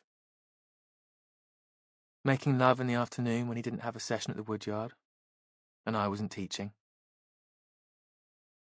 Did Simon explain why he had the place? Why he'd felt the need to keep it secret from the rest of you? From the people like Caroline at St. Cuthbert's who'd helped him? No. Though I did ask him why he'd come to live with us when he had his own place. Gabby seemed pleased to talk now. It must have been hard, Matthew thought, to grieve for Walden in private, in secret. Even if she'd been the one to stab him in a rage of jealousy, or rejection. Because though Matthew liked the woman, he couldn't rule her out as the killer. She continued. He said that isolation had been killing him. He'd brooded. Felt as if he was drowning in the guilt. If he'd stayed on his own much longer, he'd have drunk himself to death. He needed the support of the St. Cuthbert's group therapy, and he didn't think Caroline would be so sympathetic if he had his own place and a bit of money behind him. She gave another crooked smile. I told him I wouldn't have been very sympathetic either. Did he ever talk about his finances? We've discovered that he had considerable savings, but he seems to have distrusted the building society where he kept his cash. Or it's possible that he had plans for it. She shook her head. We weren't on those sorts of terms. We were never going to be sharing bank accounts or dragging each other around IKEA. It was fleeting, intense, and we both knew it wouldn't last. Neither of us would have suited domestic bliss. Soon it would burn itself out. Do you know why he took the bus to Lovercott the last couple of weeks before he died? We think he was planning to meet someone there. Was that you? No. Are you saying he had another woman? There's no evidence of that. Would you have been surprised? She gave a sad little laugh. I'd have been hurt. Jealous. But no, not surprised. I don't think anything he did would have surprised me. Can you talk me through the day of his death? She leaned back in her chair so the light from the long window caught her face, and he saw how tired she looked, how much older. As you said, we met for coffee. I was free that morning, and I knew he wasn't planning to go into the woodyard, so I thought we'd go back to his flat, and I'd get to spend some more time with him. Matthew interrupted. Did you travel to Braunton together? She shook her head. No. He got an early bus, and I came in later. He said he had things to see to. Besides... Her voice tailed away. He completed the sentence. Besides, you had to keep up the pretense that you hated each other. It was all part of the drama. Yeah, something like that. Now it seems like a kind of madness. Pointless. We wasted time we could have had together. So what happened that day after you met for coffee? Matthew was aware of time passing. Soon, eager middle-aged students would be knocking on the studio door, demanding Gabby's time. I drove out to the coast and spent time looking for the right landscape to paint. I did some drawings and took photos. Lost track of time. I had a group at the woodyard in the evening, and only just got back in time to meet Kaz in the cafe for an early supper before the students turned up. She looked up. I didn't see Simon again after that meeting in the cafe. I didn't drive with him to Crow Point, and I didn't kill him. Matthew wanted to believe her. He thought Marsden would have seen her car if she'd driven Walden to the point. which didn't mean she hadn't parked elsewhere and walked around the shore to meet her lover. She could have killed him then. What about Simon? What were his plans? Oh, he was going to save the world. That was the impression he gave. At last, the big project, the stuff that had been troubling him, was coming to a climax. Perhaps at last I'll be able to get rid of this albatross round my neck, Gabs. At last I'll be able to face the world again. But he didn't say anything specific. Nothing useful. There was a silence, and when she spoke, her words came out as a confession. I loved him, you know. It was crazy, and it would never have worked. But I really loved him. Chapter 32. Maurice Braddock liked Saturdays. Often, he and Lucy went into Barnstable and did a bit of shopping, had coffee in one of the cafes that had sprung up all over the place, and sometimes they walked along the river to the park. They'd sit in the sun there, eating ice cream, watching the kiddies in the playground. They'd done the same when Maggie was alive. But Maggie had always been more energetic than him, and sometimes she'd taken Lucy swimming. Maurice would sit on the raked seats, watching the pool, breathing in the heat and the chlorine, while the two women splashed.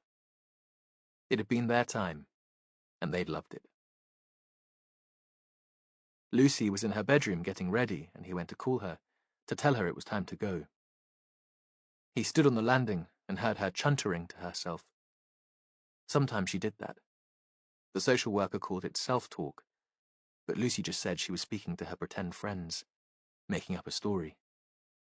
This sounded like an exciting story, and Maurice could tell that Lucy had made herself the centre of the action. She always liked a bit of drama. She'd loved being in the school plays when she was a kiddie.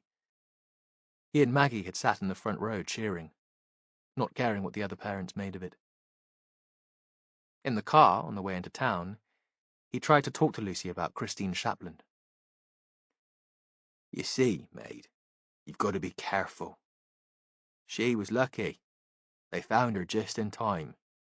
But there are bad people out there, so you know the rules, don't you? You don't go with anyone, even if it's someone you know. You stick close to me. But he could tell that Lucy wasn't really listening. She was nodding away to the music on the car radio. She loved radio too. It was sunny again, breezy. He'd washed both their sheets before they set off. Maggie had changed sheets every week, but he didn't bother so often. Today, though, had been a perfect drying day, and Lucy had helped him hang them out. They'd struggled to pin them on the line. The wind had caught the wet cotton, twisting it out of shape, almost wrapping around Lucy like a shroud before they could get the pegs fixed. Look at us, Luce. What are we like? Two crocs. Because he didn't like to admit it, but his arthritis was playing up, pulling at his shoulder and causing pain in his hip. His doctor had said they could put him on the list for a new hip, but Maurice had said it wasn't worth it. Who'd look after Lucy if he was in hospital? He parked in one of the little side streets he knew, and they walked together towards the town centre, slowly, because Lucy never walked quickly, and because he was still getting that stabbing pain. They went for coffee first. They'd drive to the big supermarket on the edge of town for the main shop on their way home. There was a cafe that looked out over the river, where the bus station had been before it had moved, and they sat there, at their favourite table. Maurice wondered if all old people did this, if they saw the shadows of the past wherever they went, past places and past people. He still thought of Lucy as a teenager. Then he thought he'd rather dream about the past than the future, because he didn't know what would happen to Lucy when he died. He'd need to sort it out. He'd promised Maggie that he would, but he didn't know where to start. When all this business at the woodyard was over, he'd talk to Jonathan and see what he suggested. Lucy's eye was caught by the chocolate cake in the glass cabinet, and he bought her a slice. He thought she deserved it. Her friend going missing, the man she knew from the bus having been murdered. And anyway, he could deny her nothing. The cafe was getting busy. Lucy smiled and waved at everyone as they came in, as if they were old friends. Back out in the street, they wandered past the shops. Lucy liked looking at the clothes. Morris thought she was like one of those birds that were attracted by bright and shiny things. She loved deep colours and wild patterns. Occasionally, they bumped into people they knew and stopped to chat. They were near the end of the high street on their way back to the car when Morris saw Pam, the woman who used to work in the butcher's shop where he'd spent his working life. Again, he found himself slipping back into the past, sharing memories and anecdotes. Pam was elderly now, a widow, but just as fierce and funny. She'd kept in touch with most of his colleagues and brought him up to date. Some had died, some were in care homes, some were fighting fit and full of life. "It's just a lottery what happens to us, isn't it?" she said. "Look at your Maggie. She was always a healthy one. You'd have thought she'd go on forever." That was when he realized that Lucy was missing. He turned, expecting to see her staring into nearby shop windows, thinking that she'd come back to him with a wish list. That wheedling voice. "Dad, look at that scarf. Those shoes." But there was no sign of her. She must have wandered farther away, bored, listening to the two friends talking about people she'd never met. Morris had lost track of time. "Where's Lucy?" It was hard not to blame Pam for distracting him, though he knew he was really the one to blame. "Did you see where she went?" Pam shook her head. She'd been as much caught up in the conversation as him, as lonely, perhaps, as he was. Morris felt himself breathless with panic. "You stay here, in case she comes back. I'll look for her." "All right, my lover." Her voice easy and indulgent. "You know she'll be around somewhere. What can happen to her here?" In that moment, Morris thought he hated the woman. She had no idea of the danger Lucy could be in. He moved as fast as he could down the street, pushing open shop doors, shouting to the people inside, not caring that he looked like some sort of madman. Then, there she was. He saw the dark hair and the purple cardigan. She was staring into the window of a jeweller's, lusting, no doubt, over a silver pendant or a ring with a coloured stone. "Lucy," he said. "Maid, you've got no idea how scared I've been. Don't ever go off like that again." The woman turned and smiled. She'd heard the anxiety in his voice, but not his exact words. It wasn't Lucy. It was a stranger who looked nothing like her at all. Later, back in his own home talking to Matthew Venn, Jonathan's man, he couldn't explain what might have happened. "She was there with me, and then she just disappeared." "You're sure Lucy was with you when you started talking to Pam?" Venn was patient.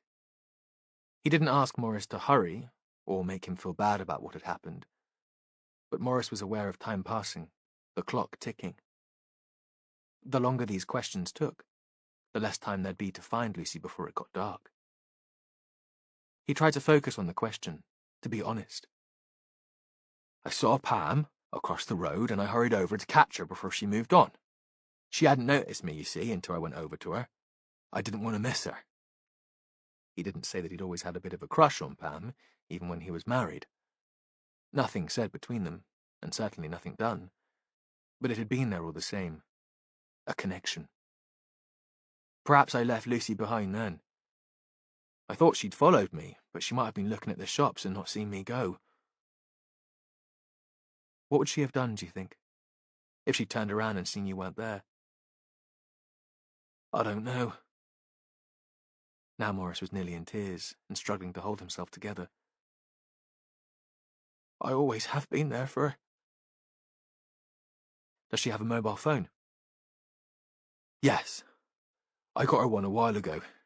She'd been mithering for one. She loves it. texts me when she gets on the bus on her way home and uses it to keep in touch with some of her pals. But she didn't have it with her today. I told her not to bring it. I told her she could give her full attention to her old dad for a change. Can I see it? Of course. It'll be in her room. I'll fetch it. Morris stood at the bedroom door for a moment before going in. He remembered Lucy chatting away to herself before they'd set out, and thought he might lose his mind completely if he didn't get her back soon. He took the phone back to the policeman and handed it over. You find her, he said. Just you find her. Chapter 33. Jen Rafferty had been enjoying her time at home with the kids. When they'd been younger, she'd found it hard to deal with them after she'd been away at work for a while. She'd thought she should be delighted to see them again, but it had never been like that. She knew a good mother would miss her children and love their company. But each time she returned to the house, the noise and the chaos had come as a shock. It had taken her a while to get used to the fights, the rolling around on the floor, the hyper-behavior and disobedience. She'd known they were playing up, punishing her, perhaps, for her absence, for taking them away from their father. In the end, the children would calm down, become easier to manage again, but those first few hours of renewed contact had been a nightmare. At work, she was in control. At home, it had seemed she had no control at all. Now, it was easier. If she was honest, it was easier because she didn't see so much of the children. They were more independent. They spent a lot of time in their rooms, sleeping until midday if left to themselves. She wasn't so overwhelmed by their demands. They were better company, too. She could share jokes with them. They found the same things funny. She liked them as people, as well as loving them because they were her children. Today, she prized them out of bed by 10 and drove them to Insto for brunch. A treat. The tiny cafe did the best sausage sandwiches in the world and the very best coffee. Insto was where the two rivers met, and across the wide stretch of water she could see Crow Point, where the dead man had been found. The view gave her a new perspective, not just on the landscape, but the case. Although she determined to give Ella and Ben her full attention, she found her mind wandering back to that first afternoon of the investigation, to the assumptions they'd made about Walden, the complexities that had since emerged. It was midday, and she'd just arrived home when her phone rang. Matthew. "You're not going to tell me you want me there yet, boss?" She was still relaxed after the meal, after larking around with her kids. "I was thinking I'd spend an hour taming my garden before coming into the station." "We've got another missing person. Lucy Braddock. She seems to have disappeared into thin air. Barnstable High Street full of shoppers on a Saturday morning." There was something close to despair in his voice. "Morris is in bits." "Where do you need me?" Not joking now. "I'm with Morris in Lovercott. I thought it was best to bring him back here. Ross has got a recent photo. Can you join him in the town centre? Someone must have seen her. She'd stand out, be noticed. Talk to shopkeepers and passers-by." The kids had already disappeared back to their respective bedrooms. She shouted up that she had to go into work. They called back, but seemed unbothered. It was lunchtime in the town. Jen ended up walking from home, because she thought it would be quicker, and she could look out for Lucy on the way. According to Matthew, Lucy and Morris had planned to go to the park for ice cream when they finished shopping, and if she'd lost sight of her dad, the woman might have continued on her way there, alone. The breeze blew the river into little waves, and the smell of mud and salt marsh came to her across the grass and the freshly dug flower beds. A fusion of the wild and the tamed. Jen thought that summed up this part of Devon. She stood for a moment, looking into the playground where parents were pushing children on swings, or staring at their phones while their offspring amused themselves. That would have been her, she thought, the bad parent. Today, it was mostly dads. Maybe they were single fathers, spending time with their kids, or just thoughtful men, giving the mothers a couple of hours to catch their breath. There must be some thoughtful men in the world. No Lucy. Jen walked on faster, taking the path that ran alongside the river, past the museum and across the road to the high street. She phoned Ross. Any news? Nothing. Where are you? Just coming into the high street. I checked out Rock Park on the way, but there was no sign of Lucy there. She was walking so fast that she had to catch her breath. I'll meet you. She saw him before he noticed her. He was handing out photos, but as if he was in a rush, not taking time to chat to the shoppers. He'd be a better detective if he learned some patience, but she'd probably been the same when she was younger, needing action, desperate for progress. I've done the high street, he said. A few people recognized her. They'd seen her with her dad, but nobody saw her on her own, and there was no sign of a scuffle. So what do we think happened? Jen was remembering a time when Ella was 3, just refusing the pushchair. They'd been in a busy shop in Liverpool, and the girl had disappeared, vanished, as if she'd been part of a magician's trick. Jen had been frantic, imagining her daughter snatched and terrified. Imagining, too, her husband's reaction to the lack of care. Because it would have been her fault, and she'd have to pay. A shop assistant had found the girl in one of the changing rooms, wearing a hat she'd taken from one of the shelves. It was so big that it almost hid her face. She was standing on a chair and staring into the mirror. There'd been a rush of relief, and Jen had been crying and laughing at the same time. She'd never told Robbie. It would just have been another excuse for his fury. Nobody had seen Ella go, although she'd been wearing a bright green dress and she had a mass of red curls. People's attention had been focused on shopping or talking to their friends. Now, Jen thought, an elephant could wander down the middle of Barnstaple High Street and not everyone would notice. I don't know, Ross said. Maybe it was someone she knew, someone she trusted. Maybe. Jen wasn't so sure. She didn't know enough about people with Down syndrome, but from what Matthew had said, Lucy had been sparky, confident, kind. If someone had asked her for help, maybe she'd have gone with them, even if it had been a stranger. Can you check out the CCTV for the street? I'll give it one more canvas. I might pick up some people you missed. And I'll give them time to think. Not make them hurry or panic. He nodded. She saw him disappear into a bakery and thought he'd be getting his lunch before going back to the police station. That made her think about Lucy. She was a big woman who clearly liked her food. Walden had befriended her with sweets when they started chatting on the bus. She might have become distracted, for example, by the offer of a free sample of cake or biscuit, lured away from the crowds on the main street. She walked back up the street, pulling people into conversation about Lucy, describing her clothes, making her reel for them. You might have seen her around here with her dad. She's here most Saturdays. She goes to the day centre at the Woodyard. A lovely smile. She's gone missing, and her dad's in a dreadful state. You can imagine. There was only one sighting of Lucy on her own. The owner of a gift shop, just across the street from where Morris had been chatting to Pam, had seen her. She was out on the pavement, looking at the window display. It is lovely, though I say so myself. I waved to her, and she waved back. It was quiet. Nobody else in the shop.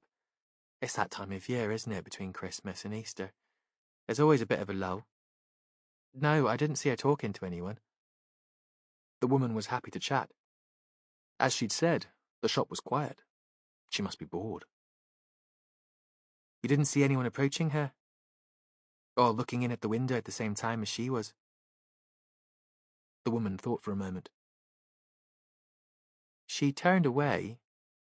I think someone tripped on the pavement and she turned around to watch or to help. I didn't see her after that. Did you see the person who tripped?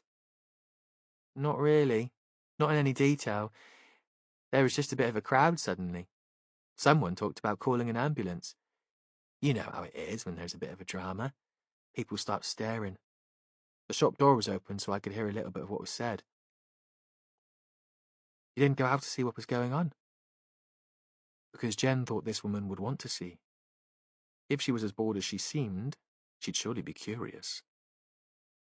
No, I was just on my way to see if I could help when the phone rang at the back. A customer with an order. By the time I came into the shop again, everything was back to normal. The ambulance never turned up. So I suppose the person who fell hadn't really hurt themselves. Jen swore in her head, using words that would have made even Ben blush. If the woman had been in a position to see, she would have made a great witness. Jen hoped the incident had been captured on CCTV. At least they'd know where to start looking. You must have seen who fell, though. Was it a man or a woman?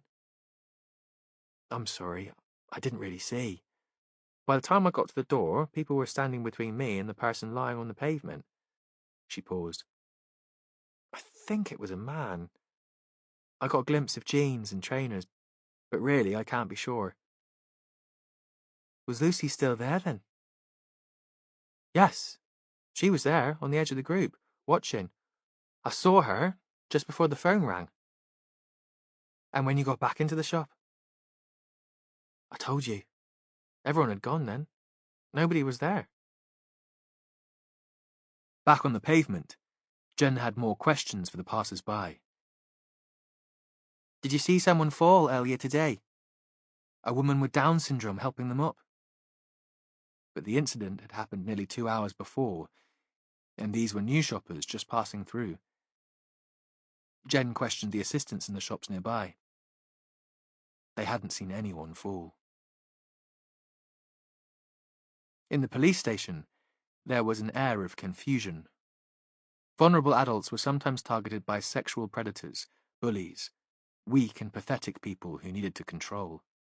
But those victims were usually alone, lonely, known to social services and the police because of their isolation and vulnerability. Christine Shapland and Lucy Braddock were well cared for. They lived with their families. Christine had not been raped or assaulted. There seemed no motive for either kidnap. Matthew was back in Barnstable. He'd left Maurice Braddock in the care of a neighbour. Now he stood in front of the team, trying to make sense of it all. Jen listened from the back. We know that Christine Shapland's abductor asked her questions. Lots of questions, Matthew said. But that doesn't help us much, because she couldn't understand what he wanted, or he freaked her out so much that she was too scared to listen properly. Perhaps that tells us that he wasn't used to dealing with people with a learning disability. He was impatient. He paused, and Jen saw that he was trying to gather his thoughts. We know, too, that there's a link between the abductions and the Walden murder because Christine was held in the man's flat in Braunton. The flat's sealed off and crawling with CSIs, so Lucy won't be taken there. I hope someone's got an idea about what might be going on here. Because I don't. And Maurice Braddock, her father, is going through hell.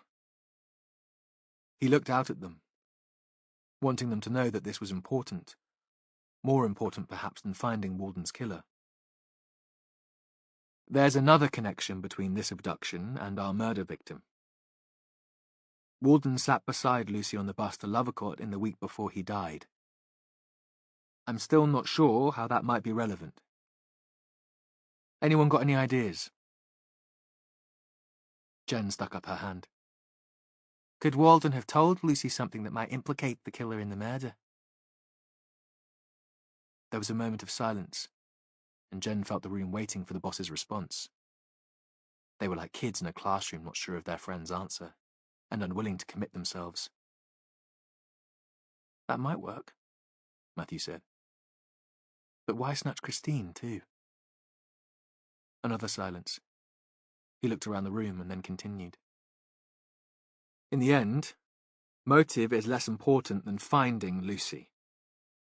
We've got people checking the countryside around Lovercourt Pond where Christine was released, but they've found nothing yet. Ross, you've been looking at CCTV covering the high street. Can you help us out here? Give us something to work on? Jen thought she'd never heard him sound so desperate. Nothing yet. I was talking to a shopkeeper, Jen said. She saw Lucy looking in at her window display. Apparently, someone tripped on the pavement. I wonder if that could have been a deliberate diversion. Could Lucy have been taken while everyone else's attention was on the person who'd fallen? Or if it was someone Lucy knew, perhaps she could have been persuaded to help them to a nearby car. Matthew nodded. Can you see if there's a CCTV recording of the accident, Ross? At least it's somewhere to start. He paused. We need to check the alibis of all the people involved in the investigation. The women in Hope Street, the Salters, Christopher Priest. What about the Marsdens? The couple in the tollkeeper's cottage? Yeah, them too. I know Gabby Henry was in Barnstable this morning.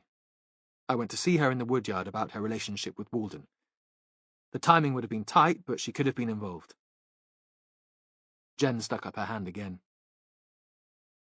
I wonder if we should go back and talk to Christine Shapland. She'll have had another night to calm down a bit, and she might have some snippets of information that could help. She and Lucy were friends. If Lucy was scared or worried about something, she might know. Yeah, Matthew said. Sure. Good idea. This time, he didn't suggest that Jonathan go with her. Jen wondered if he'd heard the muttering around the station. Gossip had been spreading. Word was that Matthew was far too close to the case. Even that Jonathan should be considered a suspect.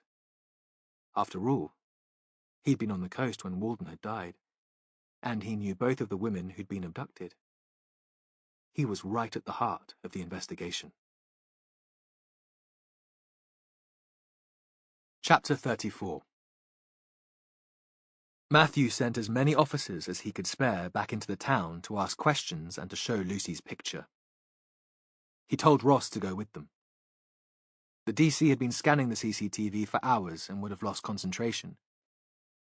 It would need a fresh pair of eyes, and someone with more patience than Ross to pick up any detail. He knew he'd have to repair his relationship with the man, but this wasn't the time. Matthew had already been on the phone to Jonathan. Can you think where Lucy might be? I've phoned Rosa's family and they haven't seen her.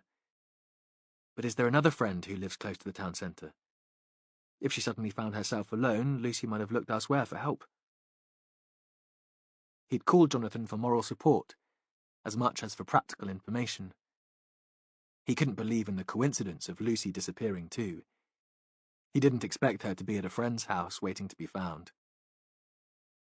Jonathan had always been there for him, ready with sympathy and encouragement in the middle of difficult cases. But this time, he'd been the person who needed to provide the support.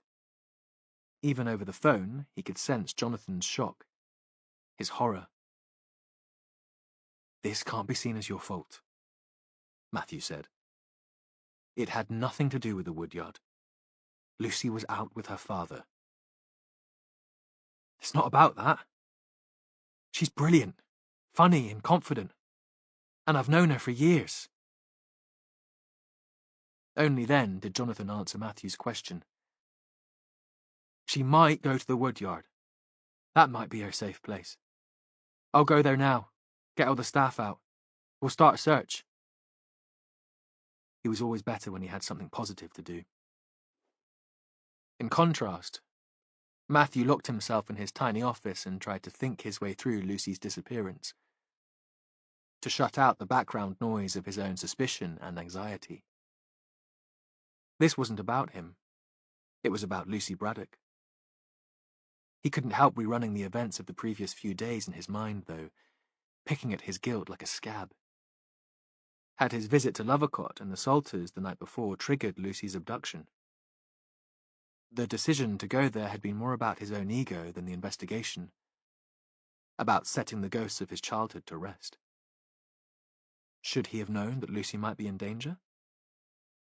Then he thought this self-indulgent wallowing in endless possibilities would do no good, and he got back on the phone. Christopher Preece answered immediately. Preece? Could you tell me where you were at about 11 this morning? I'm sorry? Another woman with a learning disability has disappeared. I'm asking everyone who had a tenuous link to Simon Walden or the Woodyard to account for their movements. I was here, Preece said. On my own. You won't mind if I send an officer to look at your premises? Take a statement. Matthew, who was usually so measured and polite, didn't care now about offending the businessman, Caroline's father. Of course not, if you think it'll help. There was a pause. Who is it that's gone missing? Lucy Braddock, the woman whom Simon Walden seems to have befriended in the last days of his life. Another silence. I'll stay in until your officer gets here, Preece said. And do get in touch if there's anything else I can do. Matthew's next call was to Hope Street. There was no reply, and he left a brief message. He'd asked Jonathan to check if Gabby was still at the Woodyard working in her studio. He called Caroline's mobile number. She answered almost immediately, giving her name. Could you tell me where you've been this morning? Matthew realized he must sound officious, abrupt, but he could sense the minutes passing and Morris's voice still haunted him. I've been in St. Cuthbert's since about 10. The centre is open at a weekend. I'm not in the centre, she said. I'm with Ed in the church. And you've both been there all morning? Yes, pretty much. Ed had a couple of meetings with parishioners a while ago, and I had a wander into town, but otherwise, we've been here in the church. What time were you in Barnstable? About midday. She paused. What is this all about? He supposed the more people who knew now, the better. That way, there'd be more people looking out for the woman. Lucy Braddock, another woman with Down syndrome, disappeared late this morning from Barnstable High Street. I don't suppose you saw her while you were in town? No, she said, then immediately. Do you think she was abducted like Christine Shapland? I'm not sure. Because what else could he say? Look, if there's anything Ed or I can do, searching or anything, do let us know. She paused. Ed used to help out at the day centre. He's very fond of the people there. I know he'd want to be involved. Next phone call was to the tollkeeper's cottage. There was no reply, and that surprised him. The light had faded now. It was surely too dark for Colin to be birdwatching, and Matthew didn't see the Marsdens as a sociable couple. He couldn't imagine them out for dinner with friends, for example, or sharing a few pints with mates in the pub. He tried the mobile number Marsden had given him, and that went straight to voicemail. He told himself there was nothing sinister about the silence. Of all the people orbiting the Woodyard and this investigation, the Marsdens had no motive. Colin might run a natural history course for the older students at the Woodyard, might have been consulted once about some legal matter by the board, but he'd never met Simon Walden. And Matthew couldn't see how he'd have bumped into Christine or Lucy. Matthew was still worried about the Salters, wondering if his conversation the evening before might have been the cause of Lucy's disappearance. He tried to run again, in his head, the one question that seemed to have caused anxiety. But he thought he might have imagined the response. He couldn't see how it might be relevant to Walden's murder, and that, after all, had started the drama. Then he thought it would be a mistake to call the Salters anyway. It was clear that Grace had lied about Dennis. She'd certainly lie again to give the man an alibi. He got on the phone to Ross. I need you to go to the Salters' house in Lovercott. Take a couple of uniformed officers. Be polite. Super polite and apologetic. We've got absolutely no grounds for a warrant, so you'll need to be persuasive to get in. Blame me, or make up some vague story about Lucy having been seen in the area. If they let you look around the house, it'll mean she's not there. But you might pick up something useful. Find out what they were doing when Lucy went missing. I'd be very interested to know if they were in Barnstable at lunchtime. Yeah, boss. Of course. Matthew could tell he was delighted to be released from the routine of canvassing in the town centre and manning the phone. The earlier moodiness disappeared in a flash. He had no emotional baggage with the Salters, and no reason to fear the encounter. Matthew longed for release too. He yelled to the remainder of his team that he'd be out for an hour, that they should phone him as soon as there was any information, and he headed away towards the town centre. He went to look for Edward and Caroline in the church. On his way, he stood for a moment in the quiet cobbled alley. Lights were coming on in the almshouses beyond. Through an uncurtained window, he saw an elderly couple sitting together on a sofa, watching television. The old man turned and gave his wife a peck on a wrinkled cheek. She smiled and took his hand. Matthew thought he'd never seen such affection between his parents. Wondered again about Mary Branscombe, the farmer he'd visited with his father when he'd been a child. He hoped his father had found love there. There'd been some sort of meeting in the church, and the couple were just clearing up, folding chairs. Matthew had bumped into a middle-aged man and 3 teenagers on his way in, but Ed and Caroline were alone now. They hadn't heard him come in, and had paused for a moment and were talking. Matthew stood at the door and looked inside. The brethren had worshipped in dusty halls and gloomy living rooms. This was a church in the evangelical tradition, and here there was colour. Banners on the walls, more rainbows and doves, all with the message of peace and redemption. Bowls of flowers. At the back, in one corner, a box of toys to keep bored children amused during the service. Edward Craven was tall and thin, faintly reptilious. He wore jeans and an open-necked shirt. Matthew would have put him down as a social worker too, if he hadn't known he was a cleric. Their conversation seemed earnest, important, but Matthew was too far away to hear what they were saying, and as soon as he started walking up the nave, they heard his footsteps, fell silent, and turned to face him. Caroline started moving towards him. The artificial light in the church reflected from her round glasses, so he couldn't quite see her eyes. "Inspector, we were just talking about the woman from the woodyard who was missing. Is there any news?" Matthew shook his head. "Do you know her?" "Not through work, but I've heard Gabby talk about her. Gabs goes down to the day centre once a week to teach art." She looked back at the tall man, hovering behind her. "This is Edward Craven, my friend and the curate here. He's been an absolute inspiration behind the mental health project at St. Cuthbert's." Matthew turned towards him. "And you volunteer at the woodyard too?" "I used to, before I got so involved with everything going on here." Ed's voice was warm and deep. Matthew thought it was a good preaching voice, though it was hard to imagine the man in the pulpit.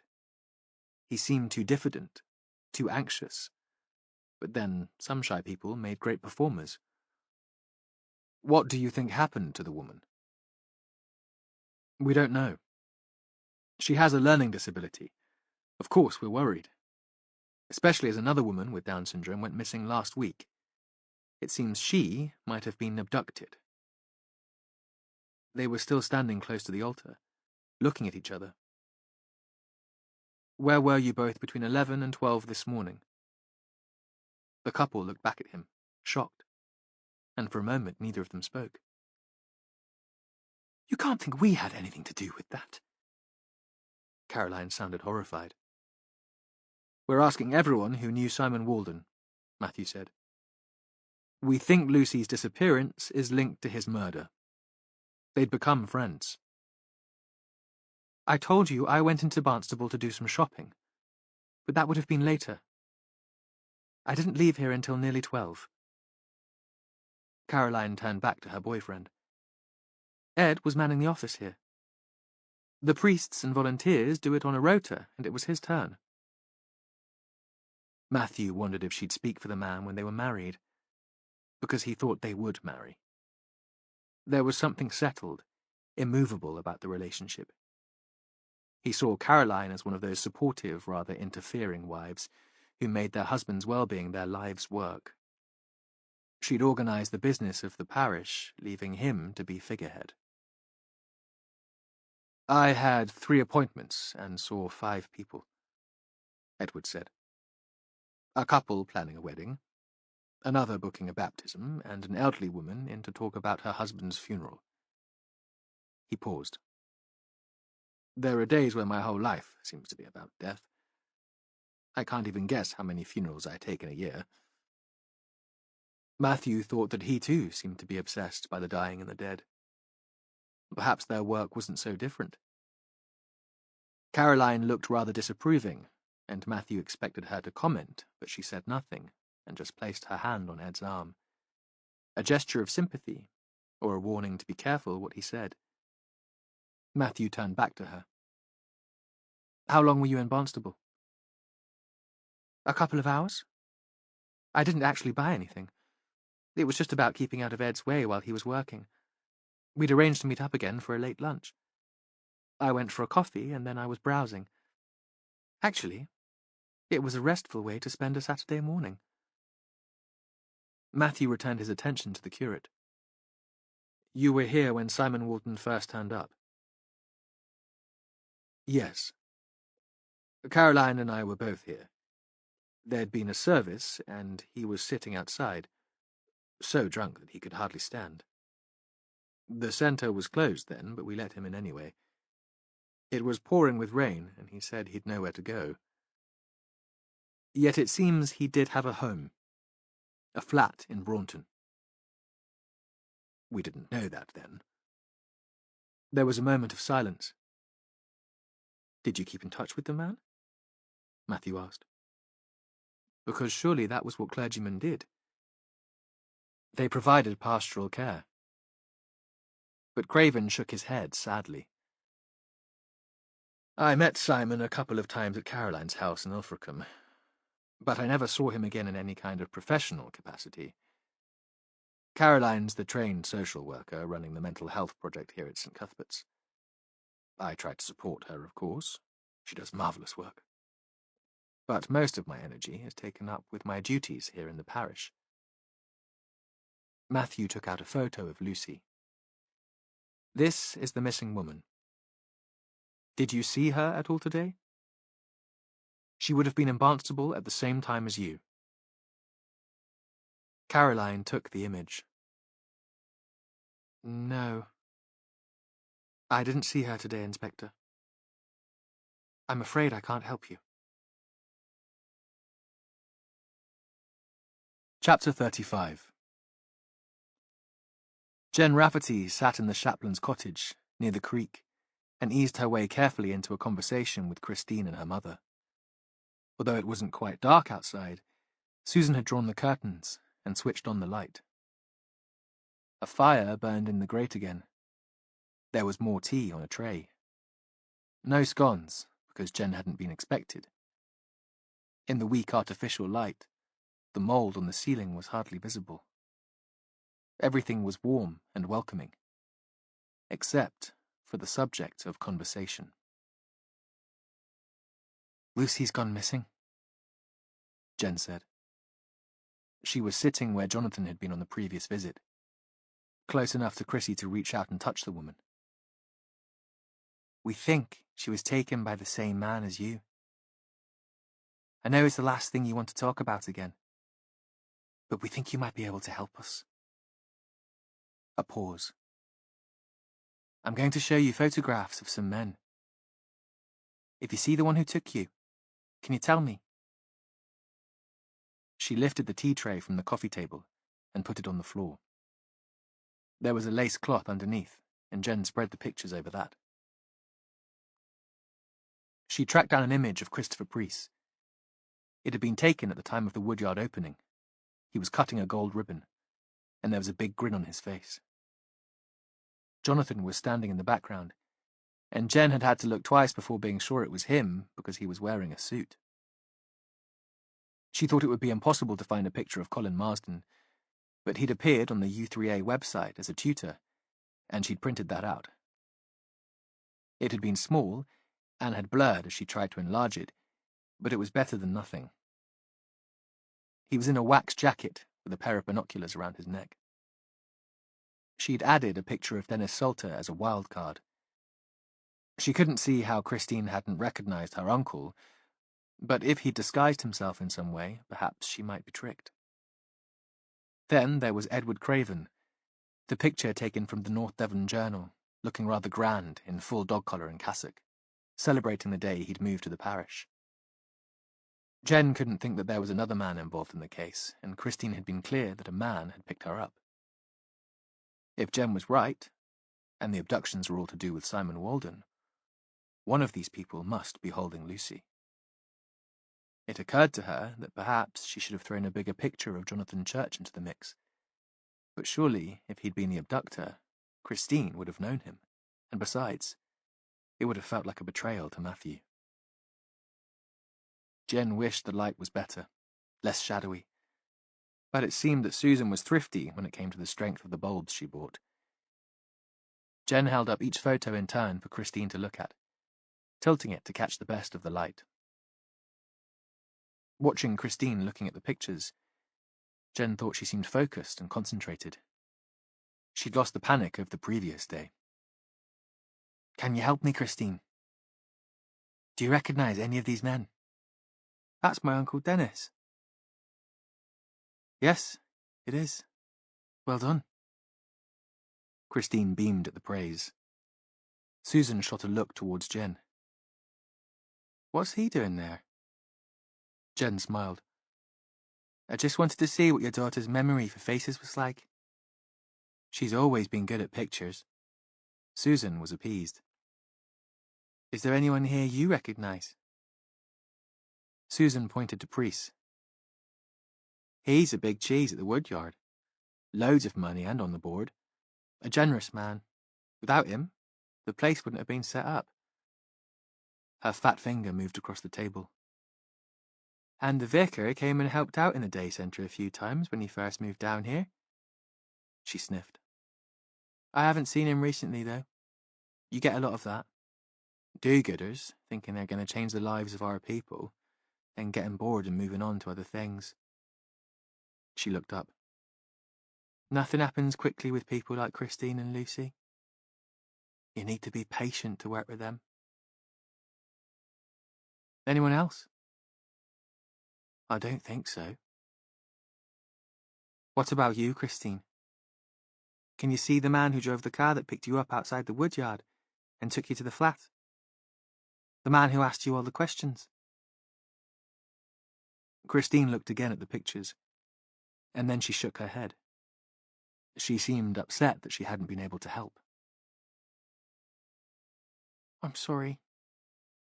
"No need to be sorry, my love. You're doing just great." Jen paused to choose her words carefully. "You're a good friend of Lucy's. Did she ever talk to you about another friend? A man called Simon Walden. She met him on the bus some night on her way home." There was silence. Complete silence. The main road was too far away for there to be traffic noise. "Lucy said she was going to help him," Christine said. "In something important." "What was that, my love? How was Lucy going to help him?" Christine shook her head. "She didn't tell me. She said it was a secret." "Lucy didn't give you any idea at all. It might help us to find her." Christine looked up.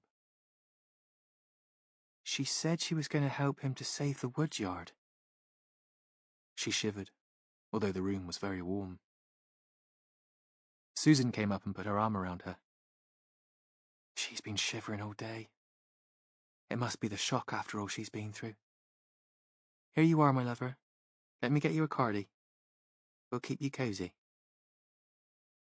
She pulled a knitted jacket from the back of her chair and wrapped it around her daughter, as if it was a blanket. Jen looked at the cardigan. It was purple. Morris had said Lucy had been wearing a purple cardigan when she'd gone missing. Doesn't Lucy Braddock have a cardigan a bit like this? Yes, Susan said. Exactly the same. We all went on an outing to Plymouth with the Woodyard just before Christmas to do a bit of shopping, and they both got one. Did Christine have it on when she was snatched from the centre? Jen tried to remember what the woman had been wearing when they'd found her at Lovercott Pond. Her clothes had been wet then, patched with mud, almost unrecognisable, but surely she'd been wearing this. Yes, I was going to bin it, but Chrissy loves it so much. They said they were like twins, her and Lucy. So in the end, I put it straight in the machine and it came out like new. It's not real wool, see, so no damage and a hottish wash. Jen left them sitting together, warm and snug, and went to sit in her car to phone Matthew. I think it could have been a case of mistaken identity. The car driver had been told to pick up a woman with Down syndrome wearing a purple cardigan from the centre and got Christine, not Lucy. He said to Christine that he'd been told to give her a lift back to Lovercott. Both women would have been going there. But Christine doesn't look much like Lucy. Lucy's hair is longer. From behind, though, wrapped up in a purple cardigan, it might not be possible to tell them apart. Then Christine was sitting in the back of the car, and the driver would just have glimpsed her in the mirror. And once he'd got her to the flat, what could he do? Just say it had been a dreadful mistake and drop her back at the Woodyard where anyone could see him. Perhaps he thought she'd have the same information as Lucy, and he asked his questions anyway. It was quite dark outside now. No moon. No streetlights. Then he got frustrated, took her to Lovercott, where she was heading originally, and dumped her by the pond, said Matthew. I suppose it makes a kind of sense. But that implies that more than one person is involved in this. Someone giving the orders, and someone carrying them out. I asked Christine about Lucy's friendship with Walden. Lucy told her that together they were going to save the Woodyard. Matthew didn't answer immediately. I'm going to withdraw from the case. I should have done that from the beginning. There was always a conflict of interest, and the Woodyard is obviously at the heart of it. I'll contact management in the morning. From tomorrow, you'll be in charge. Temporarily, at least, until they decide what to do next. Jen didn't know what to say. She had mixed feelings. She'd never headed up such an important case, and it had been her ambition since she joined the service. But this was Matthew. A good man, and a good detective. We'd better crack it tonight, then, hadn't we, boss? I'm coming into the station, and I'll see you there. Chapter 36. Ross and Jen arrived back at the station at about the same time. The day had been so full of events that it felt late to Matthew, as if it could be nearly midnight. In fact, Saturday night had just started in Barnstable, and from the police station he heard music and voices, revellers on their way to restaurants and bars. Jonathan phoned. We've searched every inch of the Woodyard. No sign of Lucy. Matthew wanted to talk to him about what Lucy had said regarding Walden's secret plan to save the centre. Do you know what this is about? Why does the Woodyard need saving? But he thought he'd already involved Jonathan too much in the case. Matthew had always seen the point of rules, the need for order. That was why he'd joined the police. The decision had been his own small attempt to save the world from the chaos that he felt was about to engulf them all when he'd lost his faith. Life without the laws of the Brethren had seemed random and without meaning. He couldn't see how every individual following their own path, selfish, weak, could form any kind of decent society. The law provided structure, its own morality, a safety net. Now, he couldn't pass on information about an ongoing inquiry to someone who might be involved, and who was certainly close to people who were. It's going to be a late night. Don't worry, Jonathan said. Just find her. I'll be waiting for you. Ross burst in, swinging the door almost off its hinges. Like a bored teenager, he could never keep his frustration to himself. The Salters weren't bloody there. No sign of them. What a waste of a trip. No sign of Lucy either. We went all the way around the house, but there was no lights on. I looked through the downstairs windows, but it was almost dark by then. Impossible to tell if she'd been there. Ross paused. He knew what Matthew thought about rules, too, and wasn't sure what the inspector would make of an attempted forced entry. But he continued anyway. I couldn't find any way of breaking in. I did check all the doors and windows just in case, but it was impossible. The Salters are very heavy on security, verging on the paranoid. Matthew nodded, and on impulse phoned his mother's landline. He still remembered the number from when he'd lived in the house. He was only half surprised when she answered. Ah, you're there, he said. I thought there might be a brethren meeting tonight. Or some sort of get-together. I've been trying to get hold of the Salters, but nobody's home. No, she said. There's nothing like that, as far as I know. Her voice wasn't as sharp as it had been in the past. But she wouldn't give him the satisfaction of asking why he wanted to know.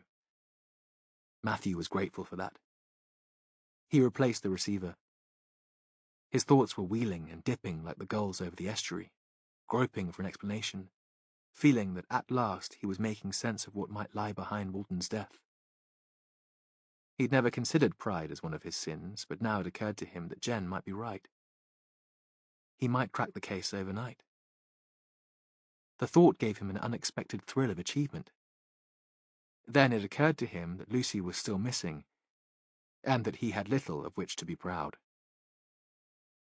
Jen arrived just as he replaced the receiver.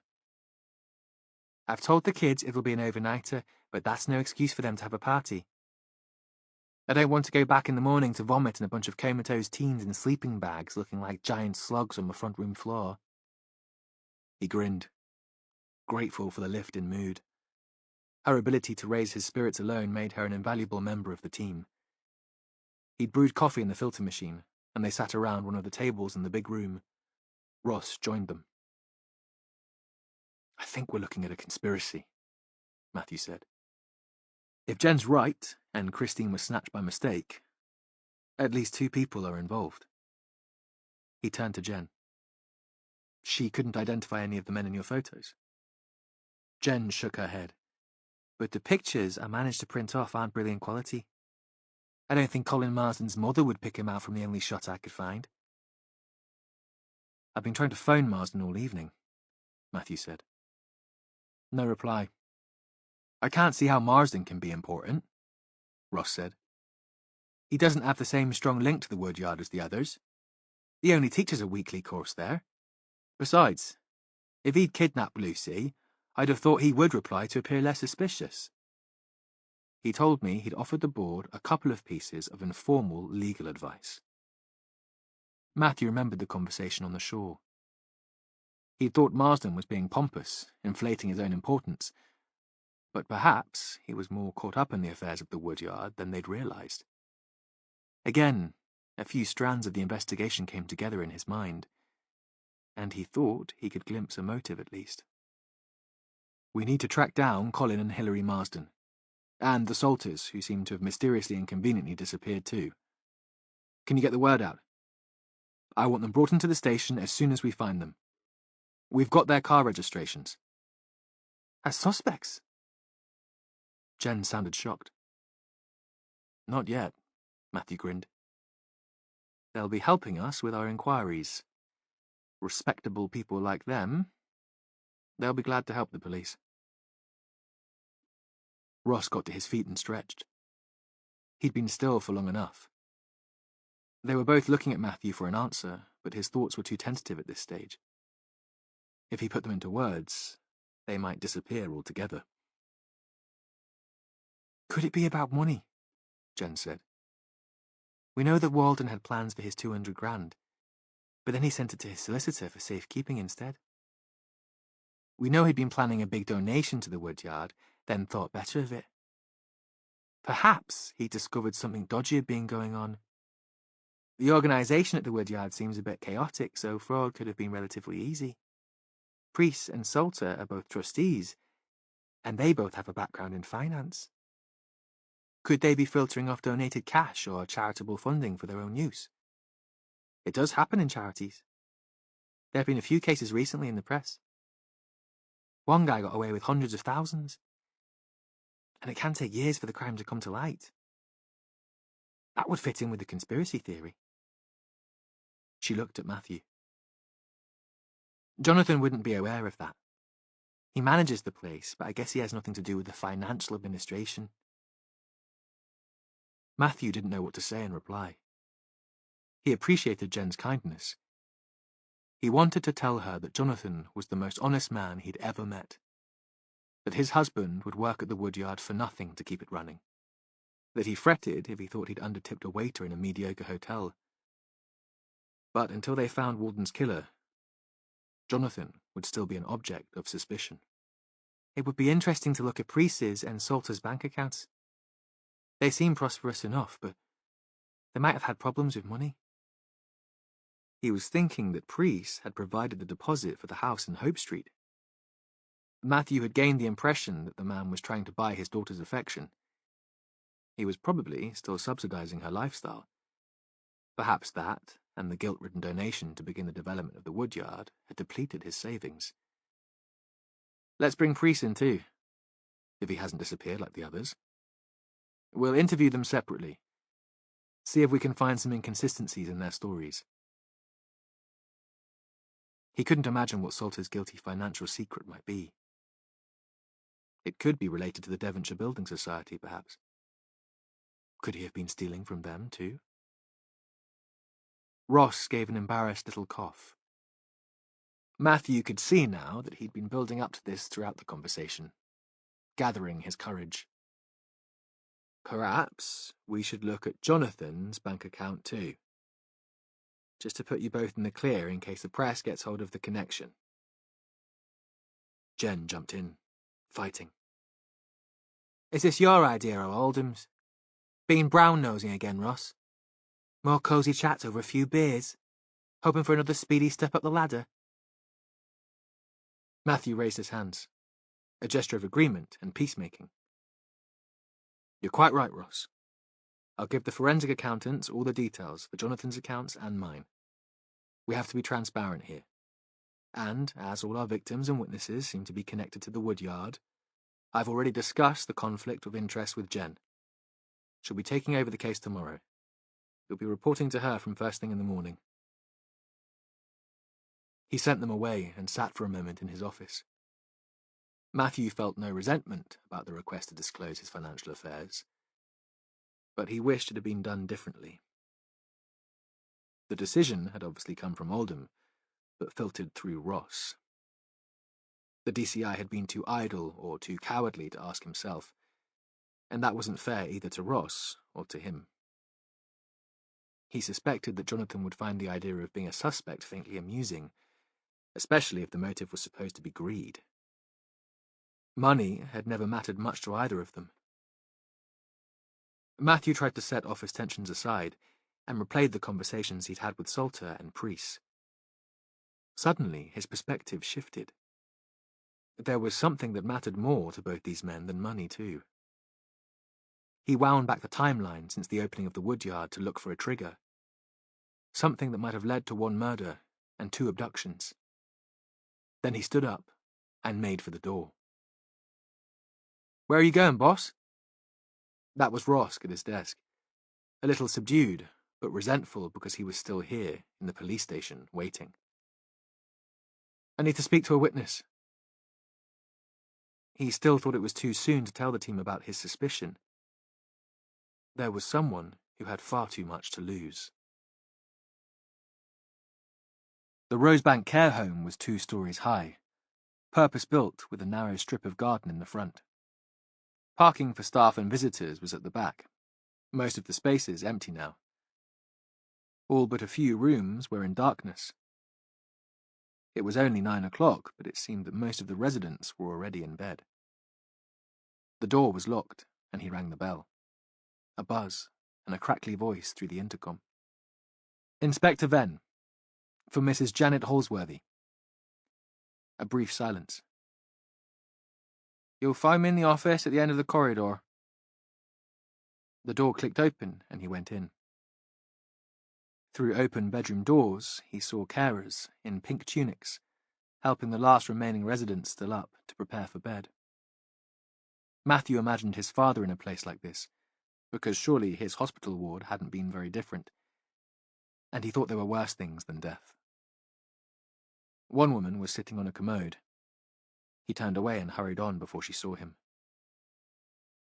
Rosa's mother sat in a small office, a plate on the desk in front of her, with a half-eaten sandwich and a banana skin, a mug of coffee in her hand. "I haven't got long," she said. "I'm just on a break." But it seemed there was no fight left in her. She waited while he took the chair on the other side of the desk. "I need to know about Rosa," he said. "One man's dead, and her friend, Lucy Braddock, is missing." She nodded. He thought she was very tired. She must scarcely sleep, working all night, and looking after her husband and daughter during the day. "Why don't you tell me what really happened? Why Rosa doesn't go to the woodyard anymore?" "You met her," the woman said. "That's how she's always been. Affectionate, loving. She'd hold the hand of a stranger. When she was a girl, she'd climb onto the knee of anyone who smiled at her. We tried to teach her that wasn't a good thing to do. That she should sit with her legs together if she was wearing a skirt. That not everyone wanted to be cuddled. But she didn't understand. How could she? She was innocent." Matthew didn't speak. "When the day centre moved to the woodyard, we thought she'd be safe. The same staff went with them. We liked Jonathan. He wasn't so hands-on, but he was still in charge." Another period of silence. "There was a visitor. Someone who came and took advantage of her. Took advantage of her because she was so trusting." "Did Rosa tell you what happened?" "Not at first. I could tell that something had happened when she came in that afternoon. She said that she was feeling poorly, that she needed to stay home the next day. We thought the move had unsettled her, that it was nothing serious." In the distance, one of the home's residents started shouting. "Help! Mummy! Please help me!" "Do you need to go to her?" Matthew asked. Janet Holsworthy shook her head. "That's Eunice. She shouts every night just before she goes to sleep. She'll settle now." There was one more scream, low and plaintive, and the home was quiet again. "When did you realize that Rosa had been abused?" "I thought a bath might calm her. I saw that her underwear was torn. There were bruises." "She'd been raped?" Janet shrugged. "She couldn't say in any detail what had happened. She wouldn't know the words. But she'd been assaulted." "Why didn't you go to the police? To a doctor?" But Matthew knew the answer. This was delicate, personal. They wouldn't want to tell the story to a stranger. "You could have told Jonathan. You knew him." Matthew tried to keep the emotion out of his voice. "Jonathan wasn't there. He'd been away for 3 weeks on honeymoon. I went to the big boss. Something had to be done. The big boss? The head of trustees, Christopher Priest. She paused. I phoned him at first. He asked me to his house. He said it would be best to talk there. Matthew pictured her standing outside the house by the park, nervous, but expecting sympathy, that something would be done. When I got there, it wasn't just him, Janet said. He said it was such a serious allegation that he had to consult his colleagues.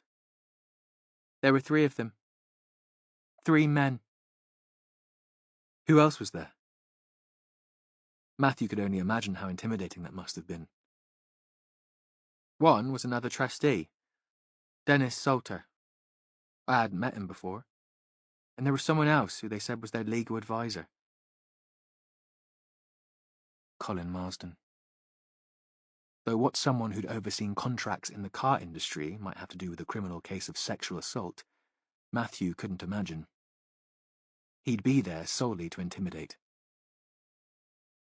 It must have been frightening for you, facing those men. It was the word allegation, as if I was making it all up. Mr. Priest said he couldn't understand how it had happened there at the woodyard with all the staff around. I told him it had happened in a counselling session. They'd started that when the centre first moved to the woodyard. One-to-one chats in the small meeting rooms, the users talking about the place, their ideas and hopes for the future. She looked up at Matthew. He asked if I had proof. If I'd been to a doctor or the police. As if I wasn't telling the truth. I told him I couldn't have put Rosa through that. Not yet. That's why I was talking to him, so he could help us through the process. Rosa wouldn't understand without support. She'd get an estate, and she wouldn't be able to explain. Imagine her having to go to court. Another pause. But I told him I'd kept the torn knickers. They were stained. I didn't tell him about the skirt, though, and the fact the skirt was stained too. I kept that. My secret. She looked up. I was thinking about the American president and that scandal with the young girl. It was a skirt that proved she was telling the truth. I didn't trust them, you see. There'd be DNA, wouldn't there? On both of them. There would. I don't think they were expecting that I'd have proof. What happened, Janet? Why didn't you pursue it? She stared up at him, and he saw she was crying. Because they bought me off. They gave me money to keep quiet. It was a dreadful time. My husband had just lost his job and there was no cash coming in. We were waiting for the welfare people to sort out his payments. I get attendance allowance for Rosa, but that's nothing. A pittance. We were weeks behind on the rent. And Priest offered me money. She shook her head, as if she was trying to shake out the memory. I knew it was a wrong thing to do, but he was so persuasive. It was as if it wasn't about the money at all. Not really. He said the woodyard was such a great project, and any bad publicity would mean the funding would stop, and all those service users would be left without care. He promised to keep the perpetrator away and make sure that he got help. He'd never be allowed to do anything like that again. A little gasp. And then he wrote the cheque. Buy something nice for Rosa, he said. Take her away for a break. A weekend. It wasn't huge, but it was enough to pay back the rent that we owed. It was enough to keep us going. Another pause. That's why I didn't tell you about Rosa when you came looking for Chrissy Shapland. I was still ashamed at taking their money. They told me when I took it that it was a kind of contract. I was promising to keep quiet.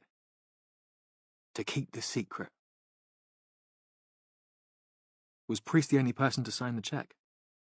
Matthew asked. Or did Salter sign it too? If it was a joint signature, it would have come from the Woodyard account, not from Priest's personal bank, and there'd be a record of that.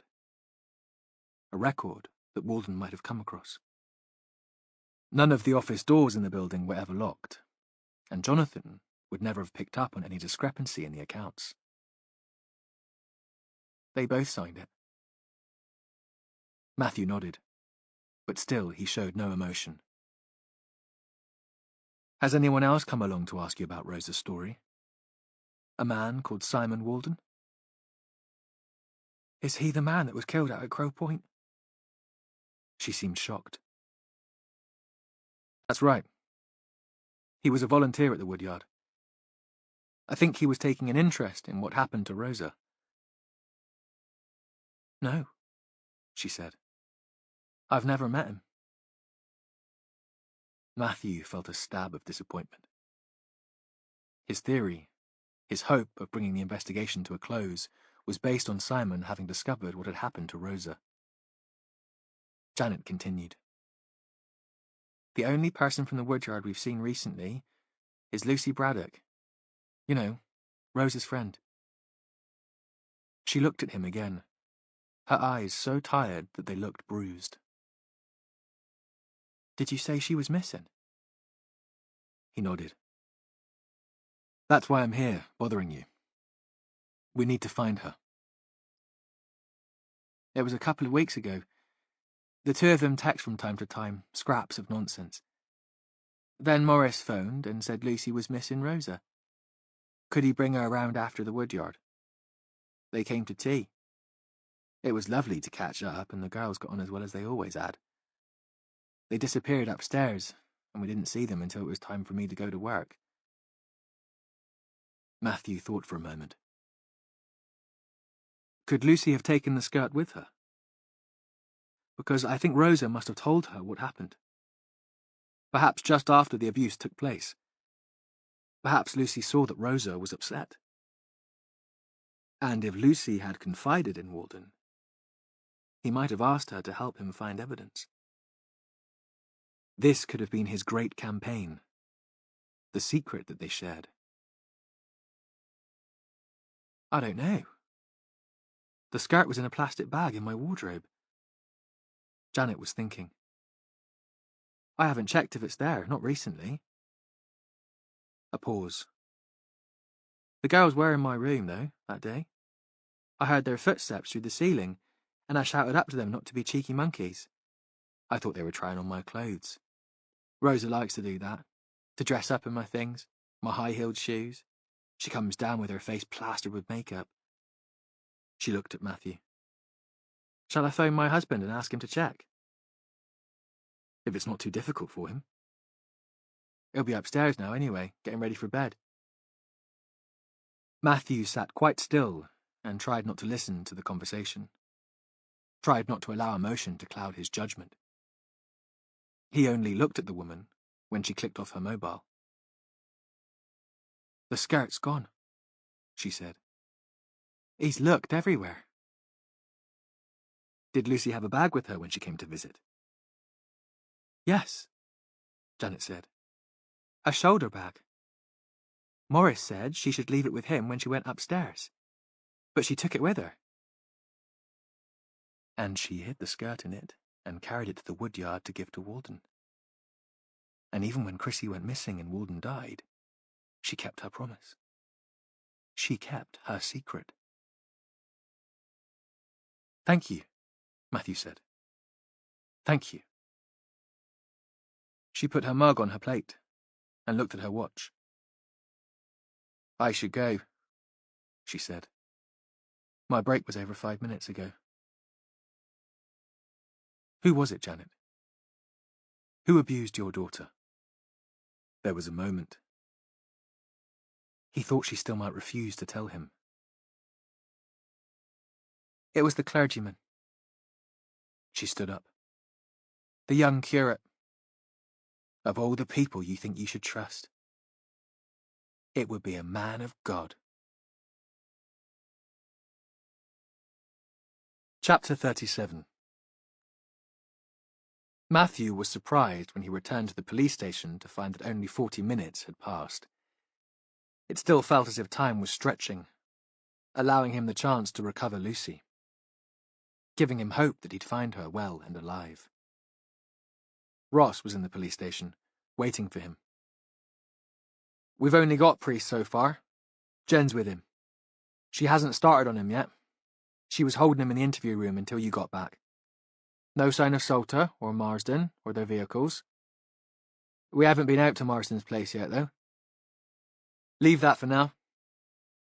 Matthew didn't want Marsden scared off until he'd worked out the details of the case in his own mind. He certainly didn't want to send a patrol car out, siren blaring. Let's see what Priest has to say for himself. He might know where Lucy is. Even if he wasn't involved in the abduction, he was a part of the original conspiracy. He described his conversation with Janet Halsworthy. Why would they do that? Cover up the sexual assault on a vulnerable woman? Ross looked sick. Because their reputations are dependent on the success of the woodyard. Because they're powerful, entitled men. And they could. And then the cover-up became more toxic than the original assault. They were all involved, and they all had a lot to lose. But Priest is Caroline's father, and Caroline is Craven's girlfriend. Perhaps he was protecting her reputation too. Should we get Craven in? Yes. Let's lean on him about Lucy Braddock. The rest can wait until morning. Christopher Priest looked unflustered, but he'd done tricky business deals in the past, and he'd been used to presenting a cool face to the world. Jen sat opposite him, waiting. If she'd been hoping to ratchet up the tension with her silent presence, it seemed that she'd failed. We know about Rosa Halsworthy. Matthew had just come into the room and was still standing. I'm sorry. We know that you paid off her parents to stop them pressing criminal charges against one of your volunteers. Ah, Priest said. He gave his slow politician's smile. I'm afraid that's not quite how I remember it. How do you remember it? The woman's parents were reluctant to put their daughter through the anxiety of a trial. There'd be the issue of consent. As I understand it, Rosa had the reputation within the day centre of being a little... He paused. Promiscuous. She's a woman with a learning disability, and she was assaulted by an adult whom she trusted, whom her parents trusted, in what they considered to be a place of safety. Matthew felt himself growing angry. The tension that had been building all day was turning to fury. Priest looked up at him, and affected surprise. I'd have thought you'd be as unwilling as we were to have any complaint made public. That you'd be grateful for the position we took. Your husband also holds a position of authority within the establishment, although he was away at the time and was never consulted. Matthew forced himself to stay calm. Priest was playing games, trying to wind him up. Lucy Braddock, another of the day centre users, went missing this afternoon. Do you have any idea where she might be? We're extremely concerned. I'm afraid I can't help you, Inspector. The man leaned back in his chair. His arms were folded. Matthew took a seat next to Jen Rafferty. Your daughter supports your work at the woodyard. Did you tell Caroline about the assault on Rosa? Or did she already know? Did she ask you to make the scandal involving her boyfriend go away? No, of course not. He seemed a little rattled now. It was a management decision, nothing to do with her. Do you think she would have approved of the way the matter was handled? Matthew thought he could play dirty too. There was a moment of silence. Possibly not, Inspector. But Caroline is young and idealistic. She probably doesn't understand that if news of what happened became public knowledge, especially if there was a court case concerning Craven, all public and most private funding for St. Cuthbert's Mental Health Centre would dry up. He's a curate at the church that sponsors her work. She'd be without a job. And her friend Gabby would find herself unemployed too, because the incident happened at the Woodyard Centre, and that's dependent on charitable donations too. Matthew leaned forward across the table. His voice was clipped and precise. You do realise that if you dealt with Mrs. Halsworthy's complaint appropriately at the time, Simon Walden would still be alive. 2 women would have been saved the trauma of abduction. Events have run out of control, Mr. Preece. They're still running out of control, and I hold you responsible. Please think about that. A pause. Now, is there anything more you can tell me? He thought he might have got through to the man. There was a moment of silence. Then Preece spoke again. I'm very sorry, Inspector. I'm afraid I can't help you. Matthew left the room. He needed to clear his head, to get fresh air, space to think. He stood outside for a moment. On the wooded mound of Castle Hill, against the background noise of Saturday night partying, someone was playing the guitar. The sound, plaintive, floated across the concrete towards him.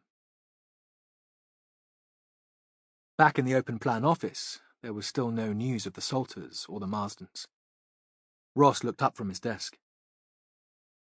They've got Craven, though. They're bringing him in now.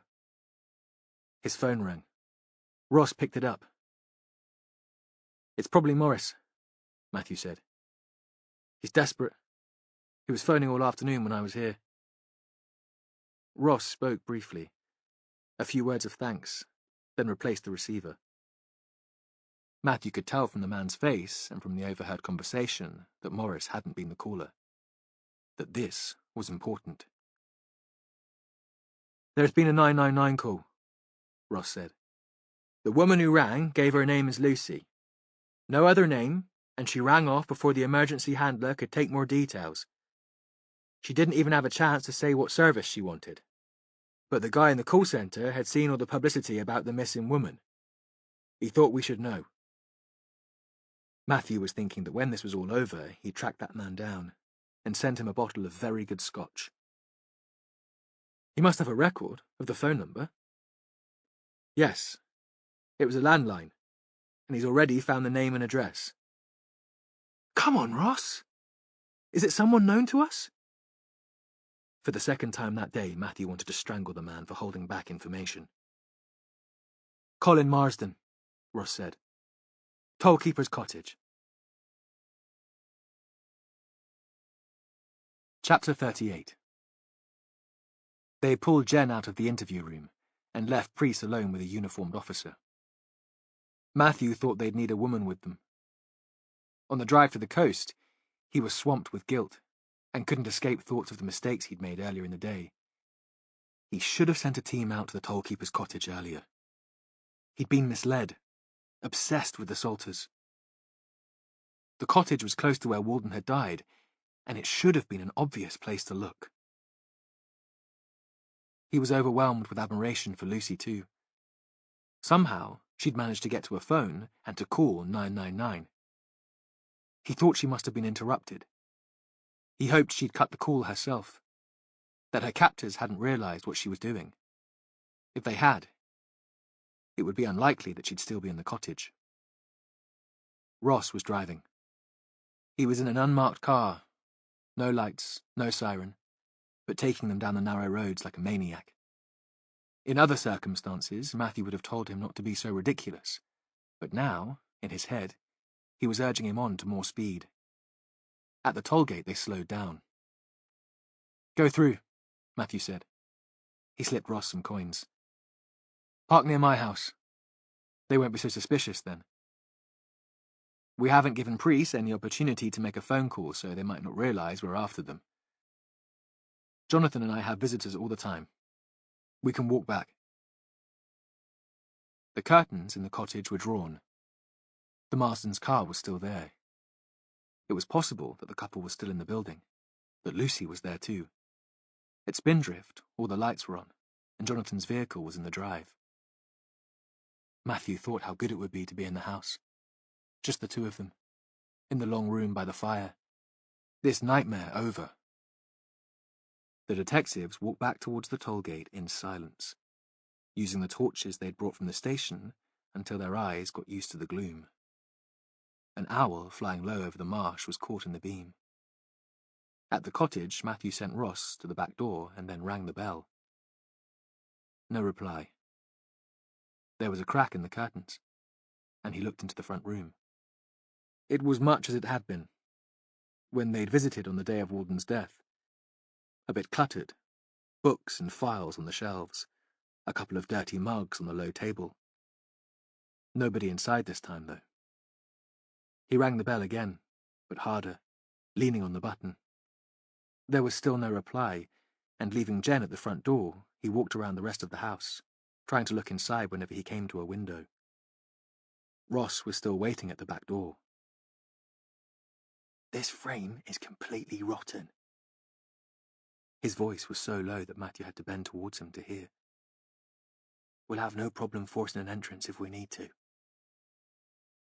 All the other curtains were shut tight, and Matthew made his way back to Jen. She was peering through into the living room and waved him towards the gap in the curtains. "Look. Wasn't Lucy wearing that when she went missing?" Across the threadbare armchair was thrown a purple cardigan. He led her to the back of the house and to Ross, who was still waiting for them, pacing, impatient for action. "She's definitely been in there." Jen's voice was high-pitched, panicky. Ross put his shoulder to the door. There was the creak of splintered wood, and it fell inside, almost intact. Matthew pulled the door out of the way. "Hello? Police!" The back door led straight into the kitchen. The kettle was warm but not hot. Dirty plates on the draining board. In the bin, remains of takeaway fish and chips. Jen had moved through to the living room and was looking at the cardigan. She showed Matthew the label of the cheap high street chain where Susan had said they'd been shopping in Plymouth. "I'm sure this is Lucy's." On the hall table there was a phone, a landline. Matthew pressed the redial button and got through to emergency services. "That confirms that she made the call from here." He shouted up the stairs. "Hello? Lucy?" Silence. Matthew went up. He told the others to stay where they were. He'd already be contaminating any possible scene. There was a narrow landing with a bathroom ahead. A stained enamel bath. Surely a man who'd been a lawyer would be able to afford better accommodation than this. Perhaps Marsden had conned them all, including the Woodyard board, and lied about his qualifications and experience. Or had the pull of the wildlife on the marsh really been the big draw? Every muscle felt tense, and his heart was racing. He wondered if this was the onset of an anxiety attack. He'd suffered from them when he first went to Bristol as a student, but hadn't had one for years. He wasn't sure what he was expecting to find in the upstairs rooms. Another stabbing, perhaps. Blood. He thought he wouldn't know how to tell Morris if anything had happened to his daughter. Found himself groping already for the words to explain. For a story. The bathroom was empty. A search team would come in later, but now he just wanted to find Lucy, to get her back to her father. He pushed open one of the bedroom doors. A spare room, barely furnished with a single bed and clothes rail. Still no sign of the woman. Nowhere to hide a body. The last bedroom obviously belonged to the Marstons. Colin's clothes were neatly folded on a chair. Hilary's thrown on the floor. He pulled back the duvet. But there was no blood-soaked mattress. No Lucy. He was hit by relief and an overwhelming sense of anticlimax.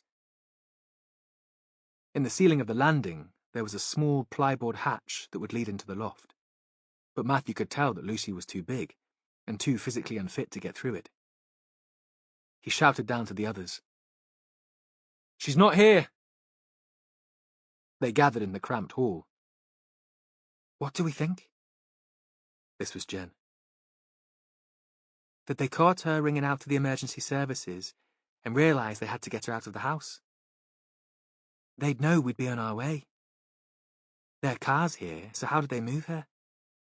Taxi? Did they get someone to come and give them a lift?" Maybe.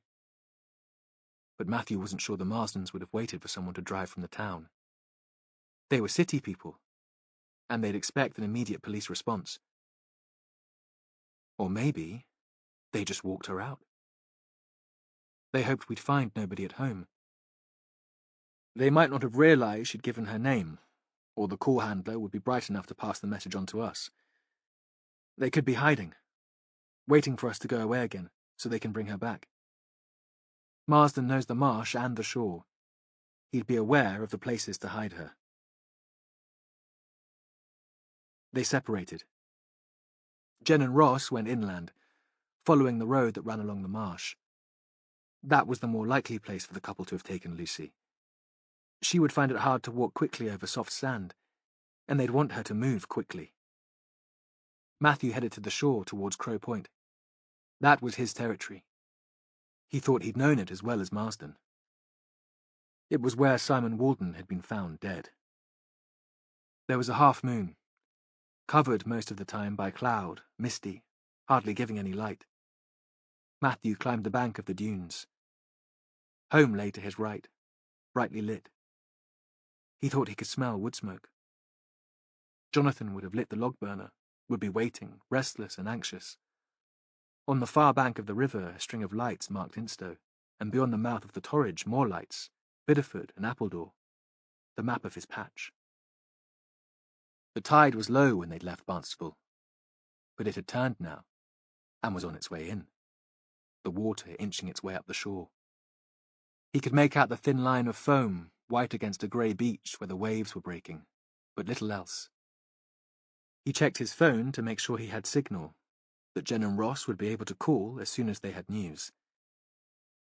He was starting to think that this was fruitless, and he should already have called in more officers through headquarters and the Coast Guard rescue team. This search was going to take more than 3 people. Behind him, he heard a rustle in the dunes. Shifting sand. Some small animal sliding home with its prey. Then a heavier step. Ross and Jen had already walked all the way to the road, perhaps, and had come to join him here on the shore.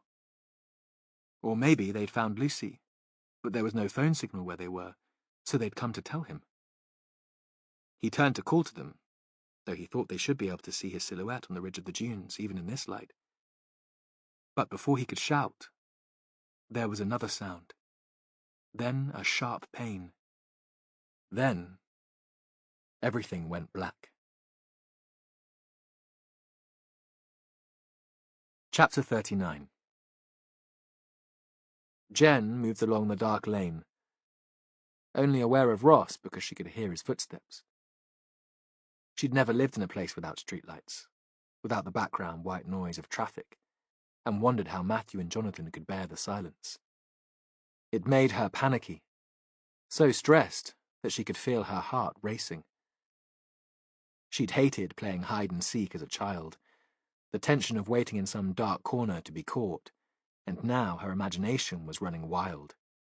She pictured Lucy in the dark, terrified, at the mercy of strangers. To hold on to a shred of control, she let fire at Ross. "What is it about you and Oldham? Why do you end up doing his dirty work?" They were walking each side of the narrow road away from the tollgate towards Braunton, occasionally shining the light from the torches into the ditches, shouting Lucy's name, hearing their voices echo away into the empty space. "My dad worked with him. They both joined the force as cadets." Your dad was a cop. Jen had never heard about that. Ross didn't speak much about his family, only about the gorgeous Melanie. He didn't stick it out for long. He couldn't hack it. Ended up working for Routledge. You know, the store in town. He ran the menswear department. Ross spoke as if that was something to be ashamed of. Jen nodded. Routledge had still been running, just, when she'd moved to Barnstable, but times had been hard for retail since the recession, and it had long gone. Joe Oldham was still a mate, though, even after Dad left the force, still around. I think he bailed him out when Dad lost his job at Routledge. He was more like an uncle. When I was a kid, we went on holiday with him and his wife, Maureen, every year. They couldn't have children. He stopped to shout for Lucy. Still no reply. No sound at all. Jen wanted to fill the silence, but she knew there was more to come. I had more in common with Joe than I did with my dad. He encouraged me to apply for the police, joined me up to the rugby club, and there were times when I wished I was his son. I thought there was more I could be proud of. So when he asked for favours, you didn't think you could refuse? Jen felt almost sorry for him. Yeah, something like that. A pause. Now I don't know how to get out of it. Jen thought of Oldham, red-faced, smelling of booze from his drinking the night before, starting to lose it. I don't think he'll be in the force for very much longer. There was the sound of an engine behind them. The noise split the silence, shocking, making the panic return. A car must have been parked right off the road, hidden by a spinney of trees, and now it tore down the lane behind them, going so fast that they had to scramble out of the way. In the dark and at that speed, she had no idea of the colour, let alone the make of the vehicle. Jen pressed her phone to call Matthew. She had signal, but there was no reply. I think we should go back, see if the boss is okay. That wasn't some courting couple. She started running back along the track. They'd gone further than she'd thought, and she soon got out of breath and needed to walk. Ross overtook her, and she heard his running footsteps disappear into the distance until they faded to silence. She had another moment of panic, felt smothered by the dark, so she could hardly breathe. Then she must have turned a slight bend in the road, because there were lights ahead of her, a long way off, but providing somewhere to head for. Comfort, Spindrift, Matthew's home. She passed the tollkeeper's cottage and continued towards the dunes and the beach, more confident now that she knew where she was.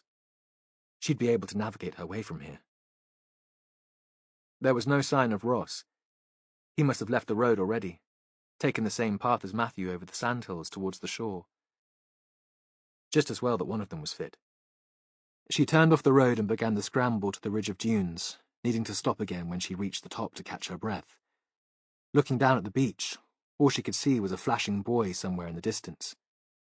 Then the brown cloud cleared, and briefly the beach was flooded with moonlight. She saw something far below the high water mark, close to the incoming tide. No colour. The light wasn't sufficiently strong to make out more than a shape. A heap of discarded clothes, perhaps, or some washed-up debris from a passing ship. It could be a weird sculpture, something Gabby Henry might have put together from found objects, a twisted piece of driftwood covered by seaweed. Ross was standing there, and he was shouting. She wasn't a sporty woman. She'd never seen the appeal of lycra and the gym, but now she ran. The strong moonlight had disappeared again, and the object she'd seen from the dunes was no more than a grey shadow, marginally darker than the flat sand that surrounded it. Ross was still shouting, and she could hear the desperation in his voice.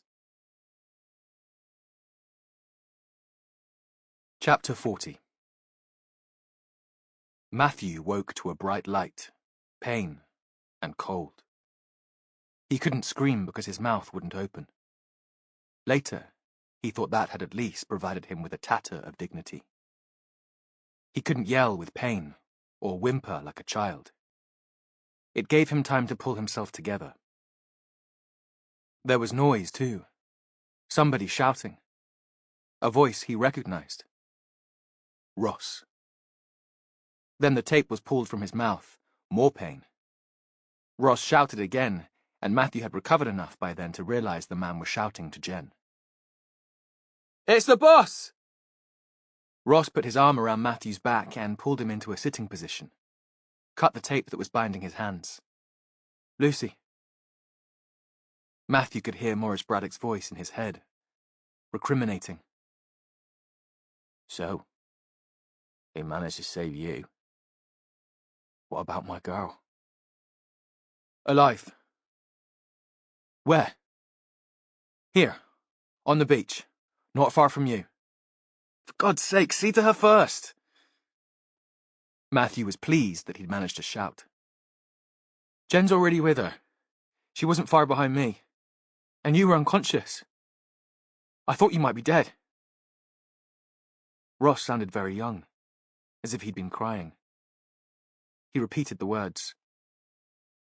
"I thought you were dead." He cut the tape that had been tied around Matthew's ankles, and at the same time the cloud parted again. Matthew held on to Ross and pulled himself onto his feet. For a moment, he stood with his hand on the DC's arm. "Thanks," he said. "Great work." He saw that he'd been lying on the sand, and about 2 meters away, Lucy was being helped by Jen. The woman had been gagged and tied too. Matthew walked unsteadily towards her, and in the spotlight of Jen's torch, saw her in small glimpses. A trainer, turned on one side, covered in sand. An arm, soft and fleshy, very white against the shadowy shore. An eye, open, then blinking in the torchlight. Alive. Lucy had been lying helpless on her side. Even a fit person would be unable to move in that position. And she was unfit, cold, and scared. Jen was pulling away the parcel tape that was wound around her mouth and her head. Lucy winced at the pain as strands of her hair caught in it. He shone the torch onto his own face, so she could see who he was. There were tears rolling down her cheeks, but she gave a grin, defiant and brave. The water was only meters from them now, sliding up the beach. A gentle and secret killer. If she'd been there an hour longer, Matthew thought, Lucy Braddock would have drowned. And if Ross hadn't found us, I would have drowned too. Jen untied Lucy's hands and feet.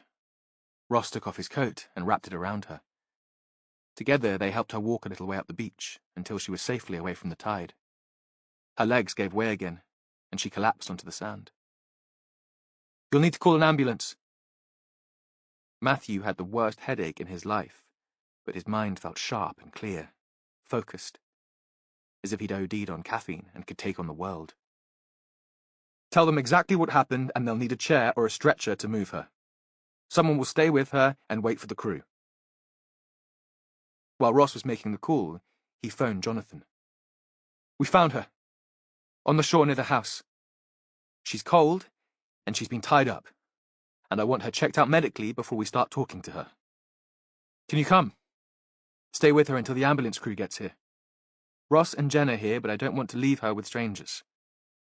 We've moved her up the beach a bit out of the way of the tide, but we'll need help to get her over the bank. I don't want Morris to see her like this."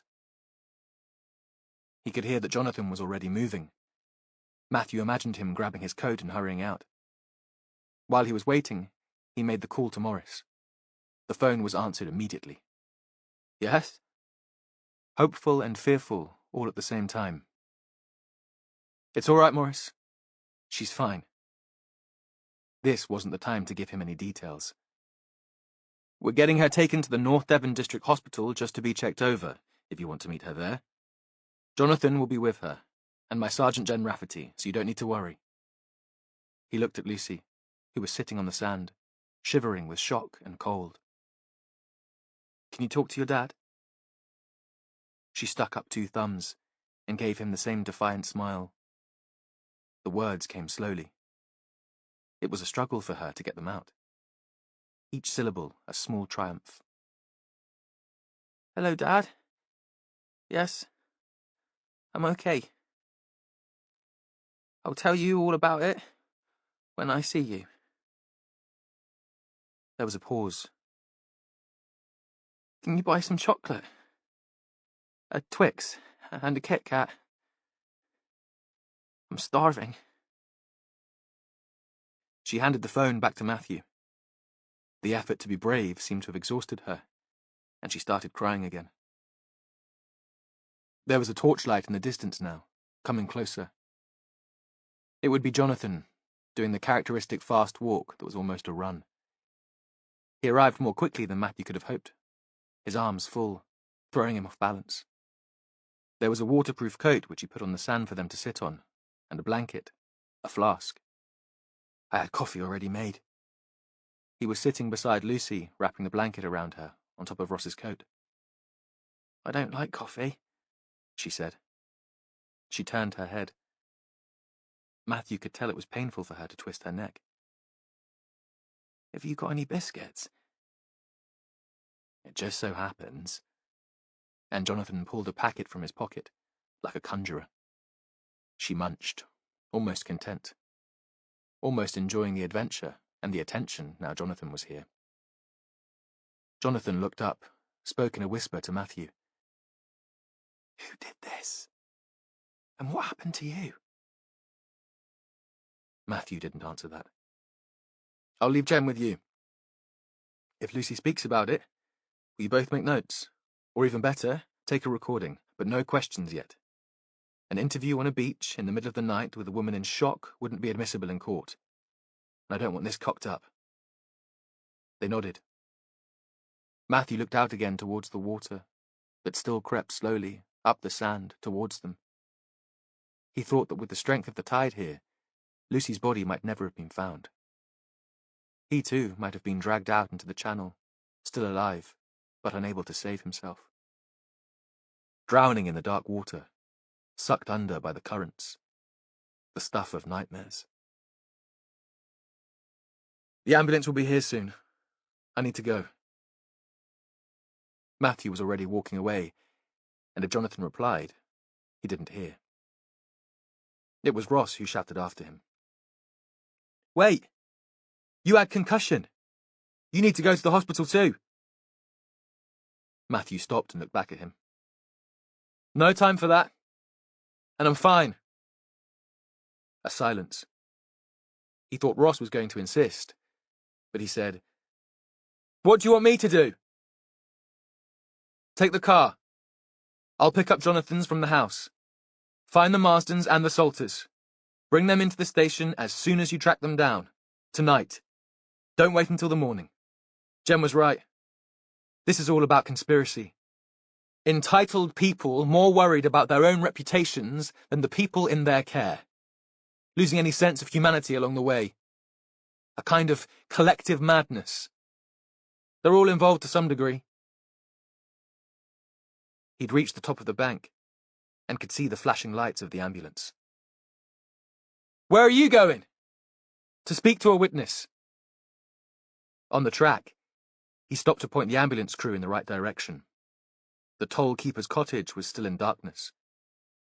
Matthew took a moment to check that nobody was there, then made his way to Spindrift, to his home. There was still the strange clarity that felt almost like a dream. He lifted Jonathan's car keys from the hook in the kitchen. There was a file on the table, labelled Woodyard Finances. There was a coffee stain on the cover, and the pages were a little dog-eared. Jonathan had obviously had the report for a while, and struggled to get to the end of it. But even if he'd read every word, Matthew thought it was unlikely he'd find a record of the sum made out to Janet Holsworthy. It was nearly midnight when he got to 20 Hope Street, but there was still a light showing through the glass panel in the front door. He knocked loudly. As usual, it was Gabby who answered. "What's happened?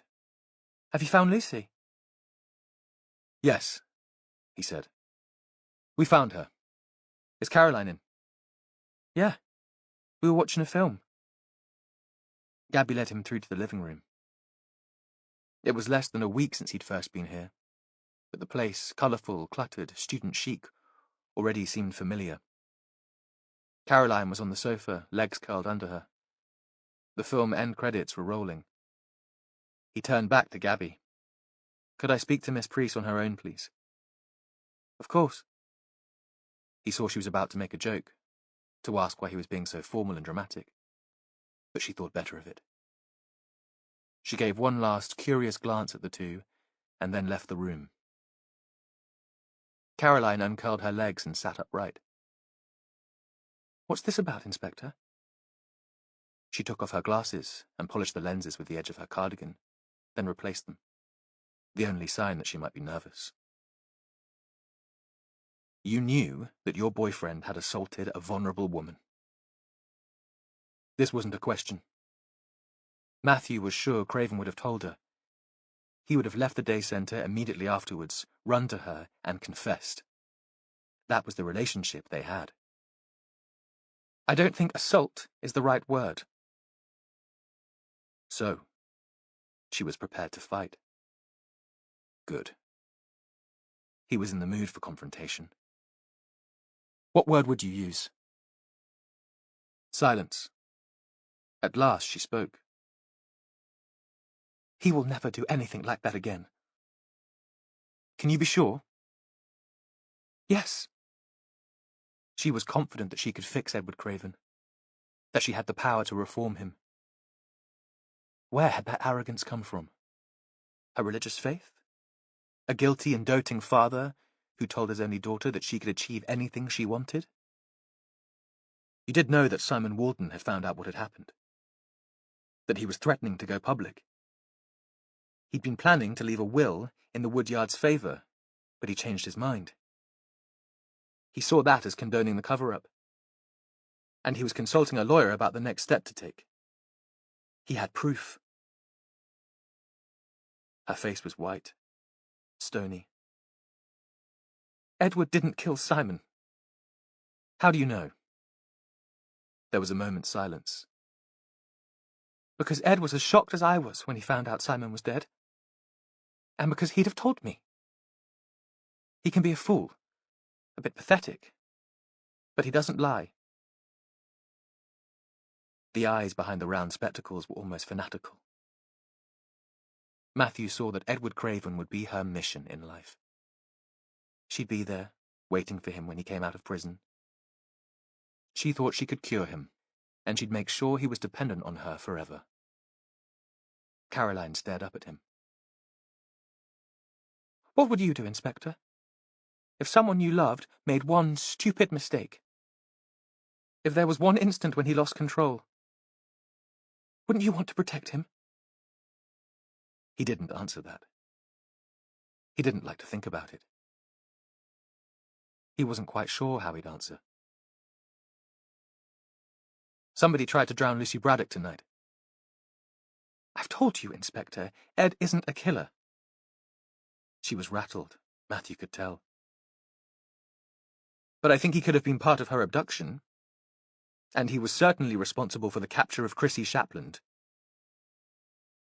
Because the men in charge would want him tied into the plan. Edward would be the weak link, the one most likely to break down and talk. They'd have to give him a reason not to confess, to make sure he had too much to lose." Silence again. "We showed Chrissy his photograph." Of course, Chrissy hadn't recognized Edward Craven. In the photograph, he'd been dressed in a cassock, and she would have been looking at the strange clothes, not at the man's face. "He was scared," Caroline said. "They bullied him. They said it was vital to find the evidence Simon had been holding, the evidence that could lead to Edward's arrest. They told him that Lucy was the key to finding it. He'd already assaulted a woman with a learning disability, but they put another in danger." Perhaps it was the blow to his head, but Matthew felt his mind fizzing with rage. Not just about Craven and the person who'd knocked him out on the dune, but the group of powerful men who'd been so thoughtless about the results of their actions. She wasn't in danger. Caroline was almost shouting now. Matthew ignored her and continued talking. Edward picked up the wrong woman, though, didn't he? She nodded. Matthew thought part of her despised the man's incompetence. She continued quickly. He let Christine go, though. And then he phoned the police and pretended to have seen her from the Lovercott bus. He knew that you'd find her. After holding her for 2 nights, scaring her witless and putting her mother through hours of misery. And this morning? Did he take Lucy? No. He was in the church office having meetings with parishioners, just as he told you. You can check with them. He'll be at the police station now, and he'll be charged with rape and abduction. Matthew stood up. He wasn't even sure why he'd come to the house in Hope Street. Perhaps because this was where the investigation had started. Because he'd felt that Caroline should be forced to take some responsibility for the events that had rolled out. If she'd persuaded her boyfriend to admit to the assault on Rosa immediately after it had happened, a man would still be alive. I'll come with you. She was on her feet too, scrambling for her bag. No, he said. I think you've done quite enough damage already. Don't you? When Matthew returned to the police station, Edward Craven was being interviewed. He'd been held in a cell until Ross and Jen had returned.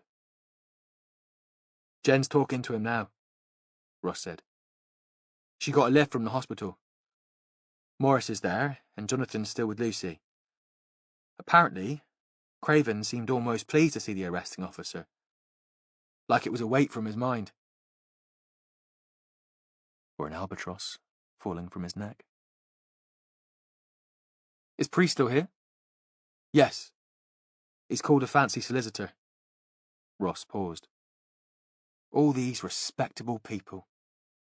He could scarcely get his head around it. He'd been brought up to believe that respectable people could do no wrong. It's the respectable ones who have most to lose. That's why they got tangled up in the conspiracy, to hide what happened. If they'd told us about the assault when it happened, the woodyard would have hit the headlines for a few days, and then it would have all been forgotten. It's a bloody shame you and Jonathan were away when Rosa Holsworthy was assaulted. I know. Because Jonathan wouldn't have cared about the woodyard's reputation. He'd have been only concerned to protect the people in his care. A phone rang. Ross answered. British Transport Police have picked up the Marsdens. They were at St David's Station in Exeter, waiting for the first train north. They'll hold them in Exeter overnight. Do we know how they got to Exeter? Taxi, according to the guy I spoke to. We need to talk to the driver, find out what time he picked them up. It's possible that they gave up the use of their house, but I don't see that they can have played any part in the abduction or attempted murder of Lucy Braddock. Marsden might have been proud to be consulted in the role of legal advisor, but he wasn't so emotionally involved in the success of the woodyard that he'd think it was worth killing for. I think Walden's murder so close to their home seriously freaked the couple out. That's why they had such a morbid curiosity about what went on there. Why they tried to be so helpful. It was 2 a.m. Matthew was still in the big office with the remaining members of the team, but he phoned Jonathan. He didn't have the energy to walk to his own office. Are you home? Yes.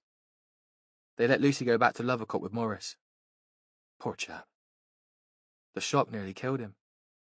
He looked 10 years older, but was so glad to have his daughter back. A pause. She's looking after him, not the other way around. He seems more of a victim than she does. Go to bed, Matthew said. I won't be done here for hours. He'd just clicked off his mobile when the phone on Ross's desk rang again. Ross put his hand over the receiver to pass on the message. Gary Luke's in an unmarked car on the square in Lovercott. The Salters have just returned home. They drove round once as if they were checking to see if anyone was watching the house. But they've gone in now. Do you want him to pick them up? Not yet. We'll go and speak to them there and bring them back with us. You come with me, Ross. He thought he'd fall asleep at the wheel. And anyway, he needed someone with him to keep him straight and controlled. He was too close to the Salters to be impartial. Too close to losing his temper. Tell Luke to stay there, though. I doubt they'll be going anywhere else tonight. But just in case. Chapter 41. Jen Rafferty sat opposite Edward Craven in the interview room. It was chilly. The heating must be on a timer at weekends, and she was hungry. She'd offered to get the duty solicitor for Craven, but he'd refused. A uniformed officer she scarcely knew sat beside her. The recorder was running, and she'd identified everyone present for the machine. The curate looked impossibly young, much younger than his real age, which she knew now was 27. He was wearing jeans and an open-necked shirt, a tweed jacket, and looked, she thought, like a posh Oxbridge student in a 90s time warp. His black shoes were highly polished. Jen supposed he'd wear those for work. He looked as if he'd been crying. She struggled to push away the pity, to think instead of Rosa, confused and hurt, of Janet Holsworthy, who'd been intimidated and humiliated by 3 powerful men. Tell me what happened. She'd learned from Matthew that open questions work best with suspects like Craven. Jonathan was away on holiday.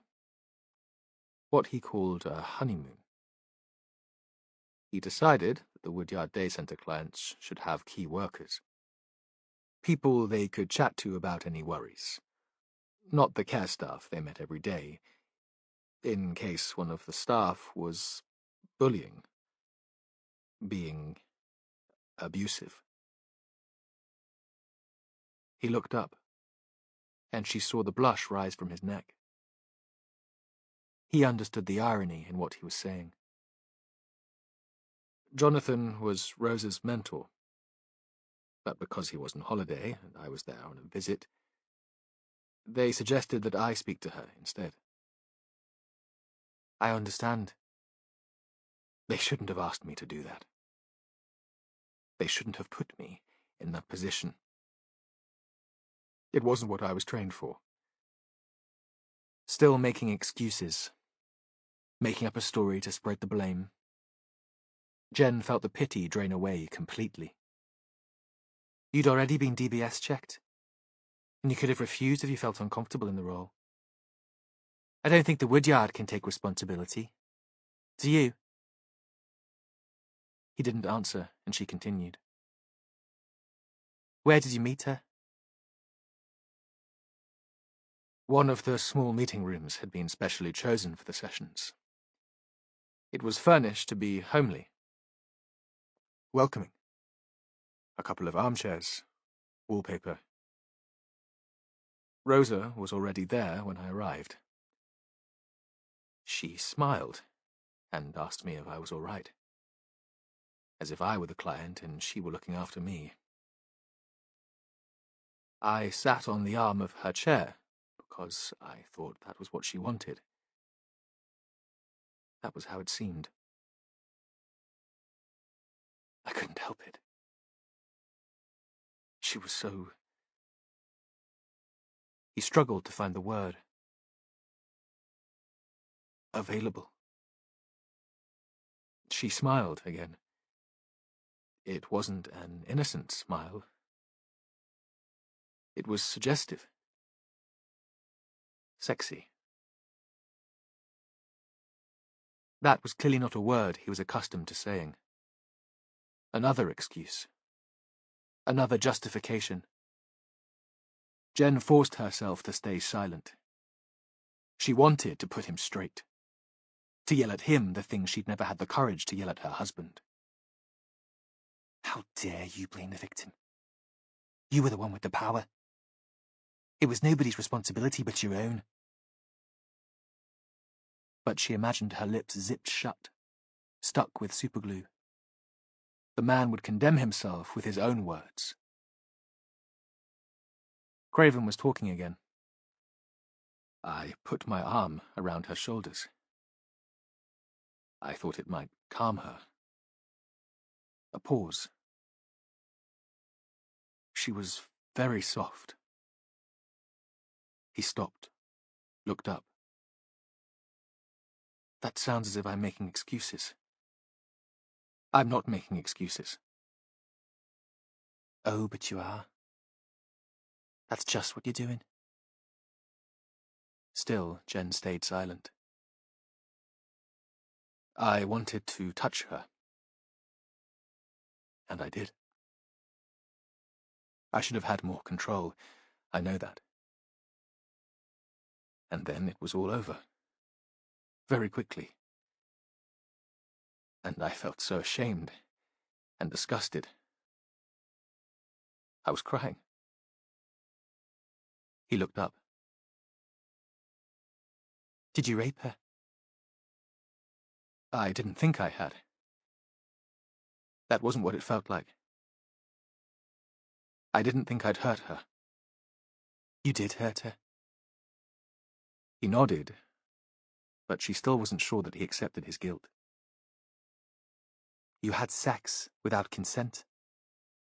We need to be clear about this. That was rape. Still, he seemed unable to accept the fact of his guilt. I told her how sorry I was. What happened next? I tried to explain that it was our secret.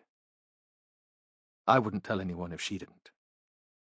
She just smiled and asked me again if I was all right. And then? I wasn't sure what I should do. I went to find Caroline. She'd just finished a session with a client, and we went for a walk along the river. She could see I was upset. I said I'd have to tell my boss or the bishop. I couldn't dream of being a priest now. I'd have to resign. He paused. There was a cold wind blowing across the water. I remember that. Hail that stung my face. And you know, part of me was relieved to be going. To be leaving the priesthood, the parish. Because I don't think I'd make a very good priest. I find it overwhelming. The demands. I'm too confused. Too weak. But Caroline persuaded you? She said it was my duty to stay. I had so much to give. And you've always done what Caroline told you. She said she'd be strong enough for both of us. So, you carried on with your life and said nothing? Yes. He looked up at her. And I thought she was right. Really, that seemed the brave thing to do. The least easy. When did you know that the incident hadn't just gone away? The Rose's mother had found out? Christopher Priest asked to see me. He called me to his house. I thought he might call the police, or at the very least demand my resignation. But he said that the work that was happening at the woodyard was more important than me. More important than my conscience. I had to stay away. Never come to the place again. Never mention what had happened with Rosa to anyone. He paused. I promised. What else could I do? Did he ask you to stay away from his daughter? No. That seemed to astonish Craven as much as it did Jen. He didn't ask that of me. A pause. He said I made her happy, and that was all he'd ever wanted. A pause. I think he liked the power he had over me. He said if I ever did anything to upset her, he'd tell the police. Tell me about the abduction of Christine Shapland. Jen wondered what the time was, and glanced at her watch. Outside it was still quite dark. She wished she'd had the chance to phone the kids before she started the interview. They'd both be asleep by now. That was horrible. A terrible mistake. You picked up the wrong woman. Priest phoned me, told me my actions had come back to haunt me, to haunt the woodyard. He said Lucy Braddock had proof. There was an item of clothing with semen stains. A skirt. She'd know where it was. The blush again. As if the words were worse than the action of abducting a vulnerable adult. He said I should pick up a woman with Down syndrome, who'd be wearing a purple cardigan. I should say I'd been asked to give her a lift to Lovercott, but I was to take her to a flat in Braunton. Who gave you the key to the Braunton flat? Nobody. They said it had been left there under a slate next to the door. Go on. I was to ask her to give me the clothes she'd stolen from Rosa, or to tell me where they were, and then I was to let her go. But yes, I got the wrong woman. I couldn't even get that right. She didn't understand the questions I was asking. It was a nightmare. I didn't know I had the wrong woman until I got a phone call. I asked what I should do, and they said it was my mess, and I should sort it out. Jen thought about that. Priest had known that Craven had abused one vulnerable woman, but he'd set him up to be alone with another, in a situation where she'd be scared and powerless. Did you touch her? No. The question seemed to horrify him. Of course not. I was scared and I just wanted it to be over. I was panicking. I left her in the flat with food and drink. I knew Priest would be angry if he didn't get what he wanted, but it was horrible. Such a mess. I just wanted to run away, but I couldn't do that. He looked up. It was almost as if he wanted Jen's approval. I did the right thing in the end. Again, she forced herself not to respond, to keep her voice even. You took Christine to Simon Walden's flat. He'd already died by then. She paused for a beat, looked straight into his eyes. Did you kill him? No! Craven was spluttering in his panic. No, I didn't know who the flat belonged to. I was just following orders. I didn't know that Walden had anything to do with Rosa. As far as I knew, he was a homeless man with mental health problems. Someone who turned up drunk to the church and whom we'd helped. Someone Caroline had taken pity on. Another of her lame ducks. Someone like you. Jen thought about that. But really, you had nothing in common with Simon Walden. He was on the side of the angels. Someone searched Walden's flat after you dropped Christine at Lovercott. Was that you? No. Now he was crying. Jen couldn't tell if they were tears of fear or frustration. They certainly weren't tears for Simon Walden. Where were you this afternoon? I was with Caroline this morning. Then I had a series of meetings with parishioners. People who wanted to organize baptisms and funerals. Their names and phone numbers will be in the office. You can call them. Check. And then we spent the afternoon together. He paused. Really, I couldn't go through that again. The stress of picking up the woman and asking questions that she didn't seem to understand.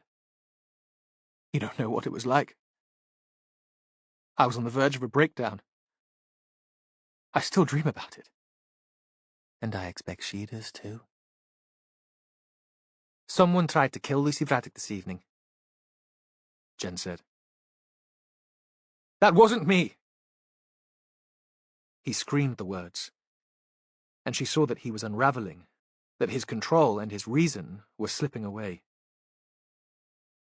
She knew that she should stop the interview before she pushed him over the edge. She didn't believe that he'd killed Walden or attempted to drown Lucy. He didn't have the courage or the strength to have hit Matthew so hard on the head that he was knocked out. They had his phone, and that should give them some idea of his movements. She looked at her watch. Interview terminated at 2 a.m. She stood up. She felt unclean, desperate for a shower. Suddenly, she didn't want to be in the same room as him. He looked at her, suddenly calm. You hate me. Now everyone will hate me. She didn't know what to say, then remembered a form of words used by one of the nuns who taught her. I don't hate you. I hate what you've done, and what it led to. She left the room, and didn't look back. Chapter 42. On the way to Lovercott, Matthew was still wired, fizzing. It was the end of the case, the shock of survival. There was no light at the front of the grand house on the square at Lovercott. But when Matthew leaned on the bell, and Dennis Salter answered the door, he was fully clothed. I expect you're surprised to see me, Matthew said. I should be dead. I'm sorry, but I don't know what you're talking about. Imperious. Dennis had always put on a good show. If Matthew was alive, he must know that Lucy would be safe too. Did Salter think she'd be so cowed she wouldn't speak? Or that the authorities would take no notice of the evidence of a woman with a learning disability? And it had been so dark on the beach, he'd know Matthew wouldn't have been able to identify the man who'd hit him. That he'd have no proof. You're up late, he said. I've been visiting the sick. The same brother you had to take to A&E on the evening that Chrissy went missing? I've explained that Chrissy's abduction had nothing to do with me. Really, Matthew, this is verging on harassment. Have you seen the time? As you say, it's very late and I need my bed. We know that you didn't abduct Chrissy. That's one reason for the visit. To explain what happened. Dennis looked at him warily. I'm sure an apology could have waited until a reasonable hour. This is serious. Matthew felt his temper rip, pulled apart like threads on a torn piece of cloth. I need to speak to you and Grace. You can't speak to Grace. She's been in bed for hours. Don't lie to me, Dennis. He knew he was yelling, but now he didn't care. We've been watching the house. We know you both arrived home 45 minutes ago. Now you're going to let me and my colleague in, or shall I continue shouting so we wake all the neighbours? Dennis Salter stood aside and let them in. Grace was standing at the bottom of the stairs, watching. Shall we all go into the kitchen? Matthew said, taking charge, taking over their territory. We'll be more comfortable there, and this might take a while. This time of night we could probably all use some coffee, to stay awake. He pushed ahead of Dennis and through to the back of the house. It was as he remembered. A table covered with a green oilcloth, a couple of easy chairs, and at the other end, the kitchen proper, with a stove and sink. The window was curtained, but he knew it looked out over a small walled garden, with a gate into an alley beyond. He sat at the table and nodded for Dennis and Grace to take the armchairs. Occasionally, after meetings, his father and Dennis Salter had drunk small tots of whiskey here. His father had liked Salter, admired him. They'd been friends. That idea made Matthew feel ill. Stick the kettle on, Ross. He waited until the instant coffee had been made before speaking again. I see you both wearing slippers. Very sensible to change as soon as you get into the house. I'm always trying to persuade Jonathan, my husband, Jonathan, that would be a good habit to get into. Very Scandinavian. He knew he was rambling and wondered if that was the result of his blow to the head. A pause and a sip of seriously dreadful coffee. My constable needs to see the shoes you were wearing when you arrived home this evening. Don't move. He'll find them himself, if you tell him where they're likely to be. Dennis and Grace shot a look at each other, and Matthew knew that they'd been on the beach, tying up Lucy Braddock, dragging her below the tide line in the hope that she'd drown. There would be sand in the treads of their shoes, even if they'd wiped them carefully before coming into the house. He wondered briefly what his mother would make of that when the news got out. If it would dent in the slightest her faith in the brethren. Or had she always guessed that Salter was a tyrant and a bully, but been too frightened of upsetting the group to speak out? Had her loyalty to the brethren been more important than anything he might have done? Ross left the room without waiting for them to speak. Someone tried to kill me tonight, Matthew said. And you think that was me? Really, Matthew? I think you must be mad. Your mother said that the stress of university made you ill. It seems this investigation has been too much for you too. Salter gave a strange little laugh. Matthew, who had never had a violent impulse in his life, pictured himself punching Salter. He imagined the dull crunch of his fist on bone and skin, the blood and the shards of bone protruding from the man's face. But in that moment, he saw that was exactly what Salter wanted. He wanted to make Matthew crazy. Who would believe the allegations of a violent psychotic and a woman with Down syndrome? Was that how he'd controlled Grace all her life? With the threat that people would think she was mad if she spoke out against him? Let me tell you a story. Matthew kept his voice even. The impulse to violence had passed. But he still felt charged, light-headed. That he had the power of the storyteller, the preacher. The couple in front of him gave him their full attention. They were hooked. Once upon a time, a good man arrived in Barnstable. He was sad and lost, and thought he'd found salvation when he moved in with two young women. One was his project worker, and one worked at the Woodyard Centre. He'd been weighed down by guilt because he'd killed a child in a road accident. But he started to turn his life around. He started to suspect that an abuse had taken place in the Woodyard. Perhaps he overheard a conversation between the perpetrator and his girlfriend when he first turned up at the church, and they thought he was too drunk to understand what they were saying. Perhaps all his information came from the woman with Down syndrome he befriended in the Woodyard Cafe. He looked up. This is a true story. So you must tell me where I go wrong. He was aware of Ross coming back into the room. He held a pair of women's trainers in one hand and men's walking boots in the other. He slipped them into a large evidence bag and took off his gloves. He gave a brief nod to show there was sand on the soles. The Salters were still staring at Matthew, almost entranced, waiting for him to continue. Simon Walden carried out his own investigations. Nobody took too much notice of him. Who was he? A homeless alcoholic who'd made a mess of his life. But he wanted to do something important, to make things right. What would you call that, Dennis? Atonement? A need for redemption? He looked at Salter, but still there was no response.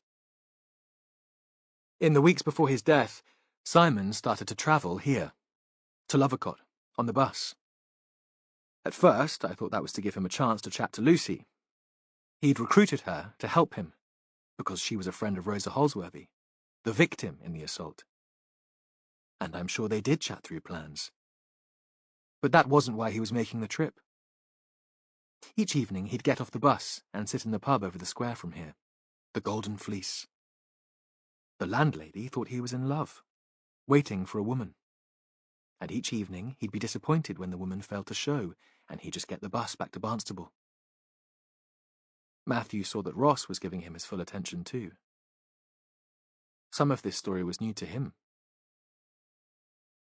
And Simon was waiting for a woman. But not for a lover. He paused and turned to Grace. How did he even know you existed? Oh, Dennis talks about me, Grace said. There was an edge to her voice. I'm part of the reason he's so admired. The devoted wife at home. The wife with mental health problems he has to take care of. I'm part of the story. How did you first meet? He came here, she said, when he knew Dennis was at a trustees' meeting. Dennis stared into the room. His face showed no emotion at all. And he asked for your help, didn't he, Grace? He didn't realize how cruel Dennis could be, how controlling he was. He treated you like a strong woman, able to make your own decisions. He thought that once you knew what was going on, that Priest and Dennis had covered up the sexual assault of a vulnerable woman, you'd be ready to act. I said I couldn't tell him anything, Grace said. That there was nothing I could do. But he didn't give up, did he? He said he'd be in the Fleece every evening until you were ready to talk to him. And the week before he died, you plucked up enough courage to go over there. Did you tell him what you knew? We went for a walk, she said. Out to the pond where you found Chrissy. It still felt like winter then, just before the good weather came. There was thin ice on the water, frost on the trees. She paused. I couldn't be seen talking to him in the pub. Someone would tell Dennis. They think so highly of him here in Lovacott. They think he's a great man, a kind man. Again she allowed emotion, a sneer, into her voice. And you told Simon what you knew? She nodded. I told him. She paused. Simon was a good man. He wanted to do the right thing. Did Dennis find out that you'd spoken to him? Is that why Simon Walden had to die? There was a silence. No traffic outside. No birdsong. Then Dennis's voice, affable and persuasive as always. You can't trust what Grace says, Matthew. You know that. She's always been emotionally frail and given to strange fancies. I told Dennis, Grace said. He was here when I came back, and he wanted to know where I'd been. I can't lie to him. He knows when I'm not telling the truth. I don't have my own life anymore. He said I'd done a wicked thing, telling him our business. The man could wreck all the great work at the woodyard. If he died, it would be a form of sacrifice. It would serve the greater good. I didn't kill Simon Walden. Dennis was still confident and easy. You know that, Matthew. I was celebrating your father's life at his funeral, in front of your mother and many of their friends. I spent all morning with your mother. I felt that she needed my support. A pause. As you weren't there to give it. In different circumstances, if you were a more attentive son, you might have been at the service to vouch for me. Matthew didn't say that he had been there, at the Chapel of Rest at least, and that he'd said goodbye to his father in his own way. But you didn't need to kill Simon Walden, did you, Dennis? You just had to let Grace know that it would be convenient if he died. As she said, you control her, like a puppet master. Like the king who let it be known that he wanted Thomas Becket killed in Canterbury, you set up the train of events that led to murder without getting your hands dirty yourself. Because your wife doesn't have her own life anymore. She hasn't for years. She's so terrified of you that she'll do whatever you want. Matthew turned to the woman, his voice gentle. What did you do, Grace? How did it work? She turned away from her husband and started speaking. Simon had given me his mobile number. I called him and told him that I'd found something that would incriminate the trustees. A copy of the cheque they'd given to Rosa's mother. We arranged to meet. Why did you choose Crow Point? I used to go there with my parents. They had a little boat that they kept at Instow. We had picnics there when I was a girl. I thought it would be a good place to die.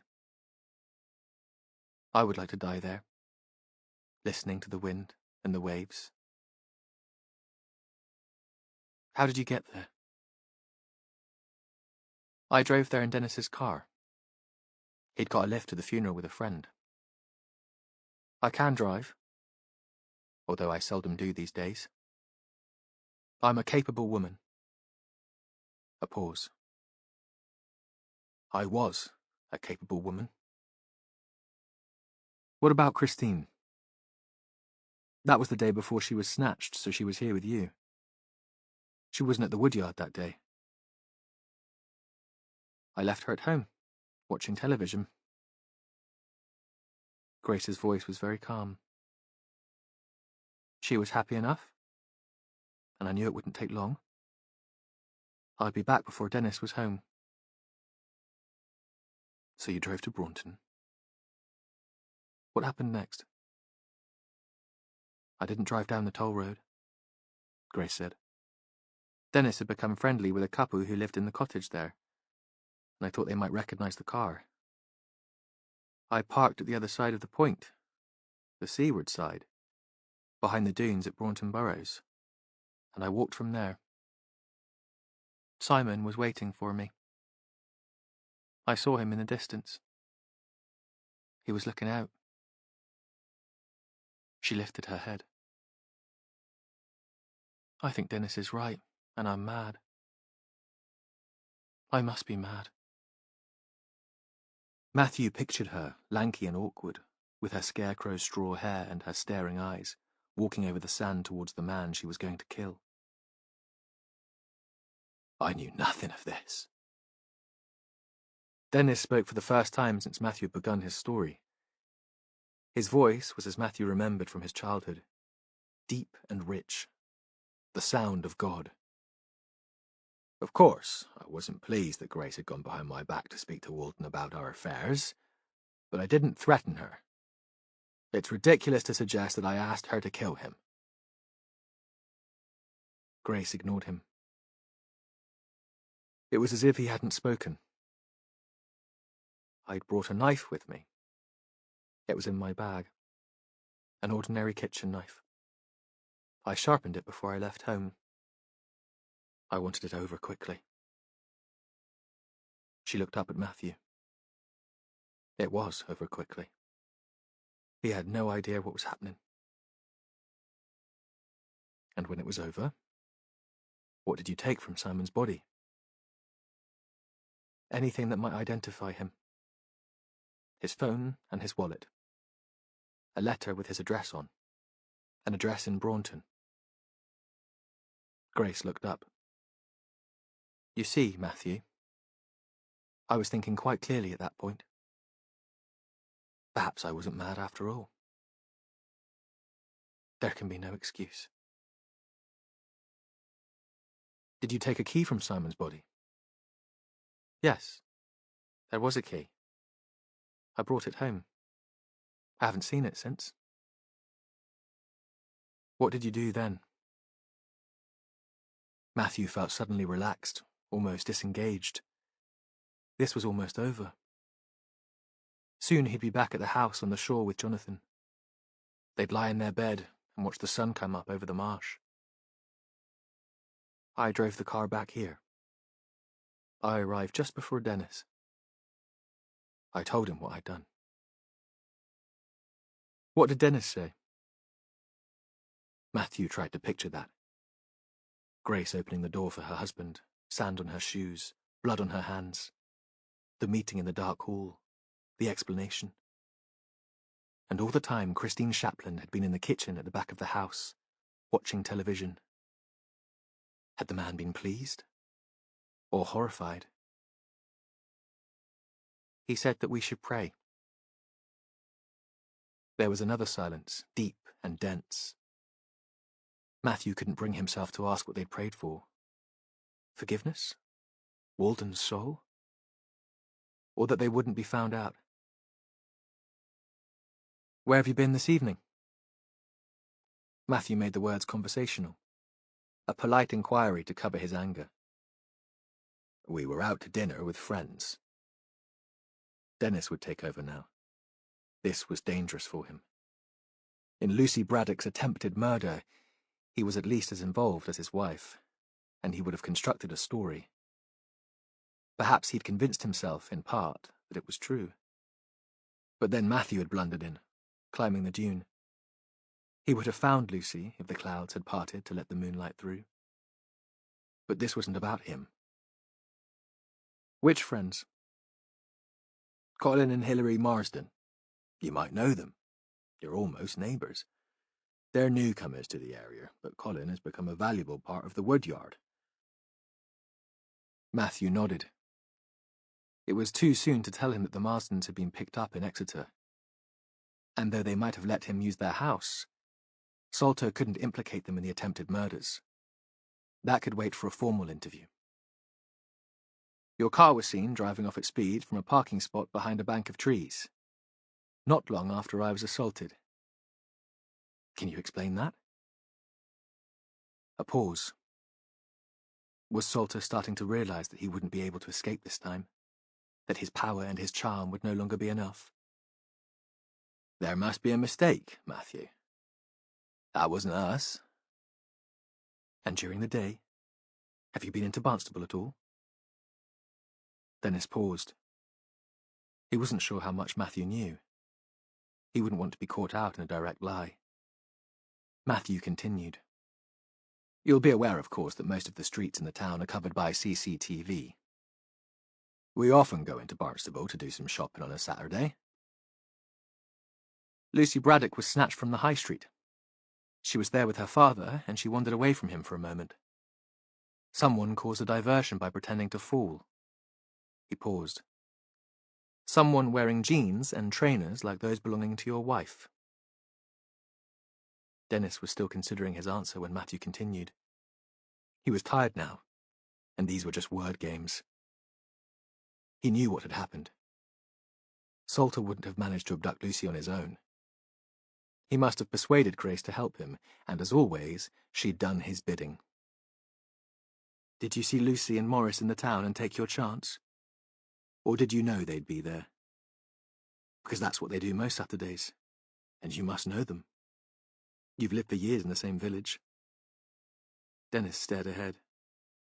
In a neighbouring garden, a dog barked. How did you get the Marstons to help you? Matthew was in full flow now. Nothing would stop him. Did you promise Colin a seat on the board at the Woodyard? The post of paid administrator? Because you never approved of Jonathan, did you? Or did you give them some story about Lucy being a danger to herself? Or tell them that she'd killed Simon Walden? They'd believe anything of a woman with Down syndrome. Whatever the excuse, they let you use their house to hold her. This time Dennis did respond. He stood up, his arms folded, and looked down at Matthew. His face was very white, and a nerve throbbed in his neck. He was struggling to hold things together. Matthew thought that for all his life he'd been obeyed. He'd basked in the adoration of his congregation, and he'd bullied into submission the people he couldn't persuade to love him. Even now, he couldn't believe that Matthew was standing up to him. This is highly irregular. You can't talk to me like this in my own home and without a solicitor present, making wild accusations. It's the middle of the night. Matthew stood too. You're quite right, Mr. Salter. We need to do this at the police station and under caution. Detective Constable May will read you both your rights. You're being arrested for the attempted murder of Lucy Braddock and the murder of Simon Walden. Ross, call the police van to take them in. No reason why the neighbours shouldn't know what's happening at this point. They'll read about it in the journal soon enough. When they arrived back at the station, Jen was still there, and suddenly, Joe Oldham ambled in. It was so unusual for him to be around after hours that Matthew wondered if the concussion was hitting him at last, that the boss was an hallucination. I hear it's all over, Oldham said. Good work, everyone. I'm off to my bed now, and we'll catch up tomorrow. He took a half bottle of whiskey and 3 plastic tumblers from his briefcase, set them on the table, then wandered out again, a confused and amiable bear lost in the forest. They gathered in Matthew's office with a small tot of whiskey each. Jen perched on his desk, and Ross leaning against the door. All of them, it seemed, too tired to bear their own weight. You should have gone home, Matthew said to Jen. She shook her head. I wanted to see it through to the end, to see you bring them in. We've got enough, haven't we, to convict? The Salters and Craven?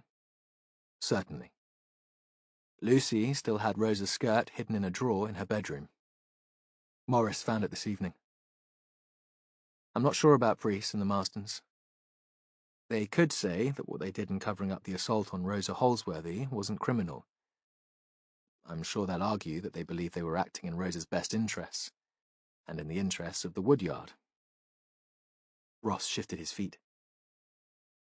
Do you think Walden did the right thing, stirring it up? If he'd left it alone, he'd still be alive, and Lucy and Chrissy wouldn't have been put through that trauma. Jen turned on him, red hair flying. Is that what you really think? Just cover it up and it'll go away. That's what the men at the Woodyard thought. Are you one of them? No, Ross said. No. But he was obsessed with it, wasn't he? With the story of Rosa. I'm not quite sure why. He had a new life, a beautiful woman. He was making friends. He'd get a job as a chef somewhere in the season if he was as good a cook as everyone makes out. I'm not sure why he let that obsession take over his life. Because he knew that it was important for the truth to be told. Jen turned back to the room. And because of the guilt he'd carried around with him since he killed a child in the road accident. I looked into the incident again. It was something his ex-wife said when she was talking to us about it. A child like that. So helpless. And the ambiguous response of the parents when they learned of Walden's death. She paused. The child had brain damage. She was severely learning disabled and she only had months to live. It was personal for him. He was already obsessed. Chapter 43. When Matthew arrived home, it was morning. A still spring day. Jonathan had stayed up, waiting for him as he'd promised, but he was asleep in the rocking chair in the living room, the fire out and the curtains drawn. There was a glass on the floor beside him, but otherwise the house was tidy, the kitchen clear. Jonathan didn't mind mess, but he knew Matthew hated coming home to it. Matthew drew the curtains and let in the light. Jonathan stirred. He looked up at Matthew. "Is it over?" "Yes," Matthew said. "It's over." "I was thinking we might visit my parents later," Jonathan said. "Get away from the coast for a bit. Have a walk on the moor. Blow away the cobwebs." Matthew kept his voice light. Jonathan seldom made the trip to the farm, and when he did, they were duty calls, birthdays, and the run-up to Christmas. "Build some bridges," Jonathan said. "Seeing Morris and Lucy together, I thought I should make more effort." Matthew knew what was coming next, and got him first. "Perhaps I should invite my mother to Sunday lunch someday. It seems like the right time to ask her." There was a moment of silence.